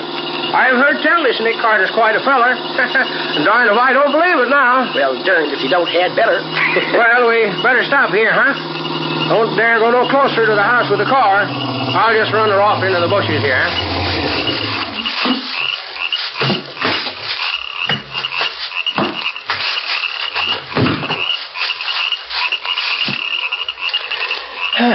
Well, I wonder where Nick is. He ought to be here any minute. Yeah. So far, so good. They haven't seen me yet. Yeah. this is the window where the boy should be, if I'm right. Too dark to see what's inside the room. Well, I'll have to take a chance and climb through the window and see for myself. Locked. Well, I ought to be able to slip the latch on a window like this. This knife will do it, I think. There. Hope my luck holds a little while longer. I guess it's safe to use my flashlight here. Yeah, there he is. Oh, Harold. Harold. Oh. Quiet. Not a sound. Keep absolutely quiet. You all right? Yeah. Caught a pretty bad cold yesterday, though. But who are you? You're not one of the kidnappers. No, I'm not one of the gang. I'm Nick Carter. Nick Carter? Yes. Gee, I've heard of you. You're going to save me, huh? That's just what I'm going to do. Now, I'll get these ropes off your arms and legs first. There we are. Feel better? Gosh, yes. Now see if you can stand up. Well, it's not very easy yet, but I'll be all right. Good boy. Now, we got to get you out of here pronto before one of the gang comes up to have a look at you. All right. How do we get out? Out of the window, same as I came in. All right, come on now. Quiet. Okay. Whatever you say, Mr. Carter. Climb out the window under the roof. Easy now. Easy. Yes, boy. Gee, it's dark out here. Can't see anything, hardly. Just follow me. There's a post in the corner of the porch we can slide down. I came up it. Careful now. There it is. Here we are. Okay. I'll come right behind you. You go ahead, Mr. Carter. Not Mr. Carter, Harold. Just call me Nick. Gosh, Nick. Am I going to have something to tell the fellas when I get back home? All right. Here we come. There's the boy. Gee, that was easy, wasn't it? All right, son? Sure. Let's get going away from here. All right. My friend Scubby and the sheriff ought to be over there on the edge of the brush. Hey, is that you, Nick? Yes, Scubby. And I have the boy, too. Suffer and catfish, Mr. Carter. How in heaven's name do you get him out of there without getting caught? It was easy. Nick's a good detective. I bet he can do anything. Well, thanks for the plug, Harold. Now, here's my idea. Are the three of them still in the living room where they were a few minutes ago? Yeah, I just took a look, and they're still there. What's your idea, Carter? Well, this is it. They think Harold is still tied up nice and snug in his attic room. Now, if they should happen to hear him out here in front of the house, they'd probably come rushing out to see what's up, wouldn't they? Sure. Well, go on, Nick. Well, I don't want any shooting if I can help it. Somebody might get hurt. So you and I will stand one on each side of the front door, Scubby, while the sheriff goes around to the back door, ready to come up from behind them. Yeah. Then Harold will stand out here in front of the house and shout good and loud. They'll come out to see what's what, and we'll poke our guns in their backs. No shooting, no trouble. All nice and simple. Gee, that's swell. What'll I yell, Nick? Oh, whatever comes into your head. Anything at all. Okay, Sheriff? Yep. Sounds nice and simple. If it works, well, here goes the rear guard. Come on, Scubby, and get your guns ready. Okay. And Harold, if anything goes wrong, you run for the woods. They'll never find you out there at a back night like this. Okay, Nick. When do I yell? Count 5 slowly. That'll give Scubby and me time to get into position beside the door. Okay. 1, 2, 3, 4, 5. Renfield of the Mounted. Yippee! Wahoo! What the hell is the kid doing out here? Get your hands up and fast. Don't try reaching for your guns. We've got you surrounded. Nick Carter, how did you... Just keep those hands in the air, Vincent. All right, Scubby, get the guns. Okay, Nick. Only one on Ben. And 2 on our friend Jack. I just called over here. Now, stop it. Why this gal trying to skip out the back way, so I brought her along? She belongs to this outfit? I'll say she does. She was the one who watched me while the men went out for the money. Well, looks like we got everything, don't it? Yeah, it certainly does, Sheriff. Everything but the ransom money, which must be here in the house somewhere. Nick, can I hold a gun on one of them? Why, sure, son. Here, take Jack's gun and keep it pointed right at him all the time. Hey, Carter, don't let that kid have that gun. He don't know nothing about guns. It might go off and somebody'd get hurt. You're quite right, Vincent. But would it interest you to know that I wouldn't care if it did? As far as I'm concerned, kidnappers are pretty filthy things, the lowest of the low.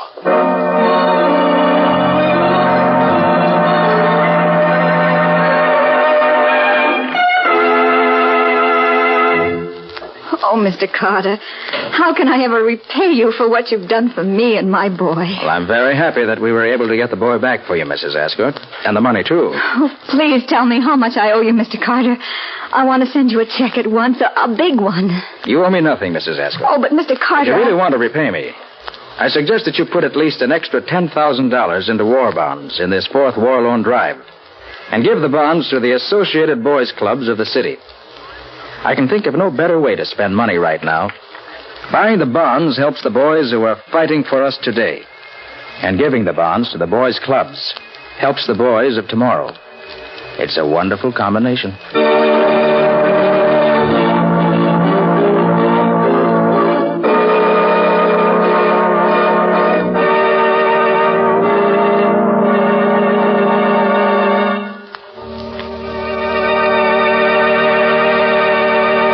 This has been another of the strange adventures of Nick Carter, Master Detective, which are brought to you regularly at this same time by WOR Mutual. What can you tell us about next week's story, Nick? Well, all I'm going to tell you about it is this. There's such a weird and unusual case that for the only time in my life I was almost compelled to believe that vampires really do exist. I call it Death After Dark, or the mystery of the vampire killings. So long. So long, Nick. See you next week. In the strange adventure you have just heard, Nick Carter was impersonated by Lon Clark, Patsy by Helen Choate, Scubby by John Kane. Original music was played by Lou White. The entire production was written and directed by Jock McGregor.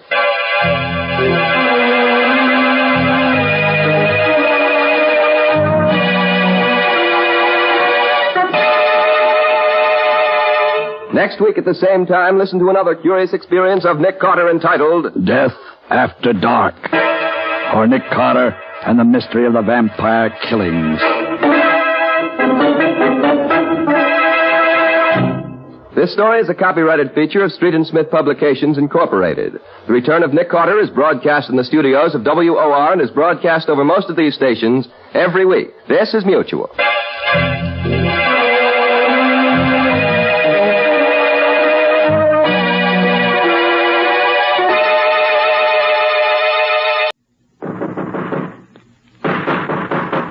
What's the matter? What is it? Another case for Nick Carter, Master Detective.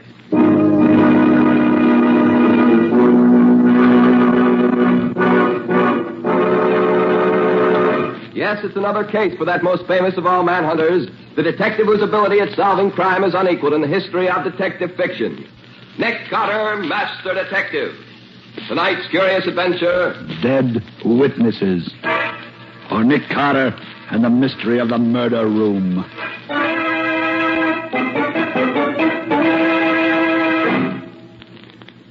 How about having me lunch with me in an hour or so, Pete? I haven't seen you in a dog's age. Oh, swell, Nick. Where can I meet you? Well, suppose we get...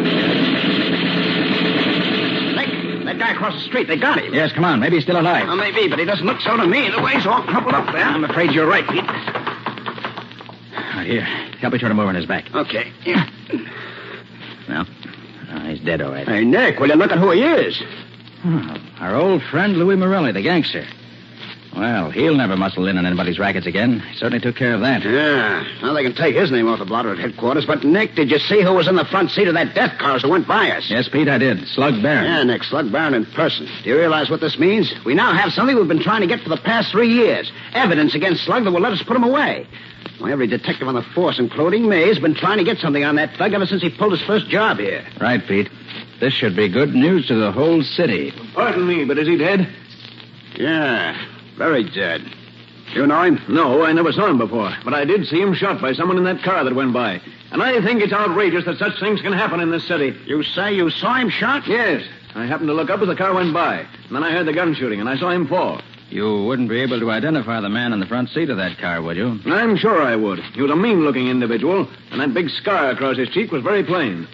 Why? Nick, this is too good to be true. Another witness. Hey, look, fella, would you be willing to testify against that guy when we catch him? I certainly would. Such men should be put away where they can't get out. Here's my card. Let me know when you want me. Okay, thanks. William P. Fletcher, 46 Main Avenue. Oh, boy, oh, boy. We'll call you all right, buddy. We've waited for this for 3 years.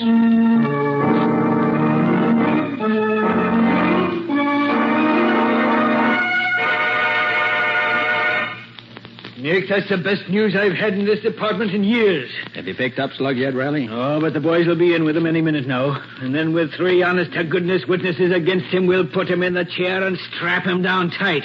And that'll be a happy day in my life. I know just how you feel, Riley. That's been... Yeah?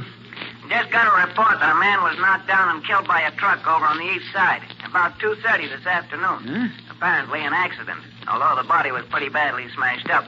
I thought you'd like to know. And why did you think I'd like to know? Because the guy has been identified as William P. Fletcher of 46 Main Avenue. William P. Nick, that's the fellow who was going to be a witness for us against Slug Barron. So Slugger's up to his old tricks again. You think so, too, do you? I don't think there's much question about it. Slug finds there's a witness. If witness can't be intimidated, witness disappears. Simple as 2 and 2. Hey, you'd better look out for a guy named Nick Carter, then. I've been doing that for years, Riley. This won't be the first time I've come up against Mr. Slug Barron. Hey, Chief. Yeah? Look, we've combed this whole town from end to end, including up and down and sideways, and there ain't a sign of Slug anywhere. What do you mean there ain't a sign of him? There's got to be. He ain't left town, has he? Well, I don't think so, but we can't locate him. Him or the death car, and nobody knows anything about him either. Well, if they do, they won't talk. Which is nothing new. Well, if Slug's still in town, Pete, and you guys don't bring him in the next 24 hours, you can turn in your badges. Okay, Lieutenant, I'll do my best. Your best ain't good enough. You gotta do better. Can you beat it, Nick?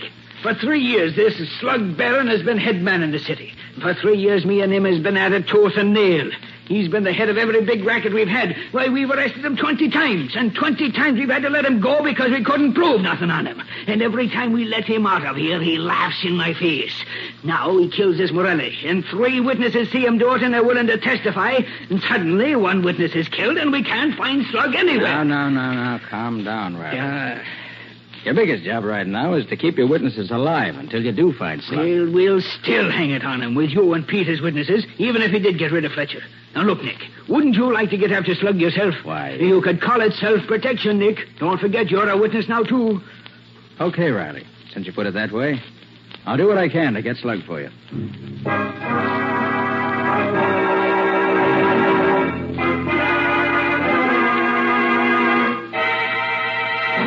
But, Nick, Slug Barron is a dangerous killer, and you know it. Certainly I know it, Patsy. That's why I'd like to see him put where he'd be in the receiving end of a legal killing. You mean the chair? I do. And the sooner he gets there, the better off. Nicholas Carter's office. Put Nick on, quick. It's Riley, Nick, and is he excited? Oh, thanks.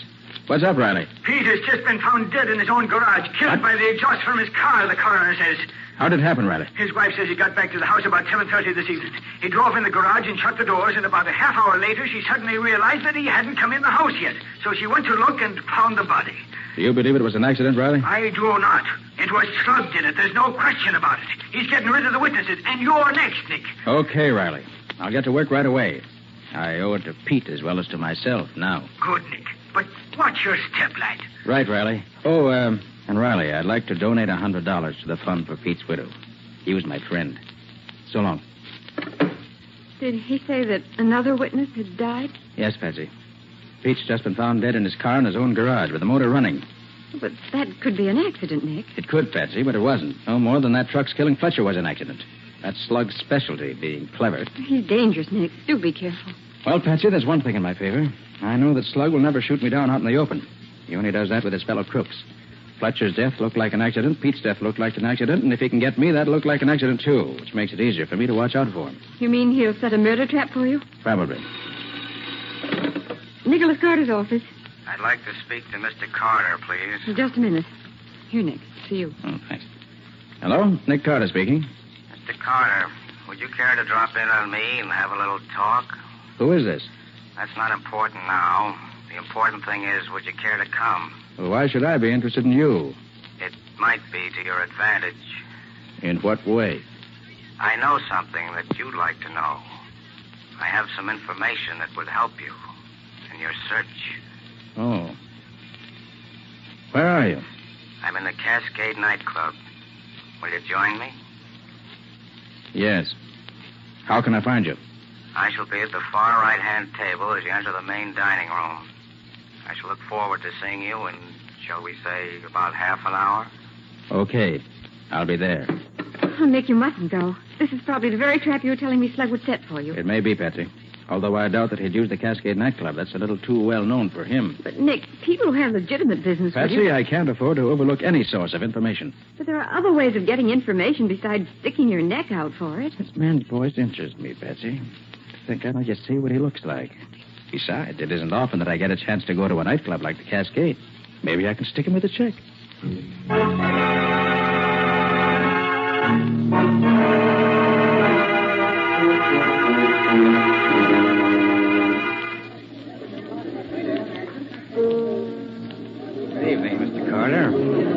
You sent for me? Yes. Would you sit down? Thanks.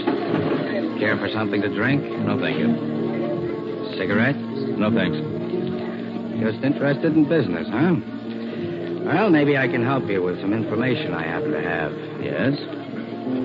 Mr. Carter, would you like to put your hands on Slug Buff to get your hands on Slug Barron? It means the electric chair for him. But I happen to know that your chances of living are none too good right now either. He's left you alone until he got rid of the other two witnesses. But now that they're gone, your turn is next. How do you know all this? That's not important just now. What is important is that you may die tonight, tomorrow, or next week. But whenever it is, you are going to die. You won't have a chance to do anything about it. You'll probably be dead before you even know what the bullet that kills you feels like. Well, all this is very interesting. I fail to see where it's leading you, Mr. The name is Morelli. Morelli? Yes. Louis Morelli, the man Slug Barron killed, was my brother. I came to town to kill Slug myself, but I find I can't do it alone. I can't get to him. But I can help the police to get him. You mean you know where he's hiding out? No, I don't. But I do know something just as good. I happen to know that he changes his hiding place every other day to make sure the cops don't trace him. The address of his new hiding place is left with one of his henchmen in an old-fashioned safe. I know the house where the safe is located. And I know that for 2 hours this evening, that house will be deserted. And what do you want me to do? Well, I've had some experience in breaking into houses and opening locked doors as well as locked safes. I'll take you to the house. The safe will be open. You can learn Slug Barron's hiding place, and then the rest to do. If all that you say is true, why don't you get the address and bring it to me? The result would be the same. Look, Carter, I'm a safe cracker and a burglar, but I'm not a stool pigeon. I may help the cops, but I don't hand them evidence they can perfectly well get for themselves. That's a rather fine distinction, isn't it, Morelli? You have your ways of doing things, Carter, and I have mine. You want to work with me or not? Very well. Where'll I meet you, and when? Let me see. 5 after 10 now. I'll meet you at 5 minutes past midnight in a doorway at the corner of Perry and Clinton Streets. I'll be there. Just one thing. Come alone. I can't afford to have anybody know I work with the cops. If you bring anybody with you, the whole thing is off. Remember, don't bring anybody with you. Very well, Morelli. I'll be there at 5 after 12. And alone.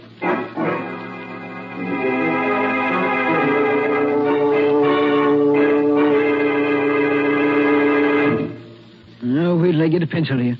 All right. Go ahead, Nick. What you look like? Medium height, black hair, blue eyes, little mustache. Weighs about 135 pounds. Parts his hair way over on the left side. Scar on back of her right hand. Nose has been broken and fixed up. Yeah. You know him? Well, not offhand, Nick. But if he's in the gallery, I'll get him for you. Is there anything else? Not now, Riley. Meet me in a half hour at Daly's lunchroom. And where is Daly's lunchroom? Out on Palmer Avenue, near the city line. But, Nick, that's 3 miles from here. Right. Daly's is far enough out so that nobody's going to bother us. I'll meet you there in half an hour. Okay, Nick, okay. I'll be there. I don't know. Sometimes I can't figure that guy Carter out at all.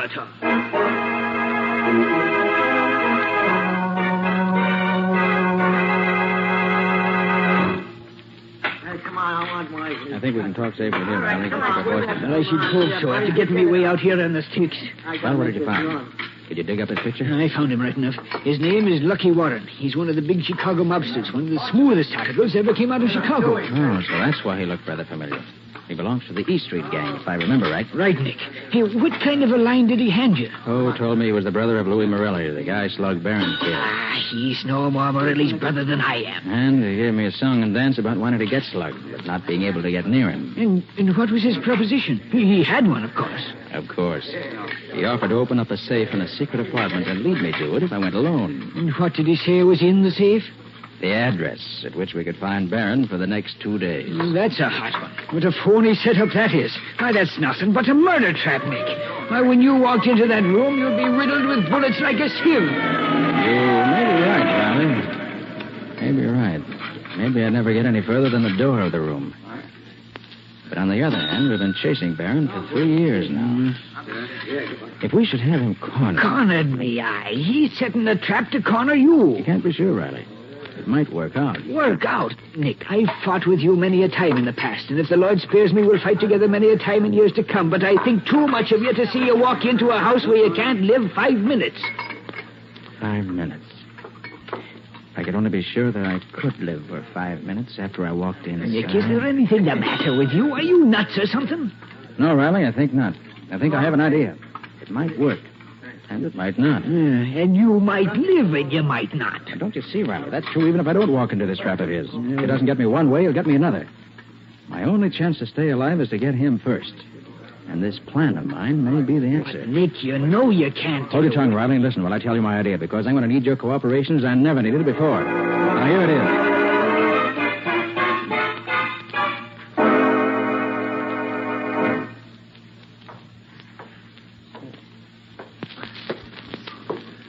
On time, I see, Carter. Yes, Morelli. Let's get going. Certainly. The house is not far from here, just around the corner, as a matter of fact. I just come from there. The door to the basement is open, and the safe is in one of the upstairs rooms. And you think there'll be nobody there for at least 2 hours? For between 2 and 3 hours, the house will be deserted. And you're going to show me the room where the safe is? I've done all I'm going to do. The door is open, and the safe is open. The rest is up to you. I hope your information's correct. I shouldn't like to be caught in a strange house rifling the safe. That's the least of your worries. That is, catching Slug Barron is much more important, isn't it? Oh, yes, of course. Here. This is the house. It's all red brick. Number 42. Doesn't look very inviting, does it? Gone already, huh? Didn't take you long to leave, did it? Well, Nick, you're on your own now.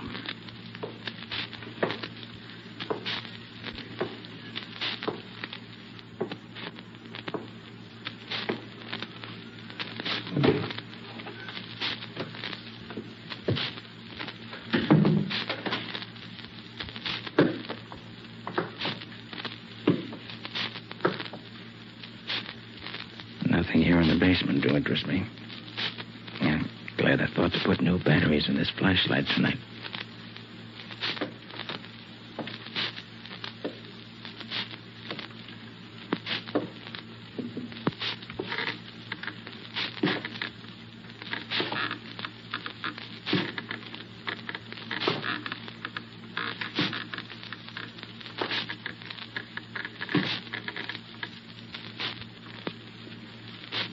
Seems to be nobody here on the first floor. Must be all up on the second floor where he said the safe is. It probably won't bother me until I get up there, which is just as it should be.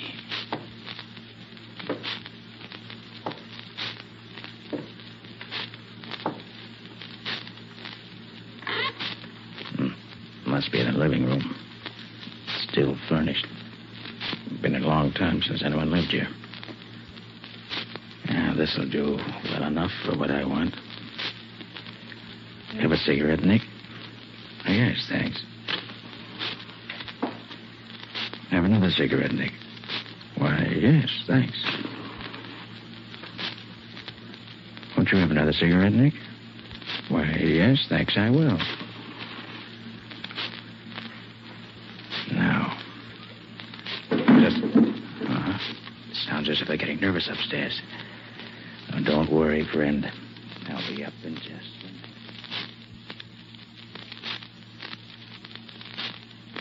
Say, Lucky, I thought you said you told him the safe was up here. I did. Yeah? And what the deuce is he doing down there? How do I know? I still think you should have brought some of the boys to help you. What's the matter? You afraid of him? He's no pushover, I know that. You guys are quiet. Here he comes now. Get set.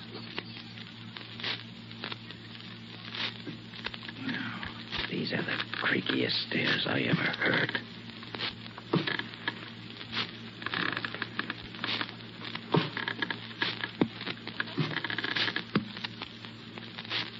Yeah, there's the room. I can see the safe. Oh, this is some room. No windows in it. And look at this door. Solid steel, built like an icebox. It's so heavy. And still no one here to meet me. least I can look into the safe while I wait. Yeah, the door's open a crack, just as advertised. Wonder why... So that's it. Very interesting. Well, if that's the setup, I think I'll leave the examination of the safe till later. Now, the chair looks comfortable. I'll wait for my host there with my gun in hand, just in case. Now, let's see. It's been just 4 minutes since I came up from downstairs. If I can hold out here another 2 minutes at least before they... No. So you've come to welcome me at last, have you? Well, Nick Carter, it's been some little time since we saw each other. Formally. It's hardly my fault, Slug. I've done my best to find you any number of times in the past year or more. Slug, let me take a shot. Oh, yes, of course. You're here, too. Have you managed to avenge your brother yet, Mr. Lucky Warren? How the devil are you? Quiet, Lucky. Come in and close the door. Don't forget you're only a guest at this party. Look, Slug, let's get this over with. Fooling around with Nick Carter is dynamite. I don't really see why you should feel that way, Lucky. Nobody knows where I am, so nobody's going to interfere with you. You ain't telling us nothing, Carter. We made sure of that ourselves. We had 2 men shadow you from the nightclub to the lunchroom where you talked to Lieutenant Riley. We had 2 men shadow Riley back to headquarters, and 2 more follow you when you came here to meet Lucky. Now, Carter, we're sure there ain't no cops following you this time. You've been to a great deal of trouble, Slug, seems to me, just to get me to walk into a death trap that was corny and as obvious as this one. Well, now that I'm here, what's going to happen? Carter, I've been waiting 3 years to take care of you, and I'm going to see that you get I see that you've cut the current off from the safe. If I hadn't heard the hum of the transformer a few minutes ago, I should probably have touched it and been knocked unconscious. Was that what you wanted? If you'd have touched that safe, you would have been dead. Oh. That's what happened to that headquarters cop they found on the 3rd rail of the elevator last winter. I thought it didn't look right at the time. You got him to touch this safe, and that electrocuted him. Then you dumped him in the 3rd rail where they found him. Very clever, Slug. You're learning that a little late, ain't you, Carter? Too bad it didn't work with me. Now you've got to find some other way to get rid of me. Some less clever way. Are we going to stand around here all night chewing the rag, or are we going to take care of this guy and now? Take it easy, Lucky. Now that we're all here together, there ain't no hurry. Carter ain't going nowhere. And with the door closed the way it is, this room is soundproof, isn't it? Lovely room for a murder. And it probably won't be the first time it's been used for that either. Let me take him, Slug. My finger's getting anxious. All right, Lucky. But make it good. I'll make it good, all right. Sure, Lucky'll make it good. If he doesn't... Hold still, Lucky. Hold still, Lucky. What are you doing? He's got me, Slug. Can't move. Get out of the way, Lucky. I can't hear him. You standing in front of him. That's the idea, Slug. And he's going to stay there for now. Yeah, so you think you're safe as long as you got him held in front of you, do you, Carter? Well, you're afraid. No, Slug, you can't shoot me. You can't do that. Now, watch me. I waited too long to get this gun. So long, Lucky. No, Slug, no. Slug, you killed me. Yes. You killed him. And missed me. What now? Lucky's body is pretty heavy for you, ain't it, Carter? Now that he's dead. Not too heavy, Slug. He's better protection than nothing. Yeah, but you got no gun. So how long you expect to last? No, I have no gun, but I do have a weapon. You ever think of that? Yeah, what is it? It's Lucky's body. Here. Dirty than you expected, isn't it, huh? All right, that's enough of that. Get your hands up.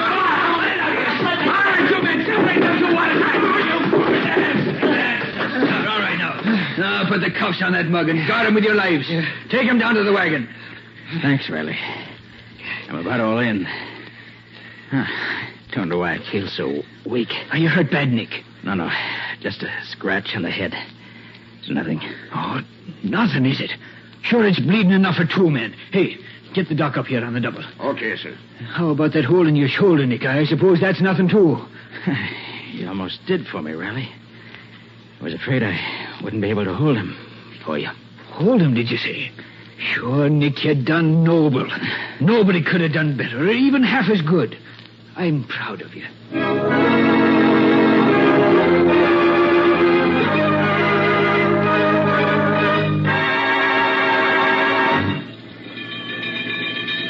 I brought this old hurry-up wagon because I thought we might need to use it as an ambulance or as a hearse. Are you feeling better, Nick? Oh, yes, Riley, thanks. Very much better. Sure, Nick, you scared me out of 10 years' growth this night. Oh, you got your killer, didn't you? Oh, sure, I got him after he almost got you. Oh, what a fool you were to walk into a trap like that, Nick. Perhaps you're right, Riley. Somebody had to get slugged. I hoped I'd be able to take care of myself once I got in the trap, but as it turned out, I was getting pretty weak from loss of blood. I'm darn glad that you didn't arrive any later than you did. You're a lucky guy, Carter. I'd have killed you if those guys hadn't butted in. Well, you didn't. So that's that. That's that, he says. Just like that. What a man. Look, Carter, these guys didn't follow you up to this house. I know that. How did they know where you was? Curious, huh? All right, I'll tell you. When I was talking to Riley last evening, some fire engines went by. They gave me an idea. We knew that this house of yours had to be in this district somewhere. And we knew that around here, everybody's so afraid of fire, they'd report even a suspicion of one. So I had Riley wait with the fire chief at the nearest fire station for the alarm. When they got the alarm, they knew where I was. And they came a-running. When they got what alarm? The alarm one of your neighbors sent in when he saw the fire. What fire? I don't know nothing about no fire. It was a good fire, Slug, while it lasted. But the boys from the firehouse put it out as soon as they got there. Where was this fire? Well, Slug, it was like this. When I stopped in the living room on the first floor of your house tonight, I lighted 3 cigarettes. I put a pack of matches under the curtains in each of the 2 windows and laid a cigarette across each pack of matches so that it would burn for a couple of minutes before it set off the matches. Then I did the same with a 3rd cigarette and a 3rd pack of matches, putting them under some dry stuff I piled up under the desk. And when the matches went off, they set fire to the curtains and the other stuff and started a nice little conflagration. And within 2 minutes, somebody phoned in an alarm just as we figured they would. It was a grand scheme, and Nick here thought it up all by himself. Look, Mr. Brains, why didn't you just set fire to the house and not bother with all that trick stuff with the cigarettes and matches? Oh, if I'd done that, Slug, you and your pals would have smelled the smoke and beat it before we could stop you. But I figured that by having the fire start after you and I got together, you'd be too busy to notice it until it was too late. Of course, I wasn't there till it was all over, but judging by the results, that's exactly what happened. Yeah? It's too bad the house didn't burn down with you in it, Carter. That was one of the chances I had to take. But it was worth anything to get you out of circulation. Which will be just as soon as we can get the electric chair dusted off for you, Slug, me boy. Exactly. The murder trap you set for me turned out to be a death trap for you, which is certainly poetic justice.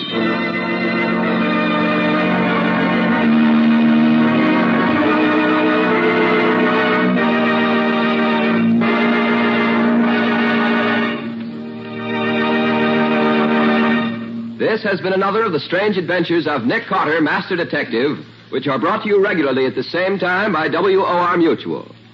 How about a little preview of next week's story, Nick? Well, next week I want to tell you about an adventure that we had in which Scubby was much more concerned than I was. Well, that isn't quite true, Mr. Scott. What Nick really means is that while he was doing the detective work that finally solved the case, Scubby was having the real adventure. You mean that in this case, the solution and the excitement were 2 different things? Well, yes. We were up against a hijacking gang that stopped at nothing. Scubby set out to help me by getting some information from the inside. But all he succeeded in doing was to get himself in a real man-sized jam. With Nick getting him out of it, of course. Oh, of course. Well, if it's exciting, I'll be around listening. You'll find it plenty exciting, I promise you. So until next week, so long. So long. So long to you both. In the strange adventure you have just heard, Nick Carter was impersonated by Lon Clark, Patsy by Helen Choate, Lieutenant Riley by Humphrey Davis. Original music was played by Lou White. The entire production was written and directed by Jock McGregor.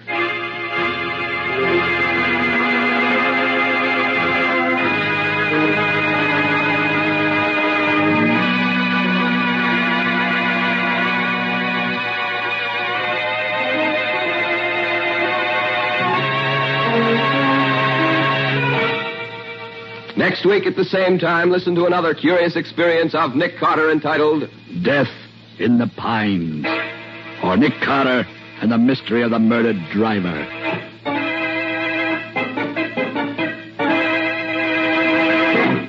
This story is a copyrighted feature of Street & Smith Publications, Incorporated. The Return of Nick Carter is produced in the studios of WOR and is broadcast over most of these stations every Saturday evening at 7 o'clock Eastern War Time.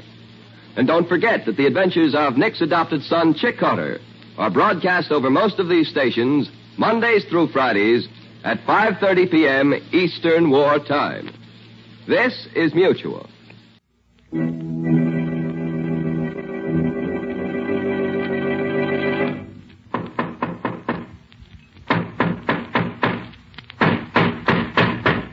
What's the matter? What is it? Another case for Nick Carter, master detective.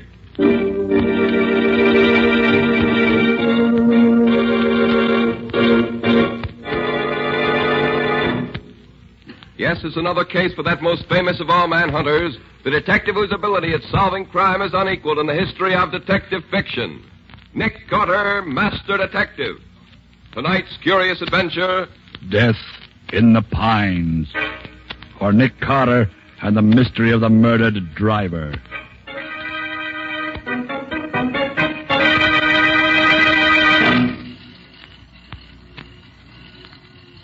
Well, let's see. There's a truck coming up the grade now. It ought to be them. Yeah. Just 1:30. That's a Tate truck, all right. Now, you guys know what to do. We've done it often enough before. Sure. All right. Get going. When the truck gets close enough, I'll put the searchlight in the driver's face like before. He'll stop fast enough.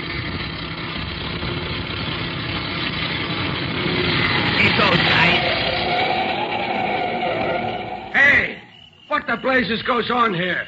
What's the big idea? Get those hands up, wise guy, and get down out of that cab. You guys can't get away with this. You want to stay alive, get down out of that cab and keep quiet. And bring your helper down with you.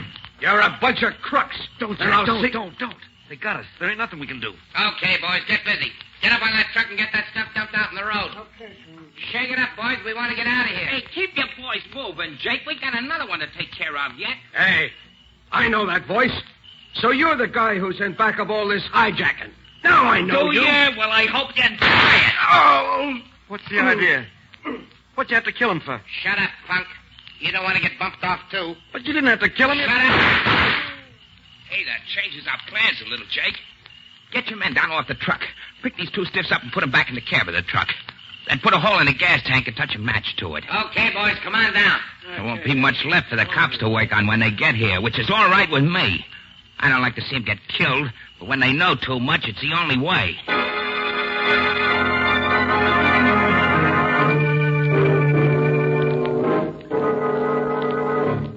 I see, Coroner.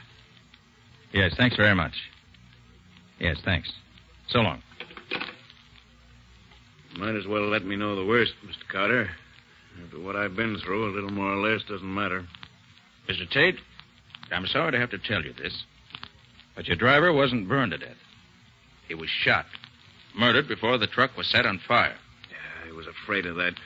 Regan was my oldest and best driver. Been with me for 10 years. You're having trouble with racketeers? Yes, have been for the past year. How do they work?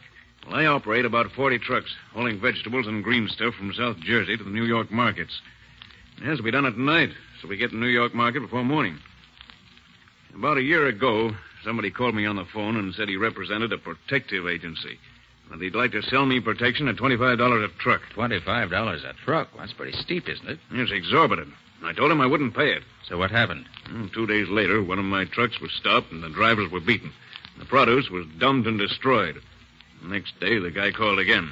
I told him I wouldn't pay. Did you try getting protection from the state troopers? Sure I did. And they did what they could. Whenever a trooper followed one of the trucks, or when one of their men rode on the truck as a helper, these trucks were never bothered. But the other trucks, it was the same old story. I see. Well, how do you account for the fact that the trucks with the troopers on them were never touched? I don't know. Unless the hijackers had spies at the loading points to watch if the trucks had their regular crews. And what was the outcome this time? In the end, I had to agree to pay the $25. And then, for 6 months, there was no more trouble. But a week ago, this same guy called and said the ante had been raised from $25 to $40 a truck. $40? I told him I couldn't pay that because I didn't make that much. And you know what happened last night. Yes, I know. Well, are you going to try to keep writing the stuff through? If you can help me, I will. I'll do it. And to begin with, I'd like to put my assistant, Patsy Bowen, in your office as a typist. Sure. Maybe she can learn something that will start us off in the right direction.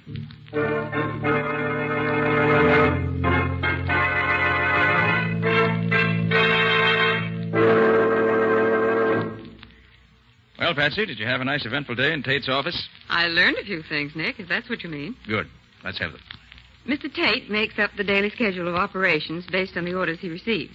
Then he turns the completed schedule over to Al Leparo, who's the fleet foreman. Mm-hmm. Only Mr. Tate, Leparo, and Dave Morgan, who's Tate's assistant, know what the orders are, as far as I can find out. I see. Any suspicions? Not yet. Leparo's been with Tate 9 years and Morgan for about 4 years. When the trouble started about a year ago, both of them rode the trucks. Morgan was one of the drivers who got beaten up, got knocked out cold before he could see anything. Doesn't leave us much in the way of anything to go on, does it? Sorry, Nick, but that's all I could get today. I don't feel bad, Patsy. You did what you could. And what's the next step? I want to talk to the state trooper who found the truck in which Regan was killed. He may be able to tell me something that's been overlooked.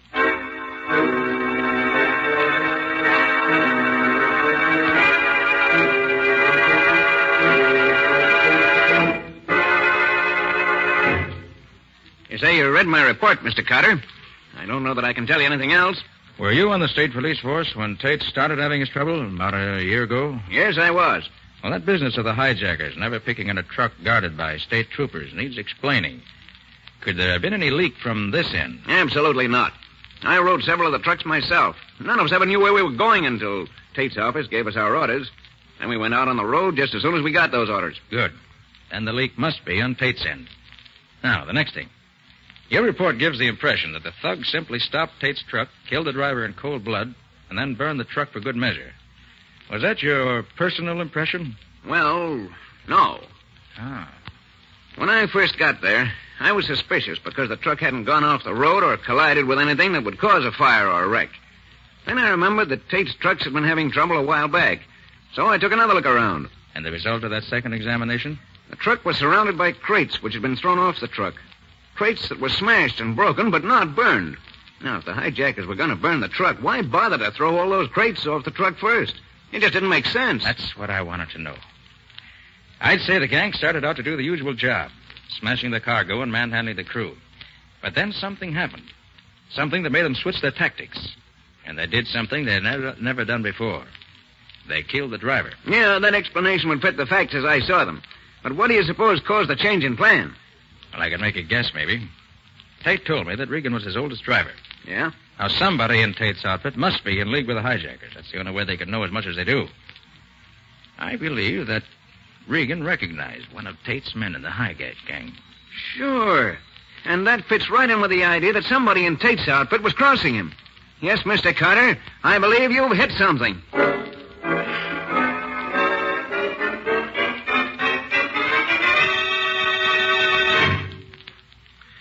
Have you arranged with Mr. Tate for me to go to work for him? Oh, no, Scubby. I haven't said anything to him. I don't want him to know. Well, then how do you know I can get the job? Tate's lost so many men since Regan was killed a couple of nights ago that he'll be glad to hire anybody. Patsy will fix you up with the necessary papers, licenses, references, and so forth. Wear your old clothes and don't wash your neck, and you'll have no trouble getting hired. And what do you want me to look for especially, Nick? Well, according to what Patsy says, the leak either goes through Tate, which hardly seems likely, through Leparo or Morgan, or through somebody else we haven't found out about yet. So get a line on things in general, on anyone who may look suspicious. Oh, and if you're riding a truck that gets held up, don't try to shoot it out, Scubby. Just let things ride. We'll see about that when the time comes. It's a 40-1 shot against her getting stopped, but just the same, watch your step. These men, whoever they are, have 2 murders on their head, and they won't balk at a couple more.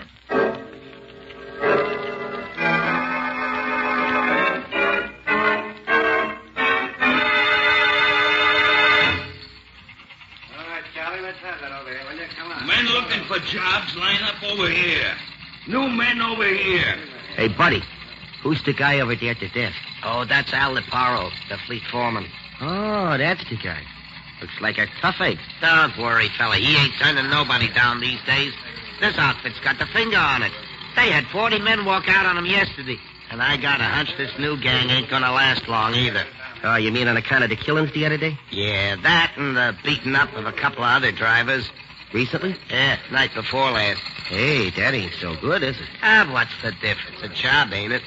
Hey, who's the other guy? Huh? Oh, that's Dave Morgan, old man Tate's assistant. All right. Report to the garage at once. Next? Mike Clausen's the name, Mr. Leparo. Here are me papers. Mm-hmm. You worked here before, ain't you? Sure. I drove for you Yeah, never mind that. You ain't working here no more. Right, Morgan? Right, Leparo. Nothing doing on that guy. Oh, but what's the matter? I got a good record. I ain't never had no trouble. Maybe not, but you ain't wanted here. Get out. Next. Ah, the big bum. Who's next? Oh, me. The name's Wilson. Where's your papers? Oh, yeah. Here. Mm-hmm. Wilson, huh? Yeah. Okay, you're hired. Report to Matt Steiger on truck number 11. You start as helper at $23 a week. Satisfied? Sure, boss. Okay by me. Tell Steiger he picks up his load tonight at Freeman's Farm down South Jersey. He knows where it is. Get going. Right. Thanks.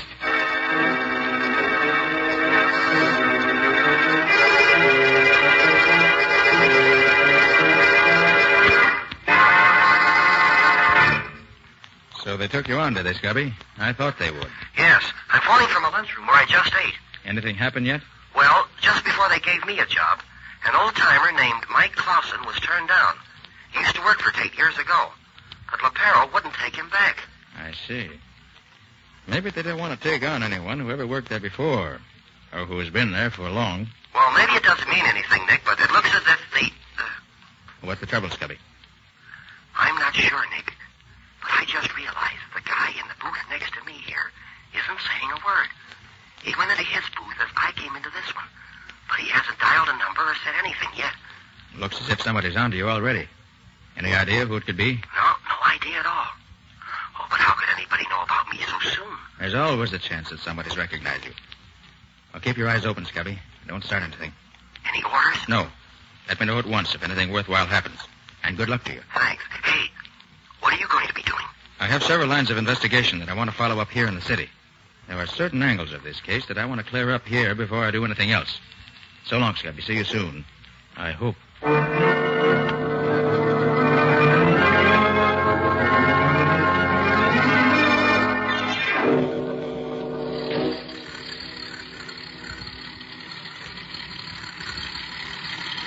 Gosh, Matt, driving one of these trucks is no sense, is it? How do you mean, kid? Well, I've been driving the truck around in the city, and it ain't been like this at all. We spent the afternoon loading the stuff on the truck. Now we got to spend all night riding it back to town. You don't like it, huh?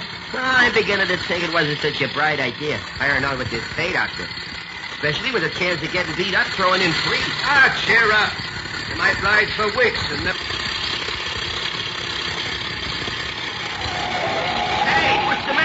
What's you stopping for? Somebody is signaling us with a flashlight to stop. I wonder what... No, don't stop, Matt. It may be a holdup. Remember old man Tate's orders? No truck stop for nothing. Oh, it's the state troopers. Nothing to worry about. Oh, yeah. Yeah, I can see the uniform now. Okay. I'll get out and see what he wants. Hey, what's the matter, officer? What... Hey, that's a phony uniform. You're no regular cop. This is the guy, all right. One of you fellas take care of the driver. Look out, Matt! Come down out of that cab, fella. You know what's good for you. Matt, it's a trap. Shut up, Dick, and don't move. I got you covered. Now, don't try to pull it out. No! Hey, like that. Cut it out. There, that takes care of you, you rat. Now for the other. Here you are, copper. Oh, Matt! Not yet. Here. Oh.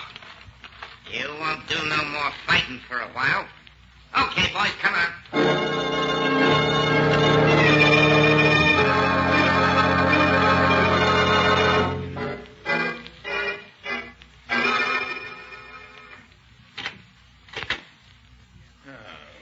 Gosh, I'm tired, Patsy. I've done more of my own leg work today than I've done in years. I almost wish I'd kept Scubby here to do the walking around. And gone out on the truck myself. Did you find out anything, Nick? Yes, Patsy, I think so. But I can't be sure for a little while yet. Not until I get some more answers to some of the thousands of questions I've asked today. There have been several messages for you. I think this is probably the only one that's really important. Here. Oh, thanks. I thought so. He's trying to borrow money. At least all that much of it. Makes me positive I'm on the right track. Any report from the state troopers, Patsy? Yes, they think they've located the place. They're going to call you later this evening when they get the details. Good. That'll give me time to join them before they make the raid. I don't want to miss being in at the kill.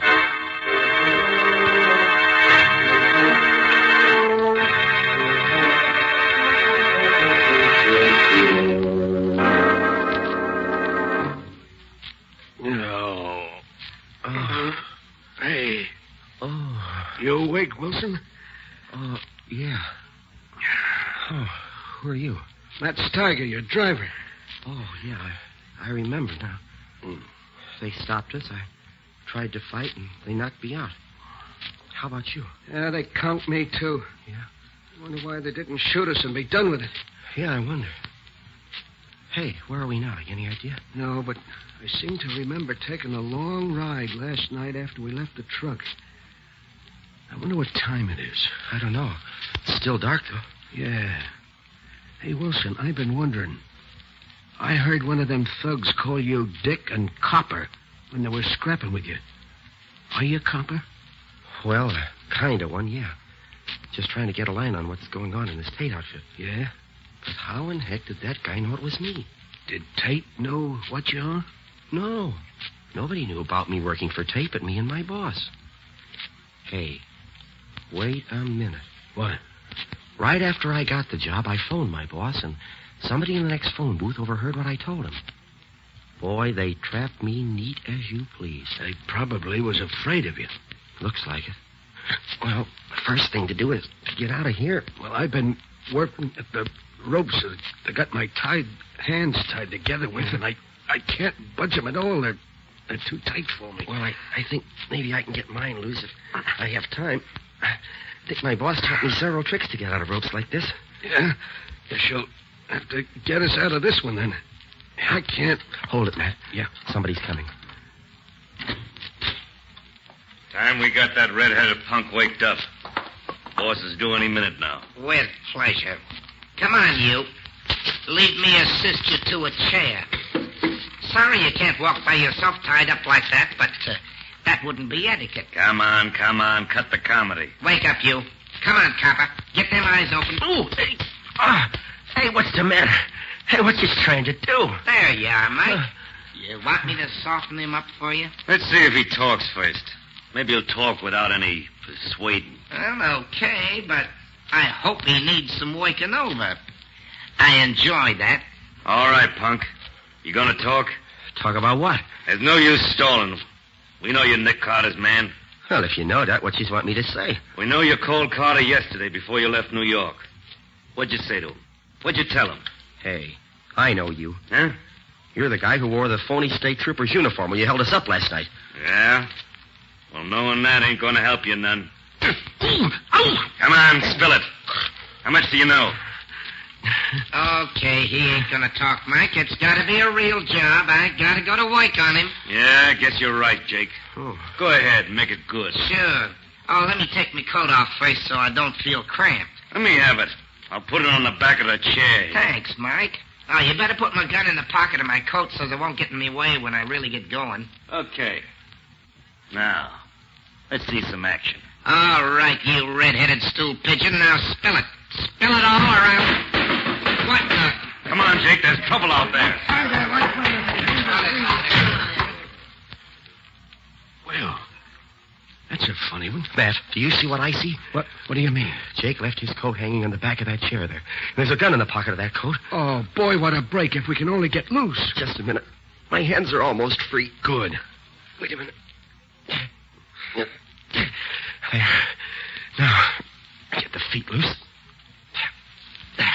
Yeah, that does it. Now the gun. Now let him come back. Hey, what's... Drop that gun. You're covered. Oh, yeah? Well, this'll show. Yeah. Oh, you would you? Here.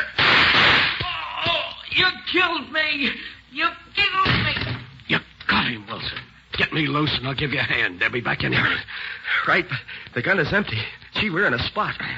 He killed the boss. Come on. Uh-oh. Yeah, the boss is dead. I'm getting out of here. Yeah, let's Wait a get minute. going. Listen, Miss Rose, listen. They're leaving. Yeah. Wait a minute. There you are, Matt. Oh, gee. Thanks, Wilson. Gosh, am I glad to get out of them ropes. Hey, Matt, this is the screwiest thing I ever heard of. Yeah. Why do you suppose they beat it off like that? You got me. But come on, let's get out of this place. They might come back as fast as they went out. Okay, give me a chair. I'll break this door down for you. Okay.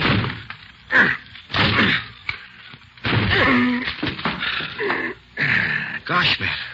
There he is on the floor, the boss. And 2 holes through his forehead. You sure hit him square in the bullseye. Wait till I take off his mask and see if I know. Matt. What? It's Mr. Tate. Who? The owner of the trucking company. Mr. Tate? Yeah. Tate racketeering his own business? Attacking his own trucks? But that doesn't make sense, Matt. Boy, I'll say it doesn't. Why should he want to destroy his own business? And why would he ask Nick to investigate? Hey, we got to get out of here. Yeah. We're going to get out. Maybe some more of them in there. Can you see him? Yeah. Oh, they're state troopers. Oh, it's boy. okay, man. Open up in there. Come on with your hands up. Come on, you're surrounded and outnumbered. Don't shoot. We're coming out. Get that door open before they shoot. We surrender. Get your hands up. I got two here, men. Watch the back of the house. Right, Sergeant. Oh, gosh, are we glad to see you. Yeah, keep your hands up. Oh, yeah, sure. Look, I'm Scubby Wilson, and this is Matt Steiger. I'm Nick Carter's assistant. You look it. Who's the dead man lying there? Oh, that's Mr. Tate. I just shot him. No, you did. Well, that'll send you to the chair, all right. Oh, no. No, you don't understand. He's the chief of the hijackers. Well, he was holding us prisoners here. That's a good one. Where's the gun you killed him with? Well, it's in the other room. Keep your hands up. But, officer, you don't understand. I suppose you're going to tell me you shot him in self-defense, huh? Yeah. That's just what I did. Well, look, you can ask Matt here. That's right, officer. He was going to kill us both. Yeah. Sure. Where's the gun he was going to kill you with? Well, it was in his hand when I saw it last. Well, it ain't here now. You're a bum liar, feller. I suppose that after you shot him between the eyes, killing him instantly, he walked over to the window, threw his gun away, and then came back here, lay down, and died. Oh, but gosh, officer, I saw him. Put your hands out. Huh? What? Put your hands out. Oh, but you can't put handcuffs on me. No? Watch me. Be sure they're on good and tight, son. I will, that. Nick! Oh, hello, Scubby. Having a good time? You know this guy, Mr. Carter? Does he know me? Oh, tell him who I am, Nick. Yes, Sergeant, I'm afraid I have to confess that I do know him. He's my assistant, although he hasn't been much of assistance in this case. Shall I let him go, then? Yes, I'll take charge of him. Okay, if you say so. Oh, gosh, Nick, am I glad to see you. Oh, this is Matt Steiger, the guy who was driving the truck I was on. Hello, Mr. Carter. I don't know you. Hey, look, I heard some shooting a few minutes ago. Did you get some of the gang? Yes, Scubby. Morgan and 4 men. We ran that car off the road and caught them all. Morgan's pretty badly wounded, but he'll pull through. So Morgan was in on it after all. Morgan was the head of the gang. Oh, no. No, Morgan wasn't the head of the gang, Nick. The head of the gang is lying there, dead. And I shot him. Put 2 bullets in him in self-defense. Who is he? You know him? Know him. It's Mr. Tate. Mr. Tate? Why, he had nothing to do with this. He sure did, Nick. Why, he was holding us prisoners here. Sure, Matt can tell you. That's true, Mr. Carter. He tried to kill Wilson, and Wilson shot him. I tell you, Tate had nothing to do with this gang, Scubby. Oh, what makes you so sure, Nick? I did a lot of investigating in town today, and I found that Morgan has been trying to borrow money anywhere and everywhere he could to take advantage of what he called a chance to get going a good business, dirt cheap. Well, that obviously meant Tate's business, especially since the $40 a truck the racketeers asked was unquestionably intended to drive Tate out of business rather than to get the money out of him. But Morgan was one of the drivers who got beaten up, Nick. Who said so? Morgan. Nobody else knew anything about it, and it gave him a swell alibi. I think that Regan, the driver who was killed the other day, probably was shot because he recognized Morgan. But, Nick, everything you say about Morgan could have been true of Tate just as well. Not quite, Scubby.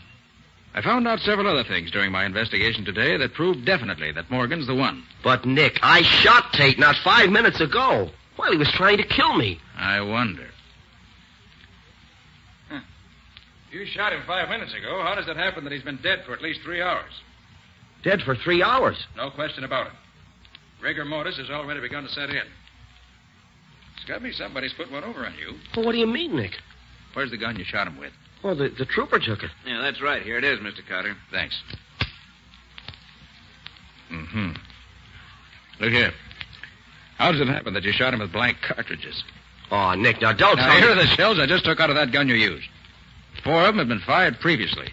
And you can see that the other 2, the 2 left for you to fire, have had the bullets pried out of them. Now, you see the mark on the edge of the shell? Yeah. So you couldn't have shot him. But, Mr. Carter, I saw Wilson plug him. I saw him falling dead as the door closed behind him. There's no question about it. There's no question but what you thought you saw that. But it was all planned, just that way. Planned? Certainly. How come you were able to get out of the ropes you were tied up with so fast? How come there was nobody in the room when you got hold of the gun? Why do you suppose that gun was left where you could get your hands on it? That is what happened, isn't it? Yes, Nick. As right as if you'd been here to see it. It couldn't have been any other way. Tate probably had a hunch Morgan was guilty and trailed him here. Morgan caught him, shot him with his gun. Then he wiped his prints off it, and he planted it where you could get at it. Then, at the psychological moment, Morgan, with a mask over his face, opened the door so you could see him and shot at you. Then you shot at him, as he knew you would, using the 2 shells he had left in the gun for you. The 2 shells with no bullets in them.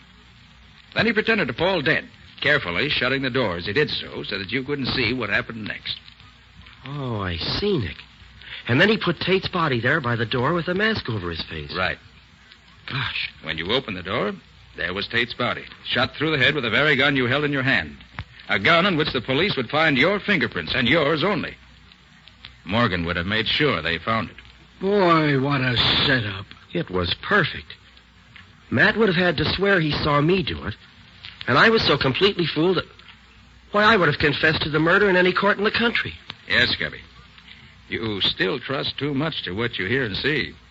Before you can be a really first-class detective, you'll have to learn to distrust everything until you've analyzed it in the light of all the evidence.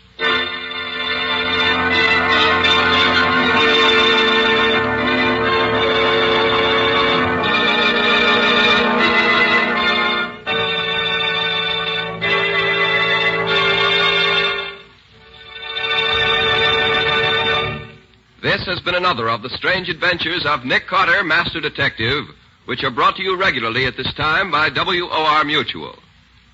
Well, Nick, what about next week's story? Can you give us a hint? Next week, my story concerns a murderer who killed his victims according to the sign of the zodiac under which they were born. A very unpleasant and dangerous man, I might add. Yes, definitely.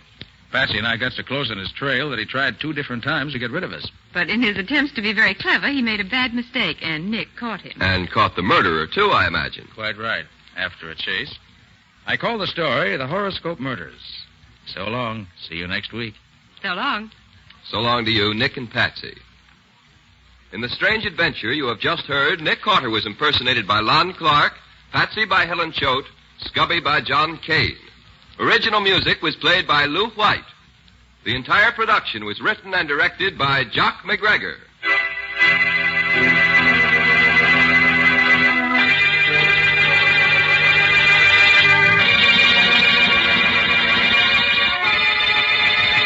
Next week at the same time, listen to another curious experience of Nick Carter entitled The Horoscope Murders. Or Nick Carter and the Mystery of the Avenging Astrologer.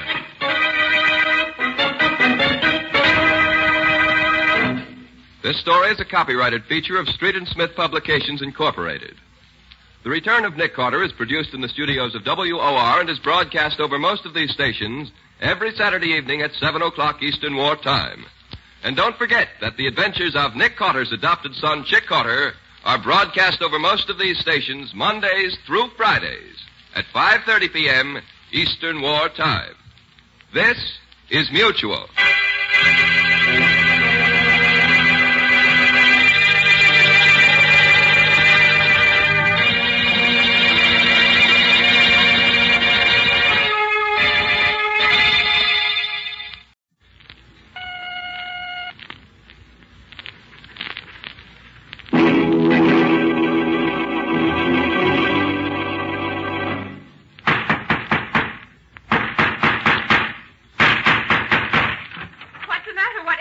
Another case for Nick Carter, Master Detective.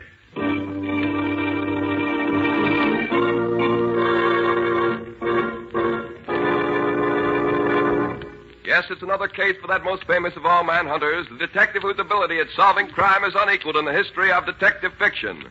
Nick Carter, Master Detective. Tonight's curious adventure... The Drums of Death.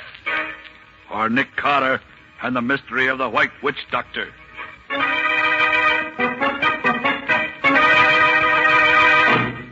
And so, gentlemen, you will find enclosed a complete dossier on the criminal in question, plus all the evidence needed for a conviction. Yours very truly, et cetera, et cetera. Wait a minute, Nick. Not so fast. Yours very truly. Okay, what now? Well, what else do we have to take care of, Patsy? The only unfinished business I know of right now is this bunch of letters from that Mrs. Galley. Oh, yes. What was it this Mrs. Galley wanted me to do? She's worried about her doctor, Nick, and she wants to consult you. No, let her consult another doctor if she doesn't like the one she's got now. Throw her letters out, Patsy. Let's go celebrate having our old business all cleaned up. Well, I would, Nick, except that the letter we got from her today throws a new light on her problem. Oh, what did she have to say today that was so vital? She says she's afraid of her doctor. Afraid of him? Oh, Mrs. Galley's that old, wealthy dowager I met at somebody's tea a few weeks ago, isn't she? That's who she is, and she's probably a crotchety old hypochondriac whose hobby is doctors. That isn't it. And now that she's seen every physician in town, she wants to start in collecting detectives. Does she say why she's afraid of whatever doctor she's going to now? Yes, she does, Nick. She says he's a witch doctor.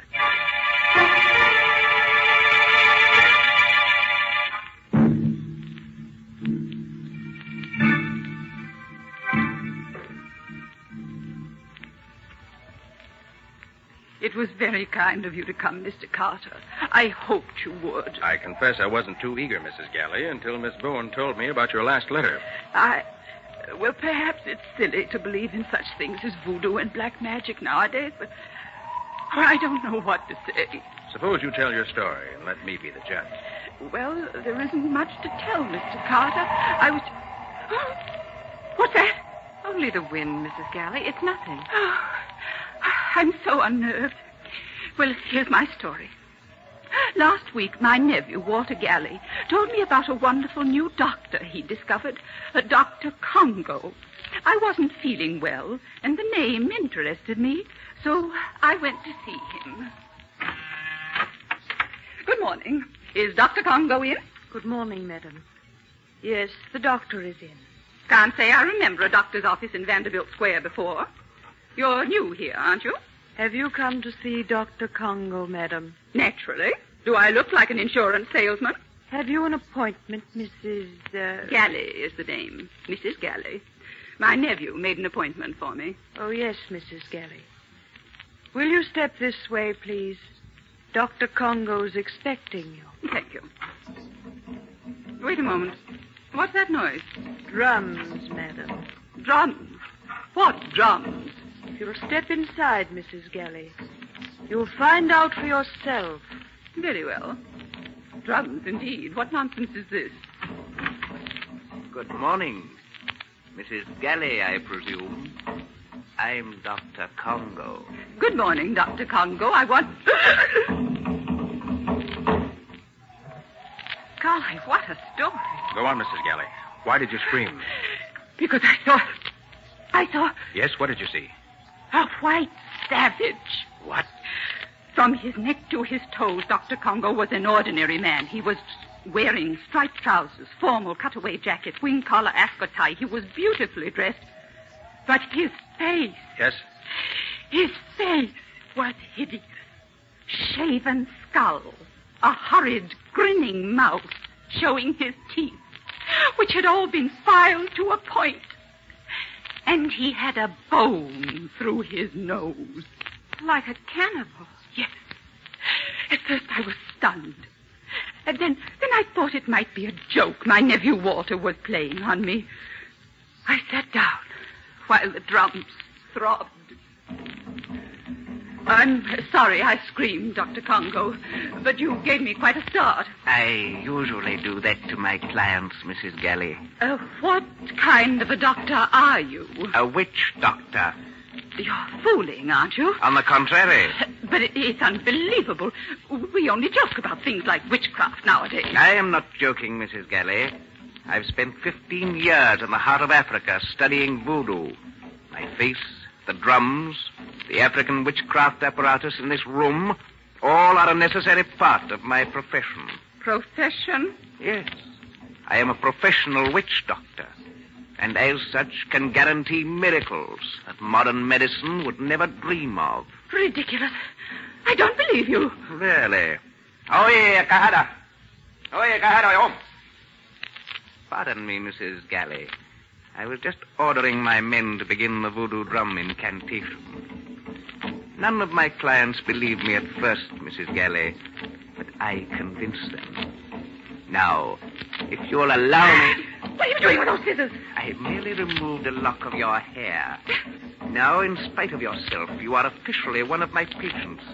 And I warn you, my fee is high. Well, you're wasting your time, sir. I don't want to be a patient of yours, and I won't pay any fee. I'm leaving. Good day, sir. One moment, Mrs. Galley. Dr. Congo, let go of my arm. You don't understand me, Mrs. Galley, and I'm afraid you don't understand voodoo. This lock of your hair places your health in my hands. Your life or death are mine to do with as I desire. And my fee for this visit is $10,000. Preposterous. Get out of my way. $10,000, Mrs. Galley. Now listen closely. 3 times you will hear my Congo drums roll, no matter where you are. If you have not paid when you hear them for the 3rd time, you will die. Good morning, Mrs. Galley. Then, Mr. Carter, I ran out of that office. I'm 65 and not as strong as I was, but I was frightened. I realized he was threatening to kill me with voodoo. And we don't believe in that nowadays, do we? Not as a rule. 3 drum rolls, he told me. And if I don't pay by the 3rd one, I die. Stuff and nonsense, I said. And then, that very night, when I was alone in this room, I heard the distant roll of Congo drums. Golly. Now, Mrs. Galley, you must calm yourself. I'm sure it's only your nerves. We don't believe in witchcraft today. You've got to believe me, Mr. Carter. I've already heard Dr. Congo's drums beat once. Perhaps you only think you did, Mrs. Galley. This Dr. Congo is playing on your nerves. Hysteria can make us think we hear anything. Oh, no. I'm sure I heard them. Wait. Mrs. Galley. You heard? Nick, that wasn't Mrs. Galley's imagination. I heard it, too. And so did I, Patsy. That's the 2nd time. And it's not just my nerves. You must save me from Dr. Congo, Mr. Carter. If you can't, I'm lost. His voodoo will kill me. Help me. Help me. Mrs. Galley, you mustn't let this get you. I never believed in witchcraft before, but I do now. What a joke on me. Mrs. Galley, please. Please, I beg you. Mrs. Galley. What a joke on me, voodoo. Witchcraft. Slap her face, Patsy. What? Quick, snap her out of this. Okay, if you say so. Mrs. Galley, listen to me. I'll take over this case, so don't worry. Now, where can I find your nephew? Walter. He's usually in the Bubble Bar Cafe at this hour. Oh, Mr. Carter, if that Dr. Congo gets me, I... Nick, she's fainted. Call her maid and tell her to put her to bed. We've got to get out of here. You go back to the office. I'm going to look for Mrs. Galley's nephew. But, Nick, what about Dr. Congo? Isn't he the one you want to see? No. I have a hunch this case hinges on Walter Galley.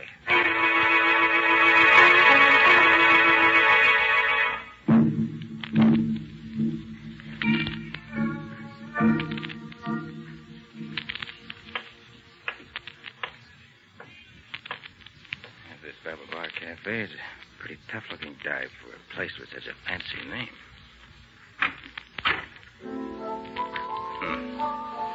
Nobody here but the bartender and that piano player.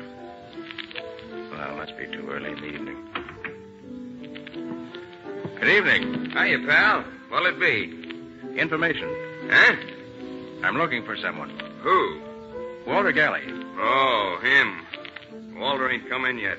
Hang around. He's due any minute. You live around here? Yeah, across the street. River apartment. I see. He owes you money, too, huh? How's that?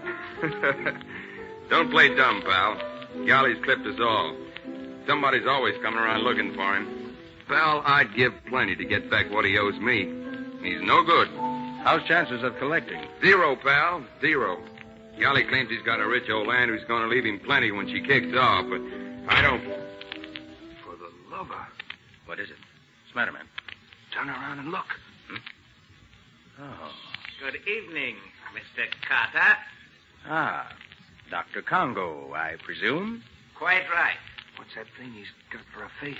Don't you find it inconvenient walking around wearing a bone through your nose, Dr. Congo? No, Mr. Carter, I don't. It's my business. And what's your business with me? You see this African spear I'm carrying? Yes? I'm going to present it to you. And why? Merely as a warning, my impulsive friend. A warning? Yes, a warning. Keep away from Walter Galley and his aunt, Or the next time my drums roll, they'll beat for your death. My dear witch doctor. And just to punctuate my warning, here's the present I promised you. Take it! Look out! He just missed you with that spear, mister. Keep it for a souvenir, bartender. I'm going after that man. Hey, Dr. Congo. Dr. Congo. Go down that side street. If Congo thinks he can scare me off with that voodoo nonsense. Congo! Congo! He's cutting across the street. Well, let's see if he can outrun me. Hey, look out! Watch where you're driving! Look out!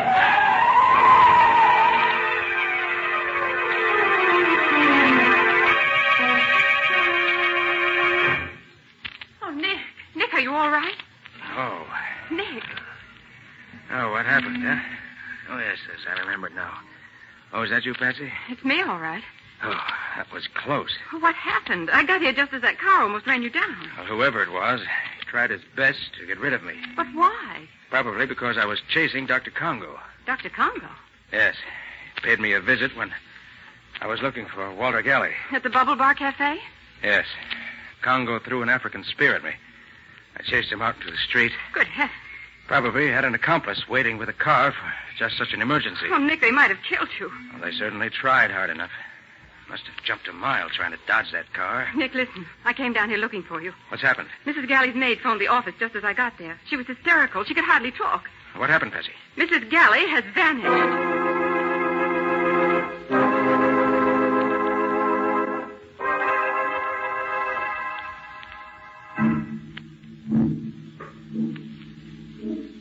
Mr. Carter, I'm so glad you came.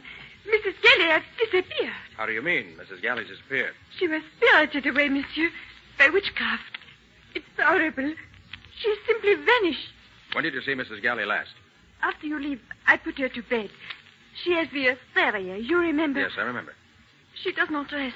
She cannot sleep. She screams and laughs, so I tell her I will get her the oatmeal. And? I'm in the kitchen. When I hear her scream upstairs, and then of a sudden, she does not scream. She is, how you say, cut off. I enter the bedroom and... And what? You must look for yourself, monsieur. I do not go into this room again. All right. Where is it? I know. Come on. Okay. Oh, Nick, do you really think Dr. Congo made Mrs. Galley vanish? I don't know what to think yet. But those voodoo drums. We heard them when we were here before. Yes, we heard them. Is this the bedroom? Yes. The room looks all right. Nothing upset. No sign of a struggle. Nick. What? Look, on the bed. The bed? Oh. What is it, Nick? Looks like dust. Dust forming the outline of a human figure. Oh. If there's any truth in voodoo, Patsy, that's what's left of Mrs. Galley. Oh, Nick, this is awful. Now, steady, Patsy, steady. But this must be real witchcraft, Nick. No human agency could do this to Mrs. Galley. The drum. The Congo drum. Oh, let's get out of here. If I hear those drums again, I'll scream. They're horrible. You better get ready to hear plenty more, Patsy. Right now, we're going to pay a visit to Dr. Congo.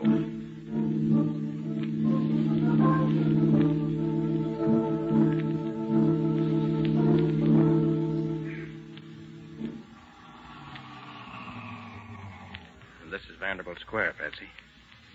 Look for Dr. Congo's sign. Do we have to come here, Nick? We do, Patsy. I want to have a look at Dr. Congo's office. Nice old residential section. It's awfully dark. Yeah. No lights in the houses anywhere. Nick, there it is. The doctor's sign? Mm-hmm. Oh, yes. Congo, W-D. Oh, probably stands for witch doctor. All right, Patsy, come on. Oh, Nick, I'm scared. Oh, certainly you don't believe in voodoo, Patsy. Oh, I never did before, but Dr. Congo seems to have changed my mind. Maybe. Would you rather wait in the car? What? Desert you? I may be scared, but I'm no coward. Now, that's the girl, Patsy. Chin up. Oh, I'm trying, but it makes my teeth chatter too loud. Well, here we are. A nice side window. Going to have a peek inside? No, going to break in. What's that? Just a gadget, Patsy, for unlocking locked windows. Oh. Now we turn the catch, and... there we are. I'll go first, Patsy. Okay. All right. Let me give you a hand, Patsy. All right. Up, Patsy. And here we are, in the den of the witch doctor. What are you looking for? Any clues that'll help us. Rather do it by daylight, but this flashlight will have to serve. Hurry up, Nick. I want to get out of here. Sorry to interrupt. Mr. Carter again, I believe. Just paying a friendly call, Dr. Congo. Interested in Mrs. Galley's unfortunate disappearance, eh? You know about that, huh? Naturally. My voodoo did it. Mrs. Galley was too stubborn to pay the fee she owed me. I would advise you to raise your hands, Mr. Carter. You see, the young lady understands. The native archer is eager to shoot. He'll not miss next time. What do you want, Congo? I thought it was obvious. Money. And I'm going to get it in spite of you. Because unfortunately, you're helpless, Carter. You cannot fight my voodoo, and no law court will convict me of murder by witchcraft. The police will laugh at your evidence. At my evidence? I wonder. You can wonder on your way home, Mr. Carter. This way out. And let me warn you never to return, or you'll not go out alive. Come on, Nick. One last word.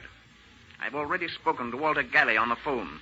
He refuses to pay the money his aunt owed me. Walter has no money. But he can raise plenty at a moment's notice on the inheritance he'll receive, now that his aunt is dead. That's true, if his aunt is dead. You had better use your influence on him, if you have any, and persuade him to pay before it's too late. Another threat, Dr. Congo? Listen, Mr. Carter. I do not make empty threats. You've already seen the power of my voodoo in the case of Mrs. Galley. And I'm not joking now. My black magic is already cutting away Walter Galley's life. Unless he agrees to pay what I ask, in a very short time, he too will rot to dust. Good night, Mr. Carter. Nick, I can't believe it. He let us go alive. Yes, Patsy. This time, Congo overplayed his hand, and I believe a visit to Walter Galley's apartment will prove it.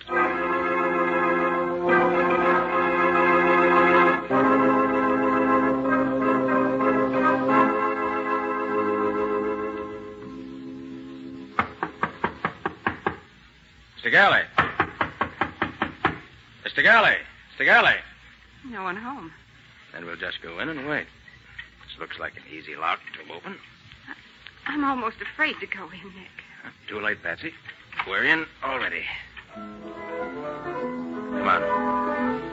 Radio's playing. All the lights are on. We must have just stepped out for a moment. Yes, looks that way. What do you think about Dr. Congo's threat, I mean? Let's look around. Wait a minute. I want to turn off that radio. There, that's better. Wonder where Galley is. Maybe he went to pay that money to Dr. Congo. Perhaps, but I doubt it. Nick, look. What is it, Betsy? Look at that couch beside the radio. It's covered with... dust. Yes, I see. It's shaped like a human figure. Exactly like the dust on Mrs. Galley's bed. Then Congo's killed Walter Galley, too. The evidence seems to point that way. But how can Congo do this, Nick? By voodoo, so Congo says. Beat a few drums, melt a wax figure, and your victim rots to dust. And there's the dust on the couch. Then you believe it, too. I didn't say that, Betsy. Listen. The drum again. Oh, Nick, let's drop this case. We can't fight the supernatural. We don't understand it. It's like trying to stop the wind. Trying to stop the wind? Of course, Patsy. That's the one last explanation I was looking for. I should have thought of that myself. What? I mean, this case is solved. Give me a moment to write a note here at Galley's desk. A note? To whom? Why, to Dr. Congo. My dear Dr. Congo, you are right. I have no case for the police. I have just discovered that both your victims committed suicide. Signed, Nick Carter. That's a peculiar note. What does it mean? Dr. Congo will understand it. But, Nick, it couldn't be suicide. But Mrs. Galley and Walter vanished. No bodies were found. Dr. Congo will understand what it means, Patsy. Oh, Nick, you're just deliberately mystifying me. No, Patsy, you'll understand, too, later. But right now, I want you to deliver this note to Mrs. Galley's maid. Her maid? Who did she... No questions now. Deliver it and hurry back to the office. But Because Nick, very shortly, we're going to hear Dr. Congo's drums beating again. And this time, they'll be beating for us.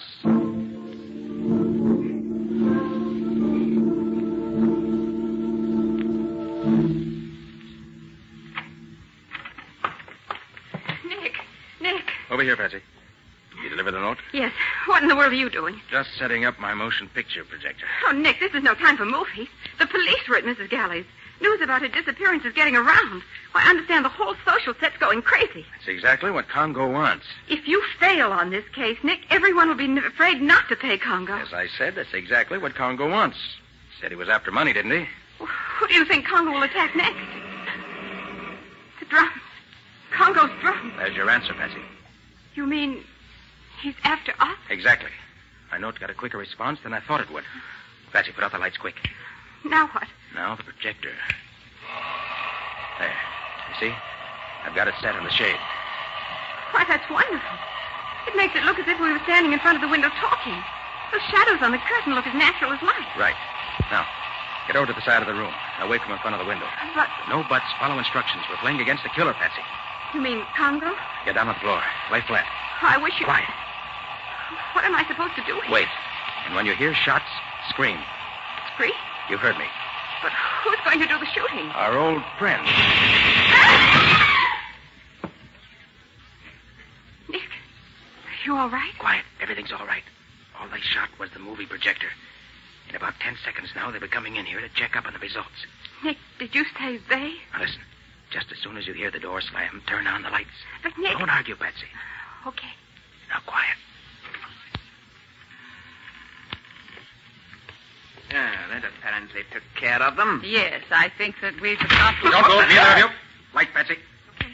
Now, as you see, you're covered with this gun I hold in my hand. Nick Carter, I told you, Walter, he was... Shut up. Put up that Tommy gun you have there laid on the table, Dr. Congo. But, Nick, that's Mrs. Galley. I thought she was dead. That's what you were supposed to think, Patsy. And the chap with her is her nephew, Walter. But I don't understand, Nick. Very simple, Patsy. This clever pair created Dr. Congo, a phony witch doctor played by Walter Galley. Their motive? Blackmail. And they pretended to be their own first two victims. I see. So they could disappear and then spend their entire time playing Dr. Congo. And also so that their fates would terrify future victims into paying Dr. Congo's exorbitant fees without any protest. You are indeed clever, Mr. Carter. Very clever. Then all that voodoo was make-believe. Phony. Yes, Patsy. As phony as the shadows on our window shade, which this precious pair attacked. And as phony as the makeup that turned Walter into a witch doctor. That's why I wrote that note, Patsy, about having learned that both disappearances were really suicides. They knew then that I'd seen through their whole scheme. But those mysterious drum beats we heard, even outside our own window. Let me show you how that was done. Let's see. Oh, yes, here it is. You see, Patsy? A simple gadget attached to the outer frame. A windmill connected to a small drum. Mm-hmm. When the wind blows hard enough, the drum beats. Watch, I'll spin it. Oh, so that's what scared me. That plus your imagination. It was imagination you two counted on most, wasn't it, Dr. Congo? You concocted the voodoo tale, planted your own clues, and then vanished. The rest you left to human nature, right? So why did they call you in, Nick? Why didn't they let well enough alone? They were playing for high stakes, Patsy. They thought they had a perfect racket, and if I failed to break it, their victims wouldn't fight back. But the phony Dr. Congo was far too eager to let us escape. That was the second important clue. The second? What was the first? Mrs. Galley claimed she was in Congo's power because he'd cut off a lock of her hair, remember? Yes, but isn't that according to voodoo tradition? Certainly. But it couldn't work with Mrs. Galley. Well, why not? No, Patsy, you disappoint me. Look at Mrs. Galley now. You're close enough. I see. Mrs. Galley wears a wig. Of course, Patsy. And a lock of hair cut from a wig would hardly put the wearer of the wig under the spell of even the best witch doctor in the world. Well, for the love of... Look here, Carter. We can't stand here all night with our hands in the air like this. No. What are you going to do with us? Sorry to treat you two this way. But I don't like visitors who bring Tommy guns to my office. I was a fool to let you go when I had you in my office, Carter. You were all kinds of a fool, Galley. Or do you prefer to be called Dr. Congo? If you hadn't been in such a hurry, your plans might not have been quite so apparent. And if you hadn't been so obvious in sending me to see Walter Galley in the middle of the night when he hadn't had time to raise the money to pay you, even if he wanted to, I shouldn't have been quite so sure what your schemes were. Your eagerness to begin collecting from your victims was your downfall, my friend. All right. But the next time... That's what they all say, my friend. But there won't be any next time. Nick Carter plays for keeps.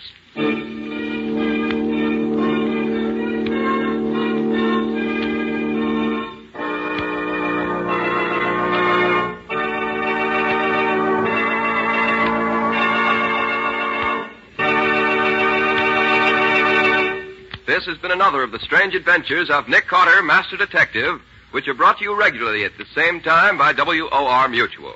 And now Philip Clark, who played Dr. Congo in our story tonight, has a message from our government that I want you all to hear. Go ahead, Phil. A friend of mine asked me the other day, why do we need to save waste paper? And how come the supply of paper is limited? Well, the answer to that is obvious. An army needs men, and lumberjacks, among others, join the army. Fewer trees are cut down. Consequently, there's less paper made, because there's less wood pulp available for making it. But that same war that cuts down the available supply of paper demands an ever-increasing quantity of paper for many vital war needs. Paper goes into cartons and containers for food, weapons and equipment needed by the armed forces. Paper is necessary for many of the actual weapons of war, such as incendiary bombs, bomb fins, wingtips, airplane signals, parachute flares, ration containers, and ammunition containers. And the American home is the greatest potential source of waste paper. Every kind is needed. Bags, wrapping paper, newspaper, magazines, old containers, and so on. So if you're not already doing so, start today salvaging all the waste paper you possibly can. Then sell it to your junk dealer, or donate it to some charitable organization. But don't throw away a single scrap of paper. Make it help us win this war. And now, Nick, what about your story for next week? Well, it's about a gang of super crooks who had stolen a very valuable invention and kidnapped the old inventor and his beautiful daughter to hold them as hostages.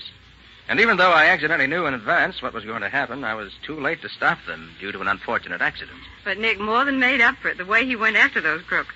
Within 24 hours, he succeeded in capturing the gang and rescuing the professor and his daughter. Yes, Betsy. But it was fast and furious while it lasted. Scubby and I were in hot water right up until the end of the chase. What do you call the story, Nick? I've called it The Professor's Secret. Or The Mystery of the Z-Rays. And that's all until next week. So long. So long, everybody. So long to you both, Nick and Patsy. In the strange adventure you have just heard, Nick Carter was impersonated by Lon Clark, Patsy by Helen Choate. The story was written for Nick Carter by Alfred Bester. Original music was played by Lou White. The entire production was under the direction of Jock McGregor.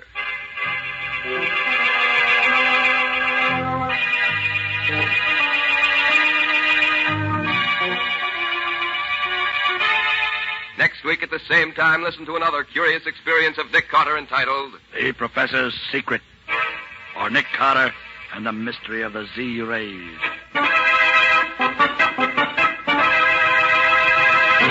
This story is a copyrighted feature of Street & Smith Publications, Incorporated. The Return of Nick Carter is produced in the studios of WOR and is broadcast over most of these stations every Saturday evening at 7 o'clock Eastern War Time. And don't forget that the adventures of Nick's adopted son, Chick Carter, are broadcast over most of these stations Mondays through Fridays at 5:30 p.m. Eastern War Time. This is Mutual.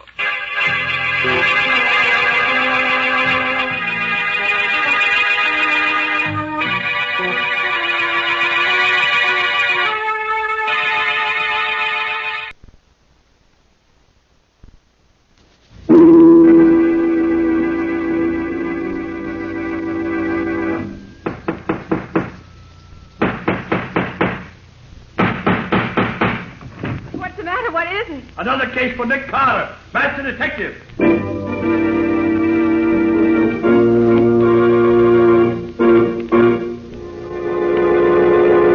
Yes, it's another case for that most famous of all manhunters, the detective whose ability at solving crime is unequaled in the history of detection fiction. Nick Carter, Master Detective. Today's strange adventure, The Professor's Secret, or Nick Carter and the Mystery of the Z-Rays.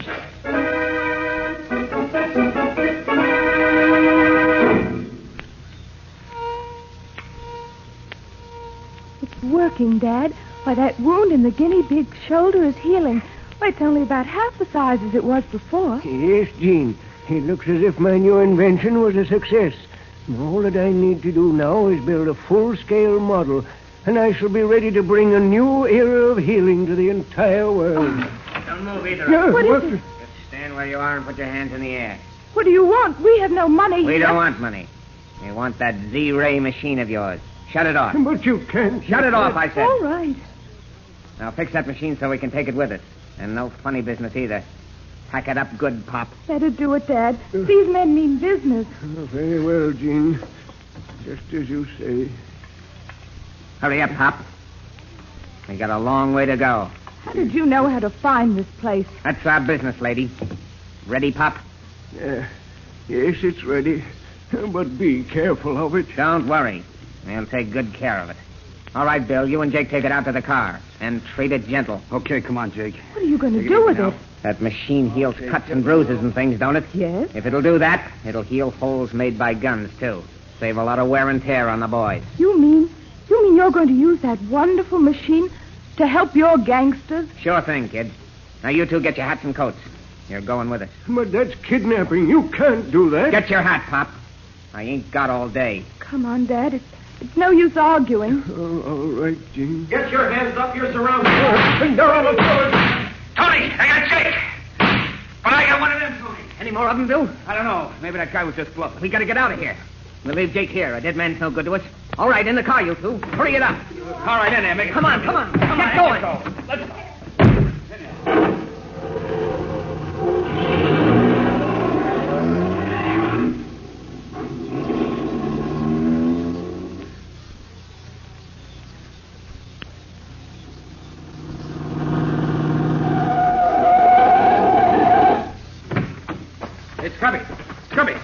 Scubby. Oh, there he is. Not dead, thank heaven. Nasty gash in his head, though. Come on, Scubby. Come on. Wake up, will you? Come on, Scubby. Oh. That you, Nick? Yes, Scubby, it's Nick. What happened? Oh. Well, you said to meet you here. You didn't get here. The gang started off with the machine and the prof and his daughter. I tried to stop them. One of them shot me. But I got one of them first, I think. Yes, you sure did, Scubby. They left his body here. You all right now? Yeah, I guess so. Good. Come on. Let's see if this dead gangster has any identifications on him. Probably not, but he might have. Let's see. No, doesn't seem to be a thing. Here. Wait a minute. He's wearing a money belt. Specially made. Made by Weaver Manufacturing Company, Brooklyn. Well, it's a special kind of belt. Maybe they know who they made it for. Yes, maybe. We'll find out anyway. Oh, another thing, Nick. I got a good look at one of the gang just before I went down. Good. His face was all covered with those peculiar dark-colored splotches that you told me about last winter, remember? That Asiatic skin disease. Oh, yes. That's a real clue, Scubby. Very few doctors can treat that disease, and it requires regular treatment. When we get back to town, you make it your job to find the doctor who treats him and get his name and address. Right, Nick. But how did you know this robbery was going to take place right here and at this time? A very peculiar thing, Scubby. As you know, I've been on the trail of this gang for weeks. Yeah? Well, I finally found a restaurant where several of the gang eat. Had lunch there this noon. 2 of the gang were there. I couldn't hear what they said, but I could read their lips enough to find out about their plan to rob the professor. So I called you back from your vacation in Connecticut, hoping that we could warn the professor and maybe block their plans and capture them. But what happened to you? You were late getting here. Oh, some drunken fool ran into me and locked his car into mine. So it took a wrecking crew to separate us. Just bad luck, that's all. Yeah, we might have had them if you'd been here, too. Well, too late for that. Let's get back to town and work on what clues we have.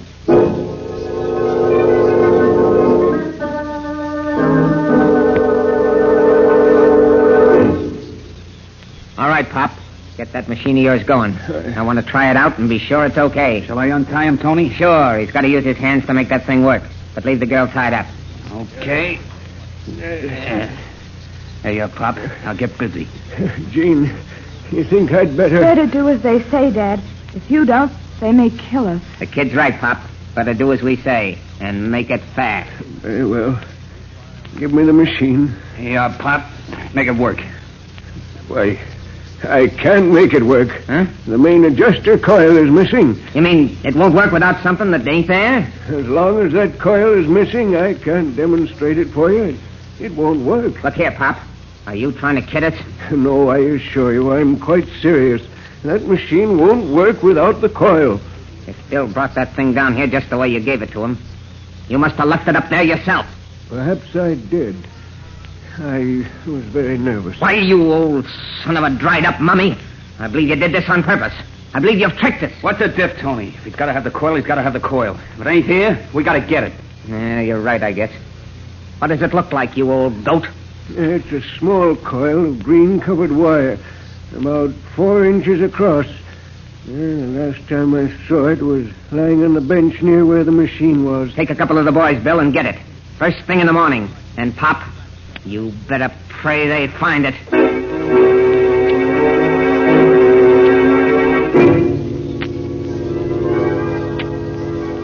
Yes, Nick, Scubby just called me. That special money belt was made for a man named Jake Shackley. Lives at 47 East Pitch Street. Yes, Scubby said he was going to try to...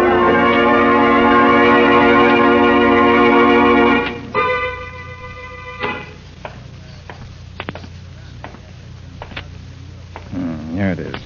47 East Pitt Street. Fine old dump. Wager Shackley's not the only crook who lives here.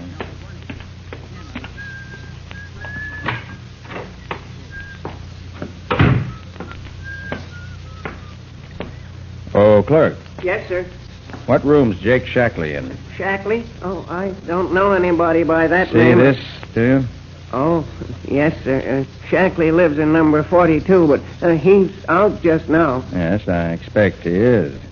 I just want to look over his room. Any objections? Oh, no, sir. Go right ahead. It's on the 4th floor, sir. Stairs over there. You want the key? No, thank you. I've got one. I'll wait up there for a while. If anybody comes in looking for Shackley, send him up. I might like to talk to them.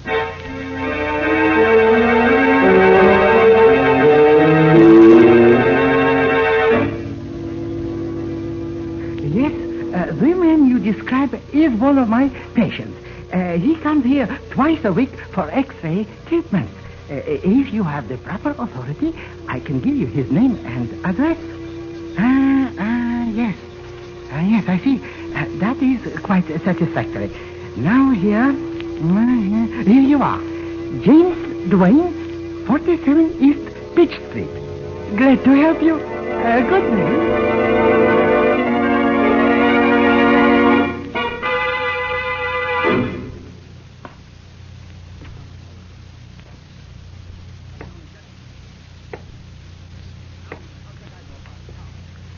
Number 37. Yeah, this is the room.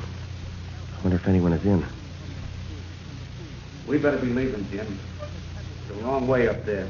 But, Bill, how come the coil wasn't with the rest of the stuff when you brought it down? That old fathead of a professor left it behind on purpose. Oh, when do we leave? Just as soon as Trap gets here. He's due right now. Somebody else coming. Maybe I better get out of the... Looking for somebody, Bud? Oh, I was just trying to find room 9. I'm nearsighted. Go on inside. We'll talk about it there. Go on inside. Oh, sure. Sure. Hey, Trap. Hey, where'd you get that guy? He was listening outside your door. Know him? Know him. I thought I killed him up at the professor's place. You mean this is the dick who tried to stop you up there? Yeah. That pretty bandage on his head covers up the place where I put my slug. Well, he's here now anyway. Yeah, and we better get rid of him so we can be on our way. How about leaving him here and turning on the gas? Simple and efficient. Not here. This is my room. But there is a small empty room across the hall. Only one window. We can stuff the cracks with newspaper and leave him in there, tied up. That's a good idea. With the gas turned on, he won't last long. When they find him, we'll be miles from here. We won't be in the picture at all.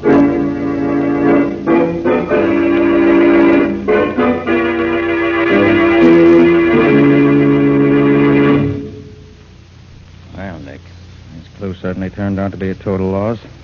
Not a thing in the room that's of use. Nobody dropped in. Well, Mr. Jake Shackley must have lived a very lonely and uninteresting life. Nick, you better try another lead. Let's start by walking down those 3 flights of stairs. I would pick a clue that leads me to a place without an elevator. Hey, wait. A strong smell of gas on this floor. Better look into this. It must be down this way. The smell's stronger here. Yeah, this must be the room. Number 36. Didn't even lock the door when they left. Hope they don't take me for one of the uninvited. Might not like me. Scubby! Scubby, what in the... Where's that gas jet? There. Now for the window. Hey, Scubby. Scubby, come on. Come on, Scubby. Now he's out cold. Come on. Oh, He's all tied up. What's been going on here anyway? I'll have to get him out of this. You're heavier than I thought, old boy. There, it's ought to be all right. Now for artificial respiration. 1, 2, 3. Relax. Rest.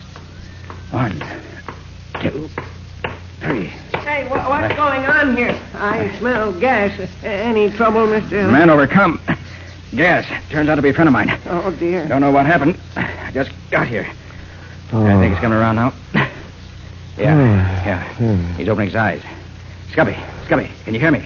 Scubby. Oh, Nick. Nick. Gang going back. Left something. Professor's house. Machine no good without it. Nick, hurry. Hurry, Nick. They can't get away. Passed out again. Clerk, is our doctor around here? Yes, right in the next room. Get him. Oh, Doc, hey, Doc, come on out. You wanted Doc. All right, he'll be all right now. You and the doc take care of him. When he's okay, send him to my office at 3rd and 5th. I'll get back there as soon as I can. I've got a job to do that can't wait.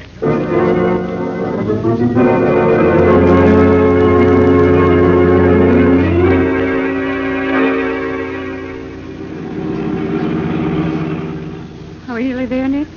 Practically, Patsy. The entrance is just around the bend ahead. I'm going to run the car off the road into the bushes here so it can't be seen by anyone going by.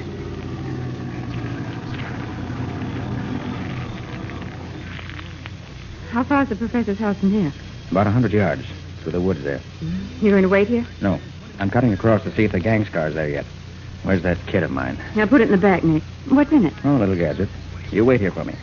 I'll be back as soon as I can. Oh, but, Nick, you're not going to try to catch the gang single-handed, are you? No, Patsy, I don't expect you, but you never can tell.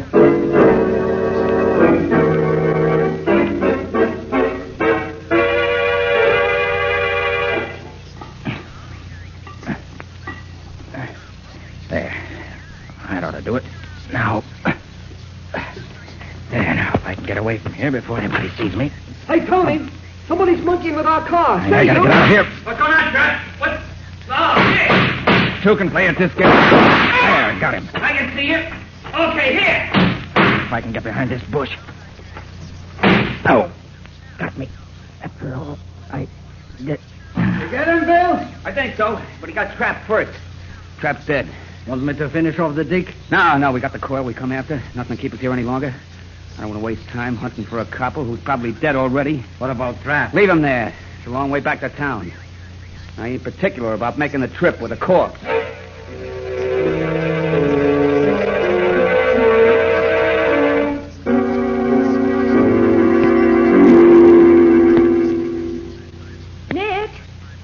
Nick, where are you?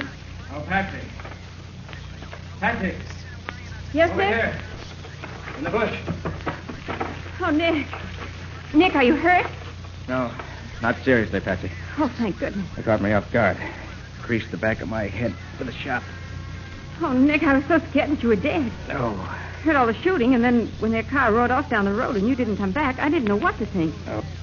So I waited a little and then came over here to find you. Come on. Let me help you up. All right, thanks. Oh, how my head aches. Oof. You'll have to drive us back to town, Patsy. I don't feel up to it. Well, a gangster's car got such a head start, we'll never find them now. Oh, Patsy, you're wrong about that. We can follow them no matter how much of a start they got. Who do you think you are, Dunninger? You're no mind reader or fortune teller either. No? We'll see. Come on.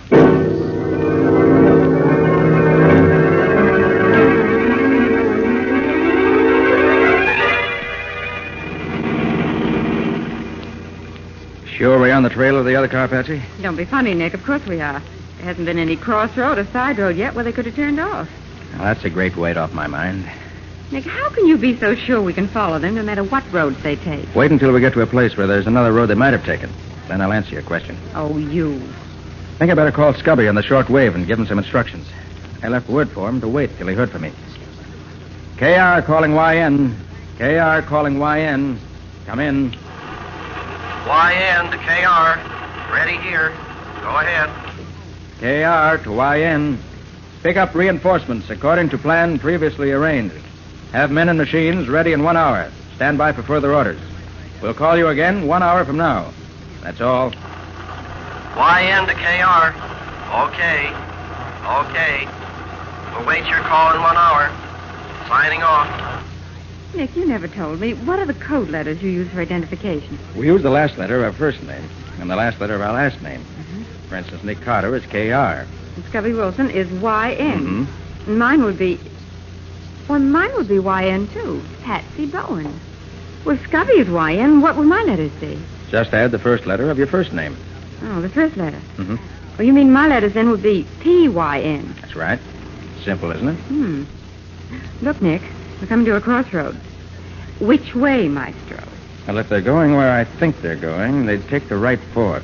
So try that one. Now, slow down a little bit, though. Okay. Now what? Just a minute. Stop the car. Well, what is it, Nick? Look there, Patsy. Looks like a firefly on the pavement. That's the answer to your question. Meaning what? It's not a firefly. It's a drop of luminous paint. Nick, you mean the other car is dropping those as they go along without knowing it? Exactly. All right, you can go ahead now. Oh, that's what you were doing when they shot you. Yes, Patsy. I rigged it up before we left the office. Then when I left you to see if they'd arrived yet, I found their car. No one was in it, so I fastened it on the chassis. Yeah. They came out and found me just after I'd finished the job. So that's why you weren't in any great rush. What is it, Nick? A phosphorus solution in a metal can with an adjustable nipple. Enough to last for 100 miles. They can't lose us this time.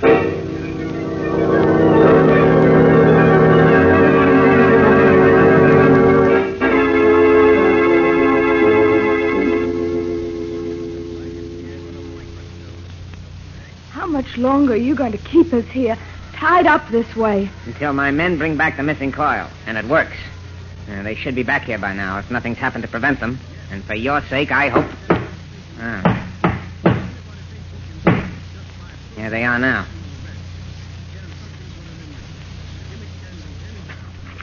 Well, we got it. Where's Trap? We left him there. You had a fight? Yeah. Dick tried to put our car out of commission while we was in the lab. Trap spotted him. They shot it out. Trap lost. And the Dick? He's still up there, too. Dead as a doornail. You fool! Bunglers! Can't you do anything without having trouble? We got the coil, Tony. Is that what you wanted? Of course. But trouble always spells danger. Where is the coil? Here. Pop, take a look at this. Is it the right one? Yes, that is the coil. Do you have to have anything else to make that machine of yours work? No, it's all here now. All right. There's the rest of it on the table there. Get it going. I want to see it work. Very well. But it'll take time. It better not take too long. Otherwise, your daughter might find things happening to us she wouldn't like. Don't worry about me, Father. I can't help worrying about you, my dear. I'll work as fast as I can. It's just 9:30 now. I'll give you 15 minutes to get that thing working. But that won't be... Better not stop to talk. Time's going. Do as he says, Father. Very well, my dear. 1 minute gone. 5 seconds. 10 seconds. 15.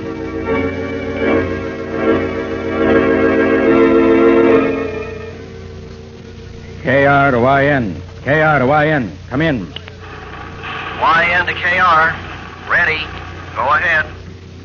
KR to YN. I am now parked near Hideout. It's center one of 3 old tenement houses, East Haviland Road. Come at once. Bring men as previously planned. The round house. We'll wait for you to arrive if possible. Come at once. That is all. YN to KR. Understood. Leaving immediately. Should be there in 20 minutes. Signing off.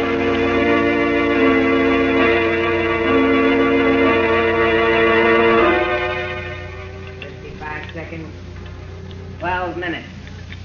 5 seconds. Oh, Father, can't you hurry? I'm almost ready. Just a second. 25 seconds. There. I think it'll work now. Ready, Pop? Yes. Turn on the current, please. I'll get it. Now then, what is it you wish to try? Try it on me, Tony. That dig got me in the shoulder. Very well. Try it on Jim's shoulder. Stand in front of the machine. No, a little closer. Bring your shoulder a little lower so as to be directly in front of the rays. This ain't going to hurt, is it? You want your shoulder fixed up, don't you? Sure. Shut up, then. Now, stay right there. Steady now. Gee, feels good. Hey, Tony, look. The shoulder looks better already. Yeah. This will make us the tops of any gang in the whole world. How long will it take to fix him up as good as new, Pops? Well, this is only a small demonstration machine. It'll take several hours to complete the healing process. With a larger output of the Z-ray, it'll be much quicker. Hey, Tony, what's that? What's what? Them cars outside. Did you hear them? Cars? Stopping here? Yeah, there was two of them. See? There they are. You fool! So you left that dick dead in the wood at the Prof's lab, did you? Tony, I was sure he was dead. So dead he's tracked us right here to our own hideout. But, Tony, Hey, boss, the cops, they surrounded the house. How many of them are there? About a dozen of them. They're all over. A dozen? We can take care of them. Bill, you and Jim go down and give the boys a hand. Right. 5 of you ought to be a match for a dozen of them, but work fast. There may be more along in a minute. Yeah, sure, Tony. Come on, guys. Come on, let's go get them. All right, Now, you two, I'm going to close this door and lock it. Now let me hear a peep out of either of you, and you'll get a slug in your back. So long as I got you two here with me, I got something to bargain with. And it's going to be a good bargain. One that'll get me out of here free and clear.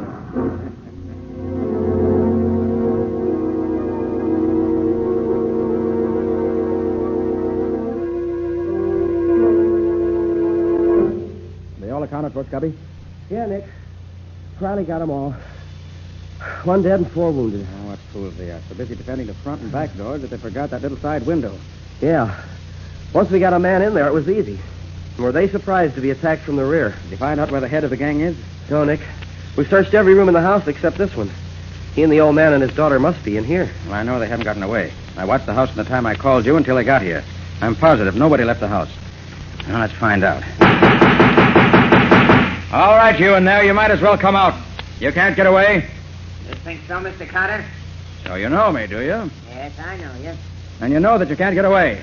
I think you're wrong about that, Carter. What do you mean? I have a proposition to make you. All right, what is it?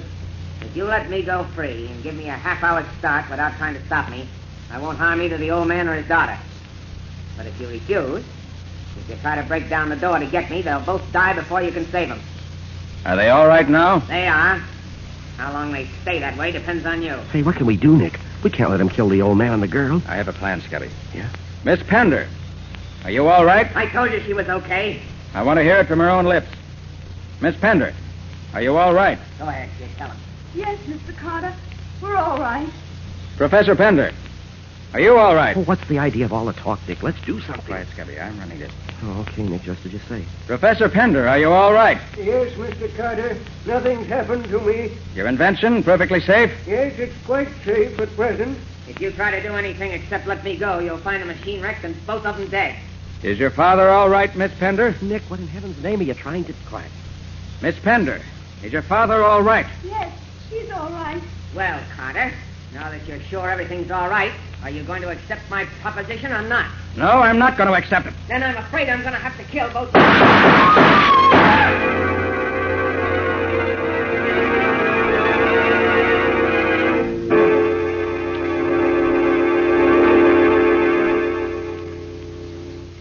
But I can't understand it, Mr. Carter. Why, you couldn't see him through the door, and yet you shot him dead. Yes, Mr. Carter, it's incredible. You killed him without even knowing where to shoot. That's where you're wrong, Professor. I did know where to shoot. Oh, Nick, you're not going to tell me that you have X-ray eyes or something. No, Scubby, I won't tell you that. But how in the name of all that's wonderful could you know where to shoot? Use my ears, Scubby. Your ears? Yes. I made the 3 people in that room talk to me until I had a mental picture of just where each one of them was. Yeah. Then when I was sure in just what direction the crook's voice was coming from and was sure that neither the professor nor his daughter were near enough to be hurt, it was a simple matter to shoot right through the door at the crook's voice. And I was right. Sorry I had to kill him, but it was the only way I could see to get him without danger to either of them. Well, I'll be a monkey's uncle. So you shot him by the sound of his voice? Exactly, Scubby. If he'd kept his mouth shut, I'd have had to agree with his terms. But he talked. He talked himself right into the hereafter. And I wonder if he can talk himself out of whatever he finds waiting for him there.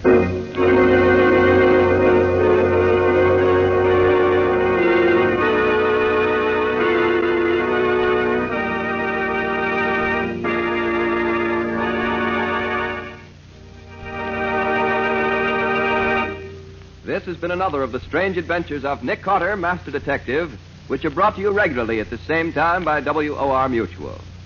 And now, let's ask Nick for a hint or two about a story for next week. How about it, Nick? Okay. Well, next week's strange adventure was strange indeed. Scubby started for Philadelphia to get some information I wanted. But he ended up in another city under another name and occupying a body that wasn't his. And then we found that somebody else had borrowed Scubby's body to kill a man. I'm afraid I'm getting confused. Well, that's nothing to what was happening to poor Scubby. He didn't know who he was or what he was doing. And yet all the time, he was perfectly sane. And it wasn't until this boss crook, who called himself the Mystic, tried the same thing on Nick that we really got anywhere at all. Well, it sounds like something out of the ordinary, to say the least. What do you call it? Murder by magic. Or the mystery of the missing identity. And that's all for now. So long. So long, everybody. And so long to you both, Nick and Patsy, until next week. In the strange adventure you have just heard, Nick Carter was impersonated by Lon Clark, Patsy by Helen Choate, Scubby by John Kane. Original music was played by Lou White. The entire production was written and directed by Jock McGregor.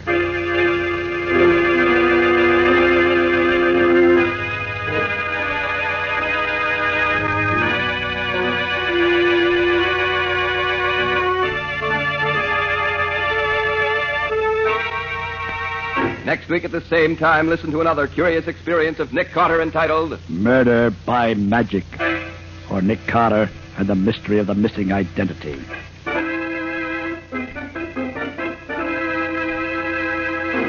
And now, a very special announcement. Beginning next week, the return of Nick Carter will be brought to you at a new time, 10:15 p.m. Eastern Wartime on Saturday evenings.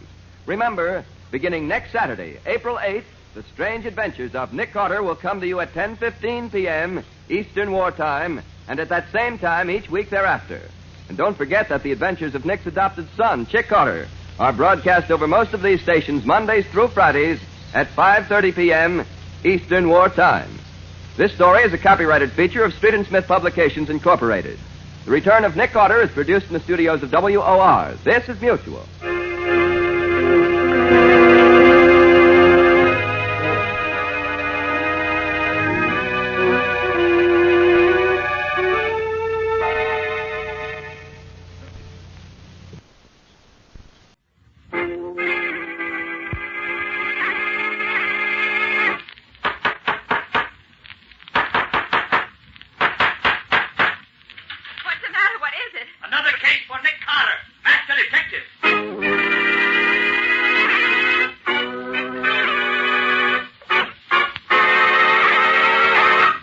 It's another case for that most famous of all manhunters, the detective whose ability at solving crime is unequaled in the history of detective fiction. Nick Carter, Master Detective. Tonight's curious adventure, Murder by Magic, or Nick Carter and the Mystery of the Missing Identity.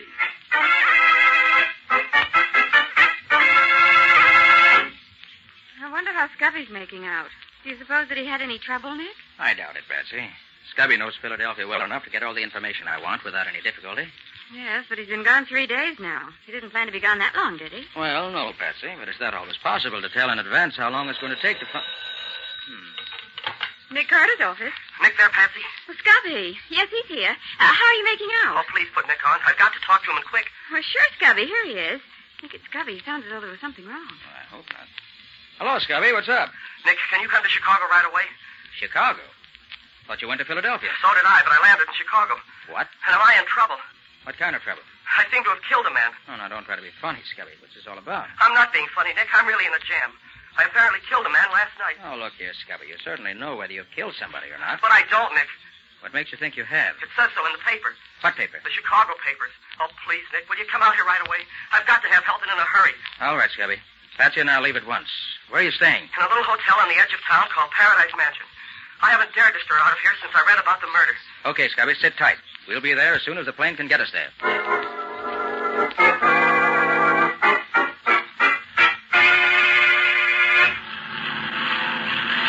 Gosh, Nick, we were awfully lucky to get seats on this plane. Yes, Patsy.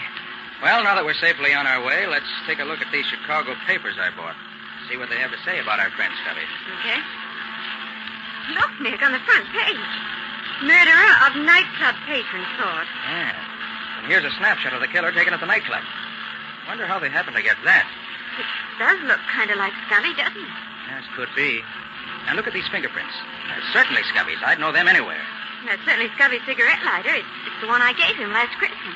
So I see. It says here, a cold-blooded killing reminiscent of the gang wars of years ago.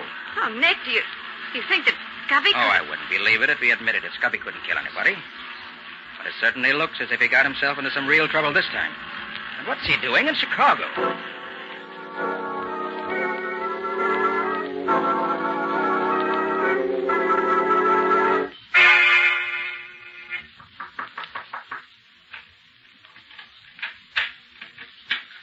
Oh, Nick. Hi, Scubby. Oh, I never was so glad to see anyone in my whole life. Scubby, are you... Come in quick. Let me get this door closed. Jittery, aren't you? Yeah. Well, I'm glad to see you're still out of jail. Oh, Nick, don't joke about it. I'm just about crazy. Look, I'm in a jam. Well, suppose you sit down and tell us just what happened. And begin at the beginning. Don't leave out anything. All right. Well, it's quite a story and pretty unbelievable, but I'll try to tell it the best I can. As you know, I started for Philadelphia, and I was sitting in the airport waiting room, waiting for my plane to be announced, when somebody stumbled over my feet. I looked up expecting him to say, excuse me, and then I heard a funny, shrill little voice say, Stupid! Why don't you keep your feet where they belong? huh? Oh, why don't you look where you're going? You're too stupid to be allowed out in public. Yeah, well, nobody asked you for your opinion. If you don't like my feet, just keep away from them. Trying to insult me, are you? You're not even fit to speak to me, you stupid idiot. Look here, Bud. That's 3 times you've used that word stupid about me. The 4th time might get you a skin nose. Come on your way. You are attempting to divert my senses from the concentration of inner thought to the grosser contemplations of the external world. Come again? But you are as clumsy as a cow at doing it. Look, fella, if you've got somewhere to go, just go ahead. Your room is better than your company. You are being sarcastic. That is because you do not know who I am. All right, I'll bite. Who are you? You tell me and see if I care. It is useless to tell you. That thing you think is your mind is a rusted, worthless tool.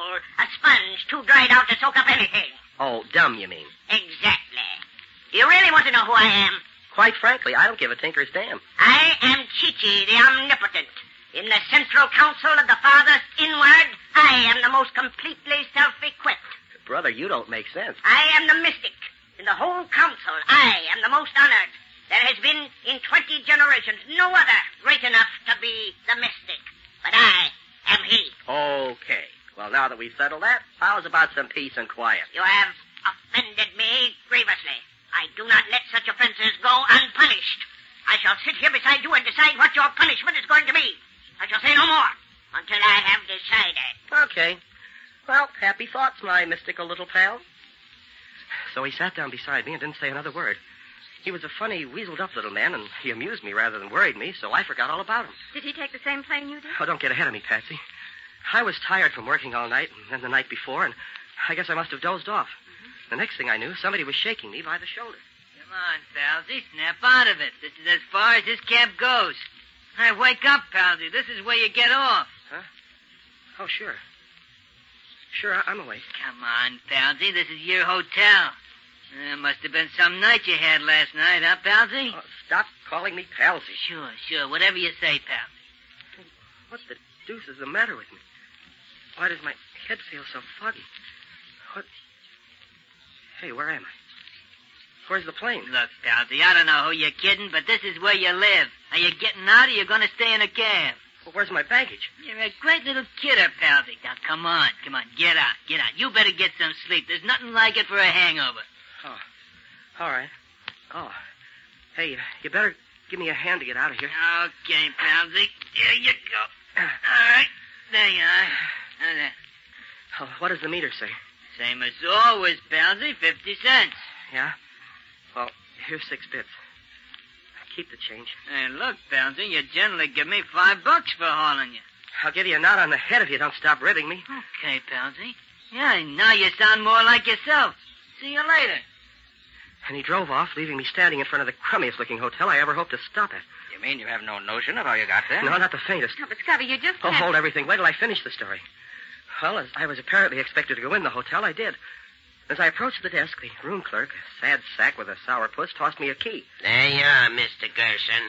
I picked up the key and started to ask the clerk a lot of questions. But my head was so dizzy that I couldn't think straight. So I went up to room 714, which was the number on the key. What was it like, Scubby? Oh, cheap and flashy. And it reeked of cheap perfume. I found some letter paper on the writing desk, and the letterhead said, Hotel Prince Royal, Chicago. Then I at least knew where I was. My head was aching so that I stumbled into the bathroom to bathe it. I got one look at myself in the mirror, and it almost finished me. How do you mean, Scubby? Well, it wasn't me I saw in the mirror. But that's ridiculous. How could it be anyone else? Well, that's what I wanted to know. What I saw was a typical cheap, pasty-faced gangster with red hair. But your hair isn't red. Well, it was then. And then I discovered that I was wearing a zoot suit. What a sight you must have been. Well, it didn't amuse me, Nick. By this time, I was scared sick. My head was so dizzy I couldn't think straight. I thought maybe I was still having some kind of nightmare. So I picked up the house phone, and when the operator answered, I asked her, "What day is this?" It's Friday, Mr. Gerson. Friday, March 24th? Of course, Mr. Gerson. Then it was yesterday that I left New York. What's that, Mr. Gerson? Oh, nothing. That's all, thanks. Oh, palsy. Huh? I just heard from the hospital. You just broke Betty's arm, that's all. What? Oh, when was that? Well, last night, you remember. But don't worry, Betty's a good kid. She won't say nothing to the cops. Oh. Oh, yeah, thanks. Bye. And then I hung up the phone. Oh, it was getting worse and worse. I went back into the bathroom for another look at my new face. And then the room door opened, and I heard someone come in. You here, Palsy? Huh? Oh, hello. Hi, Palsy. What's cooking, Snuggins? Give me a match. Thanks, Tank. Would you mind telling me who you are? That's a new one on Dolly, Palsy. What's the rib? Oh, I just want to find out who you are. I'm Dolly, the spare rib, the girlfriend. You're my girlfriend? Say, Palsy, you're talking awful funny. What goes? Is this some new kind of a brush-off? Oh, no, you misunderstand me. Say, if you're trying to give me the air... No. No, it's still love, Dove. Well, that's more like it. For a minute, you had me guessing. See, by the way, Palsy, where was you last night? We had a date gate. Why'd you stand me up? Huh? Did I? I don't like that, Rat. You better explain and make it good. Well, I had business. Oh, I get it. You did a job you want me to cover for you. Okay, where do I say we went last night, you and me? Oh, well, I think that we'd better say that... I'll get that. There's something going on around here I ain't in on. Hello. Okay, thanks. What was it? She says there's 4 guys named Spike, Steve, Brainy, and Lucky coming up to see you. I got a blow. Them guys give me the chills, honey. They're real killers, and they ain't fussy who they kill. Be seeing you. I fly. Goodbye. Gosh, Scubby, what happened then? Were these 4 gentlemen up to expectations? Oh, they were gangsters, all right. They came sliding into the room as if they were afraid of me. Well, I had already discovered I was supposed to be a guy named Palsy Gerson, a mug who broke girls' arms when I wanted to, and I was a no-good who gave $5 tips to taxi drivers, and I was a crook who had his girlfriend cover up for him when he did a job, and now I seem to be buddies with this gang of hoodlums. Gee whiz. Well, one of them, a guy with a squint eye, did all the talking. Hi, Palsy. Look, you guys, look me over carefully. Am I Palsy Gerson? What's the matter, Palsy? Bad hangover? Oh, let it go. What's cooking? Look, Palsy, we're clean. There's not a rod on any of us. We come here for a peace talk. Yeah? Yeah. We've been pals working together for a long time now. We've been like that, right? So what? So everybody knows we're tied up with you. Even the cops know it. Now, if you get pulled in, we all get pulled in, because the cops will figure we're all in it together. Oh, what are you getting at? It's about this rub-out last night. We didn't know nothing about that, Palsy. You didn't tell us. So we want you to give us the lowdown so we'll know what to say if one of us gets picked up. Oh, what are you talking about? Now, look, Palsy, everybody knows about last night's killing. We know it was your job, even if you did hire someone else to do it for you. Why, it's in all the newspapers this morning. Here, let me see that paper. Well, there was the headline, all right. Murder in nightclub. And there was a picture of me. Not a picture of this Palsy Gerson, but of me, Scubby Wilson. Taken on the spot by the nightclub photographer, it said. And there were my fingerprints, Nick. Those prints that both of us know so well, found on the gun that was used. And a picture of the cigarette lighter Patsy gave me last Christmas. Look, you got me all wrong. I'm not Palsy Gerson. There's been a terrible mistake. Palsy? You mean you ain't gonna be straight with us? I tell you, this is all a mistake. Palsy, you trying to cross us up? We don't like it. We ain't gonna take it. Oh, listen a minute. You can't pin this. Can't do it, Palsy? Come on, boys. Take him over. Watch out for his ride. You ain't crossing up and get the whip of it. Oh, I was so weak, I couldn't do a thing. And a minute later, they bent a blackjack over my left ear, and I went out cold. Scubby, you poor guy. You certainly had a tough time. Well, how did you get out of that Palsy Gerson role you were playing? I don't know, Nick. When I came to again, I was on the bed in this room. I lay there a few minutes, getting my senses back, and then I jumped off the bed and raced to the mirror. I was myself again. I was Scubby Wilson once more, and in my own clothes, and my hair wasn't red anymore. Yeah. And my own luggage was on the rack at the foot of the bed. But things like that just don't happen, Scubby. Well, so I've heard, Patsy, but you can't prove it by me. So you went to sleep in the airport in New York. When you woke up, your mind was in the body of a local crook named Palsy Gerson. And some of Gerson's pals knocked you over the head. And when you woke up again, you were back in your own body in this hotel. Yeah, that's right. And while you were using Gerson's body, somebody was using your body to kill that guy in the nightclub, is that Yeah.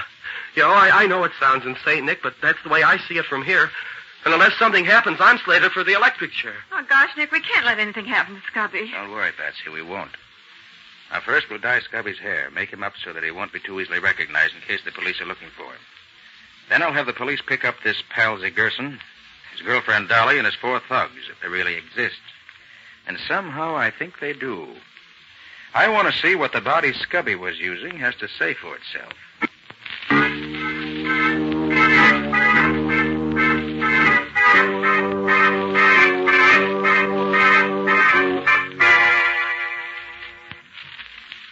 Well, Nick, these past 2 days haven't gotten us very far.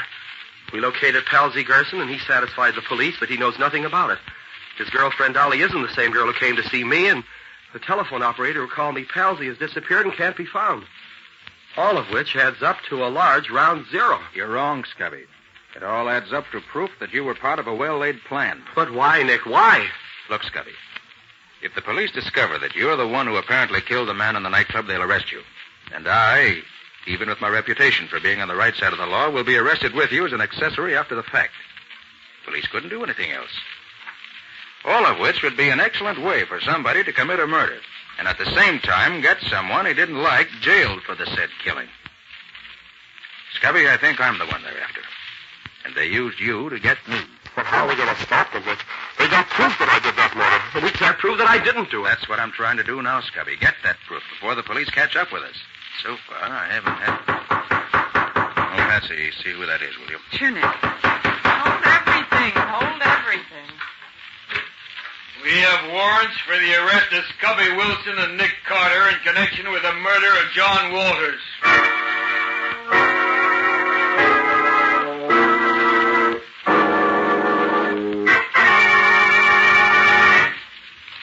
But why didn't they keep you in jail, too, Nick? Because they were extremely decent about it, Patsy.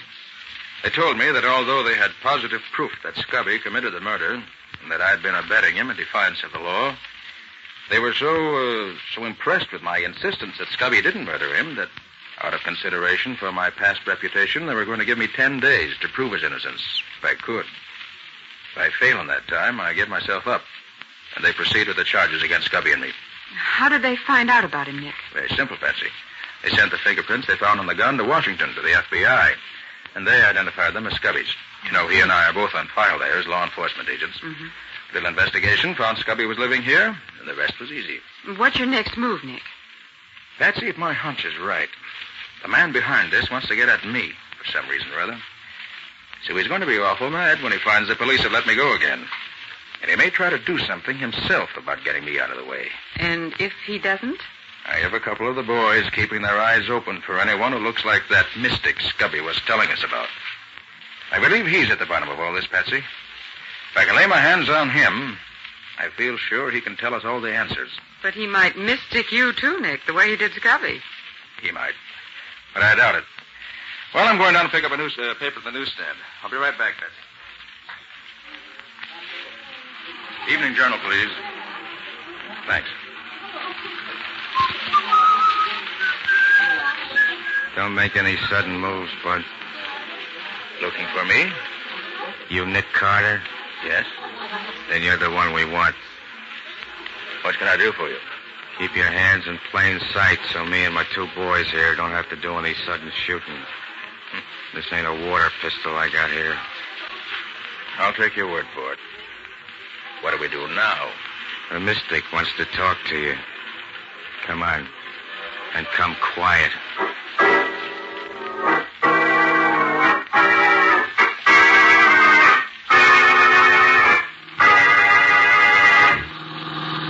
Say, friend, any idea why the mystic wants to talk to me?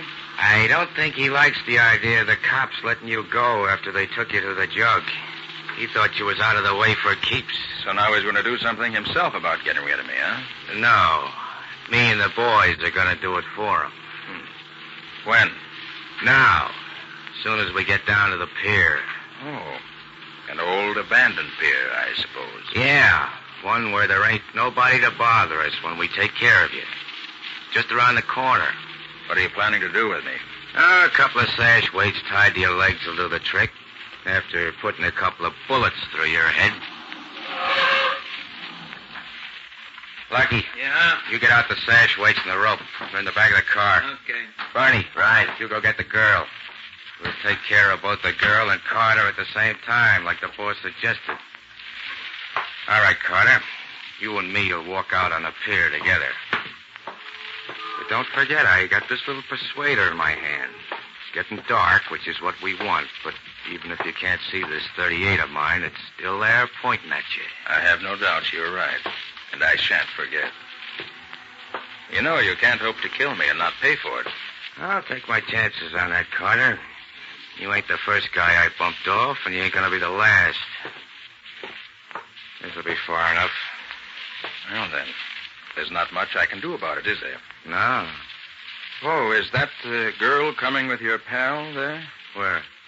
Oh, yeah. Drop that gun. I'll break your arm. Drop it. No noise if you want to stay alive. I'll drop it. Thanks. Now, I'll take charge here. I'll do just as I say, and you won't get hurt, but try any funny business, you'll never see daylight again, you understand? Yeah, I got you. Didn't need to break my arm off, though. Fine. Here comes the girl and Bernie. Not a sound of you. Okay. Here she is, Spike. Got enough weight for the two of them? Answer him. Answer him right. Yeah. We got enough. Tell him to bring her over here. Bring her over here. Yeah, we're coming. She didn't want to come, but Drop your gun and get your hands up, Bernie, quick. Quick, I said, get those hands up. There. I'll take your gun, too. Now, Bernie, come over here. Just a little closer now. What are you going to do? It's getting dark now. It's time for bed. So I'm just going to put you to sleep. Like this. Gee, you're wonderful. You don't have to kill him, do you, Carter? I didn't kill him. You Nick Carter? Why, yes, I am. Oh, I've been praying something like this would happen, but I didn't think it would. Quiet. We're not out of the woods yet. All right. Hey, Be quiet. Spike, keep your mouth shut if you want to keep on living. When he gets here, tell him to bring you the weights and stuff. What'll I do with this stuff? Now, tell him. Bring the stuff over here, Lucky. Okay. Don't move, Lucky. I've got the gun this time. All right, young lady. Will you get the gun out of his pocket, please? All right. Here it is. I'll take it. Thanks. Now, Lucky, I want you to tie up your pal Bernie there. Huh? Then you can tie up Spike. Yeah, Then I'll tie you up.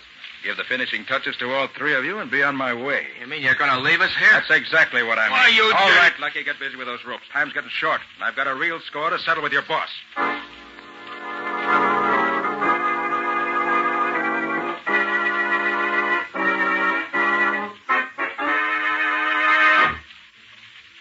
Gee, Mr. Carter, you're wonderful. You sure these lugs ain't going to get out of these ropes? I'm sure. I've had lots of practice in this sort of thing.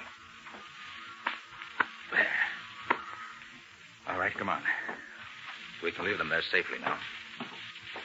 Say, look, I ain't told you who I am yet, have I? Why, no. Who are you? I'm Dolly. Dolly. You're not Gerson's friend. No, I'm the other one. The one the mystic hired to visit your friend in the hotel. So that's who you are. Yes. How much do you know about this racket? Well, I didn't know nothing about it then, but since they snatched me and kept me locked up in their hideout, I learned a lot from listening to them talk. Let's stop here a minute. What's this all about, Dolly? If that's your name. Now, my real name's Ann. Did your friend really think he was Palsy Gerson? Yes, he certainly did, for a while. That's absurd, of course. The mystic done it. He has an anesthetic gas that he gives you when you're asleep or knocked out. He doped your friend in the airport and brought him to Chicago. Then he had somebody make him up like a mobster, and he let him wake up in that taxi cab. I suppose he paid all those people to put on the act that convinced Scubby he really was Palsy Gerson. Only the taxi driver, the telephone girl, the hotel clerk, and me. The 4 thugs was already members of the gang. And they beat him up so this mystic could give him another shot of the gas while he was unconscious and let him wake up as himself? Yes. And he was so doped all the time we was putting on the act that he never could figure out what was going on. Very clever. But how did you get in on this? Oh, I wanted to be an actress. They hired me to put on this act. They told me they were ribbing some friend of theirs. But when I saw all the publicity in the papers and I saw that you got arrested, too, I knew it wasn't no gag. I went to where their headquarters was one day to see if they were still there so I could go to the police. But somebody saw me there and grabbed me. I've been locked up ever since. You know why they wanted to do all this? The mystic knew your friend was going to Philadelphia to get some dope on a racket. The mystic was the head of the gang, and he wanted to scare your friend off.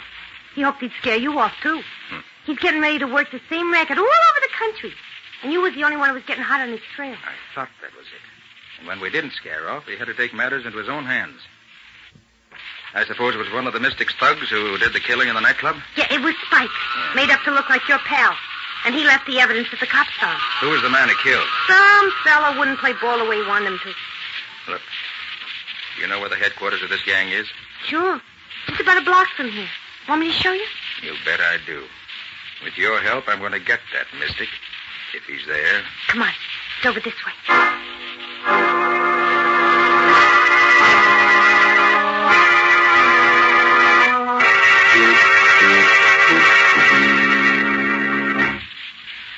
That's the place. That little house beside the warehouse. Is there another entrance? Yeah, round on the side. That's all. How many in the gang? 5 besides the boy. You got 3 of them tied up on the pier. Good. Can you handle a gun? I don't know. I'll try it if you want me to. Good. Take this one. Go around to the other door. When you hear me fire once, you shoot that gun 6 shots fast. Can you do that? Sure. What are you going to do? When I pick the lock on this door, go in and try to trap them. If they try to make a getaway through the other door, the shots you fire will make them think they're surrounded. Okay? Sure. Good luck, Mr. Carter. I'll be listening for you. Now, Mr. Mystic, let's see how mystical you really are. First, I get this door open. There. That was easy. Guess they're not expecting trouble. Now to find them. And with Spike taking care of Carter, and the cops taking care of that stooge of his, we'll have nothing to worry about any further. I guess we were too clever for the great Nick Carter. Think so, do you? Up with your hands, all of you. Make it snappy. Nick Carter, get him, boy. Oh, good. You're surrounded. You can't get away. Got it, boss. We ain't got a chance. Drop your guns if you want to stay alive. Very well. You're too many for us this time. Drop your boys. Drop. Thank you. Now turn and stand up against the wall with your hands in the air. That's it. Oh, Ann. Ann, it's all over now. You can come in. Fight's over. You got him, Mr. Carter? Gee, you're a real detective, ain't you? All right, Ann. Go to the nearest telephone and call police headquarters. Yeah. Tell them we have the correct answer to the killing that Scubby's charged with. And tell them to send some cops down here after them right away. Sure thing, Mr. Carter. Now, who's on top, Mr. Mystic? Why don't you try a little magic now? All right, Ann, get going. Scubby will be very anxious to get this good news. I'm on my way, Mr. Carter. You mean you didn't have any police here with you? No, my mystical friend. Just me and the girl. But using my own special brand of magic, you couldn't tell the difference. And that's the kind of magic worth using.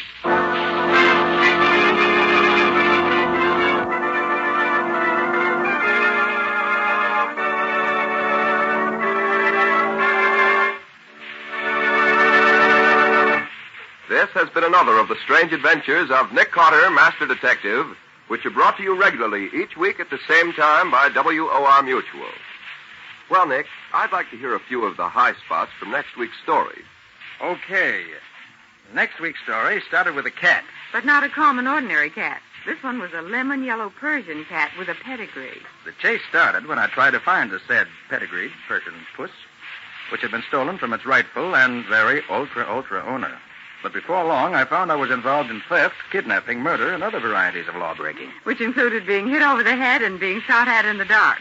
Not exactly an amusing case. No, Patsy, it was a deadly serious case before it was finished. I call it A Cat Brings Death. Or The Mystery of the Missing Persian. And that's all for now. So long. So long, everybody. And so long to you both, Nick and Patsy. In the strange adventure you have just heard, Nick Carter was impersonated by Lon Clark, Patsy by Helen Schultz, Scubby by John Kane. Original music was played by Lou White. The entire production was written and directed by Jock McGregor.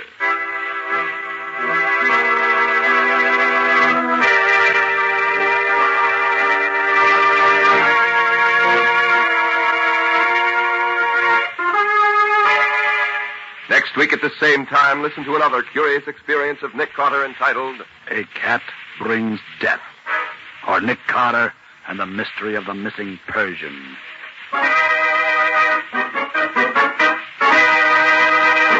This story is a copyrighted feature of Street and Smith Publications, Incorporated. The Return of Nick Carter is produced in the studios of WOR and is broadcast over most of these stations every Saturday evening at 10:15 Eastern War Time. This is Mutual.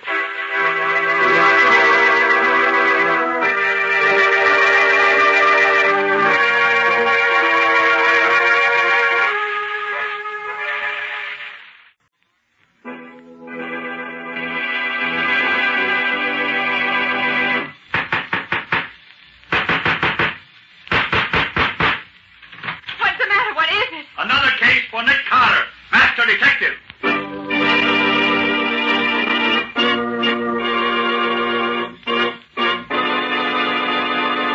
Yes, it's another case for that most famous of all manhunters, the detective whose ability at solving crime is unequaled in the history of detective fiction. Nick Carter, Master Detective. Tonight's curious adventure. A Cat Brings Death, or Nick Carter and the Mystery of the Missing Persian.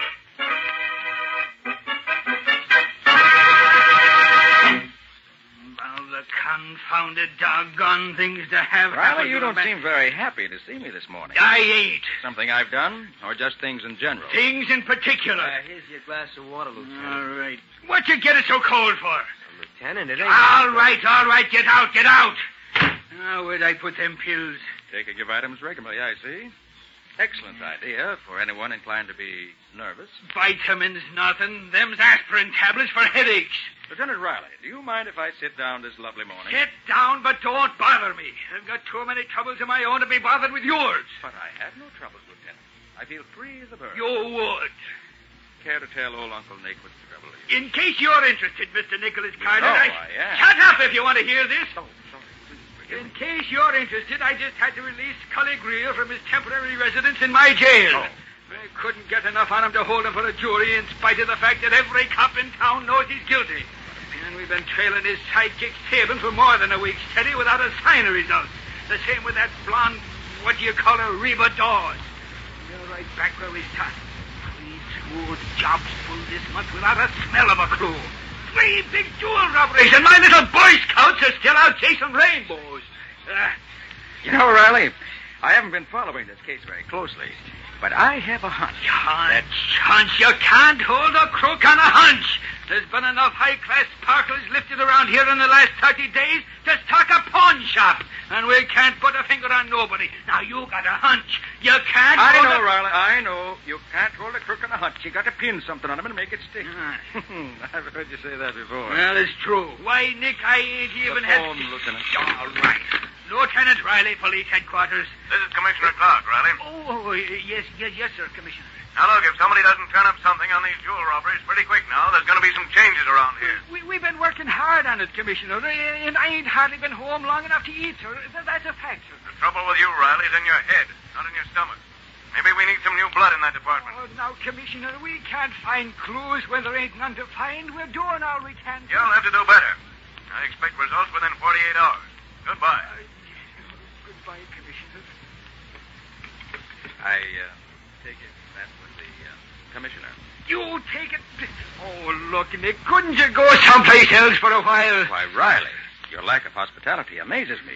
I only came down to... Yeah. The buzzer, Lieutenant. All right. Well, what is it now? More trouble? There's a woman out here demanding to see you.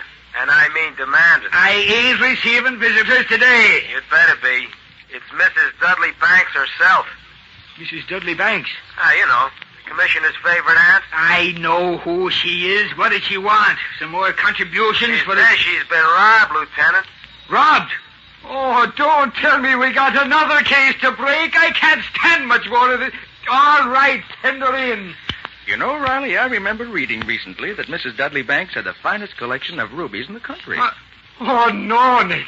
Not rubies. Well, you don't suppose that Mrs. Dudley Banks, Lieutenant Riley. Lieutenant Riley, I have come to you personally to report a most distressing thing. I've been robbed in broad daylight and under the most distressing circumstances. You've been robbed? I most certainly have, and I shall expect you to take immediate action. Now, you can depend on us, Mrs. Dudley Banks. You know, just what was the nature of your loss? My cat. Your cat? You said your cat? Precisely, my cat. A lemon-colored Persian of the female sex. She's known as Fluffy. She disappeared from my upstairs living room sometime this morning. Well, isn't it just possible that the cat just strayed off the premises like... Fluffy was stolen, of that I am certain. She's not given to wandering away. Yes, of course, ma'am. Well, what do you expect me to do? Do? Why do you suppose I came down here for sympathy? Well, I expect you to recover the animal, apprehend the criminal, and punish him. Oh, sure. I shall be home after 4 o'clock. At that time, you will be at liberty to inspect the premises. You have my address, of course. Good day. Cat. A Persian cat. Of all the confounded nonsense! Oh, but Riley, think how lucky you are that it wasn't her rubies. Lucky, you call it. Well, Lieutenant, what are you going to do about this, pardon my pun, catastrophe? Do about it? As if I didn't have enough troubles now. That old cluck may be the commissioner's favorite aunt, but if she thinks I'm going to assign anybody to round up a stray cat, she's a... You know, Riley, this case interests me. What? Yes. Why, a case like this might develop some startling angles before we get through with it. Oh, Nick, quit your kidding. No, really, Riley, I'm serious. This, I feel sure, is a case worthy of my talents. It'll be a pleasure for me to turn from the pursuit of murderers and other such small-time criminals to the really important work of discovering who walked off with the lovely feline pet of Mrs. Dudley Banks. Are you kidding, Nick? Definitely not, Riley. At 4 o'clock this afternoon, I shall ring Mrs. Dudley Banks' bell, wipe my feet on a doormat, hand my hat to the butler, and see what I can uncover about the mystery of the missing Persian. Oh! So long, Lieutenant.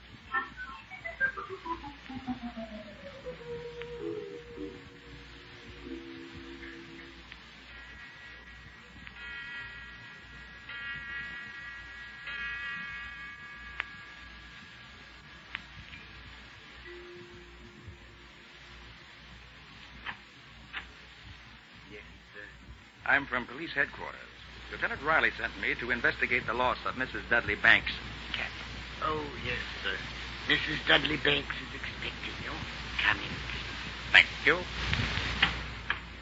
This way, please. Mrs. Dudley Banks is in her sitting room. Thank you. A police person, madam. A police person? Yes, madam. About the cat, madam. Oh, yes, of course. Come in. That will be all, Carrington. My name is Carter, Mrs. Dudley Banks. Lieutenant Riley sent me here to see if I can find your cat. To see if you can find her, you must find her. That's what I mean, madam. Now, will you please tell me what you know about her disappearance? There's very little to tell. I was obliged to be absent from the house this morning for about 2 hours. I left my poor Fluffy right here in her own little basket. It's that one there with the pink ribbons on it. Yes. Now, who was here in the house while you were gone? My butler and my maid were both here, but neither of them paid the slightest attention to poor Fluffy. It was not until I myself returned at noon that she was missing. She was a lemon-yellow-colored Persian, I believe. Yes, a beautiful little creature. Here, let me show you her picture. Oh, I don't think that'll be necessary. not necessary. That's absurd. Surely you can find her more easily when you know what she looks like. Very well, madam. You Oh, of course I insist. Here. Now, this one was taken about 2 months ago. It's not a very good picture because this stupid photographer sent his assistant instead of coming himself. I see. Well, a very pretty cat, isn't it? She. She is. That picture doesn't do her justice. Now, what happened when you discovered she was missing? I was broken-hearted. No, I mean, did you look for her? What a silly question. Of course we looked for her. We searched the whole house thoroughly, but Fluffy was gone. Has she ever run away before? I should say not. She has stolen. I see. Madam, this is a very baffling case. There are a number of angles. Are you sure nothing else is missing besides the cat? Nothing. We checked everything. And there were no visitors this morning while you were out? No one. No one except the young woman from the ladies' auxiliary, of course. Ah. What did you come here for? Every Wednesday afternoon, my friends and I meet here to roll bandages. This young woman comes the day before to bring us the materials. She's been coming here regularly? Every week. Do you know her name? I believe this young lady's name is Miss Conroy. She took over the job only last week. Oh. She hasn't been here before last week. No, another girl did it before that. But why are you asking all these questions about her? Surely you can't think she had anything to do with it. You never can be sure, madam. Sweet girl. A blonde with beautiful green eyes, just like my poor dear Fluffy. Yes. Thank you, Mrs. Dudley Banks. I'll be getting back to headquarters now. You mean you solved the mystery of dear Fluffy's disappearance? Perhaps. Will you have your butler show me out, please? Yes, of course. Carrington. Yes, madam. Show Mr. Carter out. Yes, madam. This way, sir. Good day, Mrs. Dudley Banks. Thank you, Carrington. Not at all, sir. Good day. Very interesting. This may produce results after all.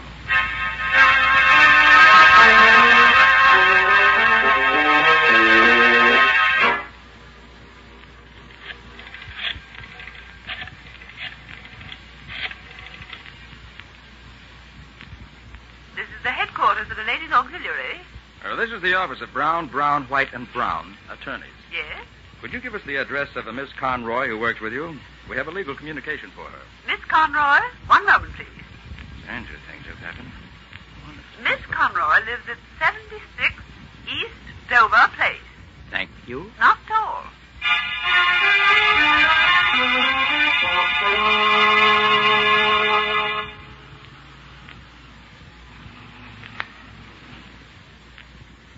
Driver, why are you stopping here? Well, this is the address you give me, mister. This is 76 East Dover Place? Well, it's as near as I can get to it. But this is an empty lot. I can't help that, mister. It's 76 East Dover Place just the same. Oh. Okay. Take me to the Mayflower Restaurant at 56th and 34th. Right.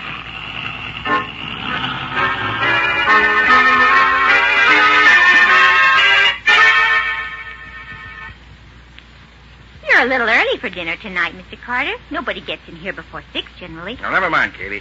Bring me a nice, thick slab of roast beef. Oh, you're just fooling, Mr. Carter. This is Meatless Tuesday. Oh, yes, so it is, Katie. I never seem to remember that. Well, what's on the menu? Here, you can look for yourself. If you had to buy meat for a family the way I do, you'd remember. It's a job getting things these days. Yeah, I suppose it is. Why, just this afternoon, before I come to work, I went to the butcher shop to get some liver.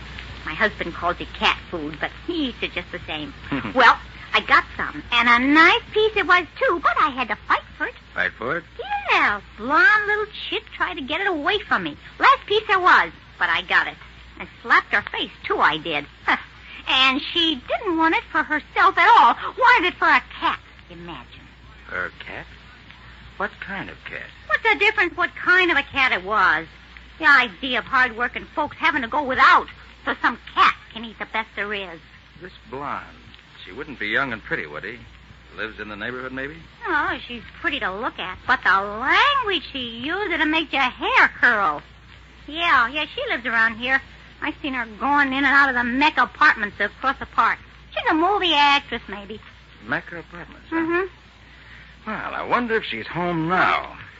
Here, Don't you want any dinner? I thought you'd come in here to eat. Oh, sorry, Katie. I'll be back later. Right now, I have to follow a hunch and see a girl about a cat. So long.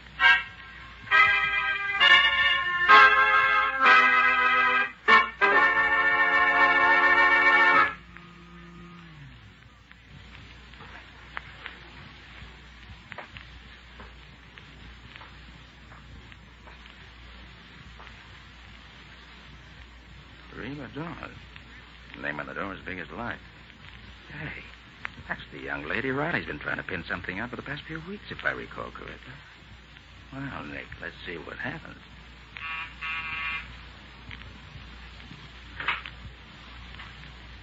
Well? Very well, thanks.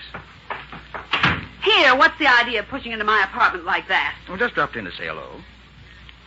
What do you want here? Kitty was right.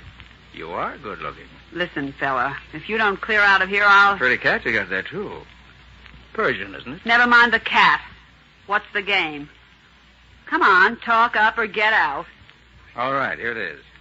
You call yourself Conroy, get to be a worker for the ladies' auxiliary, get chummy with Mrs. Dudley Banks, and then walk off with her pet Persian under your raincoat. What's the answer? Oh, a dick, are you? Could be. I think Lieutenant Riley would like to have a chat with you down at headquarters. Lieutenant Riley had me down at headquarters and had to let me go. He's got nothing on me. Then you won't have to worry, will you? We'll go down and confer with him anyway. We'll take Fluffy along with us. You let that cat alone. I'm not leaving here for you or anyone else. No? Mrs. Dudley Banks didn't like the idea of you taking her. You better answer that. Get somebody I'd like to see and be yourself. I don't want to have to get rough. Watch yourself. I'll be right behind these curtains watching you. Oh, Scully, it's you. Sure, it's me, babe. Who'd you expect? Oh, I don't know. I just... What's the matter, babe? You look scared. No, I'm not scared. You ready to travel? We're rolling tonight. Scully, Say, you did a nice job getting us the layout of the old lady's place. I'm proud of you. You know, that lady's auxiliary racket worked out okay. Me and Sabin turned the trick in no time. The wall safe was a pipe to crack, and we cleaned it. We put the maid and the old lady to sleep and dumped them in the closet. They never got a squint at us at all. We had to get rough for the butler. The old coot tried to make a getaway.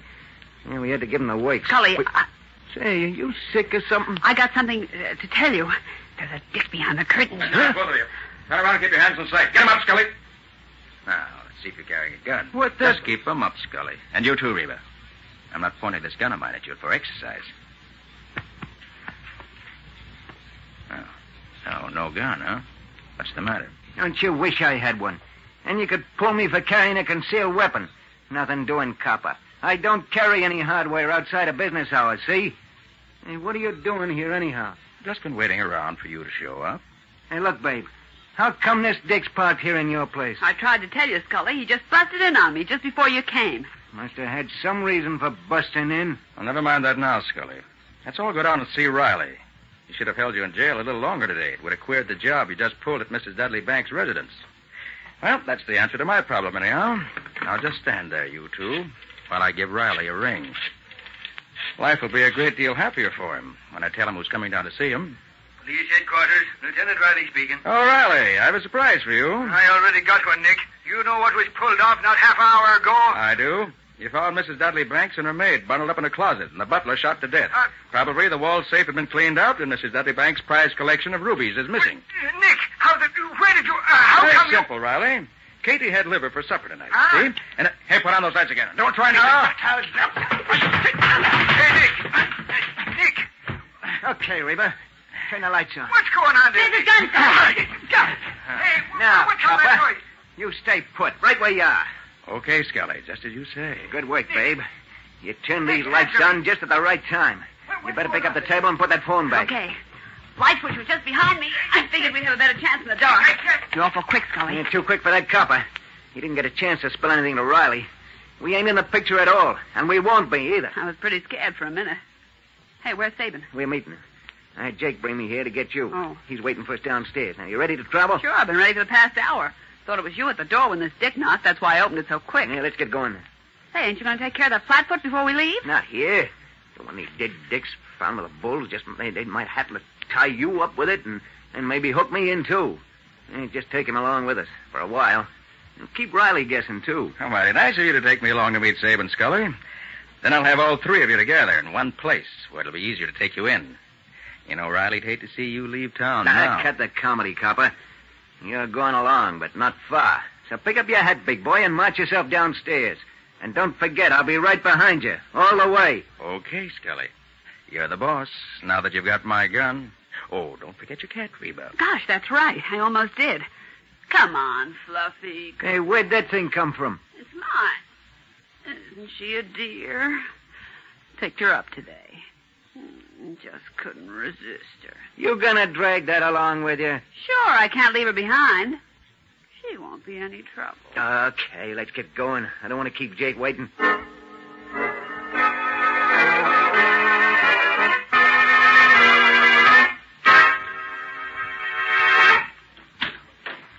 Anybody bother you while you was waiting, Jake? Nah. Say, who's that with you, Scully? Yeah, one of Riley's bloodhounds. Use that up in front with Jake, Reba. Okay. Right. Dick. Hey, what's happened, Scully? It's what's he all doing right, here? Jake. Get going.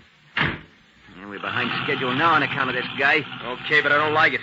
Got to get rid of him. We will, when the time comes. Hey, look, Gumshoes. How come you happened to drop in on Reba tonight? Just a hunch. Yeah? Yeah. Funny how things break, isn't it? You see, it all started when Katie had liver for supper. You said that before. What about it?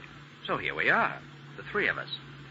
Funny, isn't it? Yeah, I can't stop laughing. What's so funny, Scully? Ask that Dick. He knows the answers.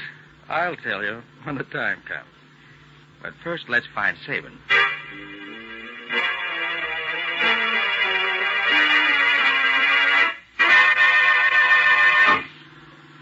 Yeah, this is the place, Scully.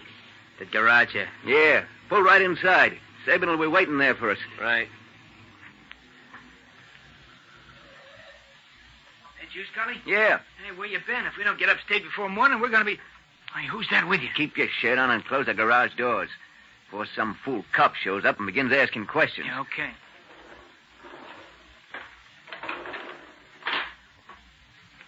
Come over here, Sabin. Yeah? I want to show you a prize package I picked up tonight. A real live bloodhound straight from Riley's kennels. Him? How'd he get into the picture? Walked in on his own 2 feet. Well, he won't go out that way. They'll have to carry him when we get through with him. Yeah, that's what I've been telling him. But it don't seem to worry him none. What's the use of worrying? I can't do anything about it. Yet. Not yet or ever, copper. You're a dead duck. Hey, give Jake the gun, Scully. He can stay here and hold it on the gumshoe. You and Reba come into the house with me a minute. Okay, Sabin. Here, Jake. Keep this pointed at that Dick's heart. Yeah. I have to laugh when I think it's his own gun that's keeping him quiet. He'll keep quiet, all right. Or something's going to happen to him. Hey, how long are you going to be gone? Just a couple of minutes. We'll be right back. Everything's all set to go as soon as we finish what we got to do. Okay, but don't forget we got a long way to go yet tonight. We ain't forgot. You just keep your eye on the copper till we get back. It's a pleasure. Hey, can I knock him off? Not yet. Wait till we get a ways out of town.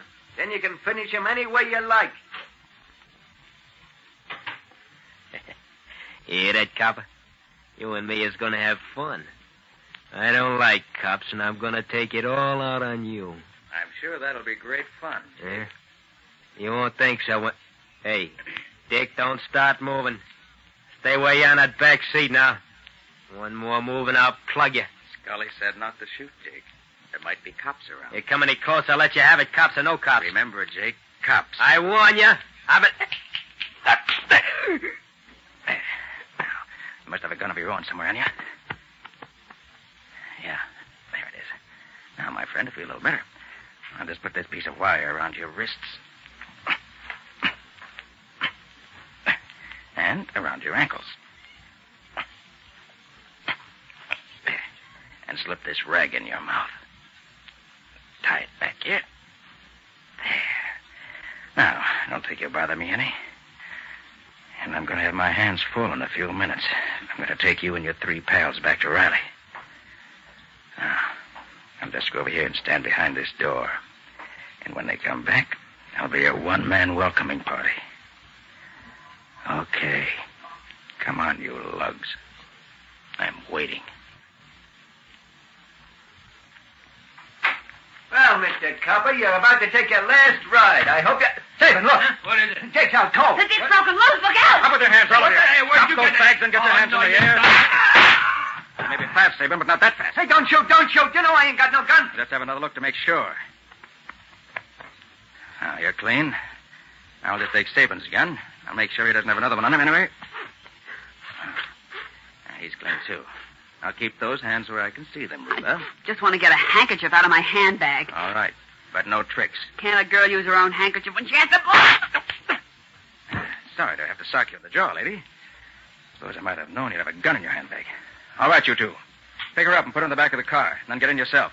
Scully, you drive. Sabin, you sit in back with Reba and me. Just push Jake over, Scully. He won't bother you. All right, get going. Okay. Then we'll all drive down and surprise Lieutenant Riley. Won't that be fun?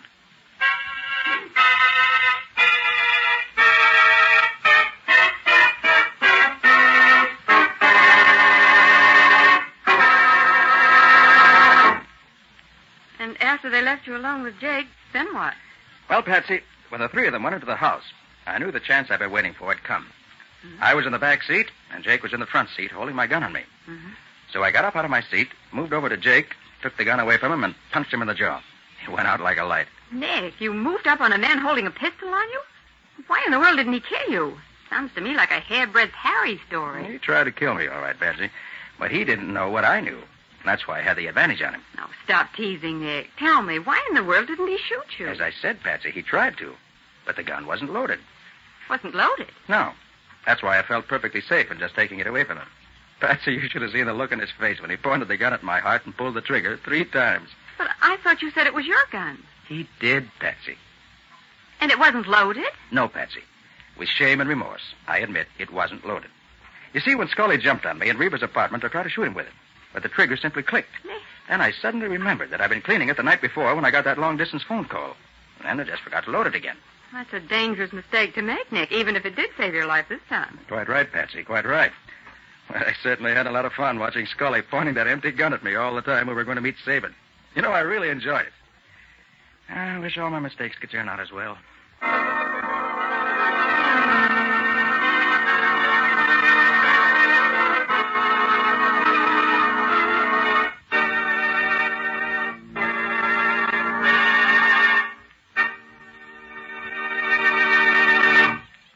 This has been another of the strange adventures of Nick Carter, Master Detective, which are brought to you regularly by WOR Mutual.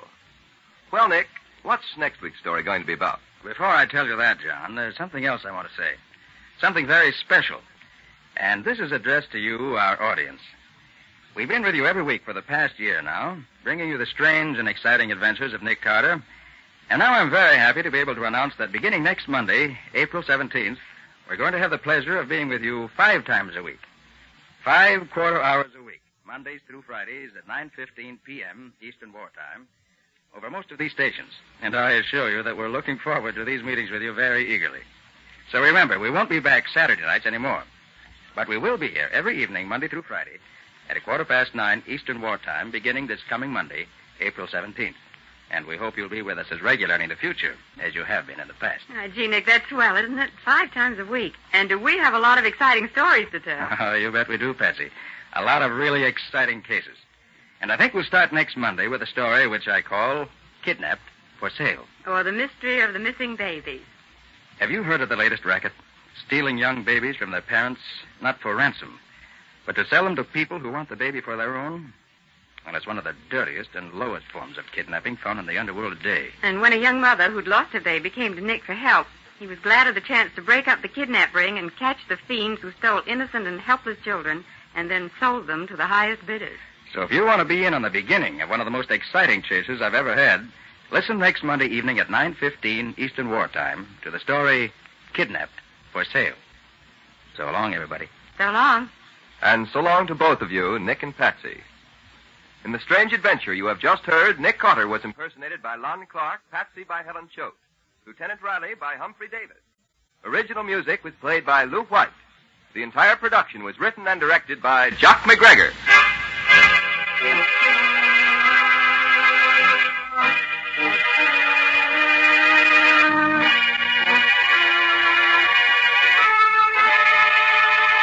Next Monday evening at 9:15 Eastern Wartime, listen to the beginning of another curious experience of Nick Carter entitled Kidnapped for Sale, or Nick Carter and the Mystery of the Missing Babies.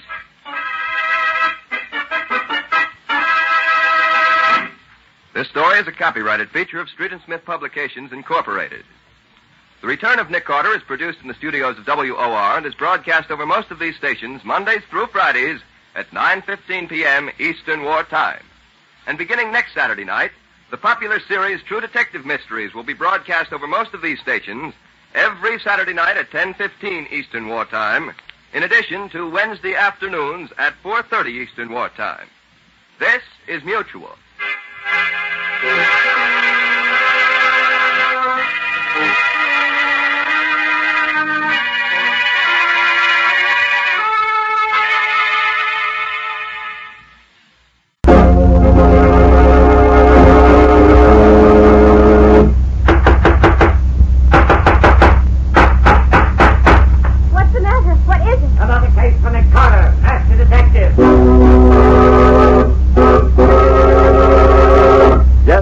Case for that most famous of all manhunters, the detective whose ability at solving crime is unequaled in the history of detective fiction, Nick Carter, Master Detective. Presented by the three great Linex home brighteners, Linex Clear Gloss, Linex Cream Polish, and Linex Self-Polishing Wax. Created by Acme, America's great producer of Acme quality paint. Today's curious adventure, The Numbers Murders, or Nick Carter and the Mystery of the Wrong Note.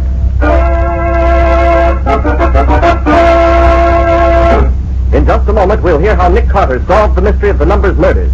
But first, a word about Linex.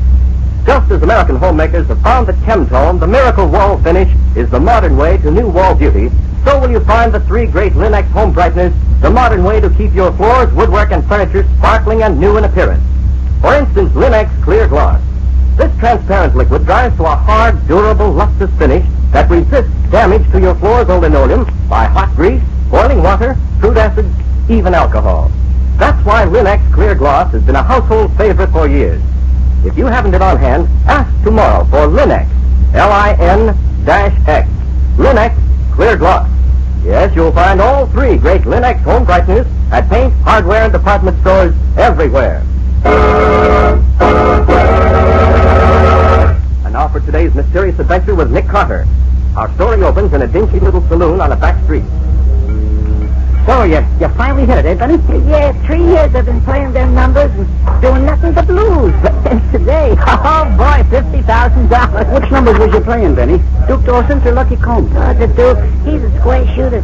Always pays off on the nose when you win. He's a great guy, the Duke. You think it's safe to go around telling everybody you won all that dough? Something might happen to you before you get to spend it. Well, I ain't no fool, Butch. I ain't told only a couple of my pals, and the Duke would want me to tell him. He likes to have the guys know he pays when he loses. 50 grand. And all mine. Gee, I can't believe it yet. Yeah, but as long as you got it in your pocket, it's easy to believe it. Yeah, you're right there. Well, so long, fellas. I gotta be getting on home. I got to tell the old lady we're rich now. Won't she be tickled? So long, Benny. Hey, don't spend it all on the way home. Spend it all? Hey, you can't spend that much dough without you doing some thinking about it.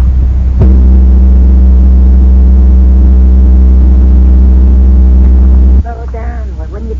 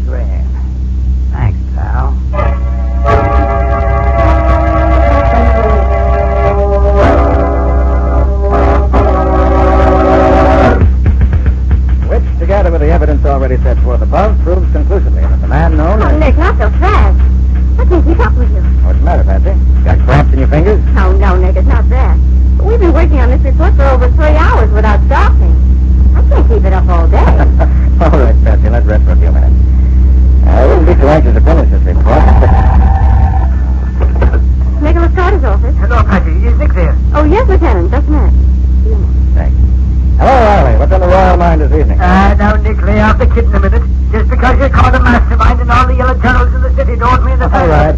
All right, Riley, I withdraw my remarks. What's wrong with the world now? Just a murder, Nick. Just a murder. Nothing new about a murder, Riley. Why drag me in? Now, Nick, I'm asking you as a personal favor. Will you give me a hand on this? If we don't get this one solved and solved quick, the commissioner's going to be down on us like a ton of bricks. Well, what's so special about this particular murder? Meet me in front of 756 Brownlee Avenue as soon as you can, and I'll tell you all about it. What do you say? But, Riley, it's after 11 now. Can I wait until tomorrow? Oh, Nick, it can't. We got to get to it right now. Would you meet me? All right, meet you there in 5 or 10 minutes. Thanks, Nick. I'll be seeing you. So long. So long. We're going out, Nick? Yes, Patsy. We're going to have a look at somebody who's just suddenly and violently passed out of this world. Get your hat and let's go.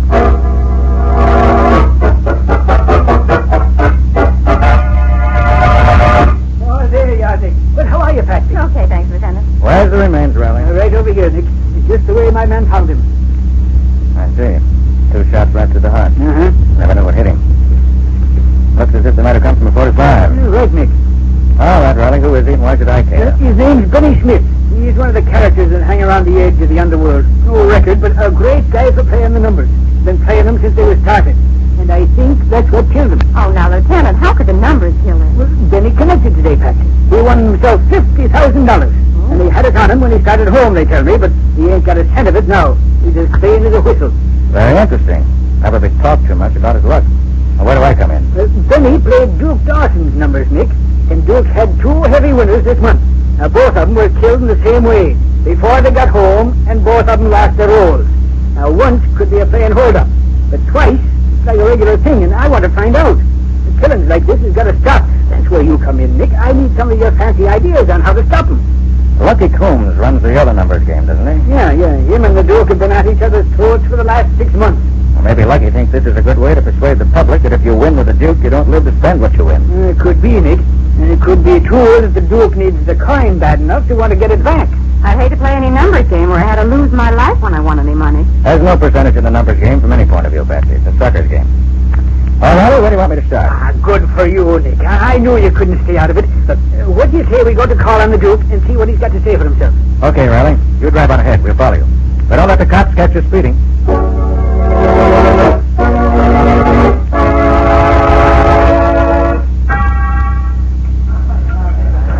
Never was in a place like this before, Nick. And you probably won't ever want to be again, Patsy. Is the piano the only music there is? Yes. Steve Corey's a good piano player. None better. And not only is he a good piano player, he also serves as a lookout for the Duke. See how the piano's right at the foot of the stairs to the second floor? Well, that's where the Duke's offices are. And no one can get up there without Steve seeing it. Oh. He signals ahead to the piano. He lets the Duke know whether it's a friend or an enemy who's coming up. Hey, how do you know so much about this place, Nick? Oh, I get around right now and then. And I suppose if Steve signals that it's the wrong kind of company coming to call, they get the wrong kind of reception. That's about it, Patsy. Hi, Steve. The Duke in? Yeah. Go on up. Hey, what do you smoke in that pipe of yours? Old cabbage leaves? Shoe leather. Tastes better. It smells like a juice, whatever it is. Come on, Nick. We got to be moving. Right.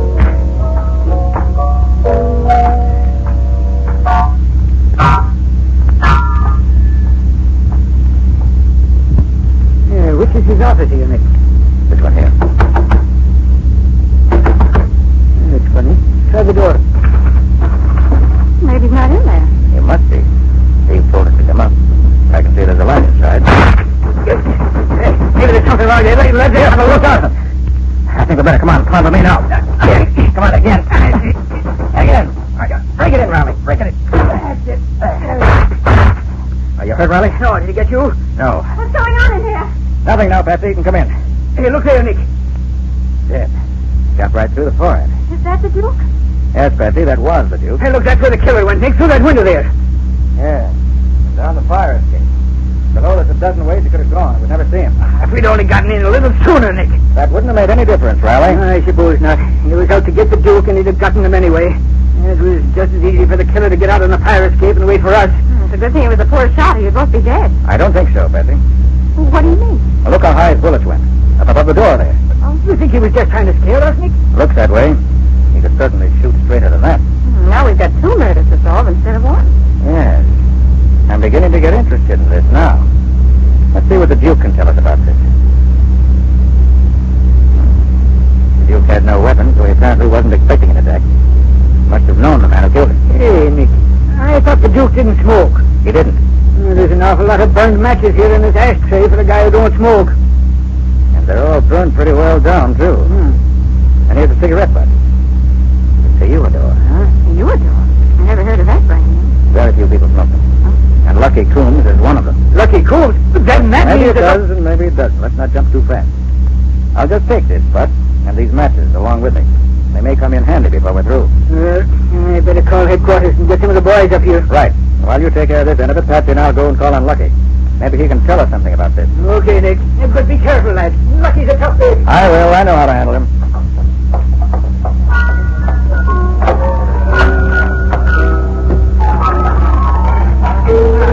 Oh, Steve. Yeah? Did the Duke have many callers tonight? No. No? How about Lucky Coombs? He wasn't over here, was he? Yes. Yeah, he was. What of it? Nothing. Maybe. By the way, you better get this crowd out of here.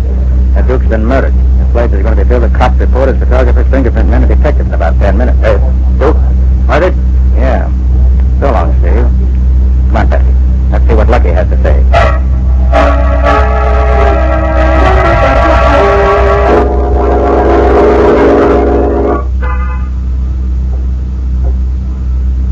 Please. Well, we ought to put an end to the numbers racket in this town, Nick. For a while, anyway. With the Duke dead and Lucky in jail for his murder.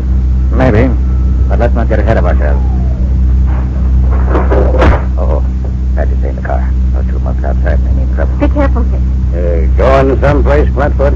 Why, yes. Just a friendly visit. I want to see Lucky a minute. Lucky's not receiving tonight. Not cops, anyways. I'm no cop.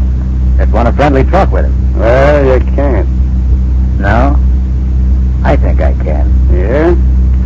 Well, me and my buddy here is going to see that you don't. We sure are. You got a search warrant, have you? Oh, you want to see my search warrant, do you? Well, here it is. Yeah, and I'm going to drag you so full of horses you want to go.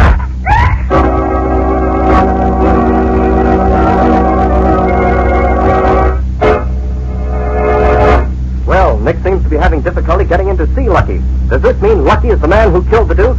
And what's Nick going to do about it? We'll see in just a moment. Ladies, here's a bit of news about homemaking that means a better-looking home and more time for you to enjoy it. To give your floors a lustrous finish without bothersome rubbing, use Linex self-polishing wax, the time-saving, work-saving liquid finish for all floor surfaces, wood, tile, or linoleum.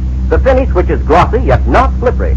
Linex self-polishing wax remains resistant to slip even when water is spilled on it, and provides additional slip resistance with each additional coat of wax. These facts have been proved by the underwriters' laboratories, whose seal appears on every buckle. Linex self-polishing wax gives a tough, elastic finish because it really contains wax, the highest possible content of genuine carnauba wax. And when the most used parts of your floor show wear, they may be re-waxed without going over the whole floor.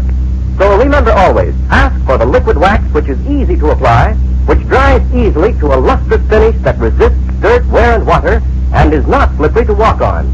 It's Linex, L-I-N-X, Linex self-polishing wax. You'll find it at your nearest paint, hardware, or department store, your headquarters for all three great Linex home brighteners and Chemtones. And now, back to our story. We left Nick fighting it out with one of Lucky Coon's gunmen as he tried to get in to see Lucky to question him about the killing of Duke Dawson. I've got to drag you so far. Oh!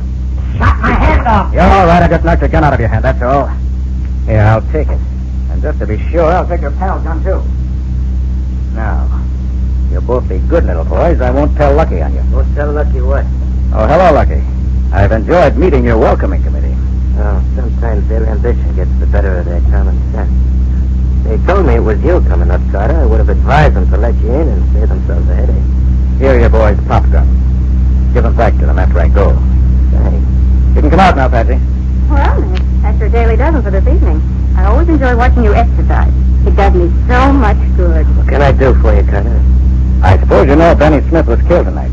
Right after he collected the $50,000 he won in Duke Dawson's numbers game. Yeah, I heard about that. You don't think I had anything to do with that, do you? And did you also hear that Duke Dawson himself was murdered a little while later?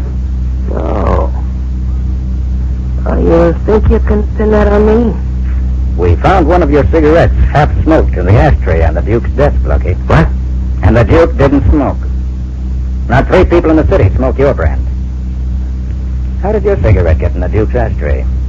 My cigarette, huh? You could easily be held for the murder on the evidence we have, Lucky. But I suppose you have an alibi. If so, let's have it. Well, I hadn't been out of my apartment all evening. No alibi, huh? Well, that's very interesting. No alibi and ashamed to admit it. Then you must be the one. Easy, Betsy. If you think I did it, why don't you run me in? No, Lucky, we're not going to run you in. But you will stick around, won't you? Just in case we need you for a witness or something? Oh, make sure you're not going to let him go. Why not? You will stick around, Lucky? Yeah. Fine. Yeah, I'll stick around. Let me know when you need me for something. Thanks, I will. Well, good night, Lucky. Come on, Patsy, let's be going.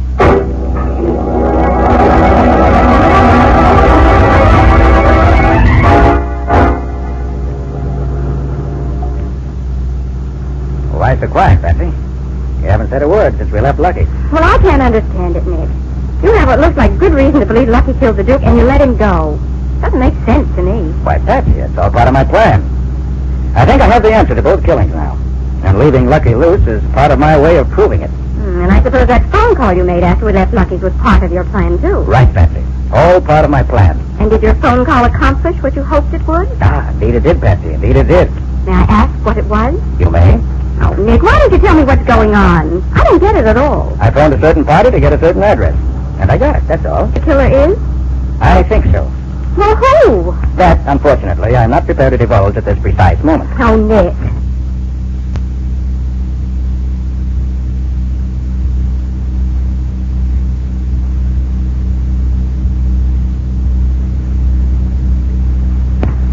Well, here we are. Here we are where? At the address I got on the phone. It's the 3rd house up there. The rooming house. And what do we do there? Now, Patsy, listen carefully. What I tell you. I'm going inside that house. Alone? Yes, alone. And as soon as I do, I want you to go to the phone in the drugstore across the street and phone Riley. He'll be back at headquarters by this time. Tell him to come up here just as fast as he can. I may need him. Tell him to bring some of his men in the hurry-up wagon, but not to use the siren. When he gets here, tell him to wait out here with you until I come out. Or if I don't come out, tell him to rush in after me just as soon as he hears gunshots. Oh, Nick, hadn't you better wait until he gets here before you go in there? Can't do it, Patsy. I've got to get inside before the next visitor does. That's the important part of my plan. Now, you have it straight? I think so. Good. I'm counting on you, Patsy. Don't fail me. Well, wish me luck. I may need it.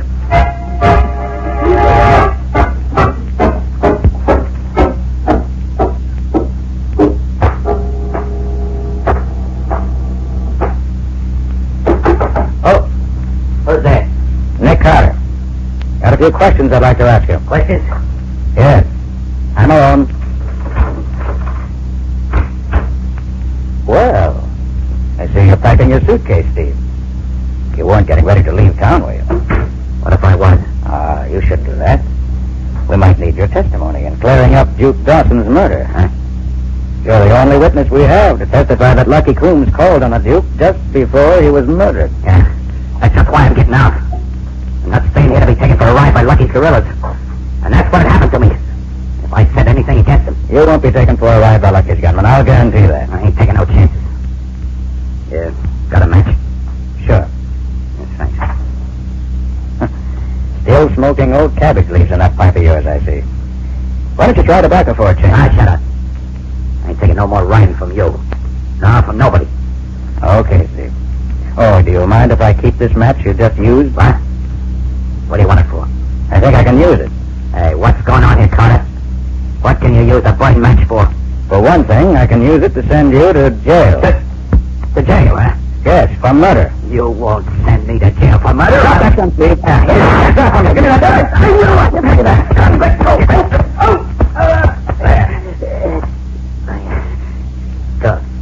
Didn't have to break my arm, did you? Lucky for me you shot in a hurry. Otherwise, you might have got me somewhere else than just in the fleshy part of my arm. Now, let's see what's in that suitcase. And you keep on Stay where you are, Steve. I've got the gun now. Sit down on that chair. Now be quiet. Uh-huh. Quite a nice roll of bills you have here. At least $50,000, I should say, by the size of the roll. Well, what's it to you? It was a nice racket you were working, Steve. Whenever the Duke paid off any big money, you knew who got the money, laid for them, and killed them. The Duke knew it was bad business to have his winners killed that way. So somehow he must have gotten wise to you. Probably by having someone trail Benny, someone who saw you kill him.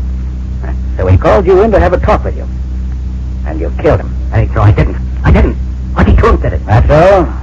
Well, we'll see what Lucky has to say when you tell him that. He'll be here in a few minutes, if I'm not mistaken. No, I couldn't. He killed me. He killed me. Stay where you are, Steve. Stay where you are. I'll stand behind the door. You dirty double-crossing rat. That's enough, Lucky. Drop that gun.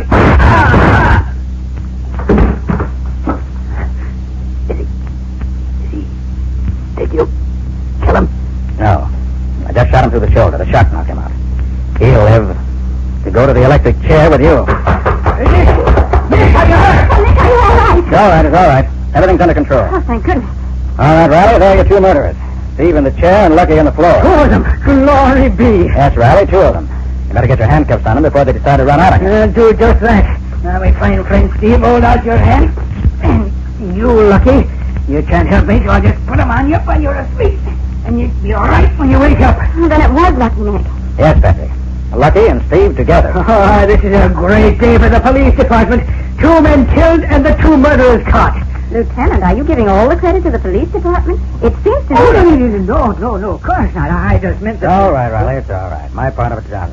Your precious police department can have all the glory if they want it. Well, tell me about it, Nick. How did they do it? And who killed who? Hold it. I'll meet you down at your office in half an hour and give you all the details and the evidence you need. Right now, I want to get my arm fixed up. Well, Nick, you're hurt. Is it bad? Let me get a doctor quick. That's not serious, Patsy. Just a flesh wound. And it's rather painful. I'd like to get it taken care of. Come on, Patsy. Guess you better have to drive. I'll see you later, Riley.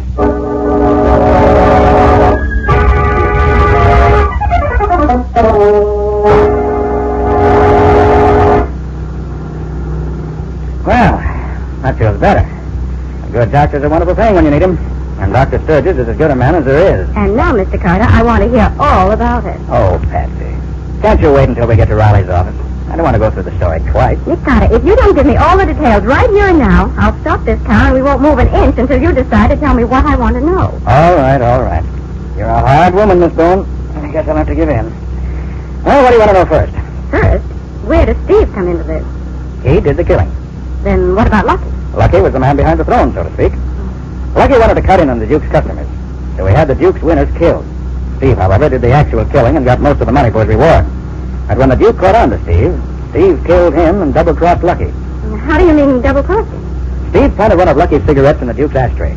He undoubtedly had some of them from being associated with Lucky.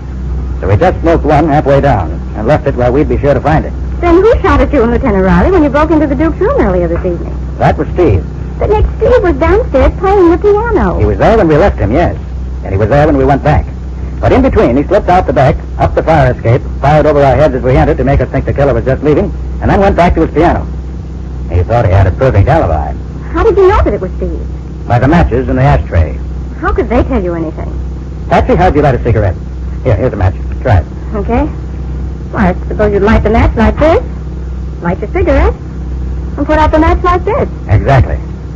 Now look at that match you just used. Mm-hmm. It's only slightly burned at the end. Now look at this match, which I took from the ashtray. Well, that's burned almost all the way down. Exactly. It was used to light a pipe, not a cigarette. And Steve's a pipe smoker. He probably smoked as he talked to the Duke before he killed him, before we got there. You see, Patsy, I knew the Duke was dead when we got there this evening. But you knew Steve did the killing. How did you find out about Lucky? Well, I felt sure Steve wouldn't dare to do it without strong backing. But there was no evidence against Lucky. So that's why I went to him and told him about one of his cigarettes being left in the Duke's ashtray. And that's also why I didn't want to take him in. Oh, now I see. I felt sure he'd go to see Steve and give himself away. And he did. Hey, look, I just realized what you said a minute ago. You said you knew that the Duke was dead before you went upstairs to his office tonight. Now, how could you possibly know that? Very simple, Patsy. Steve was the Duke's lookout man. He used the piano as a signal. The top key on the piano was wired to a buzzer that sounded in the Duke's room. That meant someone was coming up. But when we went up tonight, he didn't hit that note. I watched him carefully. And he didn't hit it because he knew there was no one alive to hear it. He hit the wrong note. I'll say he hit the wrong note, in more ways than one. How do you mean, Patsy? Well, considering that tonight you've solved 3 murders, ended the numbers racket, and recovered the stolen money, I'd say that Steve hit the wrong note when he tried to fool you.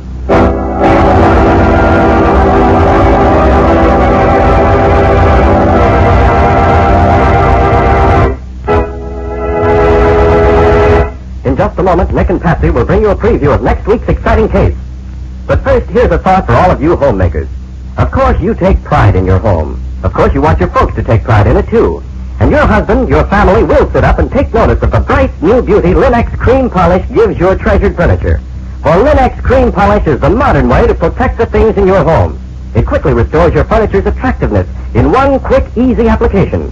And Linux Cream Polish dries to a hard finish that leaves no oily film to attract additional dust, to make additional work. It does away with fingerprints, helps to hide ugly scratches, and after a few applications, provides a tabletop finish that will actually resist glass marks. Best of all, Linux Cream Polish saves you one whole step in your cleaning day routine. For Linux Cream Polish cleans as it polishes without tiresome rubbing. So depend upon this modern, easy shortcut to furniture beauty. Linux Cream Polish. Get it today and enjoy the extra time you save. In case your dealer hasn't received his supply of the 3 great Linux home brighteners, he'll probably have them soon. Ask him to save one or all of them for you. Acme will see that he gets them and you get them as quickly as possible. And now, Nick, how about next week's adventure?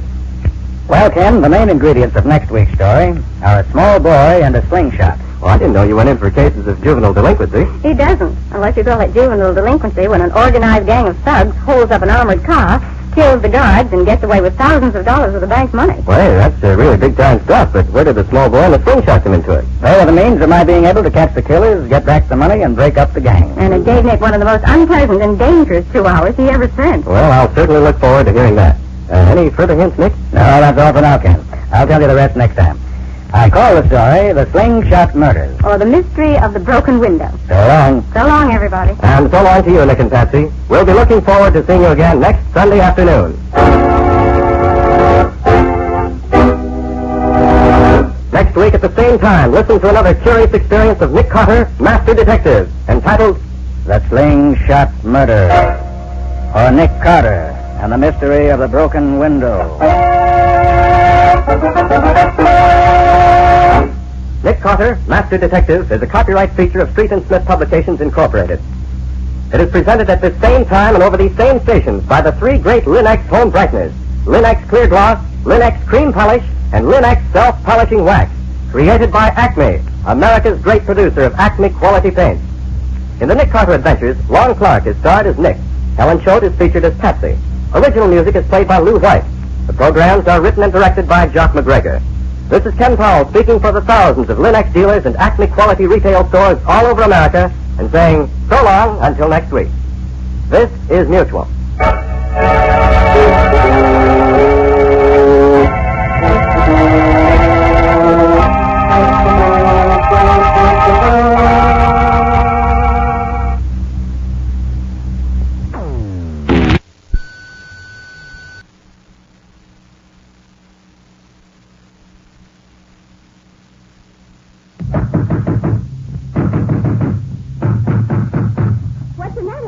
It's another case for Nick Carter, Master Detective. Yes, it's another case for that most famous of all manhunters, the detective whose ability at solving crime is unequaled in the history of detective fiction. Nick Carter, Master Detective. Today's curious adventure, The Slingshot Murders. Or Nick Carter and the Mystery of the Broken Window. In just a moment, we'll find out how Nick Carter solved the mystery of the slingshot murders. But first, here's something worth thinking about. A lovely home adds to the joy of living. And just as thousands of American homemakers have brought new beauty to their walls with Chemtone, the miracle wall finish, so are they learning that Linux self-polishing wax gives their floors a certainly new luster without tiresome rubbing. Easily wiped on, Linux self-polishing wax dries to a tough, elastic finish that resists wear amazingly because it contains so much genuine carnauba wax with no gum, shellac, or resin in it to chip or crumble. It resists water and dirt, too, so that soil is safely removed from the surface with a damp cloth or mild suds. And Linux self-polishing wax is the non-skid floor finish, resisting slip even when water is spilled on it. The underwriters' laboratories, whose seals on each bottle, have proved this. Ask for Linux self-polishing wax at your paint, hardware, or department store. Headquarters for all 3 great Linux home brighteners and Chemtone, the miracle wall finish that dries in 1 hour. And now for today's mysterious adventure with Nick Carter. Our story opens in Nick's office, where he and Patsy are having a good-natured argument. Good-natured, that is, until about now. But, Nick, I don't think that's true. Take me, for example. Since I've been working with you, I've learned to observe things I never saw before. Perhaps, Patsy. You've undoubtedly improved while you've been my assistant, but I still say that you really see very little that goes on around you, in spite of all my training. Oh, Nick, anybody would think that I... All right, Patsy, let's see. How many steps are there from the sidewalk up to the front door of your house? Why, there are... Let me see, there How are... high up the floor are the windows in your bedroom? There are about 2. No, 1.5. What color's the 2-cent stamp? Red. Good for you. Thought you were going to say chartreuse. Nicholas Carter's office. Is Mr. Carter there? Oh, is that you, Penny? Sure. How are you, Miss Bowen? I'm fine, thanks. How are things with you? Pretty good. Can I talk to Nick? Of course, Penny. Here he is. Hello, Penny. How's my special assistant this afternoon? That's what I called you up about, Nick. I think there's going on down here. Could you come over? Well, what is it, Penny? Trouble? Gee, Nick, I don't know. But it looks bad to me. Well, can't you tell me what it is? Not on the phone, Nick. You know, you always told me to be careful what I said on the phone. Some of the gang might be listening in. That's quite right, Penny. All right, I'll take a run over there. See what your newsstand? Yeah. Park your car down the block away so they can't see it. I'll be waiting. Okay, Penny, be down right away. So long. What was that all about, Nick? Sounded very important. Penny thought it was important, too. But he wouldn't say what it was. He's seen something and thinks I ought to know about it. Oh, that's what you get for being his hero, Nick. He thinks you're just about the greatest guy in the world. His ambition in life is to be a great detective like you. Yes, I know it. And ever since his old man died in my arms, I've spent a whole sort of keep an eye on him. And he's smart, too. He never forgets things I've told him about how to see what goes on around him. Some people I know, not so very far from here, could profit by his example. Okay, Mr. Carter, okay. Get in your car and be on your way. Leave me to a little peace and quiet here. You and your wise tracks. Very well, Patsy. Since I'm not wanted here, I'll go call on Penny. I hope he's got something more exciting up his sleeve than I think he has.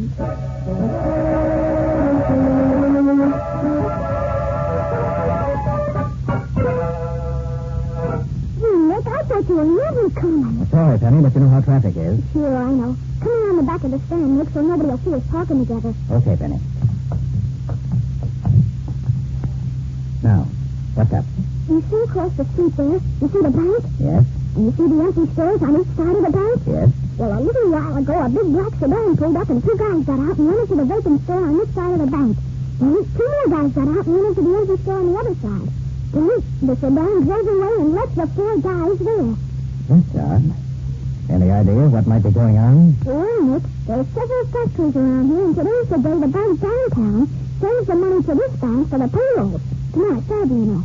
I see what you mean, Penny. You think those men may be planning to hold up the bank when the money gets here, huh? Yeah, gosh, Nick, don't it look like that to you? Could be, Penny. Yes, does look suspicious. But, Penny, robbery's not in my line. This is a job for Lieutenant Riley in the city police. I'll give him a ring and tell him what you saw. You'll have to hurry, Nick. It's almost 4 o'clock, and that's when the car comes to the minute. Well, I'll phone Riley now. Maybe he can get one of the squad cars. Look, there comes up. Yes, and I'm a car, all right. And it's stopping in front of the bank. They're starting to unload the money, and they don't know they're Wait making here. I'll warn them, Dandy.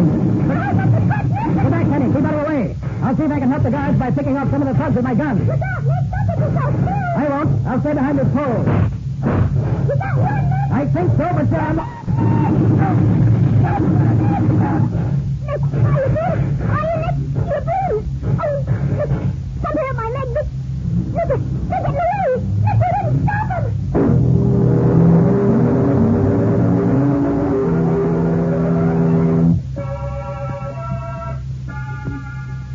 But, Doc, I tell you there's nothing wrong with me. Nothing except that you've lost about a quart of blood. There's a nasty hole in the side of your neck. But I can't stay here doing nothing. I've got to get up to those thugs. I've got to get out of here. Just tell me you were here. Are you hurt, Daddy? Oh, it's only a scratch, Patsy. But this Sawbones wants to keep me here cooped up like a pet rabbit. How is he, Doctor? He's got a bad hole in the side of his neck. And nothing fatal. He'll get over it, but he's lost a lot of blood, too. He's got to be quiet and good natured. Now, look, Doc, look. Nature's going to have a tough time doing anything for me if you keep me here worrying because I can't get out. Nick, you're going to stay here and like it. Good girl. If you don't behave, I'll call some attendants and have them undress you. Then you'll have to stay here whether you like it or not. But, Patsy, I tell you, there's nothing... Oh, that's Penny. What you doing here? I want to see Nick. Here I am, Penny. I'm coming, son. You get right back in that bed, Nick Carter. If you don't... Sorry, Patsy, but Penny wants me. Why, Penny, what happened to you? Oh, nothing much, Nick. A bullet got me in the leg, that's all. That's all. Well, that's enough. Are you hurt that, son? No, Doc says I'll be all right in a few days. But I got something to tell you, Nick. What is it, son? You know when I yelled at you just before you got shot? Yes, I remember. Well, I saw a guy standing in the window of a house across the street from the bank. Must have been a lookout or something. And just as I looked up, I saw him aim at you. So I yelled, "What was that?" Did you get a good look at him, Penny? No, but I know which window it was. Good boy. Which one was it? You'll see. I busted it with my slingshot so you know it. I put a marble right through it. And on the first shot, too. I thought maybe you'd find a clue there, if you looked. Penny, you're a wonder. I'm proud to have you for an assistant. It was a window on the fourth floor of a brown house. You can't miss it. Yes, sir, Penny, I'm proud to have you for an assistant. Nick, are you going to get back to bed, or do I... I can't go back to bed, Patsy. I've got to go places. Things to do. Can't let Penny down, not after the way you fix things up for me. Nick. Yes, Penny? Take this with you, Nick. It's as good as a gun sometimes. I use it a lot. Why, well, thanks, Penny. That slingshot of yours may come in handy. I'll keep it right where I can get at it fast if I need it. Oh, there you are, Nick. Oh, you're all right now. I certainly am all right. You got any of the gang? No, Nick, we didn't. We found the car they were in, wrecked 6 blocks away, but there was nobody in it. The car was stolen, too, so that's no help. Did they get much? Well, 3 guys were killed, one in the hospital, and $100,000 in small bills is missing. That's all I know. Now you've got a lead in the world right now. Well, I have, thanks to Penny here. Penny? Who's Penny? My assistant, and one of the best assistants a man's ever had. He just gave me some dope that may crack the whole case wide open. What is it, man? Tell me quick. Not yet, Riley. This is confidential between Penny and me. If it works out, I'll let you know. Well, Penny, so long. I'll be seeing you. So long, Nick. Good luck. Nick Carter, where are you going now? I'm hot on the trail, Patsy, and nothing can stop me. Well, if I can't stop you, at least I'm going with you. You certainly can't drive a car in your condition. Okay, then. Come on. Time's a wasting. Look, don't you need some help, Nick? I'll send some of the boys with you. No, Riley. This is a one-man job, and I'm the man who's going to try to do it.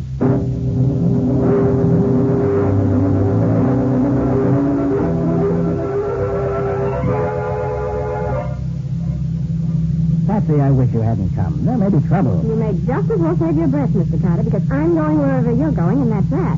You can't drive in your condition. I could if you'd let me. Well, I'm not going to let you, so that's that. I don't know what gets into you women. When you make up your minds, a team of horses couldn't change it. You ready to tell me where you're going? I can't keep on driving blindly all around the city, Nick. All right. I give up. I'm going back to strictly my business. Okay. But I'd feel a lot safer if I knew what you were planning to do. It's dark now. You can pull up just around the corner from the bank. I'll get out there. Then you go back to the office. How will you get back? Don't worry about me. I can take care of myself. I hope so. Is this where you want to go? Yes, drop me here. Now remember, you. Back to the office. Okay, bully. But I don't like you going anywhere alone, as weak as you are. It's skill that counts in this business, Patsy, not muscle. I'll get going. I've got work to do.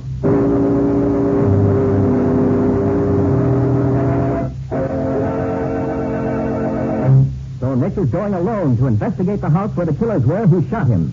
Does he have any idea what dangers lie ahead of him? And will he find any clues to the killers? We'll see in just a moment. Have you been wishing for a furniture polish that will clean your furniture too? Linex Clean Polish, the modern protection for your furniture's beauty, saves one complete step by cleaning as it polishes, without tiresome rubbing. Learn firsthand how much time and effort Linex Clean Polish saves. Linex Clean Polish removes that cloudy dust and polish accumulation in one quick, easy application that also does away with fingerprints and helps conceal ugly scratches. And Linex Clean Polish dries hard, leaving no oily film to attract additional dust, to make additional work. So try it and see how simple it can be to clean and polish your furniture at the same time. Ask your dealer for Linex, Lin-X, Linex Clean Polish. You'll find it at your paint, hardware, or department store, where all 3 great home brighteners and Chemtone, the miracle wall finish, are featured. And now, back to our story. We left Nick, weak from loss of blood, climbing the stairs to the 4th floor of the old tenement house, trying to find some clue to the killers who shot him and robbed the bank. As we rejoin him, he's nearly reached the top. I wish it wasn't the 4th floor. I don't feel as ambitious as I did. Well, that's a break. Only one apartment on the street side. And there's that one home, judging by the light under the door. Here goes. Well, what do you want? I'm investigating the bank holdup across the street this afternoon. Bank holdup? Yes. You knew the bank was held up, didn't you? Yeah, I heard. I was out working at the time. What do you want to get in here for? I want to look out of your windows. See, it's like this. We have a witness who says he saw the whole thing from the window next door on this level. He's a cranky old guy with a reputation for stretching the truth, so I want to check up on him. I'd like to look from your windows and see if he really could have seen what he said he did. Sounds nutty to me. Why don't you look out of his windows? I did, and I still can't be sure. So I want to check all the windows on this floor. There ain't no use in... Well, okay, come on in. Thanks. I won't be long. Mind if I put this window shade up? Suit yourself. Well, can't see much from here. I'll try the other window. Can't see anything from here either. Well, I guess the old guy was dreaming. Couldn't see the bank at all with an armored car standing in front of it. You satisfied now? So far, yes. Okay to look in the other room, too? Yeah, I guess so. My wife's in there. I'll see if she's dressed. Certainly no broken windows in this room. And none of them been repaired either. Somebody coming in, Mary. You dressed?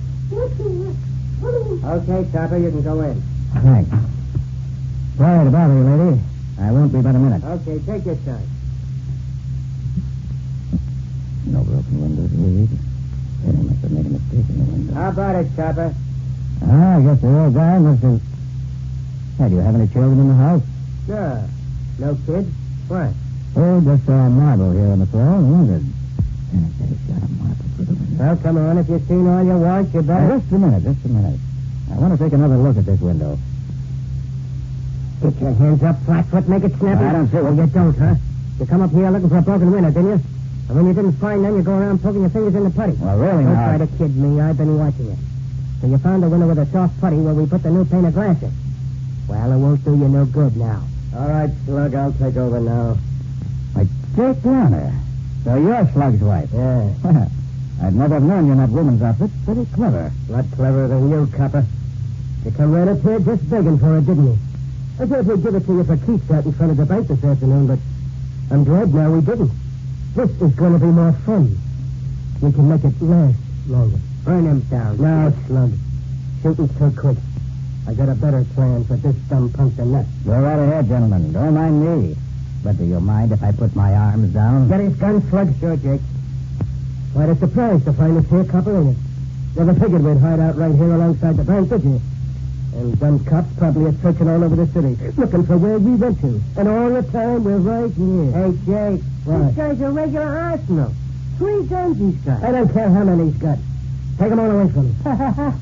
Hey, Jake, look at this. What? He's got 3 guns and a slingshot. Are you kidding? A cop carrying a slingshot around to keep the big bad robbers away. What a dumb mug he is. Oh, look now, Slug, don't take all the Flatfoot's weapons away. Where's your manners? Leave him keep the slingshot. Why, sure. Here, Mr. Dick, I'll put it right back in your pocket where it came from. Maybe you'll save your life with it. Big joke, Jake. Look what Santa Claus brought us to play with, Pete. Well, I'll be a monkey's uncle. Where'd he blow in from? Walked right up the stairs all by himself. Look, Copper, did you ever have a lighted cigar butt jammed in your eye? That's just for a starter. Then we're going... No, you're not. Jake, look out. Get him, son. Give me that gun, Jake. Give me that or I'll twist your arm off. Oh. Get out of the way, Jake. You're going to give it me. Ah, nice work, Slug. You knocked him cold. Oh, I'll fix him for this. He nearly broke my wrist. Shall I croak him now, Jake? No. Wait till we get ready to leave. Then we'll play games with him. Tie him up, but good. We'll get the stuff ready to move out when the boys bring the car tonight. Then we'll come back here and take care of him. Over on your face, Flatfoot. So I can get the ropes on you. Wouldn't he like to know that we got all that dough hidden in the empty warehouse right next door here? It's a little hole through the wall of the apartment here, and we got a foolproof hideout. Yeah. Sure, if he was only smart like Jake, I'd be afraid of him. But there ain't nobody as smart as Jake. There, Copper. That takes care of you. Try and get out of them ropes. Hey, what you let the Flatfoot in here for anyway, Slug? Don't be dumb, Pete. If I hadn't, he'd have smelled something funny and come back again with a wagon. Anyways, how'd I know he was wise to the busted crack? You know, Jake, maybe you weren't so smart at that. Yeah? What's eating you? Well, you thought it was so smart to double back here with the cash and hide out right across the street from the bank, and the first thing, the cop smells his way right up here. So what? Only one cop come to me, and he ain't walking out of here, is he? Well, no. Who's running this business anyway? You are, Jake. Okay. All right. Now, Pete, you and me are going back into the warehouse and fix up the stuff ready to leave. Slug, you stay here with the copper. Clean up the joint good. Fingerprints and any kind of junk that might leave a tip. Don't leave nothing. We'll be back when we took care of the dough. Okay, Jake. I'll watch him.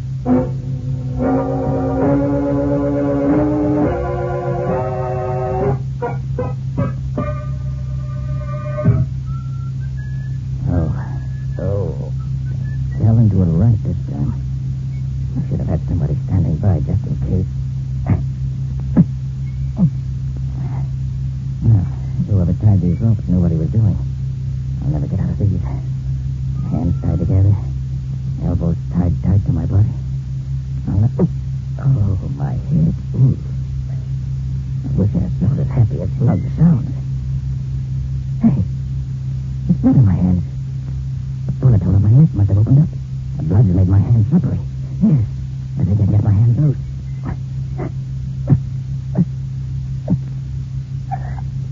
There. But what good's that? My elbows tied up tight. Oh, if only I had some way to get word out. I get him up here. I can't shout. Slug would hear me and bump me off quick. Oh, if only I had a gun, I could. But Slug took them. Only I had. I do have one weapon left. Penny slingshot. Slingshot. Yes, shoot something into the street through the window. Somebody might find it. Shoot something. What? Shoot what? My badge. My honorary police badge. Oh, only I can get it out of my pocket. Only I could reach it. Never have had much use for that badge, but I certainly need it now. No, I can't get in the pocket. Well, let's tear it open. There. Got it. Now for the slingshot. The outside pocket. There we are. Now, if I can stretch my arms far enough apart to shoot this badge through the window, I can... What's that? Hey, Copper, what are you trying to... The guy's still out cold. He couldn't have done nothing. But somebody broke that window. Maybe the deck's only faking. Maybe he ain't really out. Let me take a look. Gosh. Here you go. Oh, what a break. He's out cold. I thought I wasn't coming close enough so I could grab his legs, but he did. Lady Luck must be on my side today. Just luck his head hit in the radiator that way. Now, if I can wriggle over there and get his gun. Just a little more. Oh, Jake will be back any minute. I got to use that gun before. There. Now, if I can roll back under the bed before Jake gets here.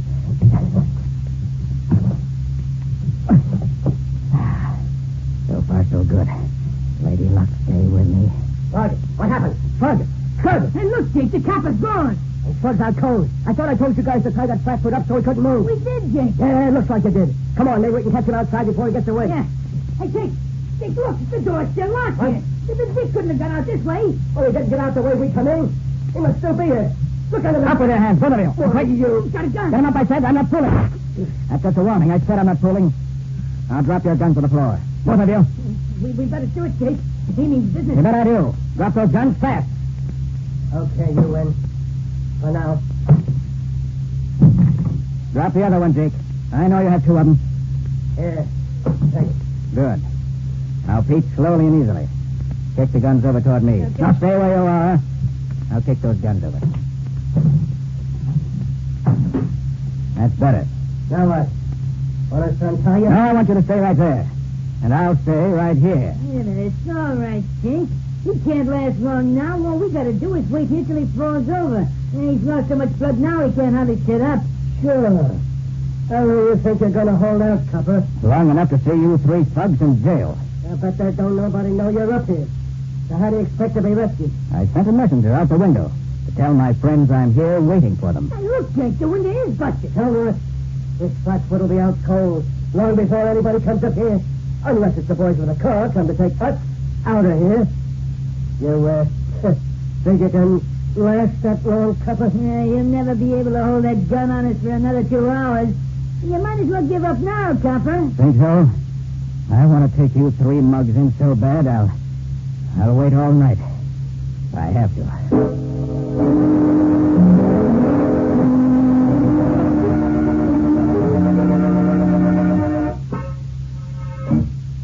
Get back? I can see you. Don't you try any funny business with me. He's almost gone, Jake. Another couple of minutes and he'll be out like a light. Yeah. As soon as he drops that gun, we'll rush him. I don't know how he lasted this long. Stay right there. Stay there, both of you. I can wait. Just as long as... Now. He's gone. Come on. Come on, everything. you. Get your hands up, you mother. Oh, hello, Patsy. Riley. What's going on here, Nick? These are the thugs that dug up the bank. Oh. Money's in the warehouse next door. You're no wonder, Nick. Take care of these fellas, Sergeant. Send a couple of men to get the money out of the warehouse like Nick says. Oh, Nick, I've been so afraid for you. Did they hurt you? Oh, I'm all right, Patsy. Just a little tired. That's all. She's a great girl, that Patsy. When she left you, she phoned me and told me what you were trying to do, Nick. So I got some of the men together and came as quick as I could. And we got a flat tire or we'd have been here sooner. And looky, here's your badge, Nick. Little bent, but as good as new. Thanks, Riley. Lucky you found it. It wasn't me that found it. It was Patsy herself here. You found it, Patsy? Yes, Nick. Then Riley spotted the broken window and we came up. But don't ever let me hear you say again that I'm not observant. Maybe I don't know how many steps there are in front of my house. But when it comes to things that count, I can see them.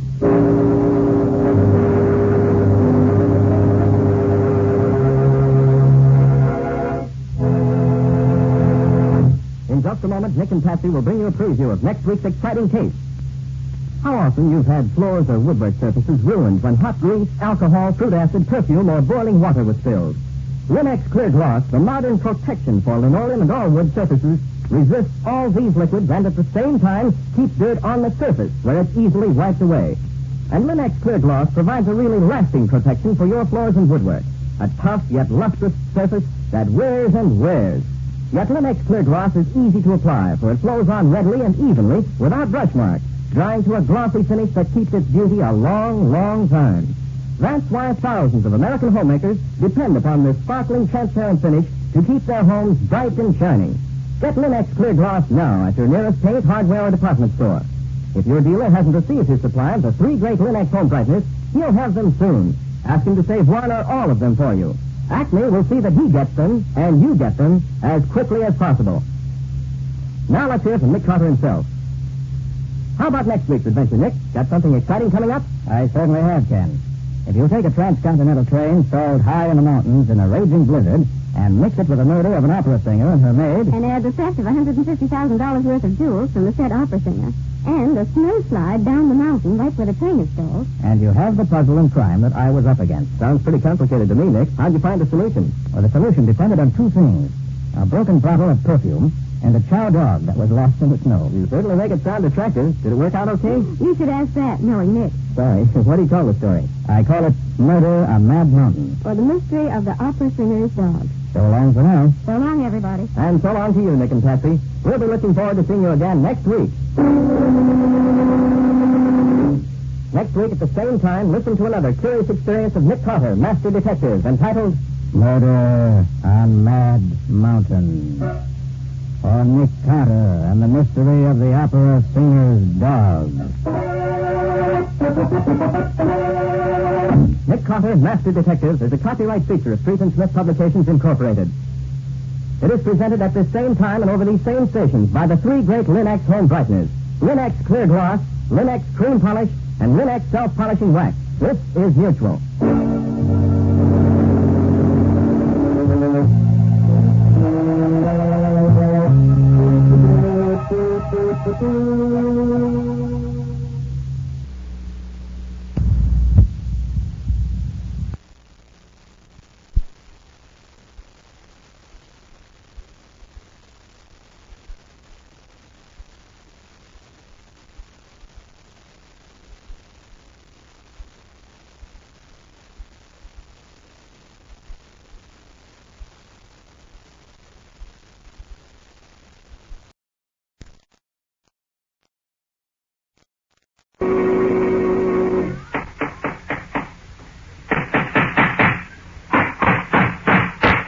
What's the matter? What is it? It's another case for Nick Carter, Master Detective.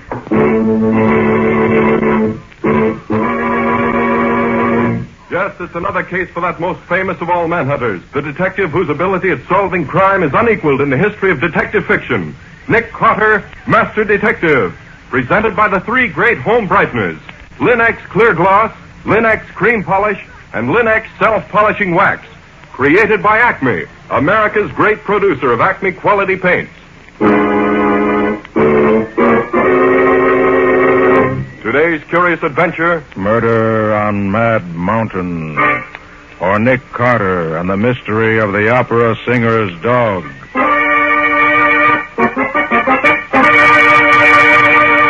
In just a moment, we'll hear how Nick Carter solved the mystery of the murder on Mad Mountain by the aid of a dog lost in the snow. But first, let me tell you something. You and your family take pride in your home, of course. That's why you keep it bright and sparkling with Chemtone, the miracle wall finish that brings new beauty to your walls. With Linex Clear Gloss, the transparent finish that gives lustrous, durable protection to every wood and linoleum surface in your home.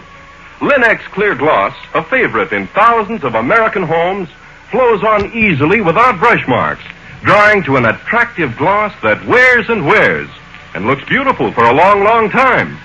What's more, it resists damage by hot grease, boiling water, fruit acids, perfume, even alcohol. And Linex Clear Gloss keeps dirt on the surface so that it's easily wiped away. Keep your home looking lovely with Linex Clear Gloss. Available at your paint, hardware, or department store.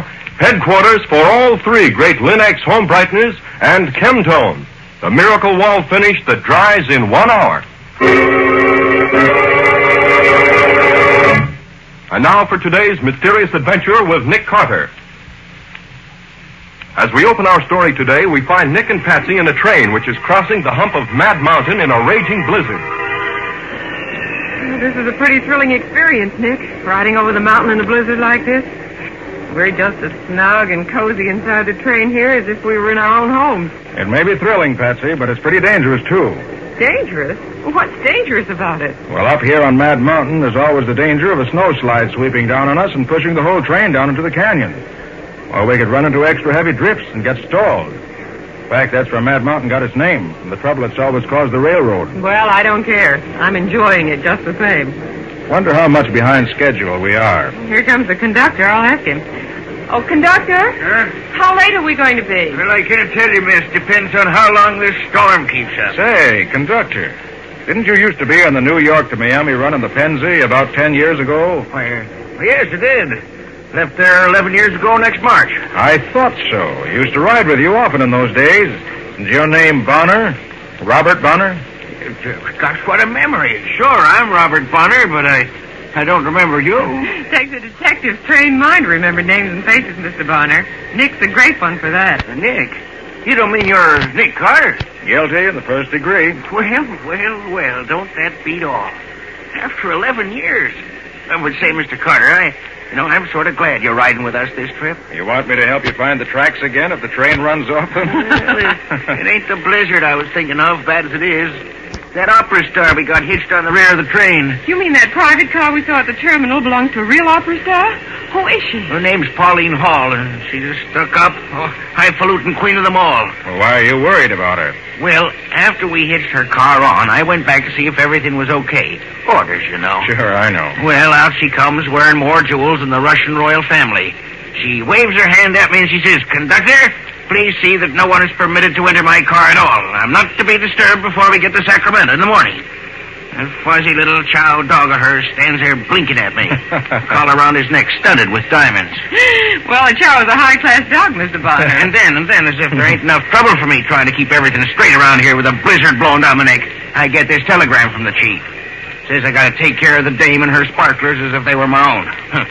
Says the stuff she's carrying is worth about 100,000 cash. That's a lot of jewels to be lying around loose. Maybe she won't be disturbed in Sacramento in the morning either if that dumb engineer of ours don't use more sand. We was an hour behind crawling up the other side. Now we ain't even crawling. Why, Nick, we've stopped. We aren't moving at all now. Sounds as if we're in trouble. Yes, sir. We are in trouble. Engineer's whistling for a flagman. Got to get him out fast. Won't he like that on a night like this? What do you need a flagman for up here in the mountains? Well, the second section of this train's right behind us. And this snow, she could plow right into us before she knew we were here. Hey, Carney, wake up, you. What's the matter now, Bob? Get your flag and get going. We're stuck. Oh, look, on a night like this... There's no time to argue, Carney. Now, you get ready and start on your way back. And you'll be sure to get back a full half mile, too, before you set up your flares. Be watching, so shake it up. I suppose I gotta climb out and wade around that opera star's car. She won't let me go through. You bet she won't. When you go by her car, don't cuss so loud you wake her up either. I don't want to be hauled on the carpet for disturbing her nibs. Snow must be up to my waist by this time. Yes, and watch out you don't fall over into the canyon. There ain't much room to spare between the track and the edge of that cliff, you know. Of all the doggone dirty jobs on a railroad, this being a flagman. He doesn't look very happy. No, and I ain't very happy either. That doddering old throttle pusher up there in the cab was a real he-man. We wouldn't be stopping for a little snow. Well, ain't nothing to do now but wait. Hope the second section don't jam into us.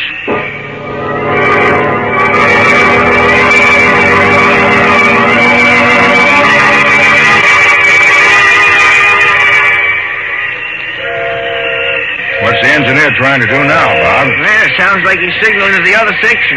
That dumb flagman of mine set the flares going like I told him to. They ought to stop the rest of this drag. Then there wouldn't be no need for all that tooting and whistling. Well, why don't you look and see if you can see the flares, Mr. Bonner? They'd certainly show up across the snow, now that it stops snowing. Well, that's just what I'm going to do. You want to come, Mr. Carter? Wait till I get my coat on and I'll be right with you. You ready, Mr. Carter? Take a look out the platform. They have the car here. Now watch out. We'll open up here. There we are. Hey, it's mighty cold out here. Must be near zero. Yeah, very near. Hey, that's the other section, Mr. Carter. They got the signal. Well, that takes care of that. Hey, wait a minute. What's that? Good gosh, it sounds like... It is. That's an avalanche. Look out. Sounds like a big slide. Yes, sir.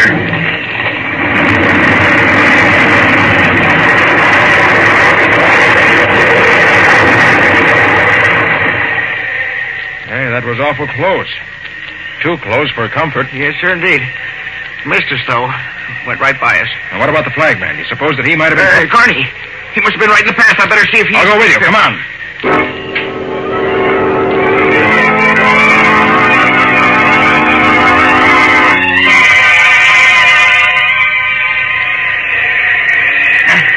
Now, once you step along this edge of the canyon, Mr. Carter, 1,000 feet drop to the state highway at the bottom. Don't worry. I'm watching. Look at the Queen's car here. Not a light in it. Not a peep out of the old girl. I'd have thought the noise of that slide would have woken the dead. Didn't you say she had a maid and a porter with her, too? Funny they're not awake. Yeah. Probably she's got them both so scared. Don't dare make a sound while she's asleep. The dog, too. Didn't hear a peep out of him either. Hey, Bob, look ahead there. Yeah? That slide cleared off a place about a quarter-mile wide. Yes, sir. Only missed us by about 100 yards. Wait a minute. I've got my flashlight here. Let me see if we can see anything of Carney anywhere. Thanks, Mr. Carter. There ain't no use looking for him. Not after that. Here, listen. I don't hear nothing. There it is again. And it's down there over the edge of the canyon. Here, flash your light down there. See if we... I can't see a thing. Must have... Hey, Bob, look there. The flagman. Carney. Yes. Caught on that little tree down there. Must be 50 feet down the side of the slope. What's he doing down there? He must have slipped and fallen over the edge on his way back. Yeah, but that's not Carney making that noise. No, it isn't, but I can't see anything else down there that's making it. No wonder they named this Mad Mountain. Well, go get a couple of porters and some rope. All right. We'll have to get Carney out of there quick if he's still alive.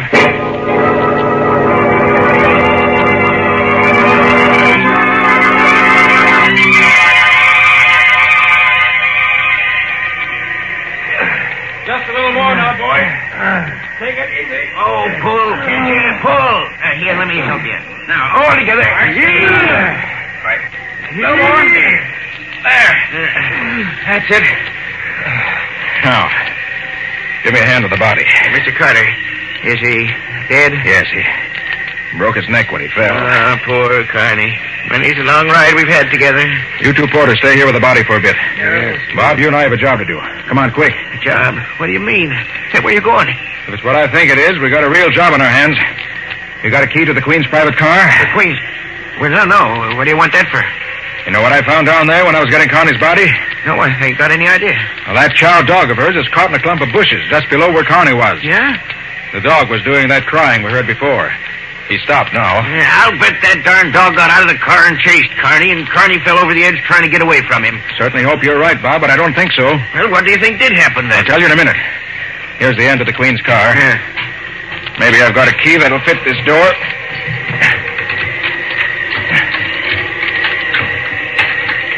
No, they have a special lock on it. I can't wait to take it now. Watch out. Hey, we can't go busting into private cars like that. We can this time. Now I can unlock it from the inside. Well, what do you think you're going to find in here? Come on in. Shut the door. All right. I don't see what... Look here, Bob. Look. Hey, what are those stains on the rug there? That ain't... Hey, what's that? I came from in here. Well, that's her porter all tied up. Yes. And he's been drugged, too. But I don't understand. I thought so. See there? Oh, look at all that blood. Yes. And the Queen put up quite a struggle for her life, but she lost. Oh, I'll say there was a fight here. Look at this room, everything upside down. Yes. And everything valuable gone. Nothing left but some toilet articles. Where's the maid's compartment? It's over here. Oh, gosh almighty. She's dead, too. Strangled to death, looks like. Those purple marks around her neck couldn't mean anything else. Oh, what a smell. What is it, Mr. Carter? It smells like perfume. Yeah, see there? Broken perfume bottle. Got smashed in the struggle. Whew. The smell is so strong, it's sickening. Oh, I'm going to catch it for this. What's in the other compartment? I wouldn't know. I just hope it ain't more bodies. Well, we'll see. Aha, just as I suspected. See those cigarette burns on the dresser and the empty bottles? 2 men hid in here, waited until the time was right, then killed the Queen and her maid and stole the jewels. How do you know there was 2 men? 2 different brands of cigarettes here. Oh, yeah. Hey, where do you suppose they got aboard? Probably hid in here before the car left the junction. Well, do you suppose they're still on the train? See if the front door of the car is unlocked. Oh, sure. Yes, Mr. Carter, it's not locked. Well, they probably went out that way and are somewhere on the train now. Bob, they must have figured that nobody would enter this car before it reached Sacramento. Uh-huh. They were all set to drop off at one of the way stations before that. But undoubtedly, the snowslide interfered with their plans. And in this deep snow, there's no place they could go without being in danger of their lives. Oh. Yes, I feel sure they're still on the train. Well, can you find any clues to tell us who they are? Well, I hope so. Well, could you take some fingerprints, maybe? It would take too long to fingerprint everybody in the train. No, we've got to find some other way to do it. Yes, but how? I don't know yet. Oh. But I think I have an idea. Well, what do we do now? Bring Connie's body in here. Let the passengers think he was killed in the slide, but don't let them know he was murdered. Murdered? You say Carney was murdered, too? I thought you said his neck was broken. It was. But the back of his head was crushed in, too. And that was no accident. Oh, poor That's Carney. what led me to believe that there might have been trouble here in the Queen's car. Bob, as I see it, the Chow made trouble for the killers when they started their work. So they took it outside to get rid of it, but they ran into Carney. Uh-huh. They killed him and threw him and the dog into the canyon. And that so long as the killers think that Carney and the dog are both dead, we'll let them keep on thinking so. At least until I can rescue that Chow. Are you crazy, Mr. Carter? That mud ain't worth risking your neck for. No. I have an idea. Maybe he can tell us who the killers are. Oh, what the heck? Chows can't talk. I have an idea. Maybe this one can't. At least I'm going to find out anyway.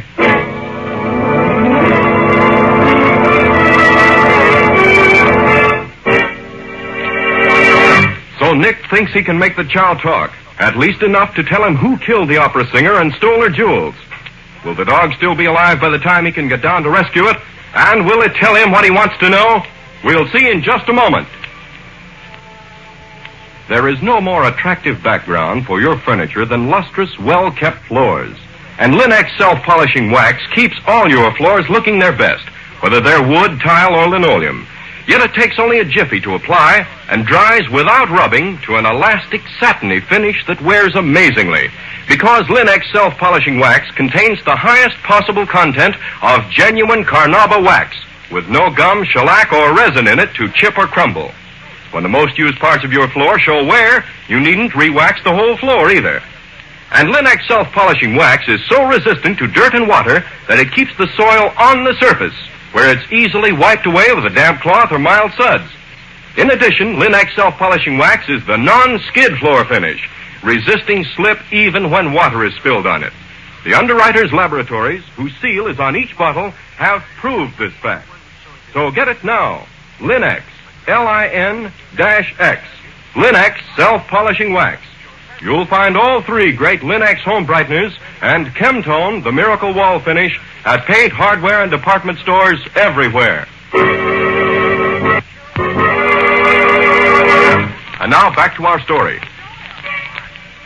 We left Nick planning to rescue the dead opera singer's dog, which is caught on a bush on the side of the canyon, in the hopes that it might some way reveal the identity of the murderers of his mistress.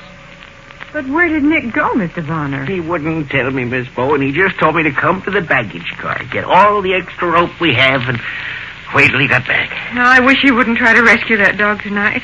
It's too dangerous in the dark on a freezing night like this. I tried to tell him that, but he wouldn't listen to me. Just said that the dog was going to help him find the killers. Crazy talk. Perhaps it isn't so crazy, Mr. Bonner. Nick has a way of knowing what he's talking about, but I wish he would... You got that rope for me, Bob? Look, Mr. Carter, now why don't you let me take the baggage and mail crews and search the train for these killers? Well, that'll be useless, Bob. Those crooks are only 2 out of several hundred people on this train.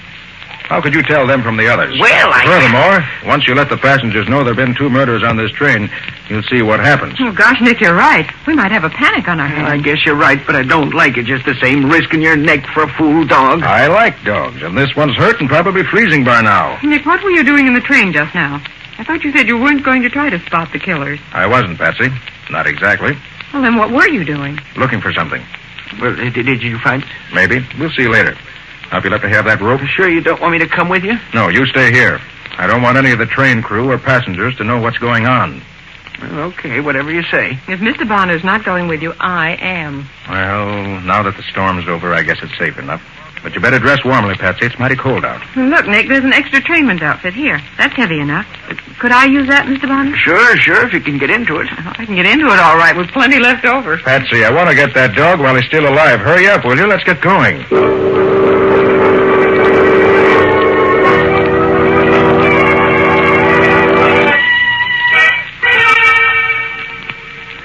I'm glad that wind died down. Not quite so cold now. That's right. Is this where you found the brakeman? Oh, yes, I can see the marks in the snow. Is the dog here too, Nick? Yes, Patsy. He was caught in a small bush just below where the brakeman was. How are you going to get down to him? I'm going to tie this larger rope to the rail here if I can find it under this snow. Oh. Yes, here it is. Just a second. This rail is cold. That should be a knot that'll hold. Yeah. Now, I'll let myself down the side of the canyon with it. Mm-hmm. You keep hold of this smaller rope. When I've tied the dog to it, you pull it up. Okay. I can climb back up the other rope myself. It's a good thing we have the headlight from the locomotive on the second section to help us. Gosh, it's bright. Yes, even though it's at least a half mile down the track, it's light enough for us to see by. All right, are you ready? Well, gee, Nick, suppose your hands get so cold you can't pull yourself back up. Don't worry, they won't, Patsy. I'll be getting enough exercise, so I'll keep warm. It's you I'm worried about. Are you warm enough? Oh, sure, this outfit I've got on keeps all the cold out. I'm okay. All right, then, I'm off. I'll let you know as soon as I'm ready to have the dog pulled up. I'll be waiting. Take care of yourself, Nick. I'm all right.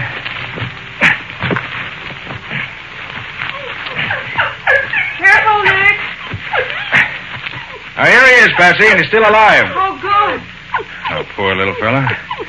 All right, steady, Billy. We'll have you up where it's nice and warm in no time. There we are.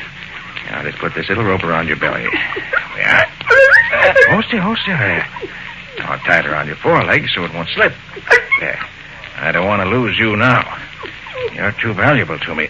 You ready, Nick? Just a minute. Here, take it easy, will you? You'll be all right. There we are. Now we'll have a nice ride. All right, pull him up, Patsy. Careful. Okay, coming up. I'll just pull myself up with you so I can keep my eye on you and be sure you won't slip out of the ropes. Don't fight it, boy. Don't fight it. Easy now, easy. You okay, Nick? Yes, we're both coming along all right. Oh, the poor little fellow. He must be frozen. It probably is. There. I'm not too warm myself. All right, boy. You untie him, will you, while I get this rope off the track? Okay. Here, take it easy, pup. Yeah, now, just I don't blame you for being mad. I'm mad, too. You're all right now. You're all right. There you are. Can you stand up? Oh, Nick, do you suppose any of his bones are broken? I hope not. You let me see. No, I think he's just suffering from exposure. He's hardly more than a pup. Oh, I'll carry him back to the dining car. We'll get the chef to fix him something hot. Some good hot milk with a little brandy in it ought to make him feel like a new dog. And something hot wouldn't hurt us either. Come on.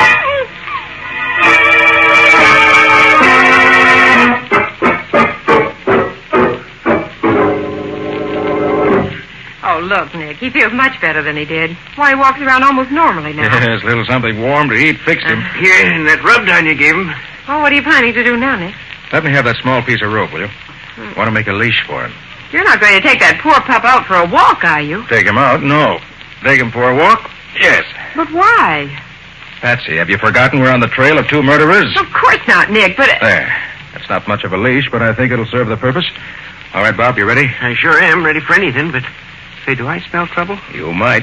We'll know pretty quick now. May I come too, Nick? Not this time, Patsy. Just wait here and cross your fingers for luck. Okay. Where are you going? To the smoking compartment of the first car. I want to show the dog something.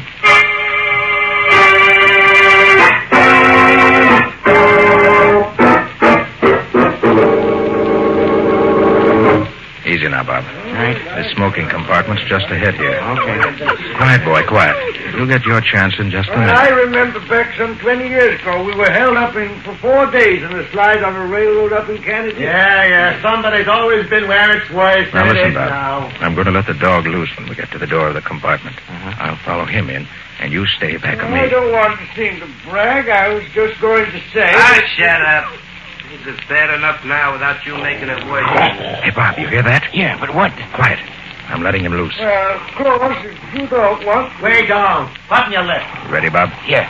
All right, here goes. We stay here until I say so. Guys just can't keep their trap shut when they're... What the devil? Hey, take them off me, will you? Take that thing off you. Also, never mind. Plug them, Mike. Plug them. Get out of the way, Pete. I can't plug them. I'm hitting you. They bit me. Get them off me, will you? Come on, Bob. All right, you two. Get your hands up, quick. Get the dog off me, will you? Drop it. Okay. Get the dog, Bob. Come on, fella. Steady now. Now, he won't hurt you. What's the idea of letting that... Get your hands up, now. You ain't got no right to come in here that way. Don't try to get your gun or I'll let you have it right. I got my hands up. That's better. I don't like shooting. All right, Bob, take their guns away from them. Yeah. Be sure you get all of them. And see what else they have on them at the same time. Sure, Mr. Carter. Sure, I'll give him a good going over. Carter. You ain't Nick Carter. I certainly am. Wouldn't you know, Pete? We pull a job way up here in the mountains, and Nick Carter has to be on the train. Shut up. You ain't got nothing on us. Nothing. No, I think I have plenty. Prove it. You want to search us? Find anything interesting, Bob? No, nothing. Just these 3 guns. Nothing else. Hey, you say we ain't done nothing. I told you got no right. You and your pal murdered the opera singer and are made in their private car tonight. You slugged the brakeman and threw him over the cliff. You stole all the singer's jewels. You call that nothing? This guy's nuts, Pete. Yeah. Go on and prove it, copper. But get me a doctor first, will you? My leg's all bent up. Look, I'm bleeding. I'll get you a doctor after I get your confession. We don't know nothing about it, do we, Mike? No, we don't know a thing. It wasn't even there. All right, very well. We'll all sit right here and wait until you two decide to give us the information we want. All right, Flatfoot, sit. You can wait till next year, but you won't learn nothing from us. Okay. I'll wait.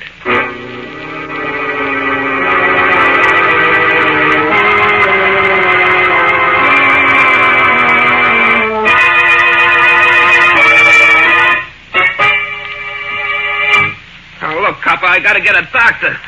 Hey, Bob. Huh? You know how quick hydrophobia sets in after a dog bites? Well, no, I don't. Pretty quick, I think. Let's see. If I remember correctly, there's no cure for it after it does set in, is there? No, sir. I don't believe there is. No cure. Oh. How long would you say it is since the dog bit Pete here? It must be about 10 minutes now, I'd say. 10 minutes, huh? And it only takes hydrophobia about 5 minutes. Yeah, all right. I'll tell. Only give me a doctor. You'll get a doctor when I get your confession. Okay. We killed him, Mike and me. We hid in the old dame's car before I left the yard. Where are the jewels? We made a bundle out of them and then threw them clear off the cliff. They're down near the state road at the bottom. Get me a doctor, will you? I'm dying. You're not dying. Not yet. Yeah, I am. I got hydrophobia, sure. Get a doc, will you? You're a fool. You can't get hydrophobia from a dog bite unless the dog has hydrophobia before he bites you. And this dog is as clean and healthy as a dog could be. You're no more danger from those bites than I am. You mean I ain't gonna get sick from the bites? Not in the slightest. He tricked us. That dirty double-crossing rat out of... You ought to keep quiet. Bob. Yeah. See if you can find a doctor. And take the dog back to Patsy. He's done a good night's work. And bring some rope to tie up these cheap thugs. Sure, Mr. Carter. Come on, Pooch. Come on, fella. Come on. I beg your pardon, Mr. Carter, is it? Why, yes. Hey, where are you? I'm here under this seat. Is it safe to come out now? Yes, indeed. Come on out and join the party. Thank you. It's much more comfortable out here. Yes. Mr. Carter, may I ask you a question? Why, certainly. Go right ahead. How How did you know these were the men who killed somebody? Very simple. When I walked through the train a while ago, I noticed that the tobacco smoke in this compartment was scented heavily with perfume. Perfume these thugs got spilled on them when a bottle of perfume broke in the opera singer's car during the fight. Oh, that is wonderful, Mr. Carter. Wonderful. Well, I couldn't be absolutely positive just from the perfume. And I couldn't know which of the 6 men in the compartment were the ones I wanted. And knowing that the men were armed, I had to be sure. Yes, of course. So I brought the dog in here, knowing that a chow would never stop hating the men who killed his mistress. And he supplied me with the additional evidence I needed. Then it was a very simple matter, as you heard, to get their confessions. And the jewels, will you get those too? I shall notify the state police as soon as I can contact them. The snow slide and the marks I made going down the side of the cliff after the dog will mark the place closely enough. That's wonderful. That dog's a smart dog, isn't he? Well, a lot smarter than these 2 crooks. He'll never go to the electric chair. That's more than I can say for them.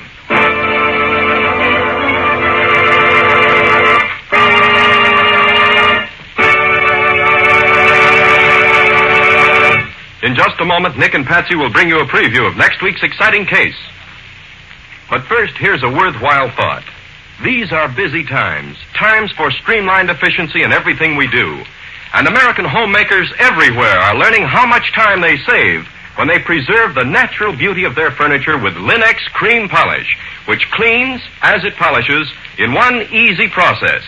Linex Cream Polish requires no tiresome rubbing, and in one quick, easy application removes cloudy dust and polish accumulation. It banishes messy fingerprints and helps conceal ugly scratches. Linex Cream Polish dries hard, too, leaving no oily film to attract more dust and make more work for you. So by all means, keep your treasured furniture lovely the easy way with Linex Cream Polish. Remember to ask for it at your dealers. If he hasn't received his supply of the 3 great Linex home brighteners, he'll probably have them soon. Ask him to save one or all of them for you. Acme will see that he gets them and you get them as quickly as possible. And now let's hear from Nick Carter himself. How about it, Nick? What thrilling story are you going to tell us next week? Well, next week, Ken, I'm going to tell you a simple little story which begins when the milkman arrives at a customer's house to find the young wife tied up in the kitchen of her home and her young husband shot to death in his bed. The local sheriff couldn't seem to make head nor tails out of the case. But when Nick took hold, he picked up a small clue here and another one there and got the right answer. An answer, I may say, that was somewhat unexpected. Is it an exciting case? Well, tracking down a murder is always exciting to me. Well, what do you call the story, Nick? I call it the 2-pillow murder. For the mystery of the milkman's discovery. And that's all for now. So long, everybody. So long. And so long to you both, Nick and Patsy. We'll be looking forward to seeing you again next week.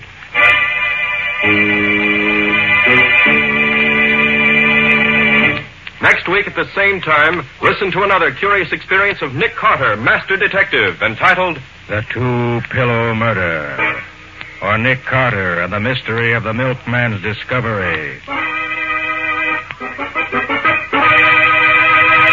Nick Carter, Master Detective, is a copyright feature of Street and Smith Publications, Incorporated.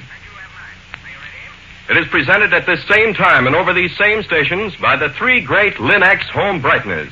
Linex Clear Gloss, Linex Cream Polish, and Linex Self-Polishing Wax.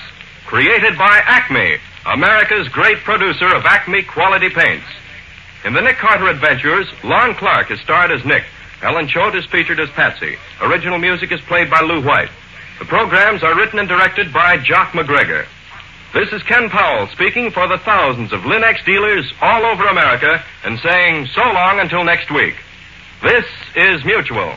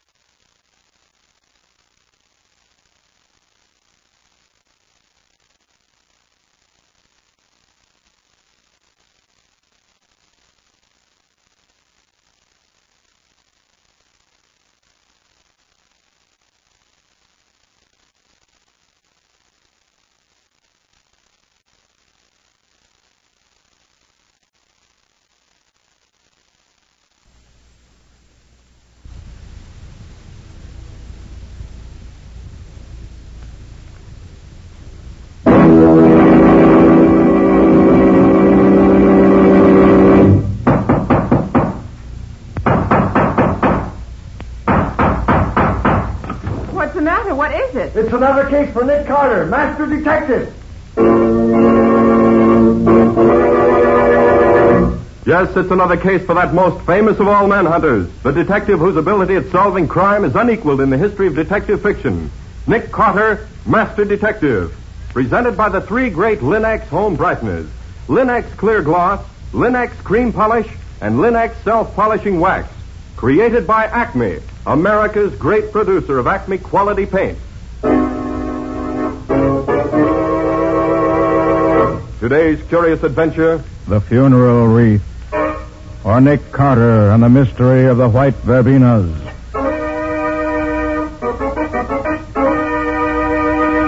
In just a moment, we'll hear how Nick Carter made a funeral wreath give him the answer to a cold-blooded murder. But first, a word of advice. As a homemaker, you know what a job it is to keep a home attractive. That's why you've appreciated the new beauty which Chemtone, the miracle wall finish, has brought to your walls. And that's why you'll appreciate Linex Cream Polish, which restores your furniture's original handsomeness in one quick, easy application. Yes, Linex Cream Polish saves one whole step in your housekeeping routine, for it cleans as it polishes without tiresome rubbing. And it removes cloudy dust and polish accumulation, banishes fingerprints, helps to conceal ugly scratches, drying to a hard finish that leaves no oil to attract more dust. So ask for Linex Cream Polish now at your hardware, paint, or department store. Headquarters for all three great Linex home brighteners and Chemtone, the miracle wall finish that covers in one coat. And now for today's mysterious adventure with Nick Carter. As we look in on Nick's office, we find Lieutenant Riley telling Patsy and Nick about a rather unfortunate experience. Well, it's like this, you see, Nick. Tonight, after old man Bramwell gave me the devil this morning about there being 4 robberies on his street in 3 weeks, I picked the best man I got on the force. And I sent him up to Pine Street, where all these robberies been taking place, and I told him to watch like his life depended on it. Mm-hmm. And then about 1 o'clock this morning, I got to thinking about it, and I decided to go up there and have a look for myself. Just to be sure, you know. Sure, I know. The demon of the police force goes on the job himself. Oh, now, look, Nicky, you got to let me tell this or not. Sorry, Riley. Go on with your story. Well, like I said, I went to Pine Street myself, and I found the cop I'd sent up there was right on the job okay, and everything was quiet as far as I could see. So I asked him how he was making out. Nothing stirring so far, Lieutenant. No suspicious characters around at all. You've been right here all the time, eh, Green? Oh, every minute, Lieutenant. Good. I just dropped around to be sure. Lieutenant, have you got a minute to spare? What do you mean, have I got a minute? Well, it's like this. My wife's having a baby tonight, I expect. Oh. She went to the hospital this afternoon, just before I came on duty. And being as how I'm out here where no one could reach me, well, I just kind of thought I'd you like want to to find call her out. to see if you're a father yet? Well, yes, sir.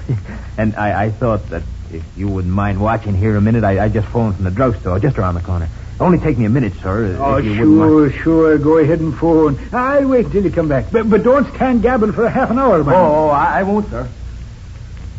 So he went off and left you all alone, huh?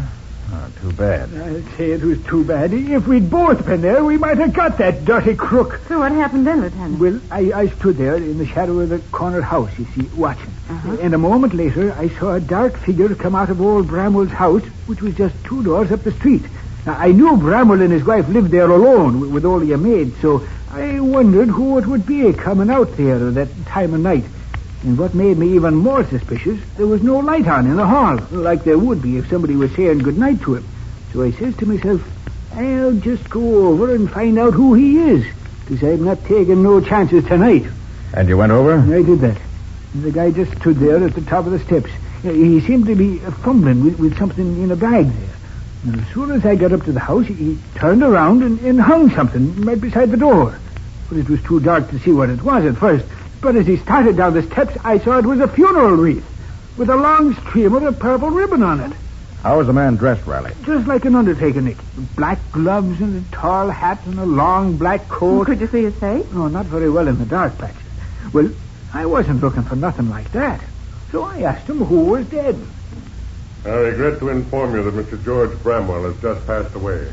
Bramwell, you said? Old man Bramwell himself? Yes. very suddenly.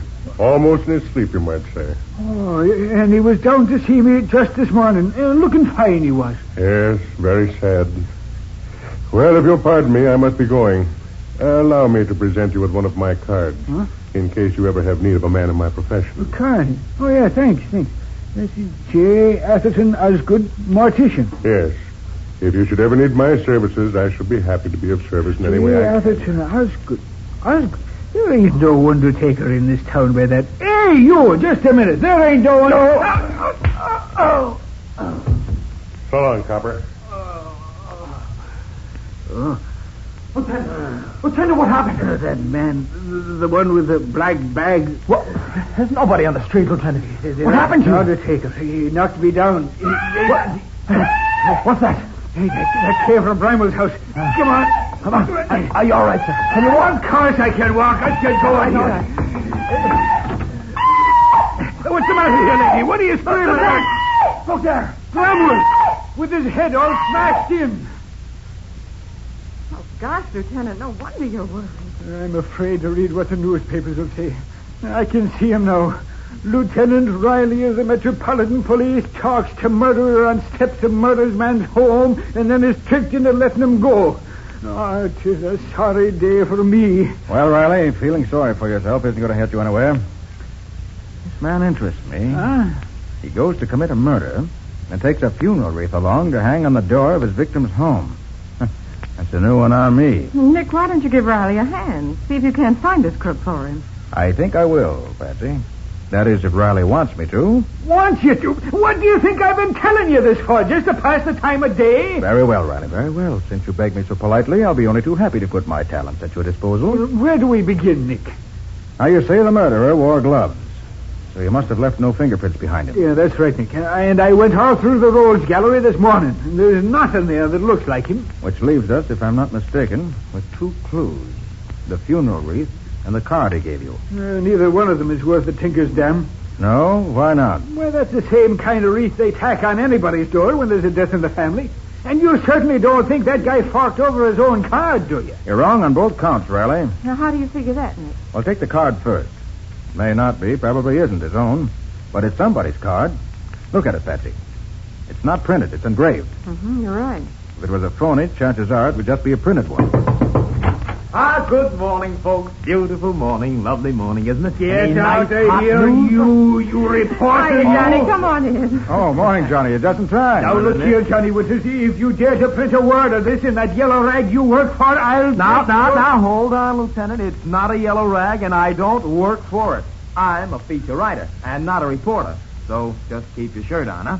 Whatever it is, it's getting you all hot and bothered. Riley's in the spot, Johnny, and the very thought of publicity makes him squirm. Oh, fear not, lovely policeman. Your secret shall be locked forever within the four walls of my heart. Lovely policeman. Hey, Nick, what's this all about? It's a long story. I'll give you the details later. But right now, I've got a job for you if you have time to do it. Huh? Always at your service, Nicholas. And the beautiful Patsy. Speak on. I want you to get hold of someone who can let you into the public library. At this hour of the day? I don't care if it is early in the morning, and I don't care how sore they get about letting you in. But dig up somebody who can find you a copy of the Mortician's Annual. The Mortician's Annual? Yes, you know. It's the Undertaker's trade publication. See if you can find an undertaker named J. Atherton Osgood. J. Atherton Osgood, huh? All right, then what? Come back here and let me know what it says about him. And make it a rush order. This can't wait. Consider it done, Nicholas. I'm on my way. Toodaloo. Nick, are you batty? Did you mean to tell me you think that guy's name really was J. Atherton Osgood? Not at all, Riley. But since it's a genuine business card, he must have picked it up somewhere along his travels. This man Osgood may help us get a line on him. Too much for me, Nick. You want me for anything more here? No, not just now, Riley. I'll let you know if I do. Well, what are you going to do? I'd rather be shot than do what I have to do, Nick. What's that, Lieutenant? Go down to headquarters and explain to the reporters how it happened that crook got away from me last night. Well, good luck to you. And you better put a shamrock over your left ear for luck. Okay, Nick, okay. Have your fun. But you're laughing at a sick man. So long. So long, Lieutenant. I don't envy Riley when the reporters get after him. Well, Patsy, we've got something to do ourselves. Get me the latest city directory. It's right here, Nick. I was using it. What do you want to know? I want a list of all the florists in the city. What on earth for? We're going to call on them and see which of them made this funeral wreath and for whom. So get busy.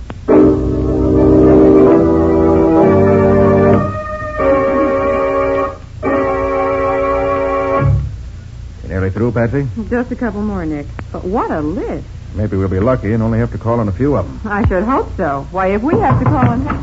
Hi, folks. Your messenger is back. Johnny. Well? Oh, yes, very well. I might say okay. What do you mean? Well, I routed out the sweetest little redhead sub-third assistant librarian you ever saw. Name was Myrtle O'Toole. And I got her to open one of the branch libraries for me. Did you get what I wanted? Yeah, sure. Myrtle was kind of sore at me for making her lose her beauty sleep, but, I soothed her. Oh, yes, I soothed her. Casanova Winters in person. Johnny, what did you find out? Here, Nick. Down in black and white. J. Atherton Osgood, Funeral Chapel, Akron, Ohio. Yep. Johnny, Patsy, and I are going out. I want you to go through the files and see what you can find that has to do with Akron. Right, Nick. About what date? Say within the last year. I'm not quite sure of the dates yet. I finished the list, Nick. You want to go now? Yes, Patsy, the sooner the better. Okay. Get your hat and let's be on our way. Hey, Nick. Where are you going with that funeral wreath? I don't know for sure, Johnny, but I hope to hang it around a murderer's neck before long.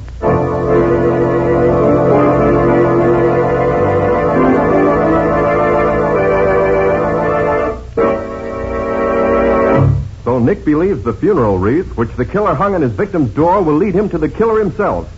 What can there be about that wreath that makes it such an important clue? We'll see in just a moment. Ever notice how much a shining, clean floor adds to the appearance of any room? All your rooms will look brighter, more attractive, when you protect your wood floors and linoleum with Linex Clear Gloss, the durable coating that flows on easily without brush marks, drying to a hard, tough finish which wears and wears and looks well for a long, long time. Linex Clear Gloss gives a lustrous, transparent finish to all wood or linoleum surfaces in your home, resisting boiling water, hot grease, perfume, fruit acids, even alcohol. And it's so easy to keep clean. For Linex Clear Gloss keeps the dirt on the surface where it's easily wiped away. Its gleaming beauty, its protective durability, make it a standby in thousands of American homes. So get it now.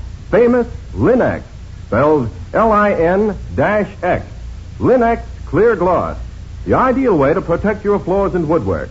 Remember to ask for it at your paint, hardware, or department store, where you'll find all three great Linex home brighteners and Chemtone, the miracle wall finish that dries in 1 hour. And now back to our story. We left Nick and Patsy trying to find the florist who made the funeral wreath which the killer hung on the door of the man he had just murdered. That's it, Patsy. Just ahead. I, Silverman. I hope this florist can tell you more than the other four we visited. They didn't know from nothing. I hope this wreath doesn't get worn out before I find out who made it. Yes, what is it? Did this funeral wreath come from your shop? From my shop. Let me see. No, it couldn't be from here.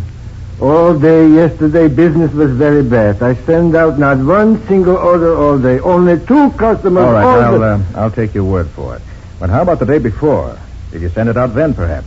That's not possible, mister. These flowers, they're too fresh. They could not have been picked before yesterday, or so fresh they wouldn't be now. You mean the wreath was definitely made up yesterday? Sure, mister. Couldn't be before yesterday. The flowers, they are too fresh. Any idea who might have made it up? That I couldn't say, mister. It's a very ordinary piece. Could be anybody made it. Okay, thanks. Come sometime when you want to buy something, maybe. Yes, mister? Thanks, I will. Any luck, Nick? No. I did find out the wreath was definitely made yesterday, but that's all. Oh. Well, who's next on the list? Before we visit the next place, I want to call Johnny and ask him what he found. Maybe that'll give us a lead.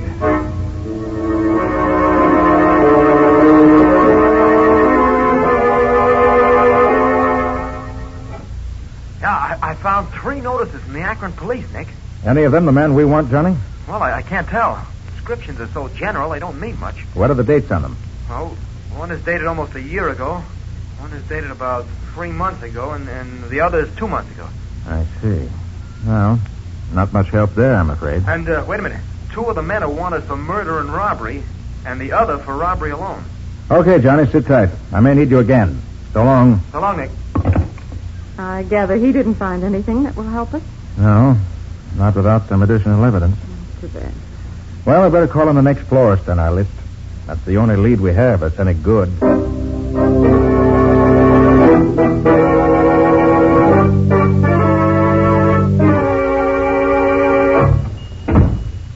Mr. Schwartz? That's right. Could you tell me if you made this wreath? Did I make it? No, mister, I did not make it. Well, could you tell me who might have made it? Let me look. Yes. I could not say for certain, mister, but I am in this business a long time, and I think this was not made by a professional florist. Oh? Is that so? Are you sure? No, I am not sure.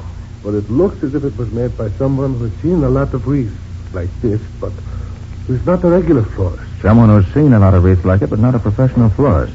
Huh. Funny none of the other florists noticed that. They probably were not as experienced in the business as I am. Or they did not look closely enough. But I'm sure it is not professional. And, well, another thing. These flowers. Yes? Like a book, I know, the greenhouses around here. And not one of them grows flowers like these. That I'm sure. Thanks very much. You've told me a lot, Mr. Schwartz. So long. Goodbye, mister. Any luck this time, Nick? Patsy, I think we've got something. Oh, good. What is it? Find me a telephone. I want to talk to Mr. J. Atherton Osgood of Akron.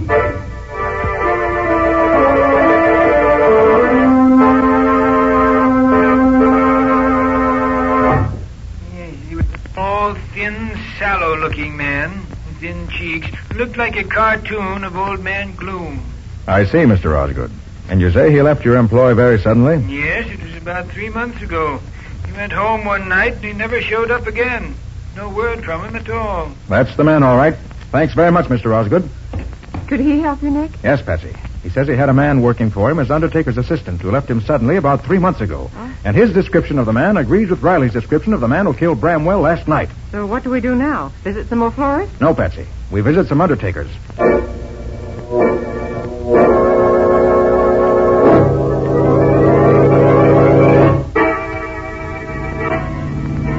Why are you so sure the killer works for an undertaker, Nick? It's logical, Patsy. He apparently came to town about 3 months ago.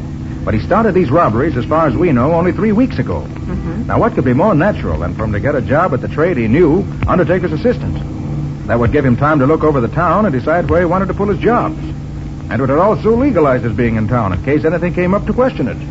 Well, we've tried 7 undertakers, and none of them had any nice, fresh assistants. Hope we have better luck at this next one.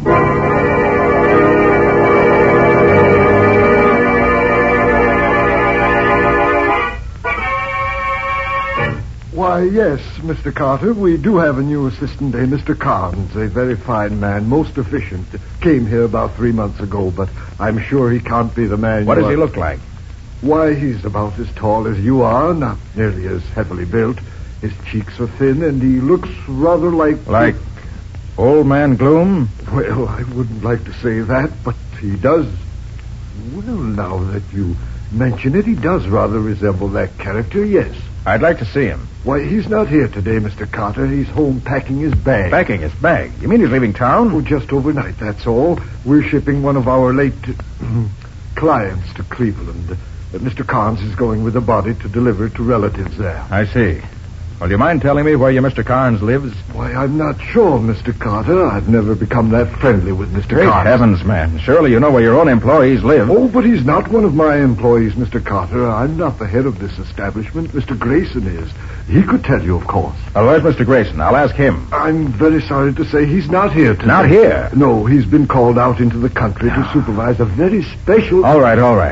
And you say you don't know Carnes' home address? No, I don't.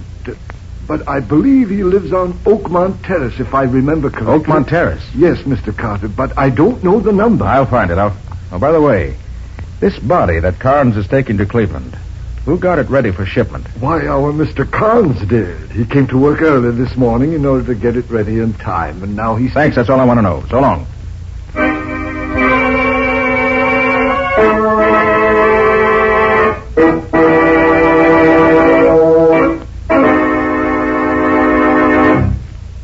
You really got a lead on the killer, Nick? I mean just that, Riley.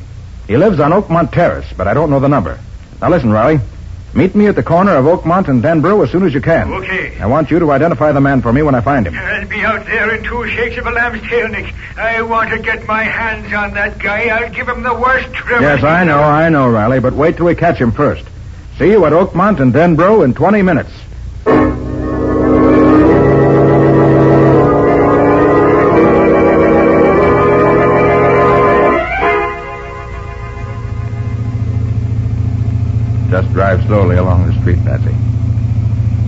see if I can get any clue to which is Carnes' house. You don't expect to find him sitting on his doorstep, do you, Nick? Hardly, Patsy. But one of the florists I visited gave me an idea. An idea about what? About the flowers and that wreath. He said that...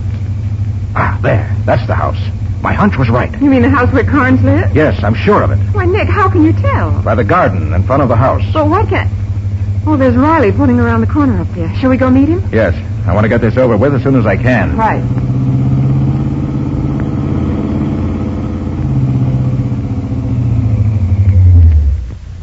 Hey, Nick. What's cooking? Just this, Riley. I feel sure the killer of old man Bramwell lives in that gray bungalow up the street. Huh? I think he's probably in there now. I'm going in and see. You wait outside in case he gets away from me. Oh, but why not let me go in? Because you know him when you see him. I don't, so you wait outside. And you, Patsy, stay down here at the corner out of the way. But suppose he tries to shoot you, Nick. Wouldn't it be safer to take Riley in? If there's any shooting, Riley can come in and give me a hand. I'll do that, Nick, and happy to get a shot at that rat. Okay, let's get going. Leave your car here, so he won't suspect anything if he should happen to look out the window. Yeah, sure. Hey, but how'd you happen to get on the track of this mug, Nick? Investigation, Riley. Huh? Investigation and deduction, plus common sense. That don't tell me much. I'll give you the details later. All right, here's the house. Now remember, stay here unless they're shooting, or unless he gets away from me. Mm-hmm. Then you grab him. Right, Nick. And good luck.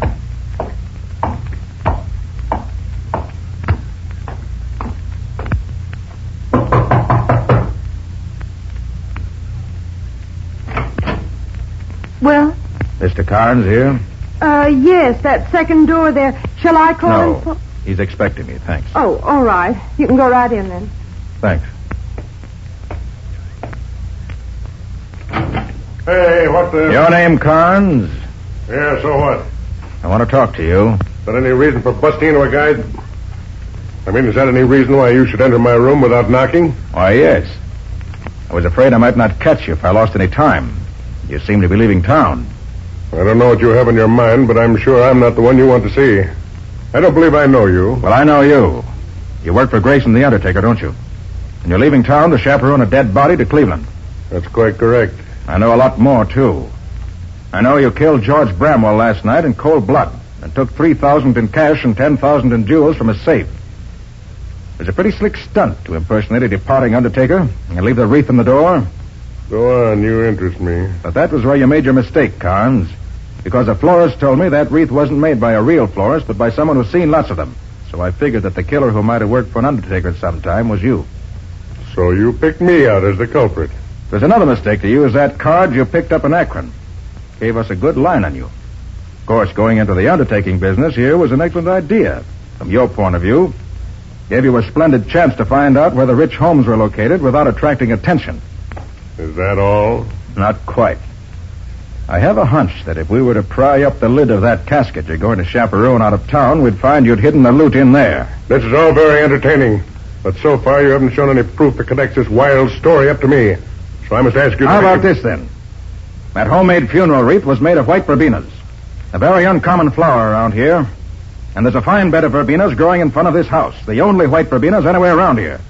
So put on your hat, Carnes, and we'll go out and let Lieutenant Riley identify you as the man who slugged him last night. You can go to... Should take better aims, Carnes. You really hope to shoot your way out. You got nothing on me. I was just trying to... Whatever you were trying to do, that shot you fired just now was a signed confession of guilt. Yeah, you all right, Nick? You can get it. Yes, everything's under control, Riley. There's your killer. Hey, that's the guy, all right. Convicted by his own funeral wreath, which is poetic justice if I ever heard it.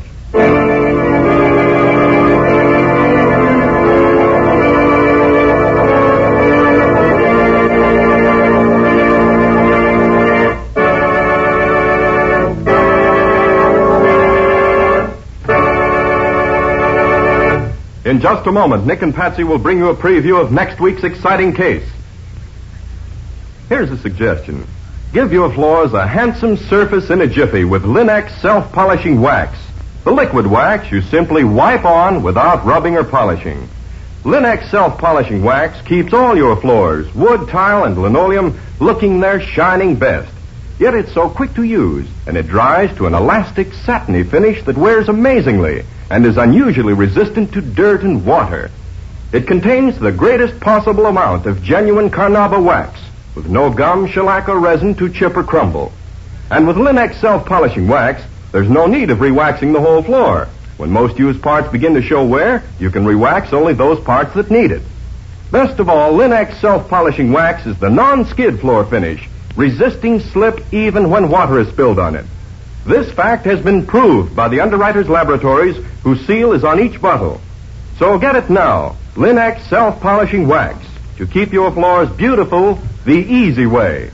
If your dealer hasn't yet received his supply of the 3 great Linex home brighteners, he'll probably have them soon. Ask him to save one or all of them for you. Acme will see that he gets them, and you get them, as quickly as possible. And now let's hear from Nick Carter himself. How about it, Nick? Have you got something new and exciting for us next week? I think so, Ken.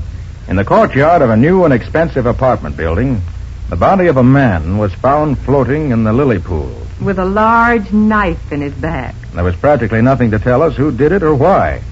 But when I got started on the investigation, I found a very confusing trail that took me all over town in unexpected directions. And led right to the murderer, thanks to a costly mink coat, which unfortunately did not belong to me. But Patsy, you made a nice little sum of money out of that coat, even if it wasn't yours. True enough.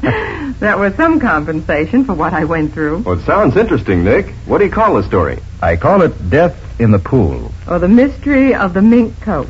And that's all until next week. So long. So long, everybody. And so long to you, Nick and Patsy. We'll be looking forward to seeing you again next week.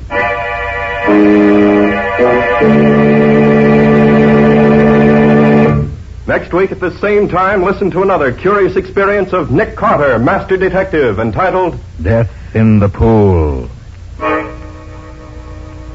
Or Nick Carter and the Mystery of the Mink Coat.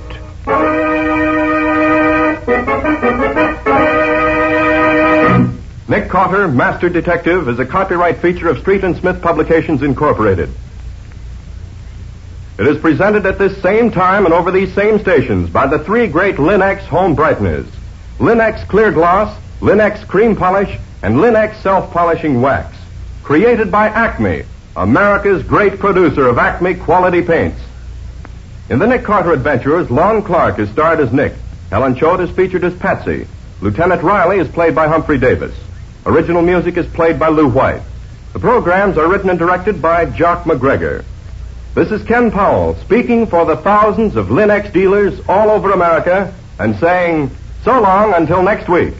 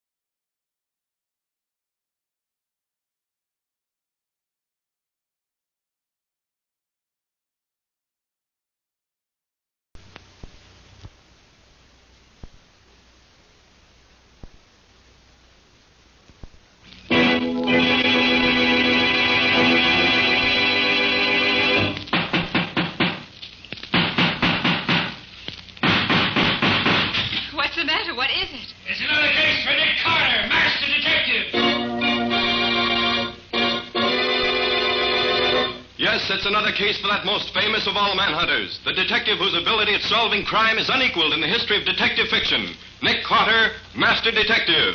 Presented by the three great Linx home brighteners, Linx Clear Gloss, Linx Cream Polish, and Linx Self-Polishing Wax. Created by Acme, America's great producer of Acme quality paints. Today's curious adventure, Death in the Pool, or Nick Carter and the mystery of the mink coat. In just a moment, we'll hear how an expensive mink coat helped Nick Carter solve the mystery of the dead man found floating in the lily pool. But first, here's something you'll want to remember. A home is a place to enjoy. That's why you keep it as lovely as you can. Thousands of American homemakers have discovered that Chemtone, the miracle wall finish, is the way to new wall beauty. Now, renewing the beauty of your floors, Linx Self-Polishing Wax gives a satiny luster without tiresome rubbing. And it resists wear, water, and dirt amazingly, for it contains real carnauba wax. You can actually clean with a damp cloth or mild suds. What's more, Linx Self-Polishing Wax, the non-skid floor finish, resists slip even when water is spilled on it. Get Linx Self-Polishing Wax at your paint, hardware, or department store. Headquarters for all three great Linx home brighteners and Chemtone, the miracle wall finish. And now for today's mysterious adventure with Nick Carter. As our story opens, Nick and Patsy, his assistant, are driving home a girl who is not feeling well. Where does she live, Patsy? In the Gray Bar Apartments, Nick. It's the one with the big lily pool in the court. Oh, that one. She would live in a place like that. All show, nothing else, just like Sally. I wish you wouldn't talk that way about her, Nick. She used to be one of my best friends years ago. Well, she's no friend of mine. I've no use for girls that drink the way she does. She's had a lot of trouble recently, Nick, and she just drinks to make herself forget. Her husband divorced her about a year ago just because she went out on a few parties he didn't approve of. She's been alone ever since. Funny, you standing up for her, Patsy. Usually you'd be the first to condemn anyone who plays around the way I understand she does. All right, Nick, think what you like. Just as long as we get her home to her apartment so I can put her to bed. Who's going to bed? Even's young yet. Let's go somewhere. The only place you're going, young lady, is home to bed. Well, who's that? I don't know him. Oh, yes, you do, Sally. That's Nick Carter, the man I work with. Never heard of him. This the place? Just ahead, Patsy? Yeah, stop at this first entrance. She lives on this side. Okay. Come on now, Sally. This is where you live. I'll get out first and give you a hand. Help myself. All right. Don't need a hand. Can take care of myself. Want me to go up with you? No, Nick, you wait here. She'll be all right. All right. But don't let her keep you up there all night. I won't. I better go after her. She'll fall in the lily pool if she's not careful. Yeah. She's getting pretty close to the edge of it. You're better... In heaven's name... She sounds terrified. Come on. What's the matter, Sally? What is it? Man in the pool. A man. He's dead. Dead!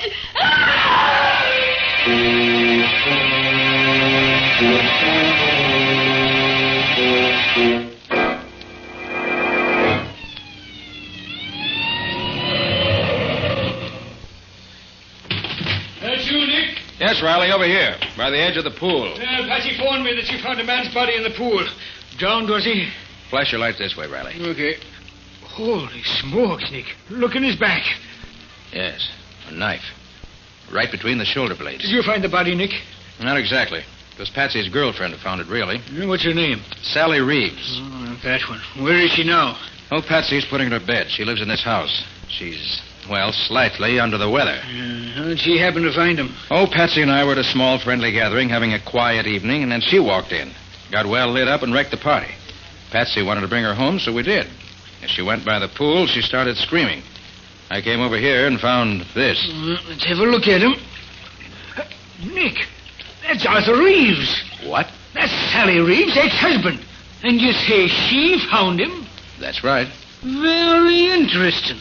Maybe she found him because she knew just where to look for him.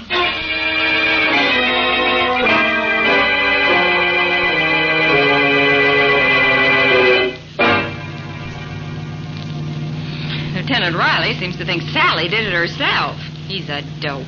Well, you said she's hated her husband ever since he divorced her, Patsy. Maybe she did kill him. Oh, Nick. Well, she certainly acted guilty enough when they questioned her. That doesn't mean anything, and you know it. Well, maybe and maybe not. Well, Riley will find out.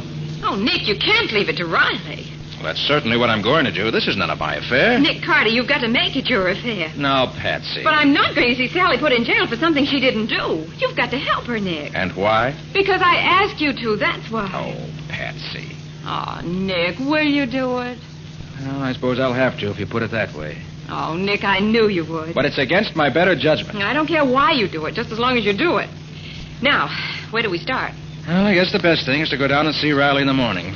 We'll find out just how the case against her stacks up so far. Then we'll see where we go from there.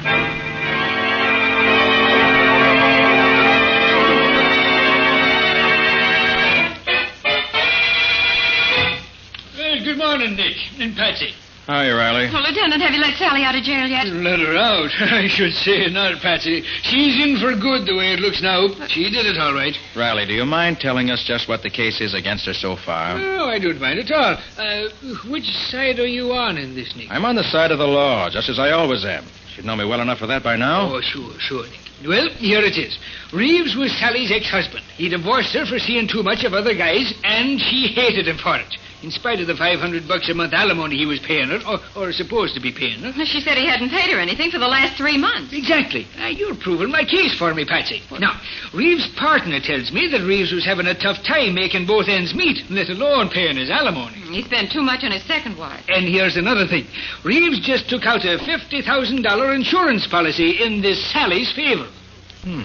Is that so? He had to. That was part of the divorce settlement. He should have done it before this. Yeah, I know. But that insurance policy is another swell motive for Sally to want Reeves dead. She wouldn't kill anybody. Well, here's another point, then. She says she got to your party about 9:30 or 10 o'clock. Well, the medical examiner says the guy was killed at least by 9 o'clock, so she could have killed him and gone to your party for an alibi. Where does she say she was from, say, 8 o'clock up to the time she got to our party? She says Reeves called her and asked if he could see her about 8:30. So she said yes and sat in her apartment waiting for him, but he never showed up. So she says. It's a fine alibi, I don't think. It's no alibi at all. Who was the last one to see Reeves alive? Oh, his partner, Workman. He said Reeves was at the shop, but left to go to see Sally about something. Amazing how everything points to Sally, isn't it? Oh, it ain't amazing, Nick. It's natural. She did it. She didn't do it, and Nick's going to prove it. Oh, is he now, Patsy? Well, how's he going to get around the facts? Nick's going to dig up some new facts, Lieutenant. Then you'll see how wrong you are. Well, maybe, but I doubt it. Look, Lieutenant, can I see Sally? Oh, sure. I guess it'll be all right. Would you like to see her now? If I can. Okay, I'll fix it. You go ahead with your investigation, Nick. I'll go back to the office and wait for you when I'm through here. All right. I'll see you then in a little while. I think I'll go down and have a talk with Reeves' partner first.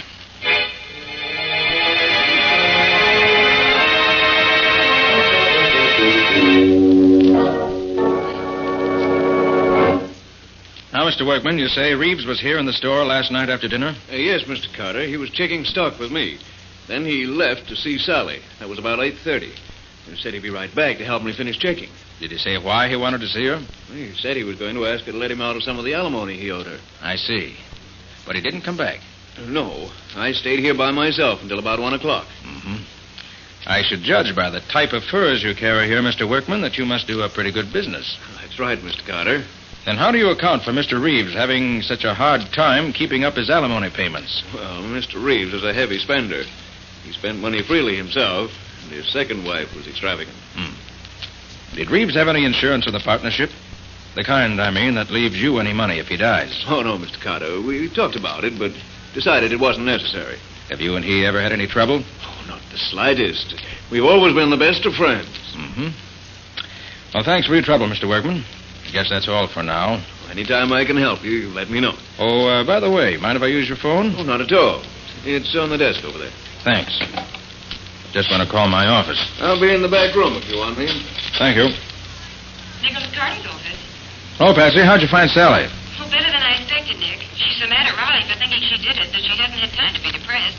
How'd you make out? Nothing new. That is, nothing definite. I'm going to see Reeves' wife. Then I have to drop in on the DA, so I may be tied up the rest of the day. Oh, that's good, Nick, because Sally wants me to go and stay in her apartment while she's away. She has a cat and a canary, and she wants me to take care of them. And I think that's a swell idea. What's so swell about it? What don't you see? It'll give me a chance to go all through her things. I'll bet you I find something to help prove she's innocent. Or guilty. Now, Nick, don't be like that. If you'll drop over there around 8 o'clock tonight, I'll show you what I found. Okay, see you about 8 then. At Sally's apartment.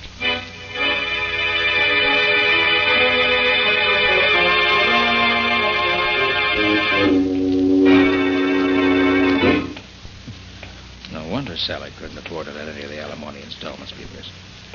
Cost her plenty to live in this place. Patsy! Patsy! Patsy! Patsy, where? Patsy! What happened, Patsy? Patsy, can you hear me? That you, Nick? Yes, what's the matter? A man, he tried to... Patsy.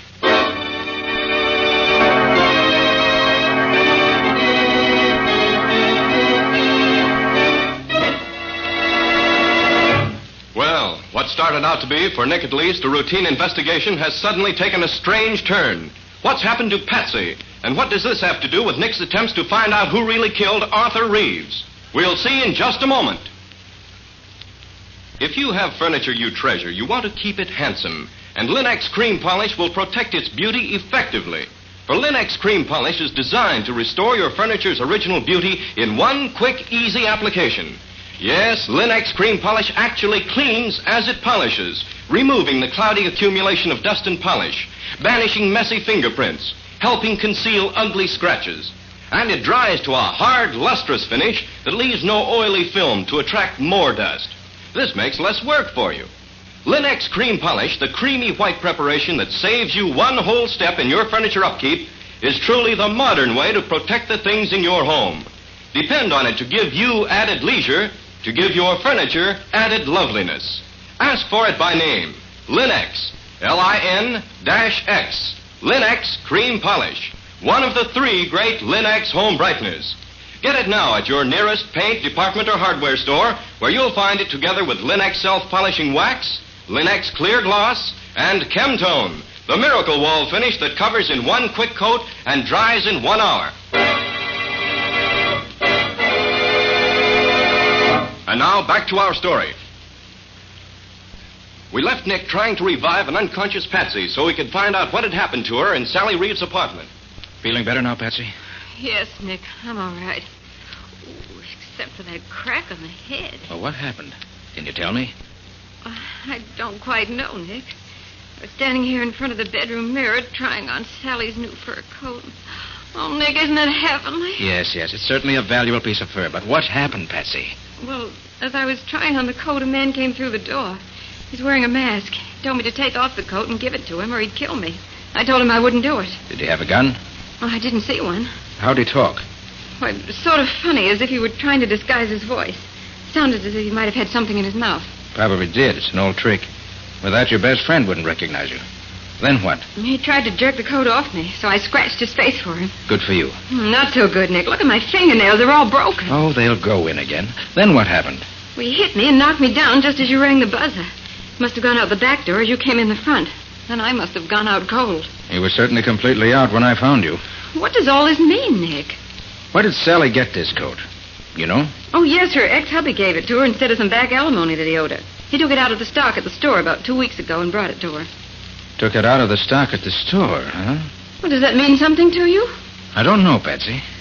But either this coat is tied up with a murder, or it's an extraordinary coincidence. Well, how can you find out? Get the history of the coat, first of all. Well, how do you do that, for heaven's sakes? I know a man who can tell me. Come on.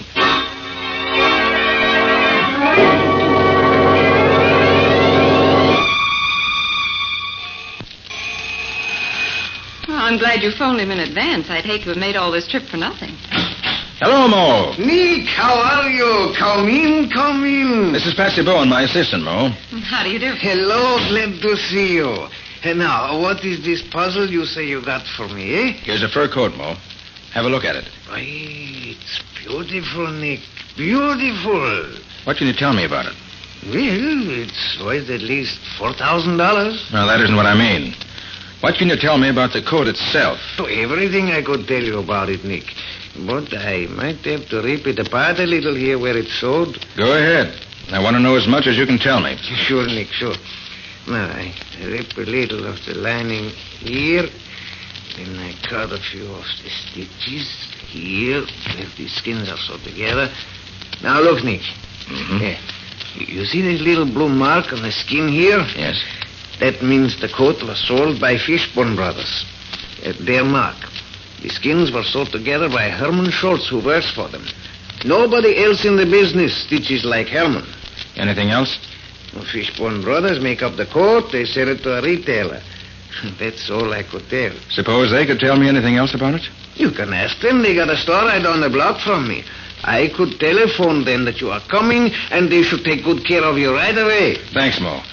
Oh, by the way, that knife there on the counter, is that any particular kind of knife? All for you who make garments use them, Nick. That is a good knife for trimming the skins. Why do you ask? Oh, just saw one while ago, and I was curious. Come on, Patsy. Let's go see Fishburne Brothers.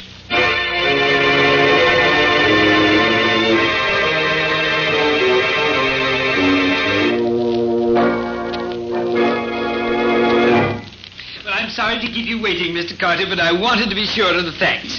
This coat was sold by us to Perilon. And Perilon sold the coat to a Mrs. Jackson Moody, who lives in Boston. But 3 months ago, she reported it stolen and offered $500 reward for its return. $500? Oh, Nick, we can claim that reward. We found the coat. You found it, Patsy. The reward's yours if you want it. Is that what you wanted to know, Mr. Carter? Yes, thanks. That's exactly what I wanted to know. Oh, Patsy, call Riley and tell him to meet us at Reeves and Workman's place. What are we going back there for? I want to see if Workman can add anything to what we already know about this stolen coat. Goodbye. Oh, goodbye.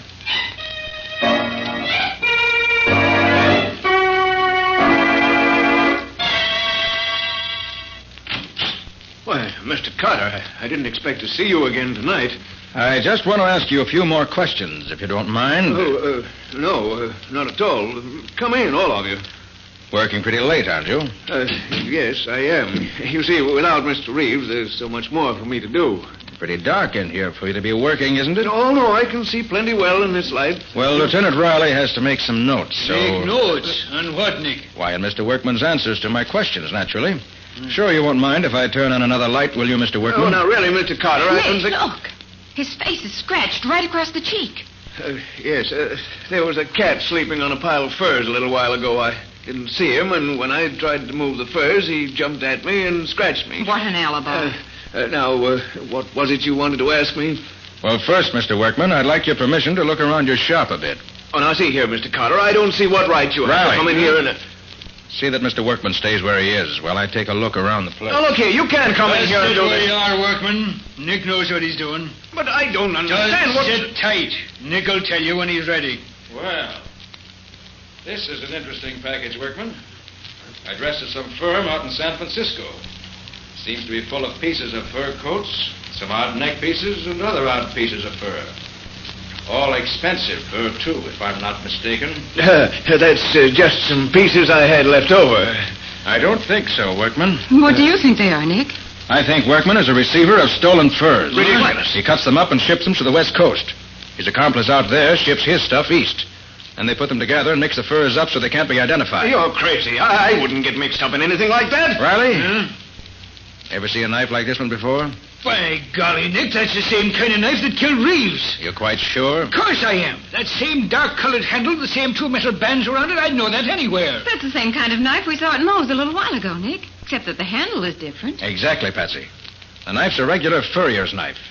But I imagine at some time in the past year, Mr. Workman had new handles put on all his old knives. Right, Mr. Workman? Say, now look here. If you're trying to connect me with Reeves' murder, you're all wrong. I didn't kill him. Ever see this fur coat before? No. And I suppose you weren't the man who tried to take it away from Patsy tonight at Sally's apartment. No, of course not.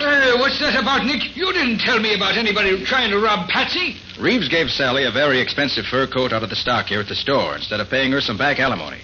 But Reeves didn't know it was stolen. Then when you arrested Sally, Workman knew he had to get that coat back before you found it, recognize it from the description that's been sent out, and trace it back to him. So he tried to steal it from Patsy tonight in Sally's apartment. Lies, all lies. Hey, Nick, I'm beginning to see what you're leading up to. do you, Riley? I'll say I do. Reeves finds out that Workman is dealing in stolen furs. They get into a fight about it. Workman tells Reeves the coat he gave to Sally was stolen. Reeves is sore and starts for Sally's house to get it back. That's where he was headed when he was killed last night.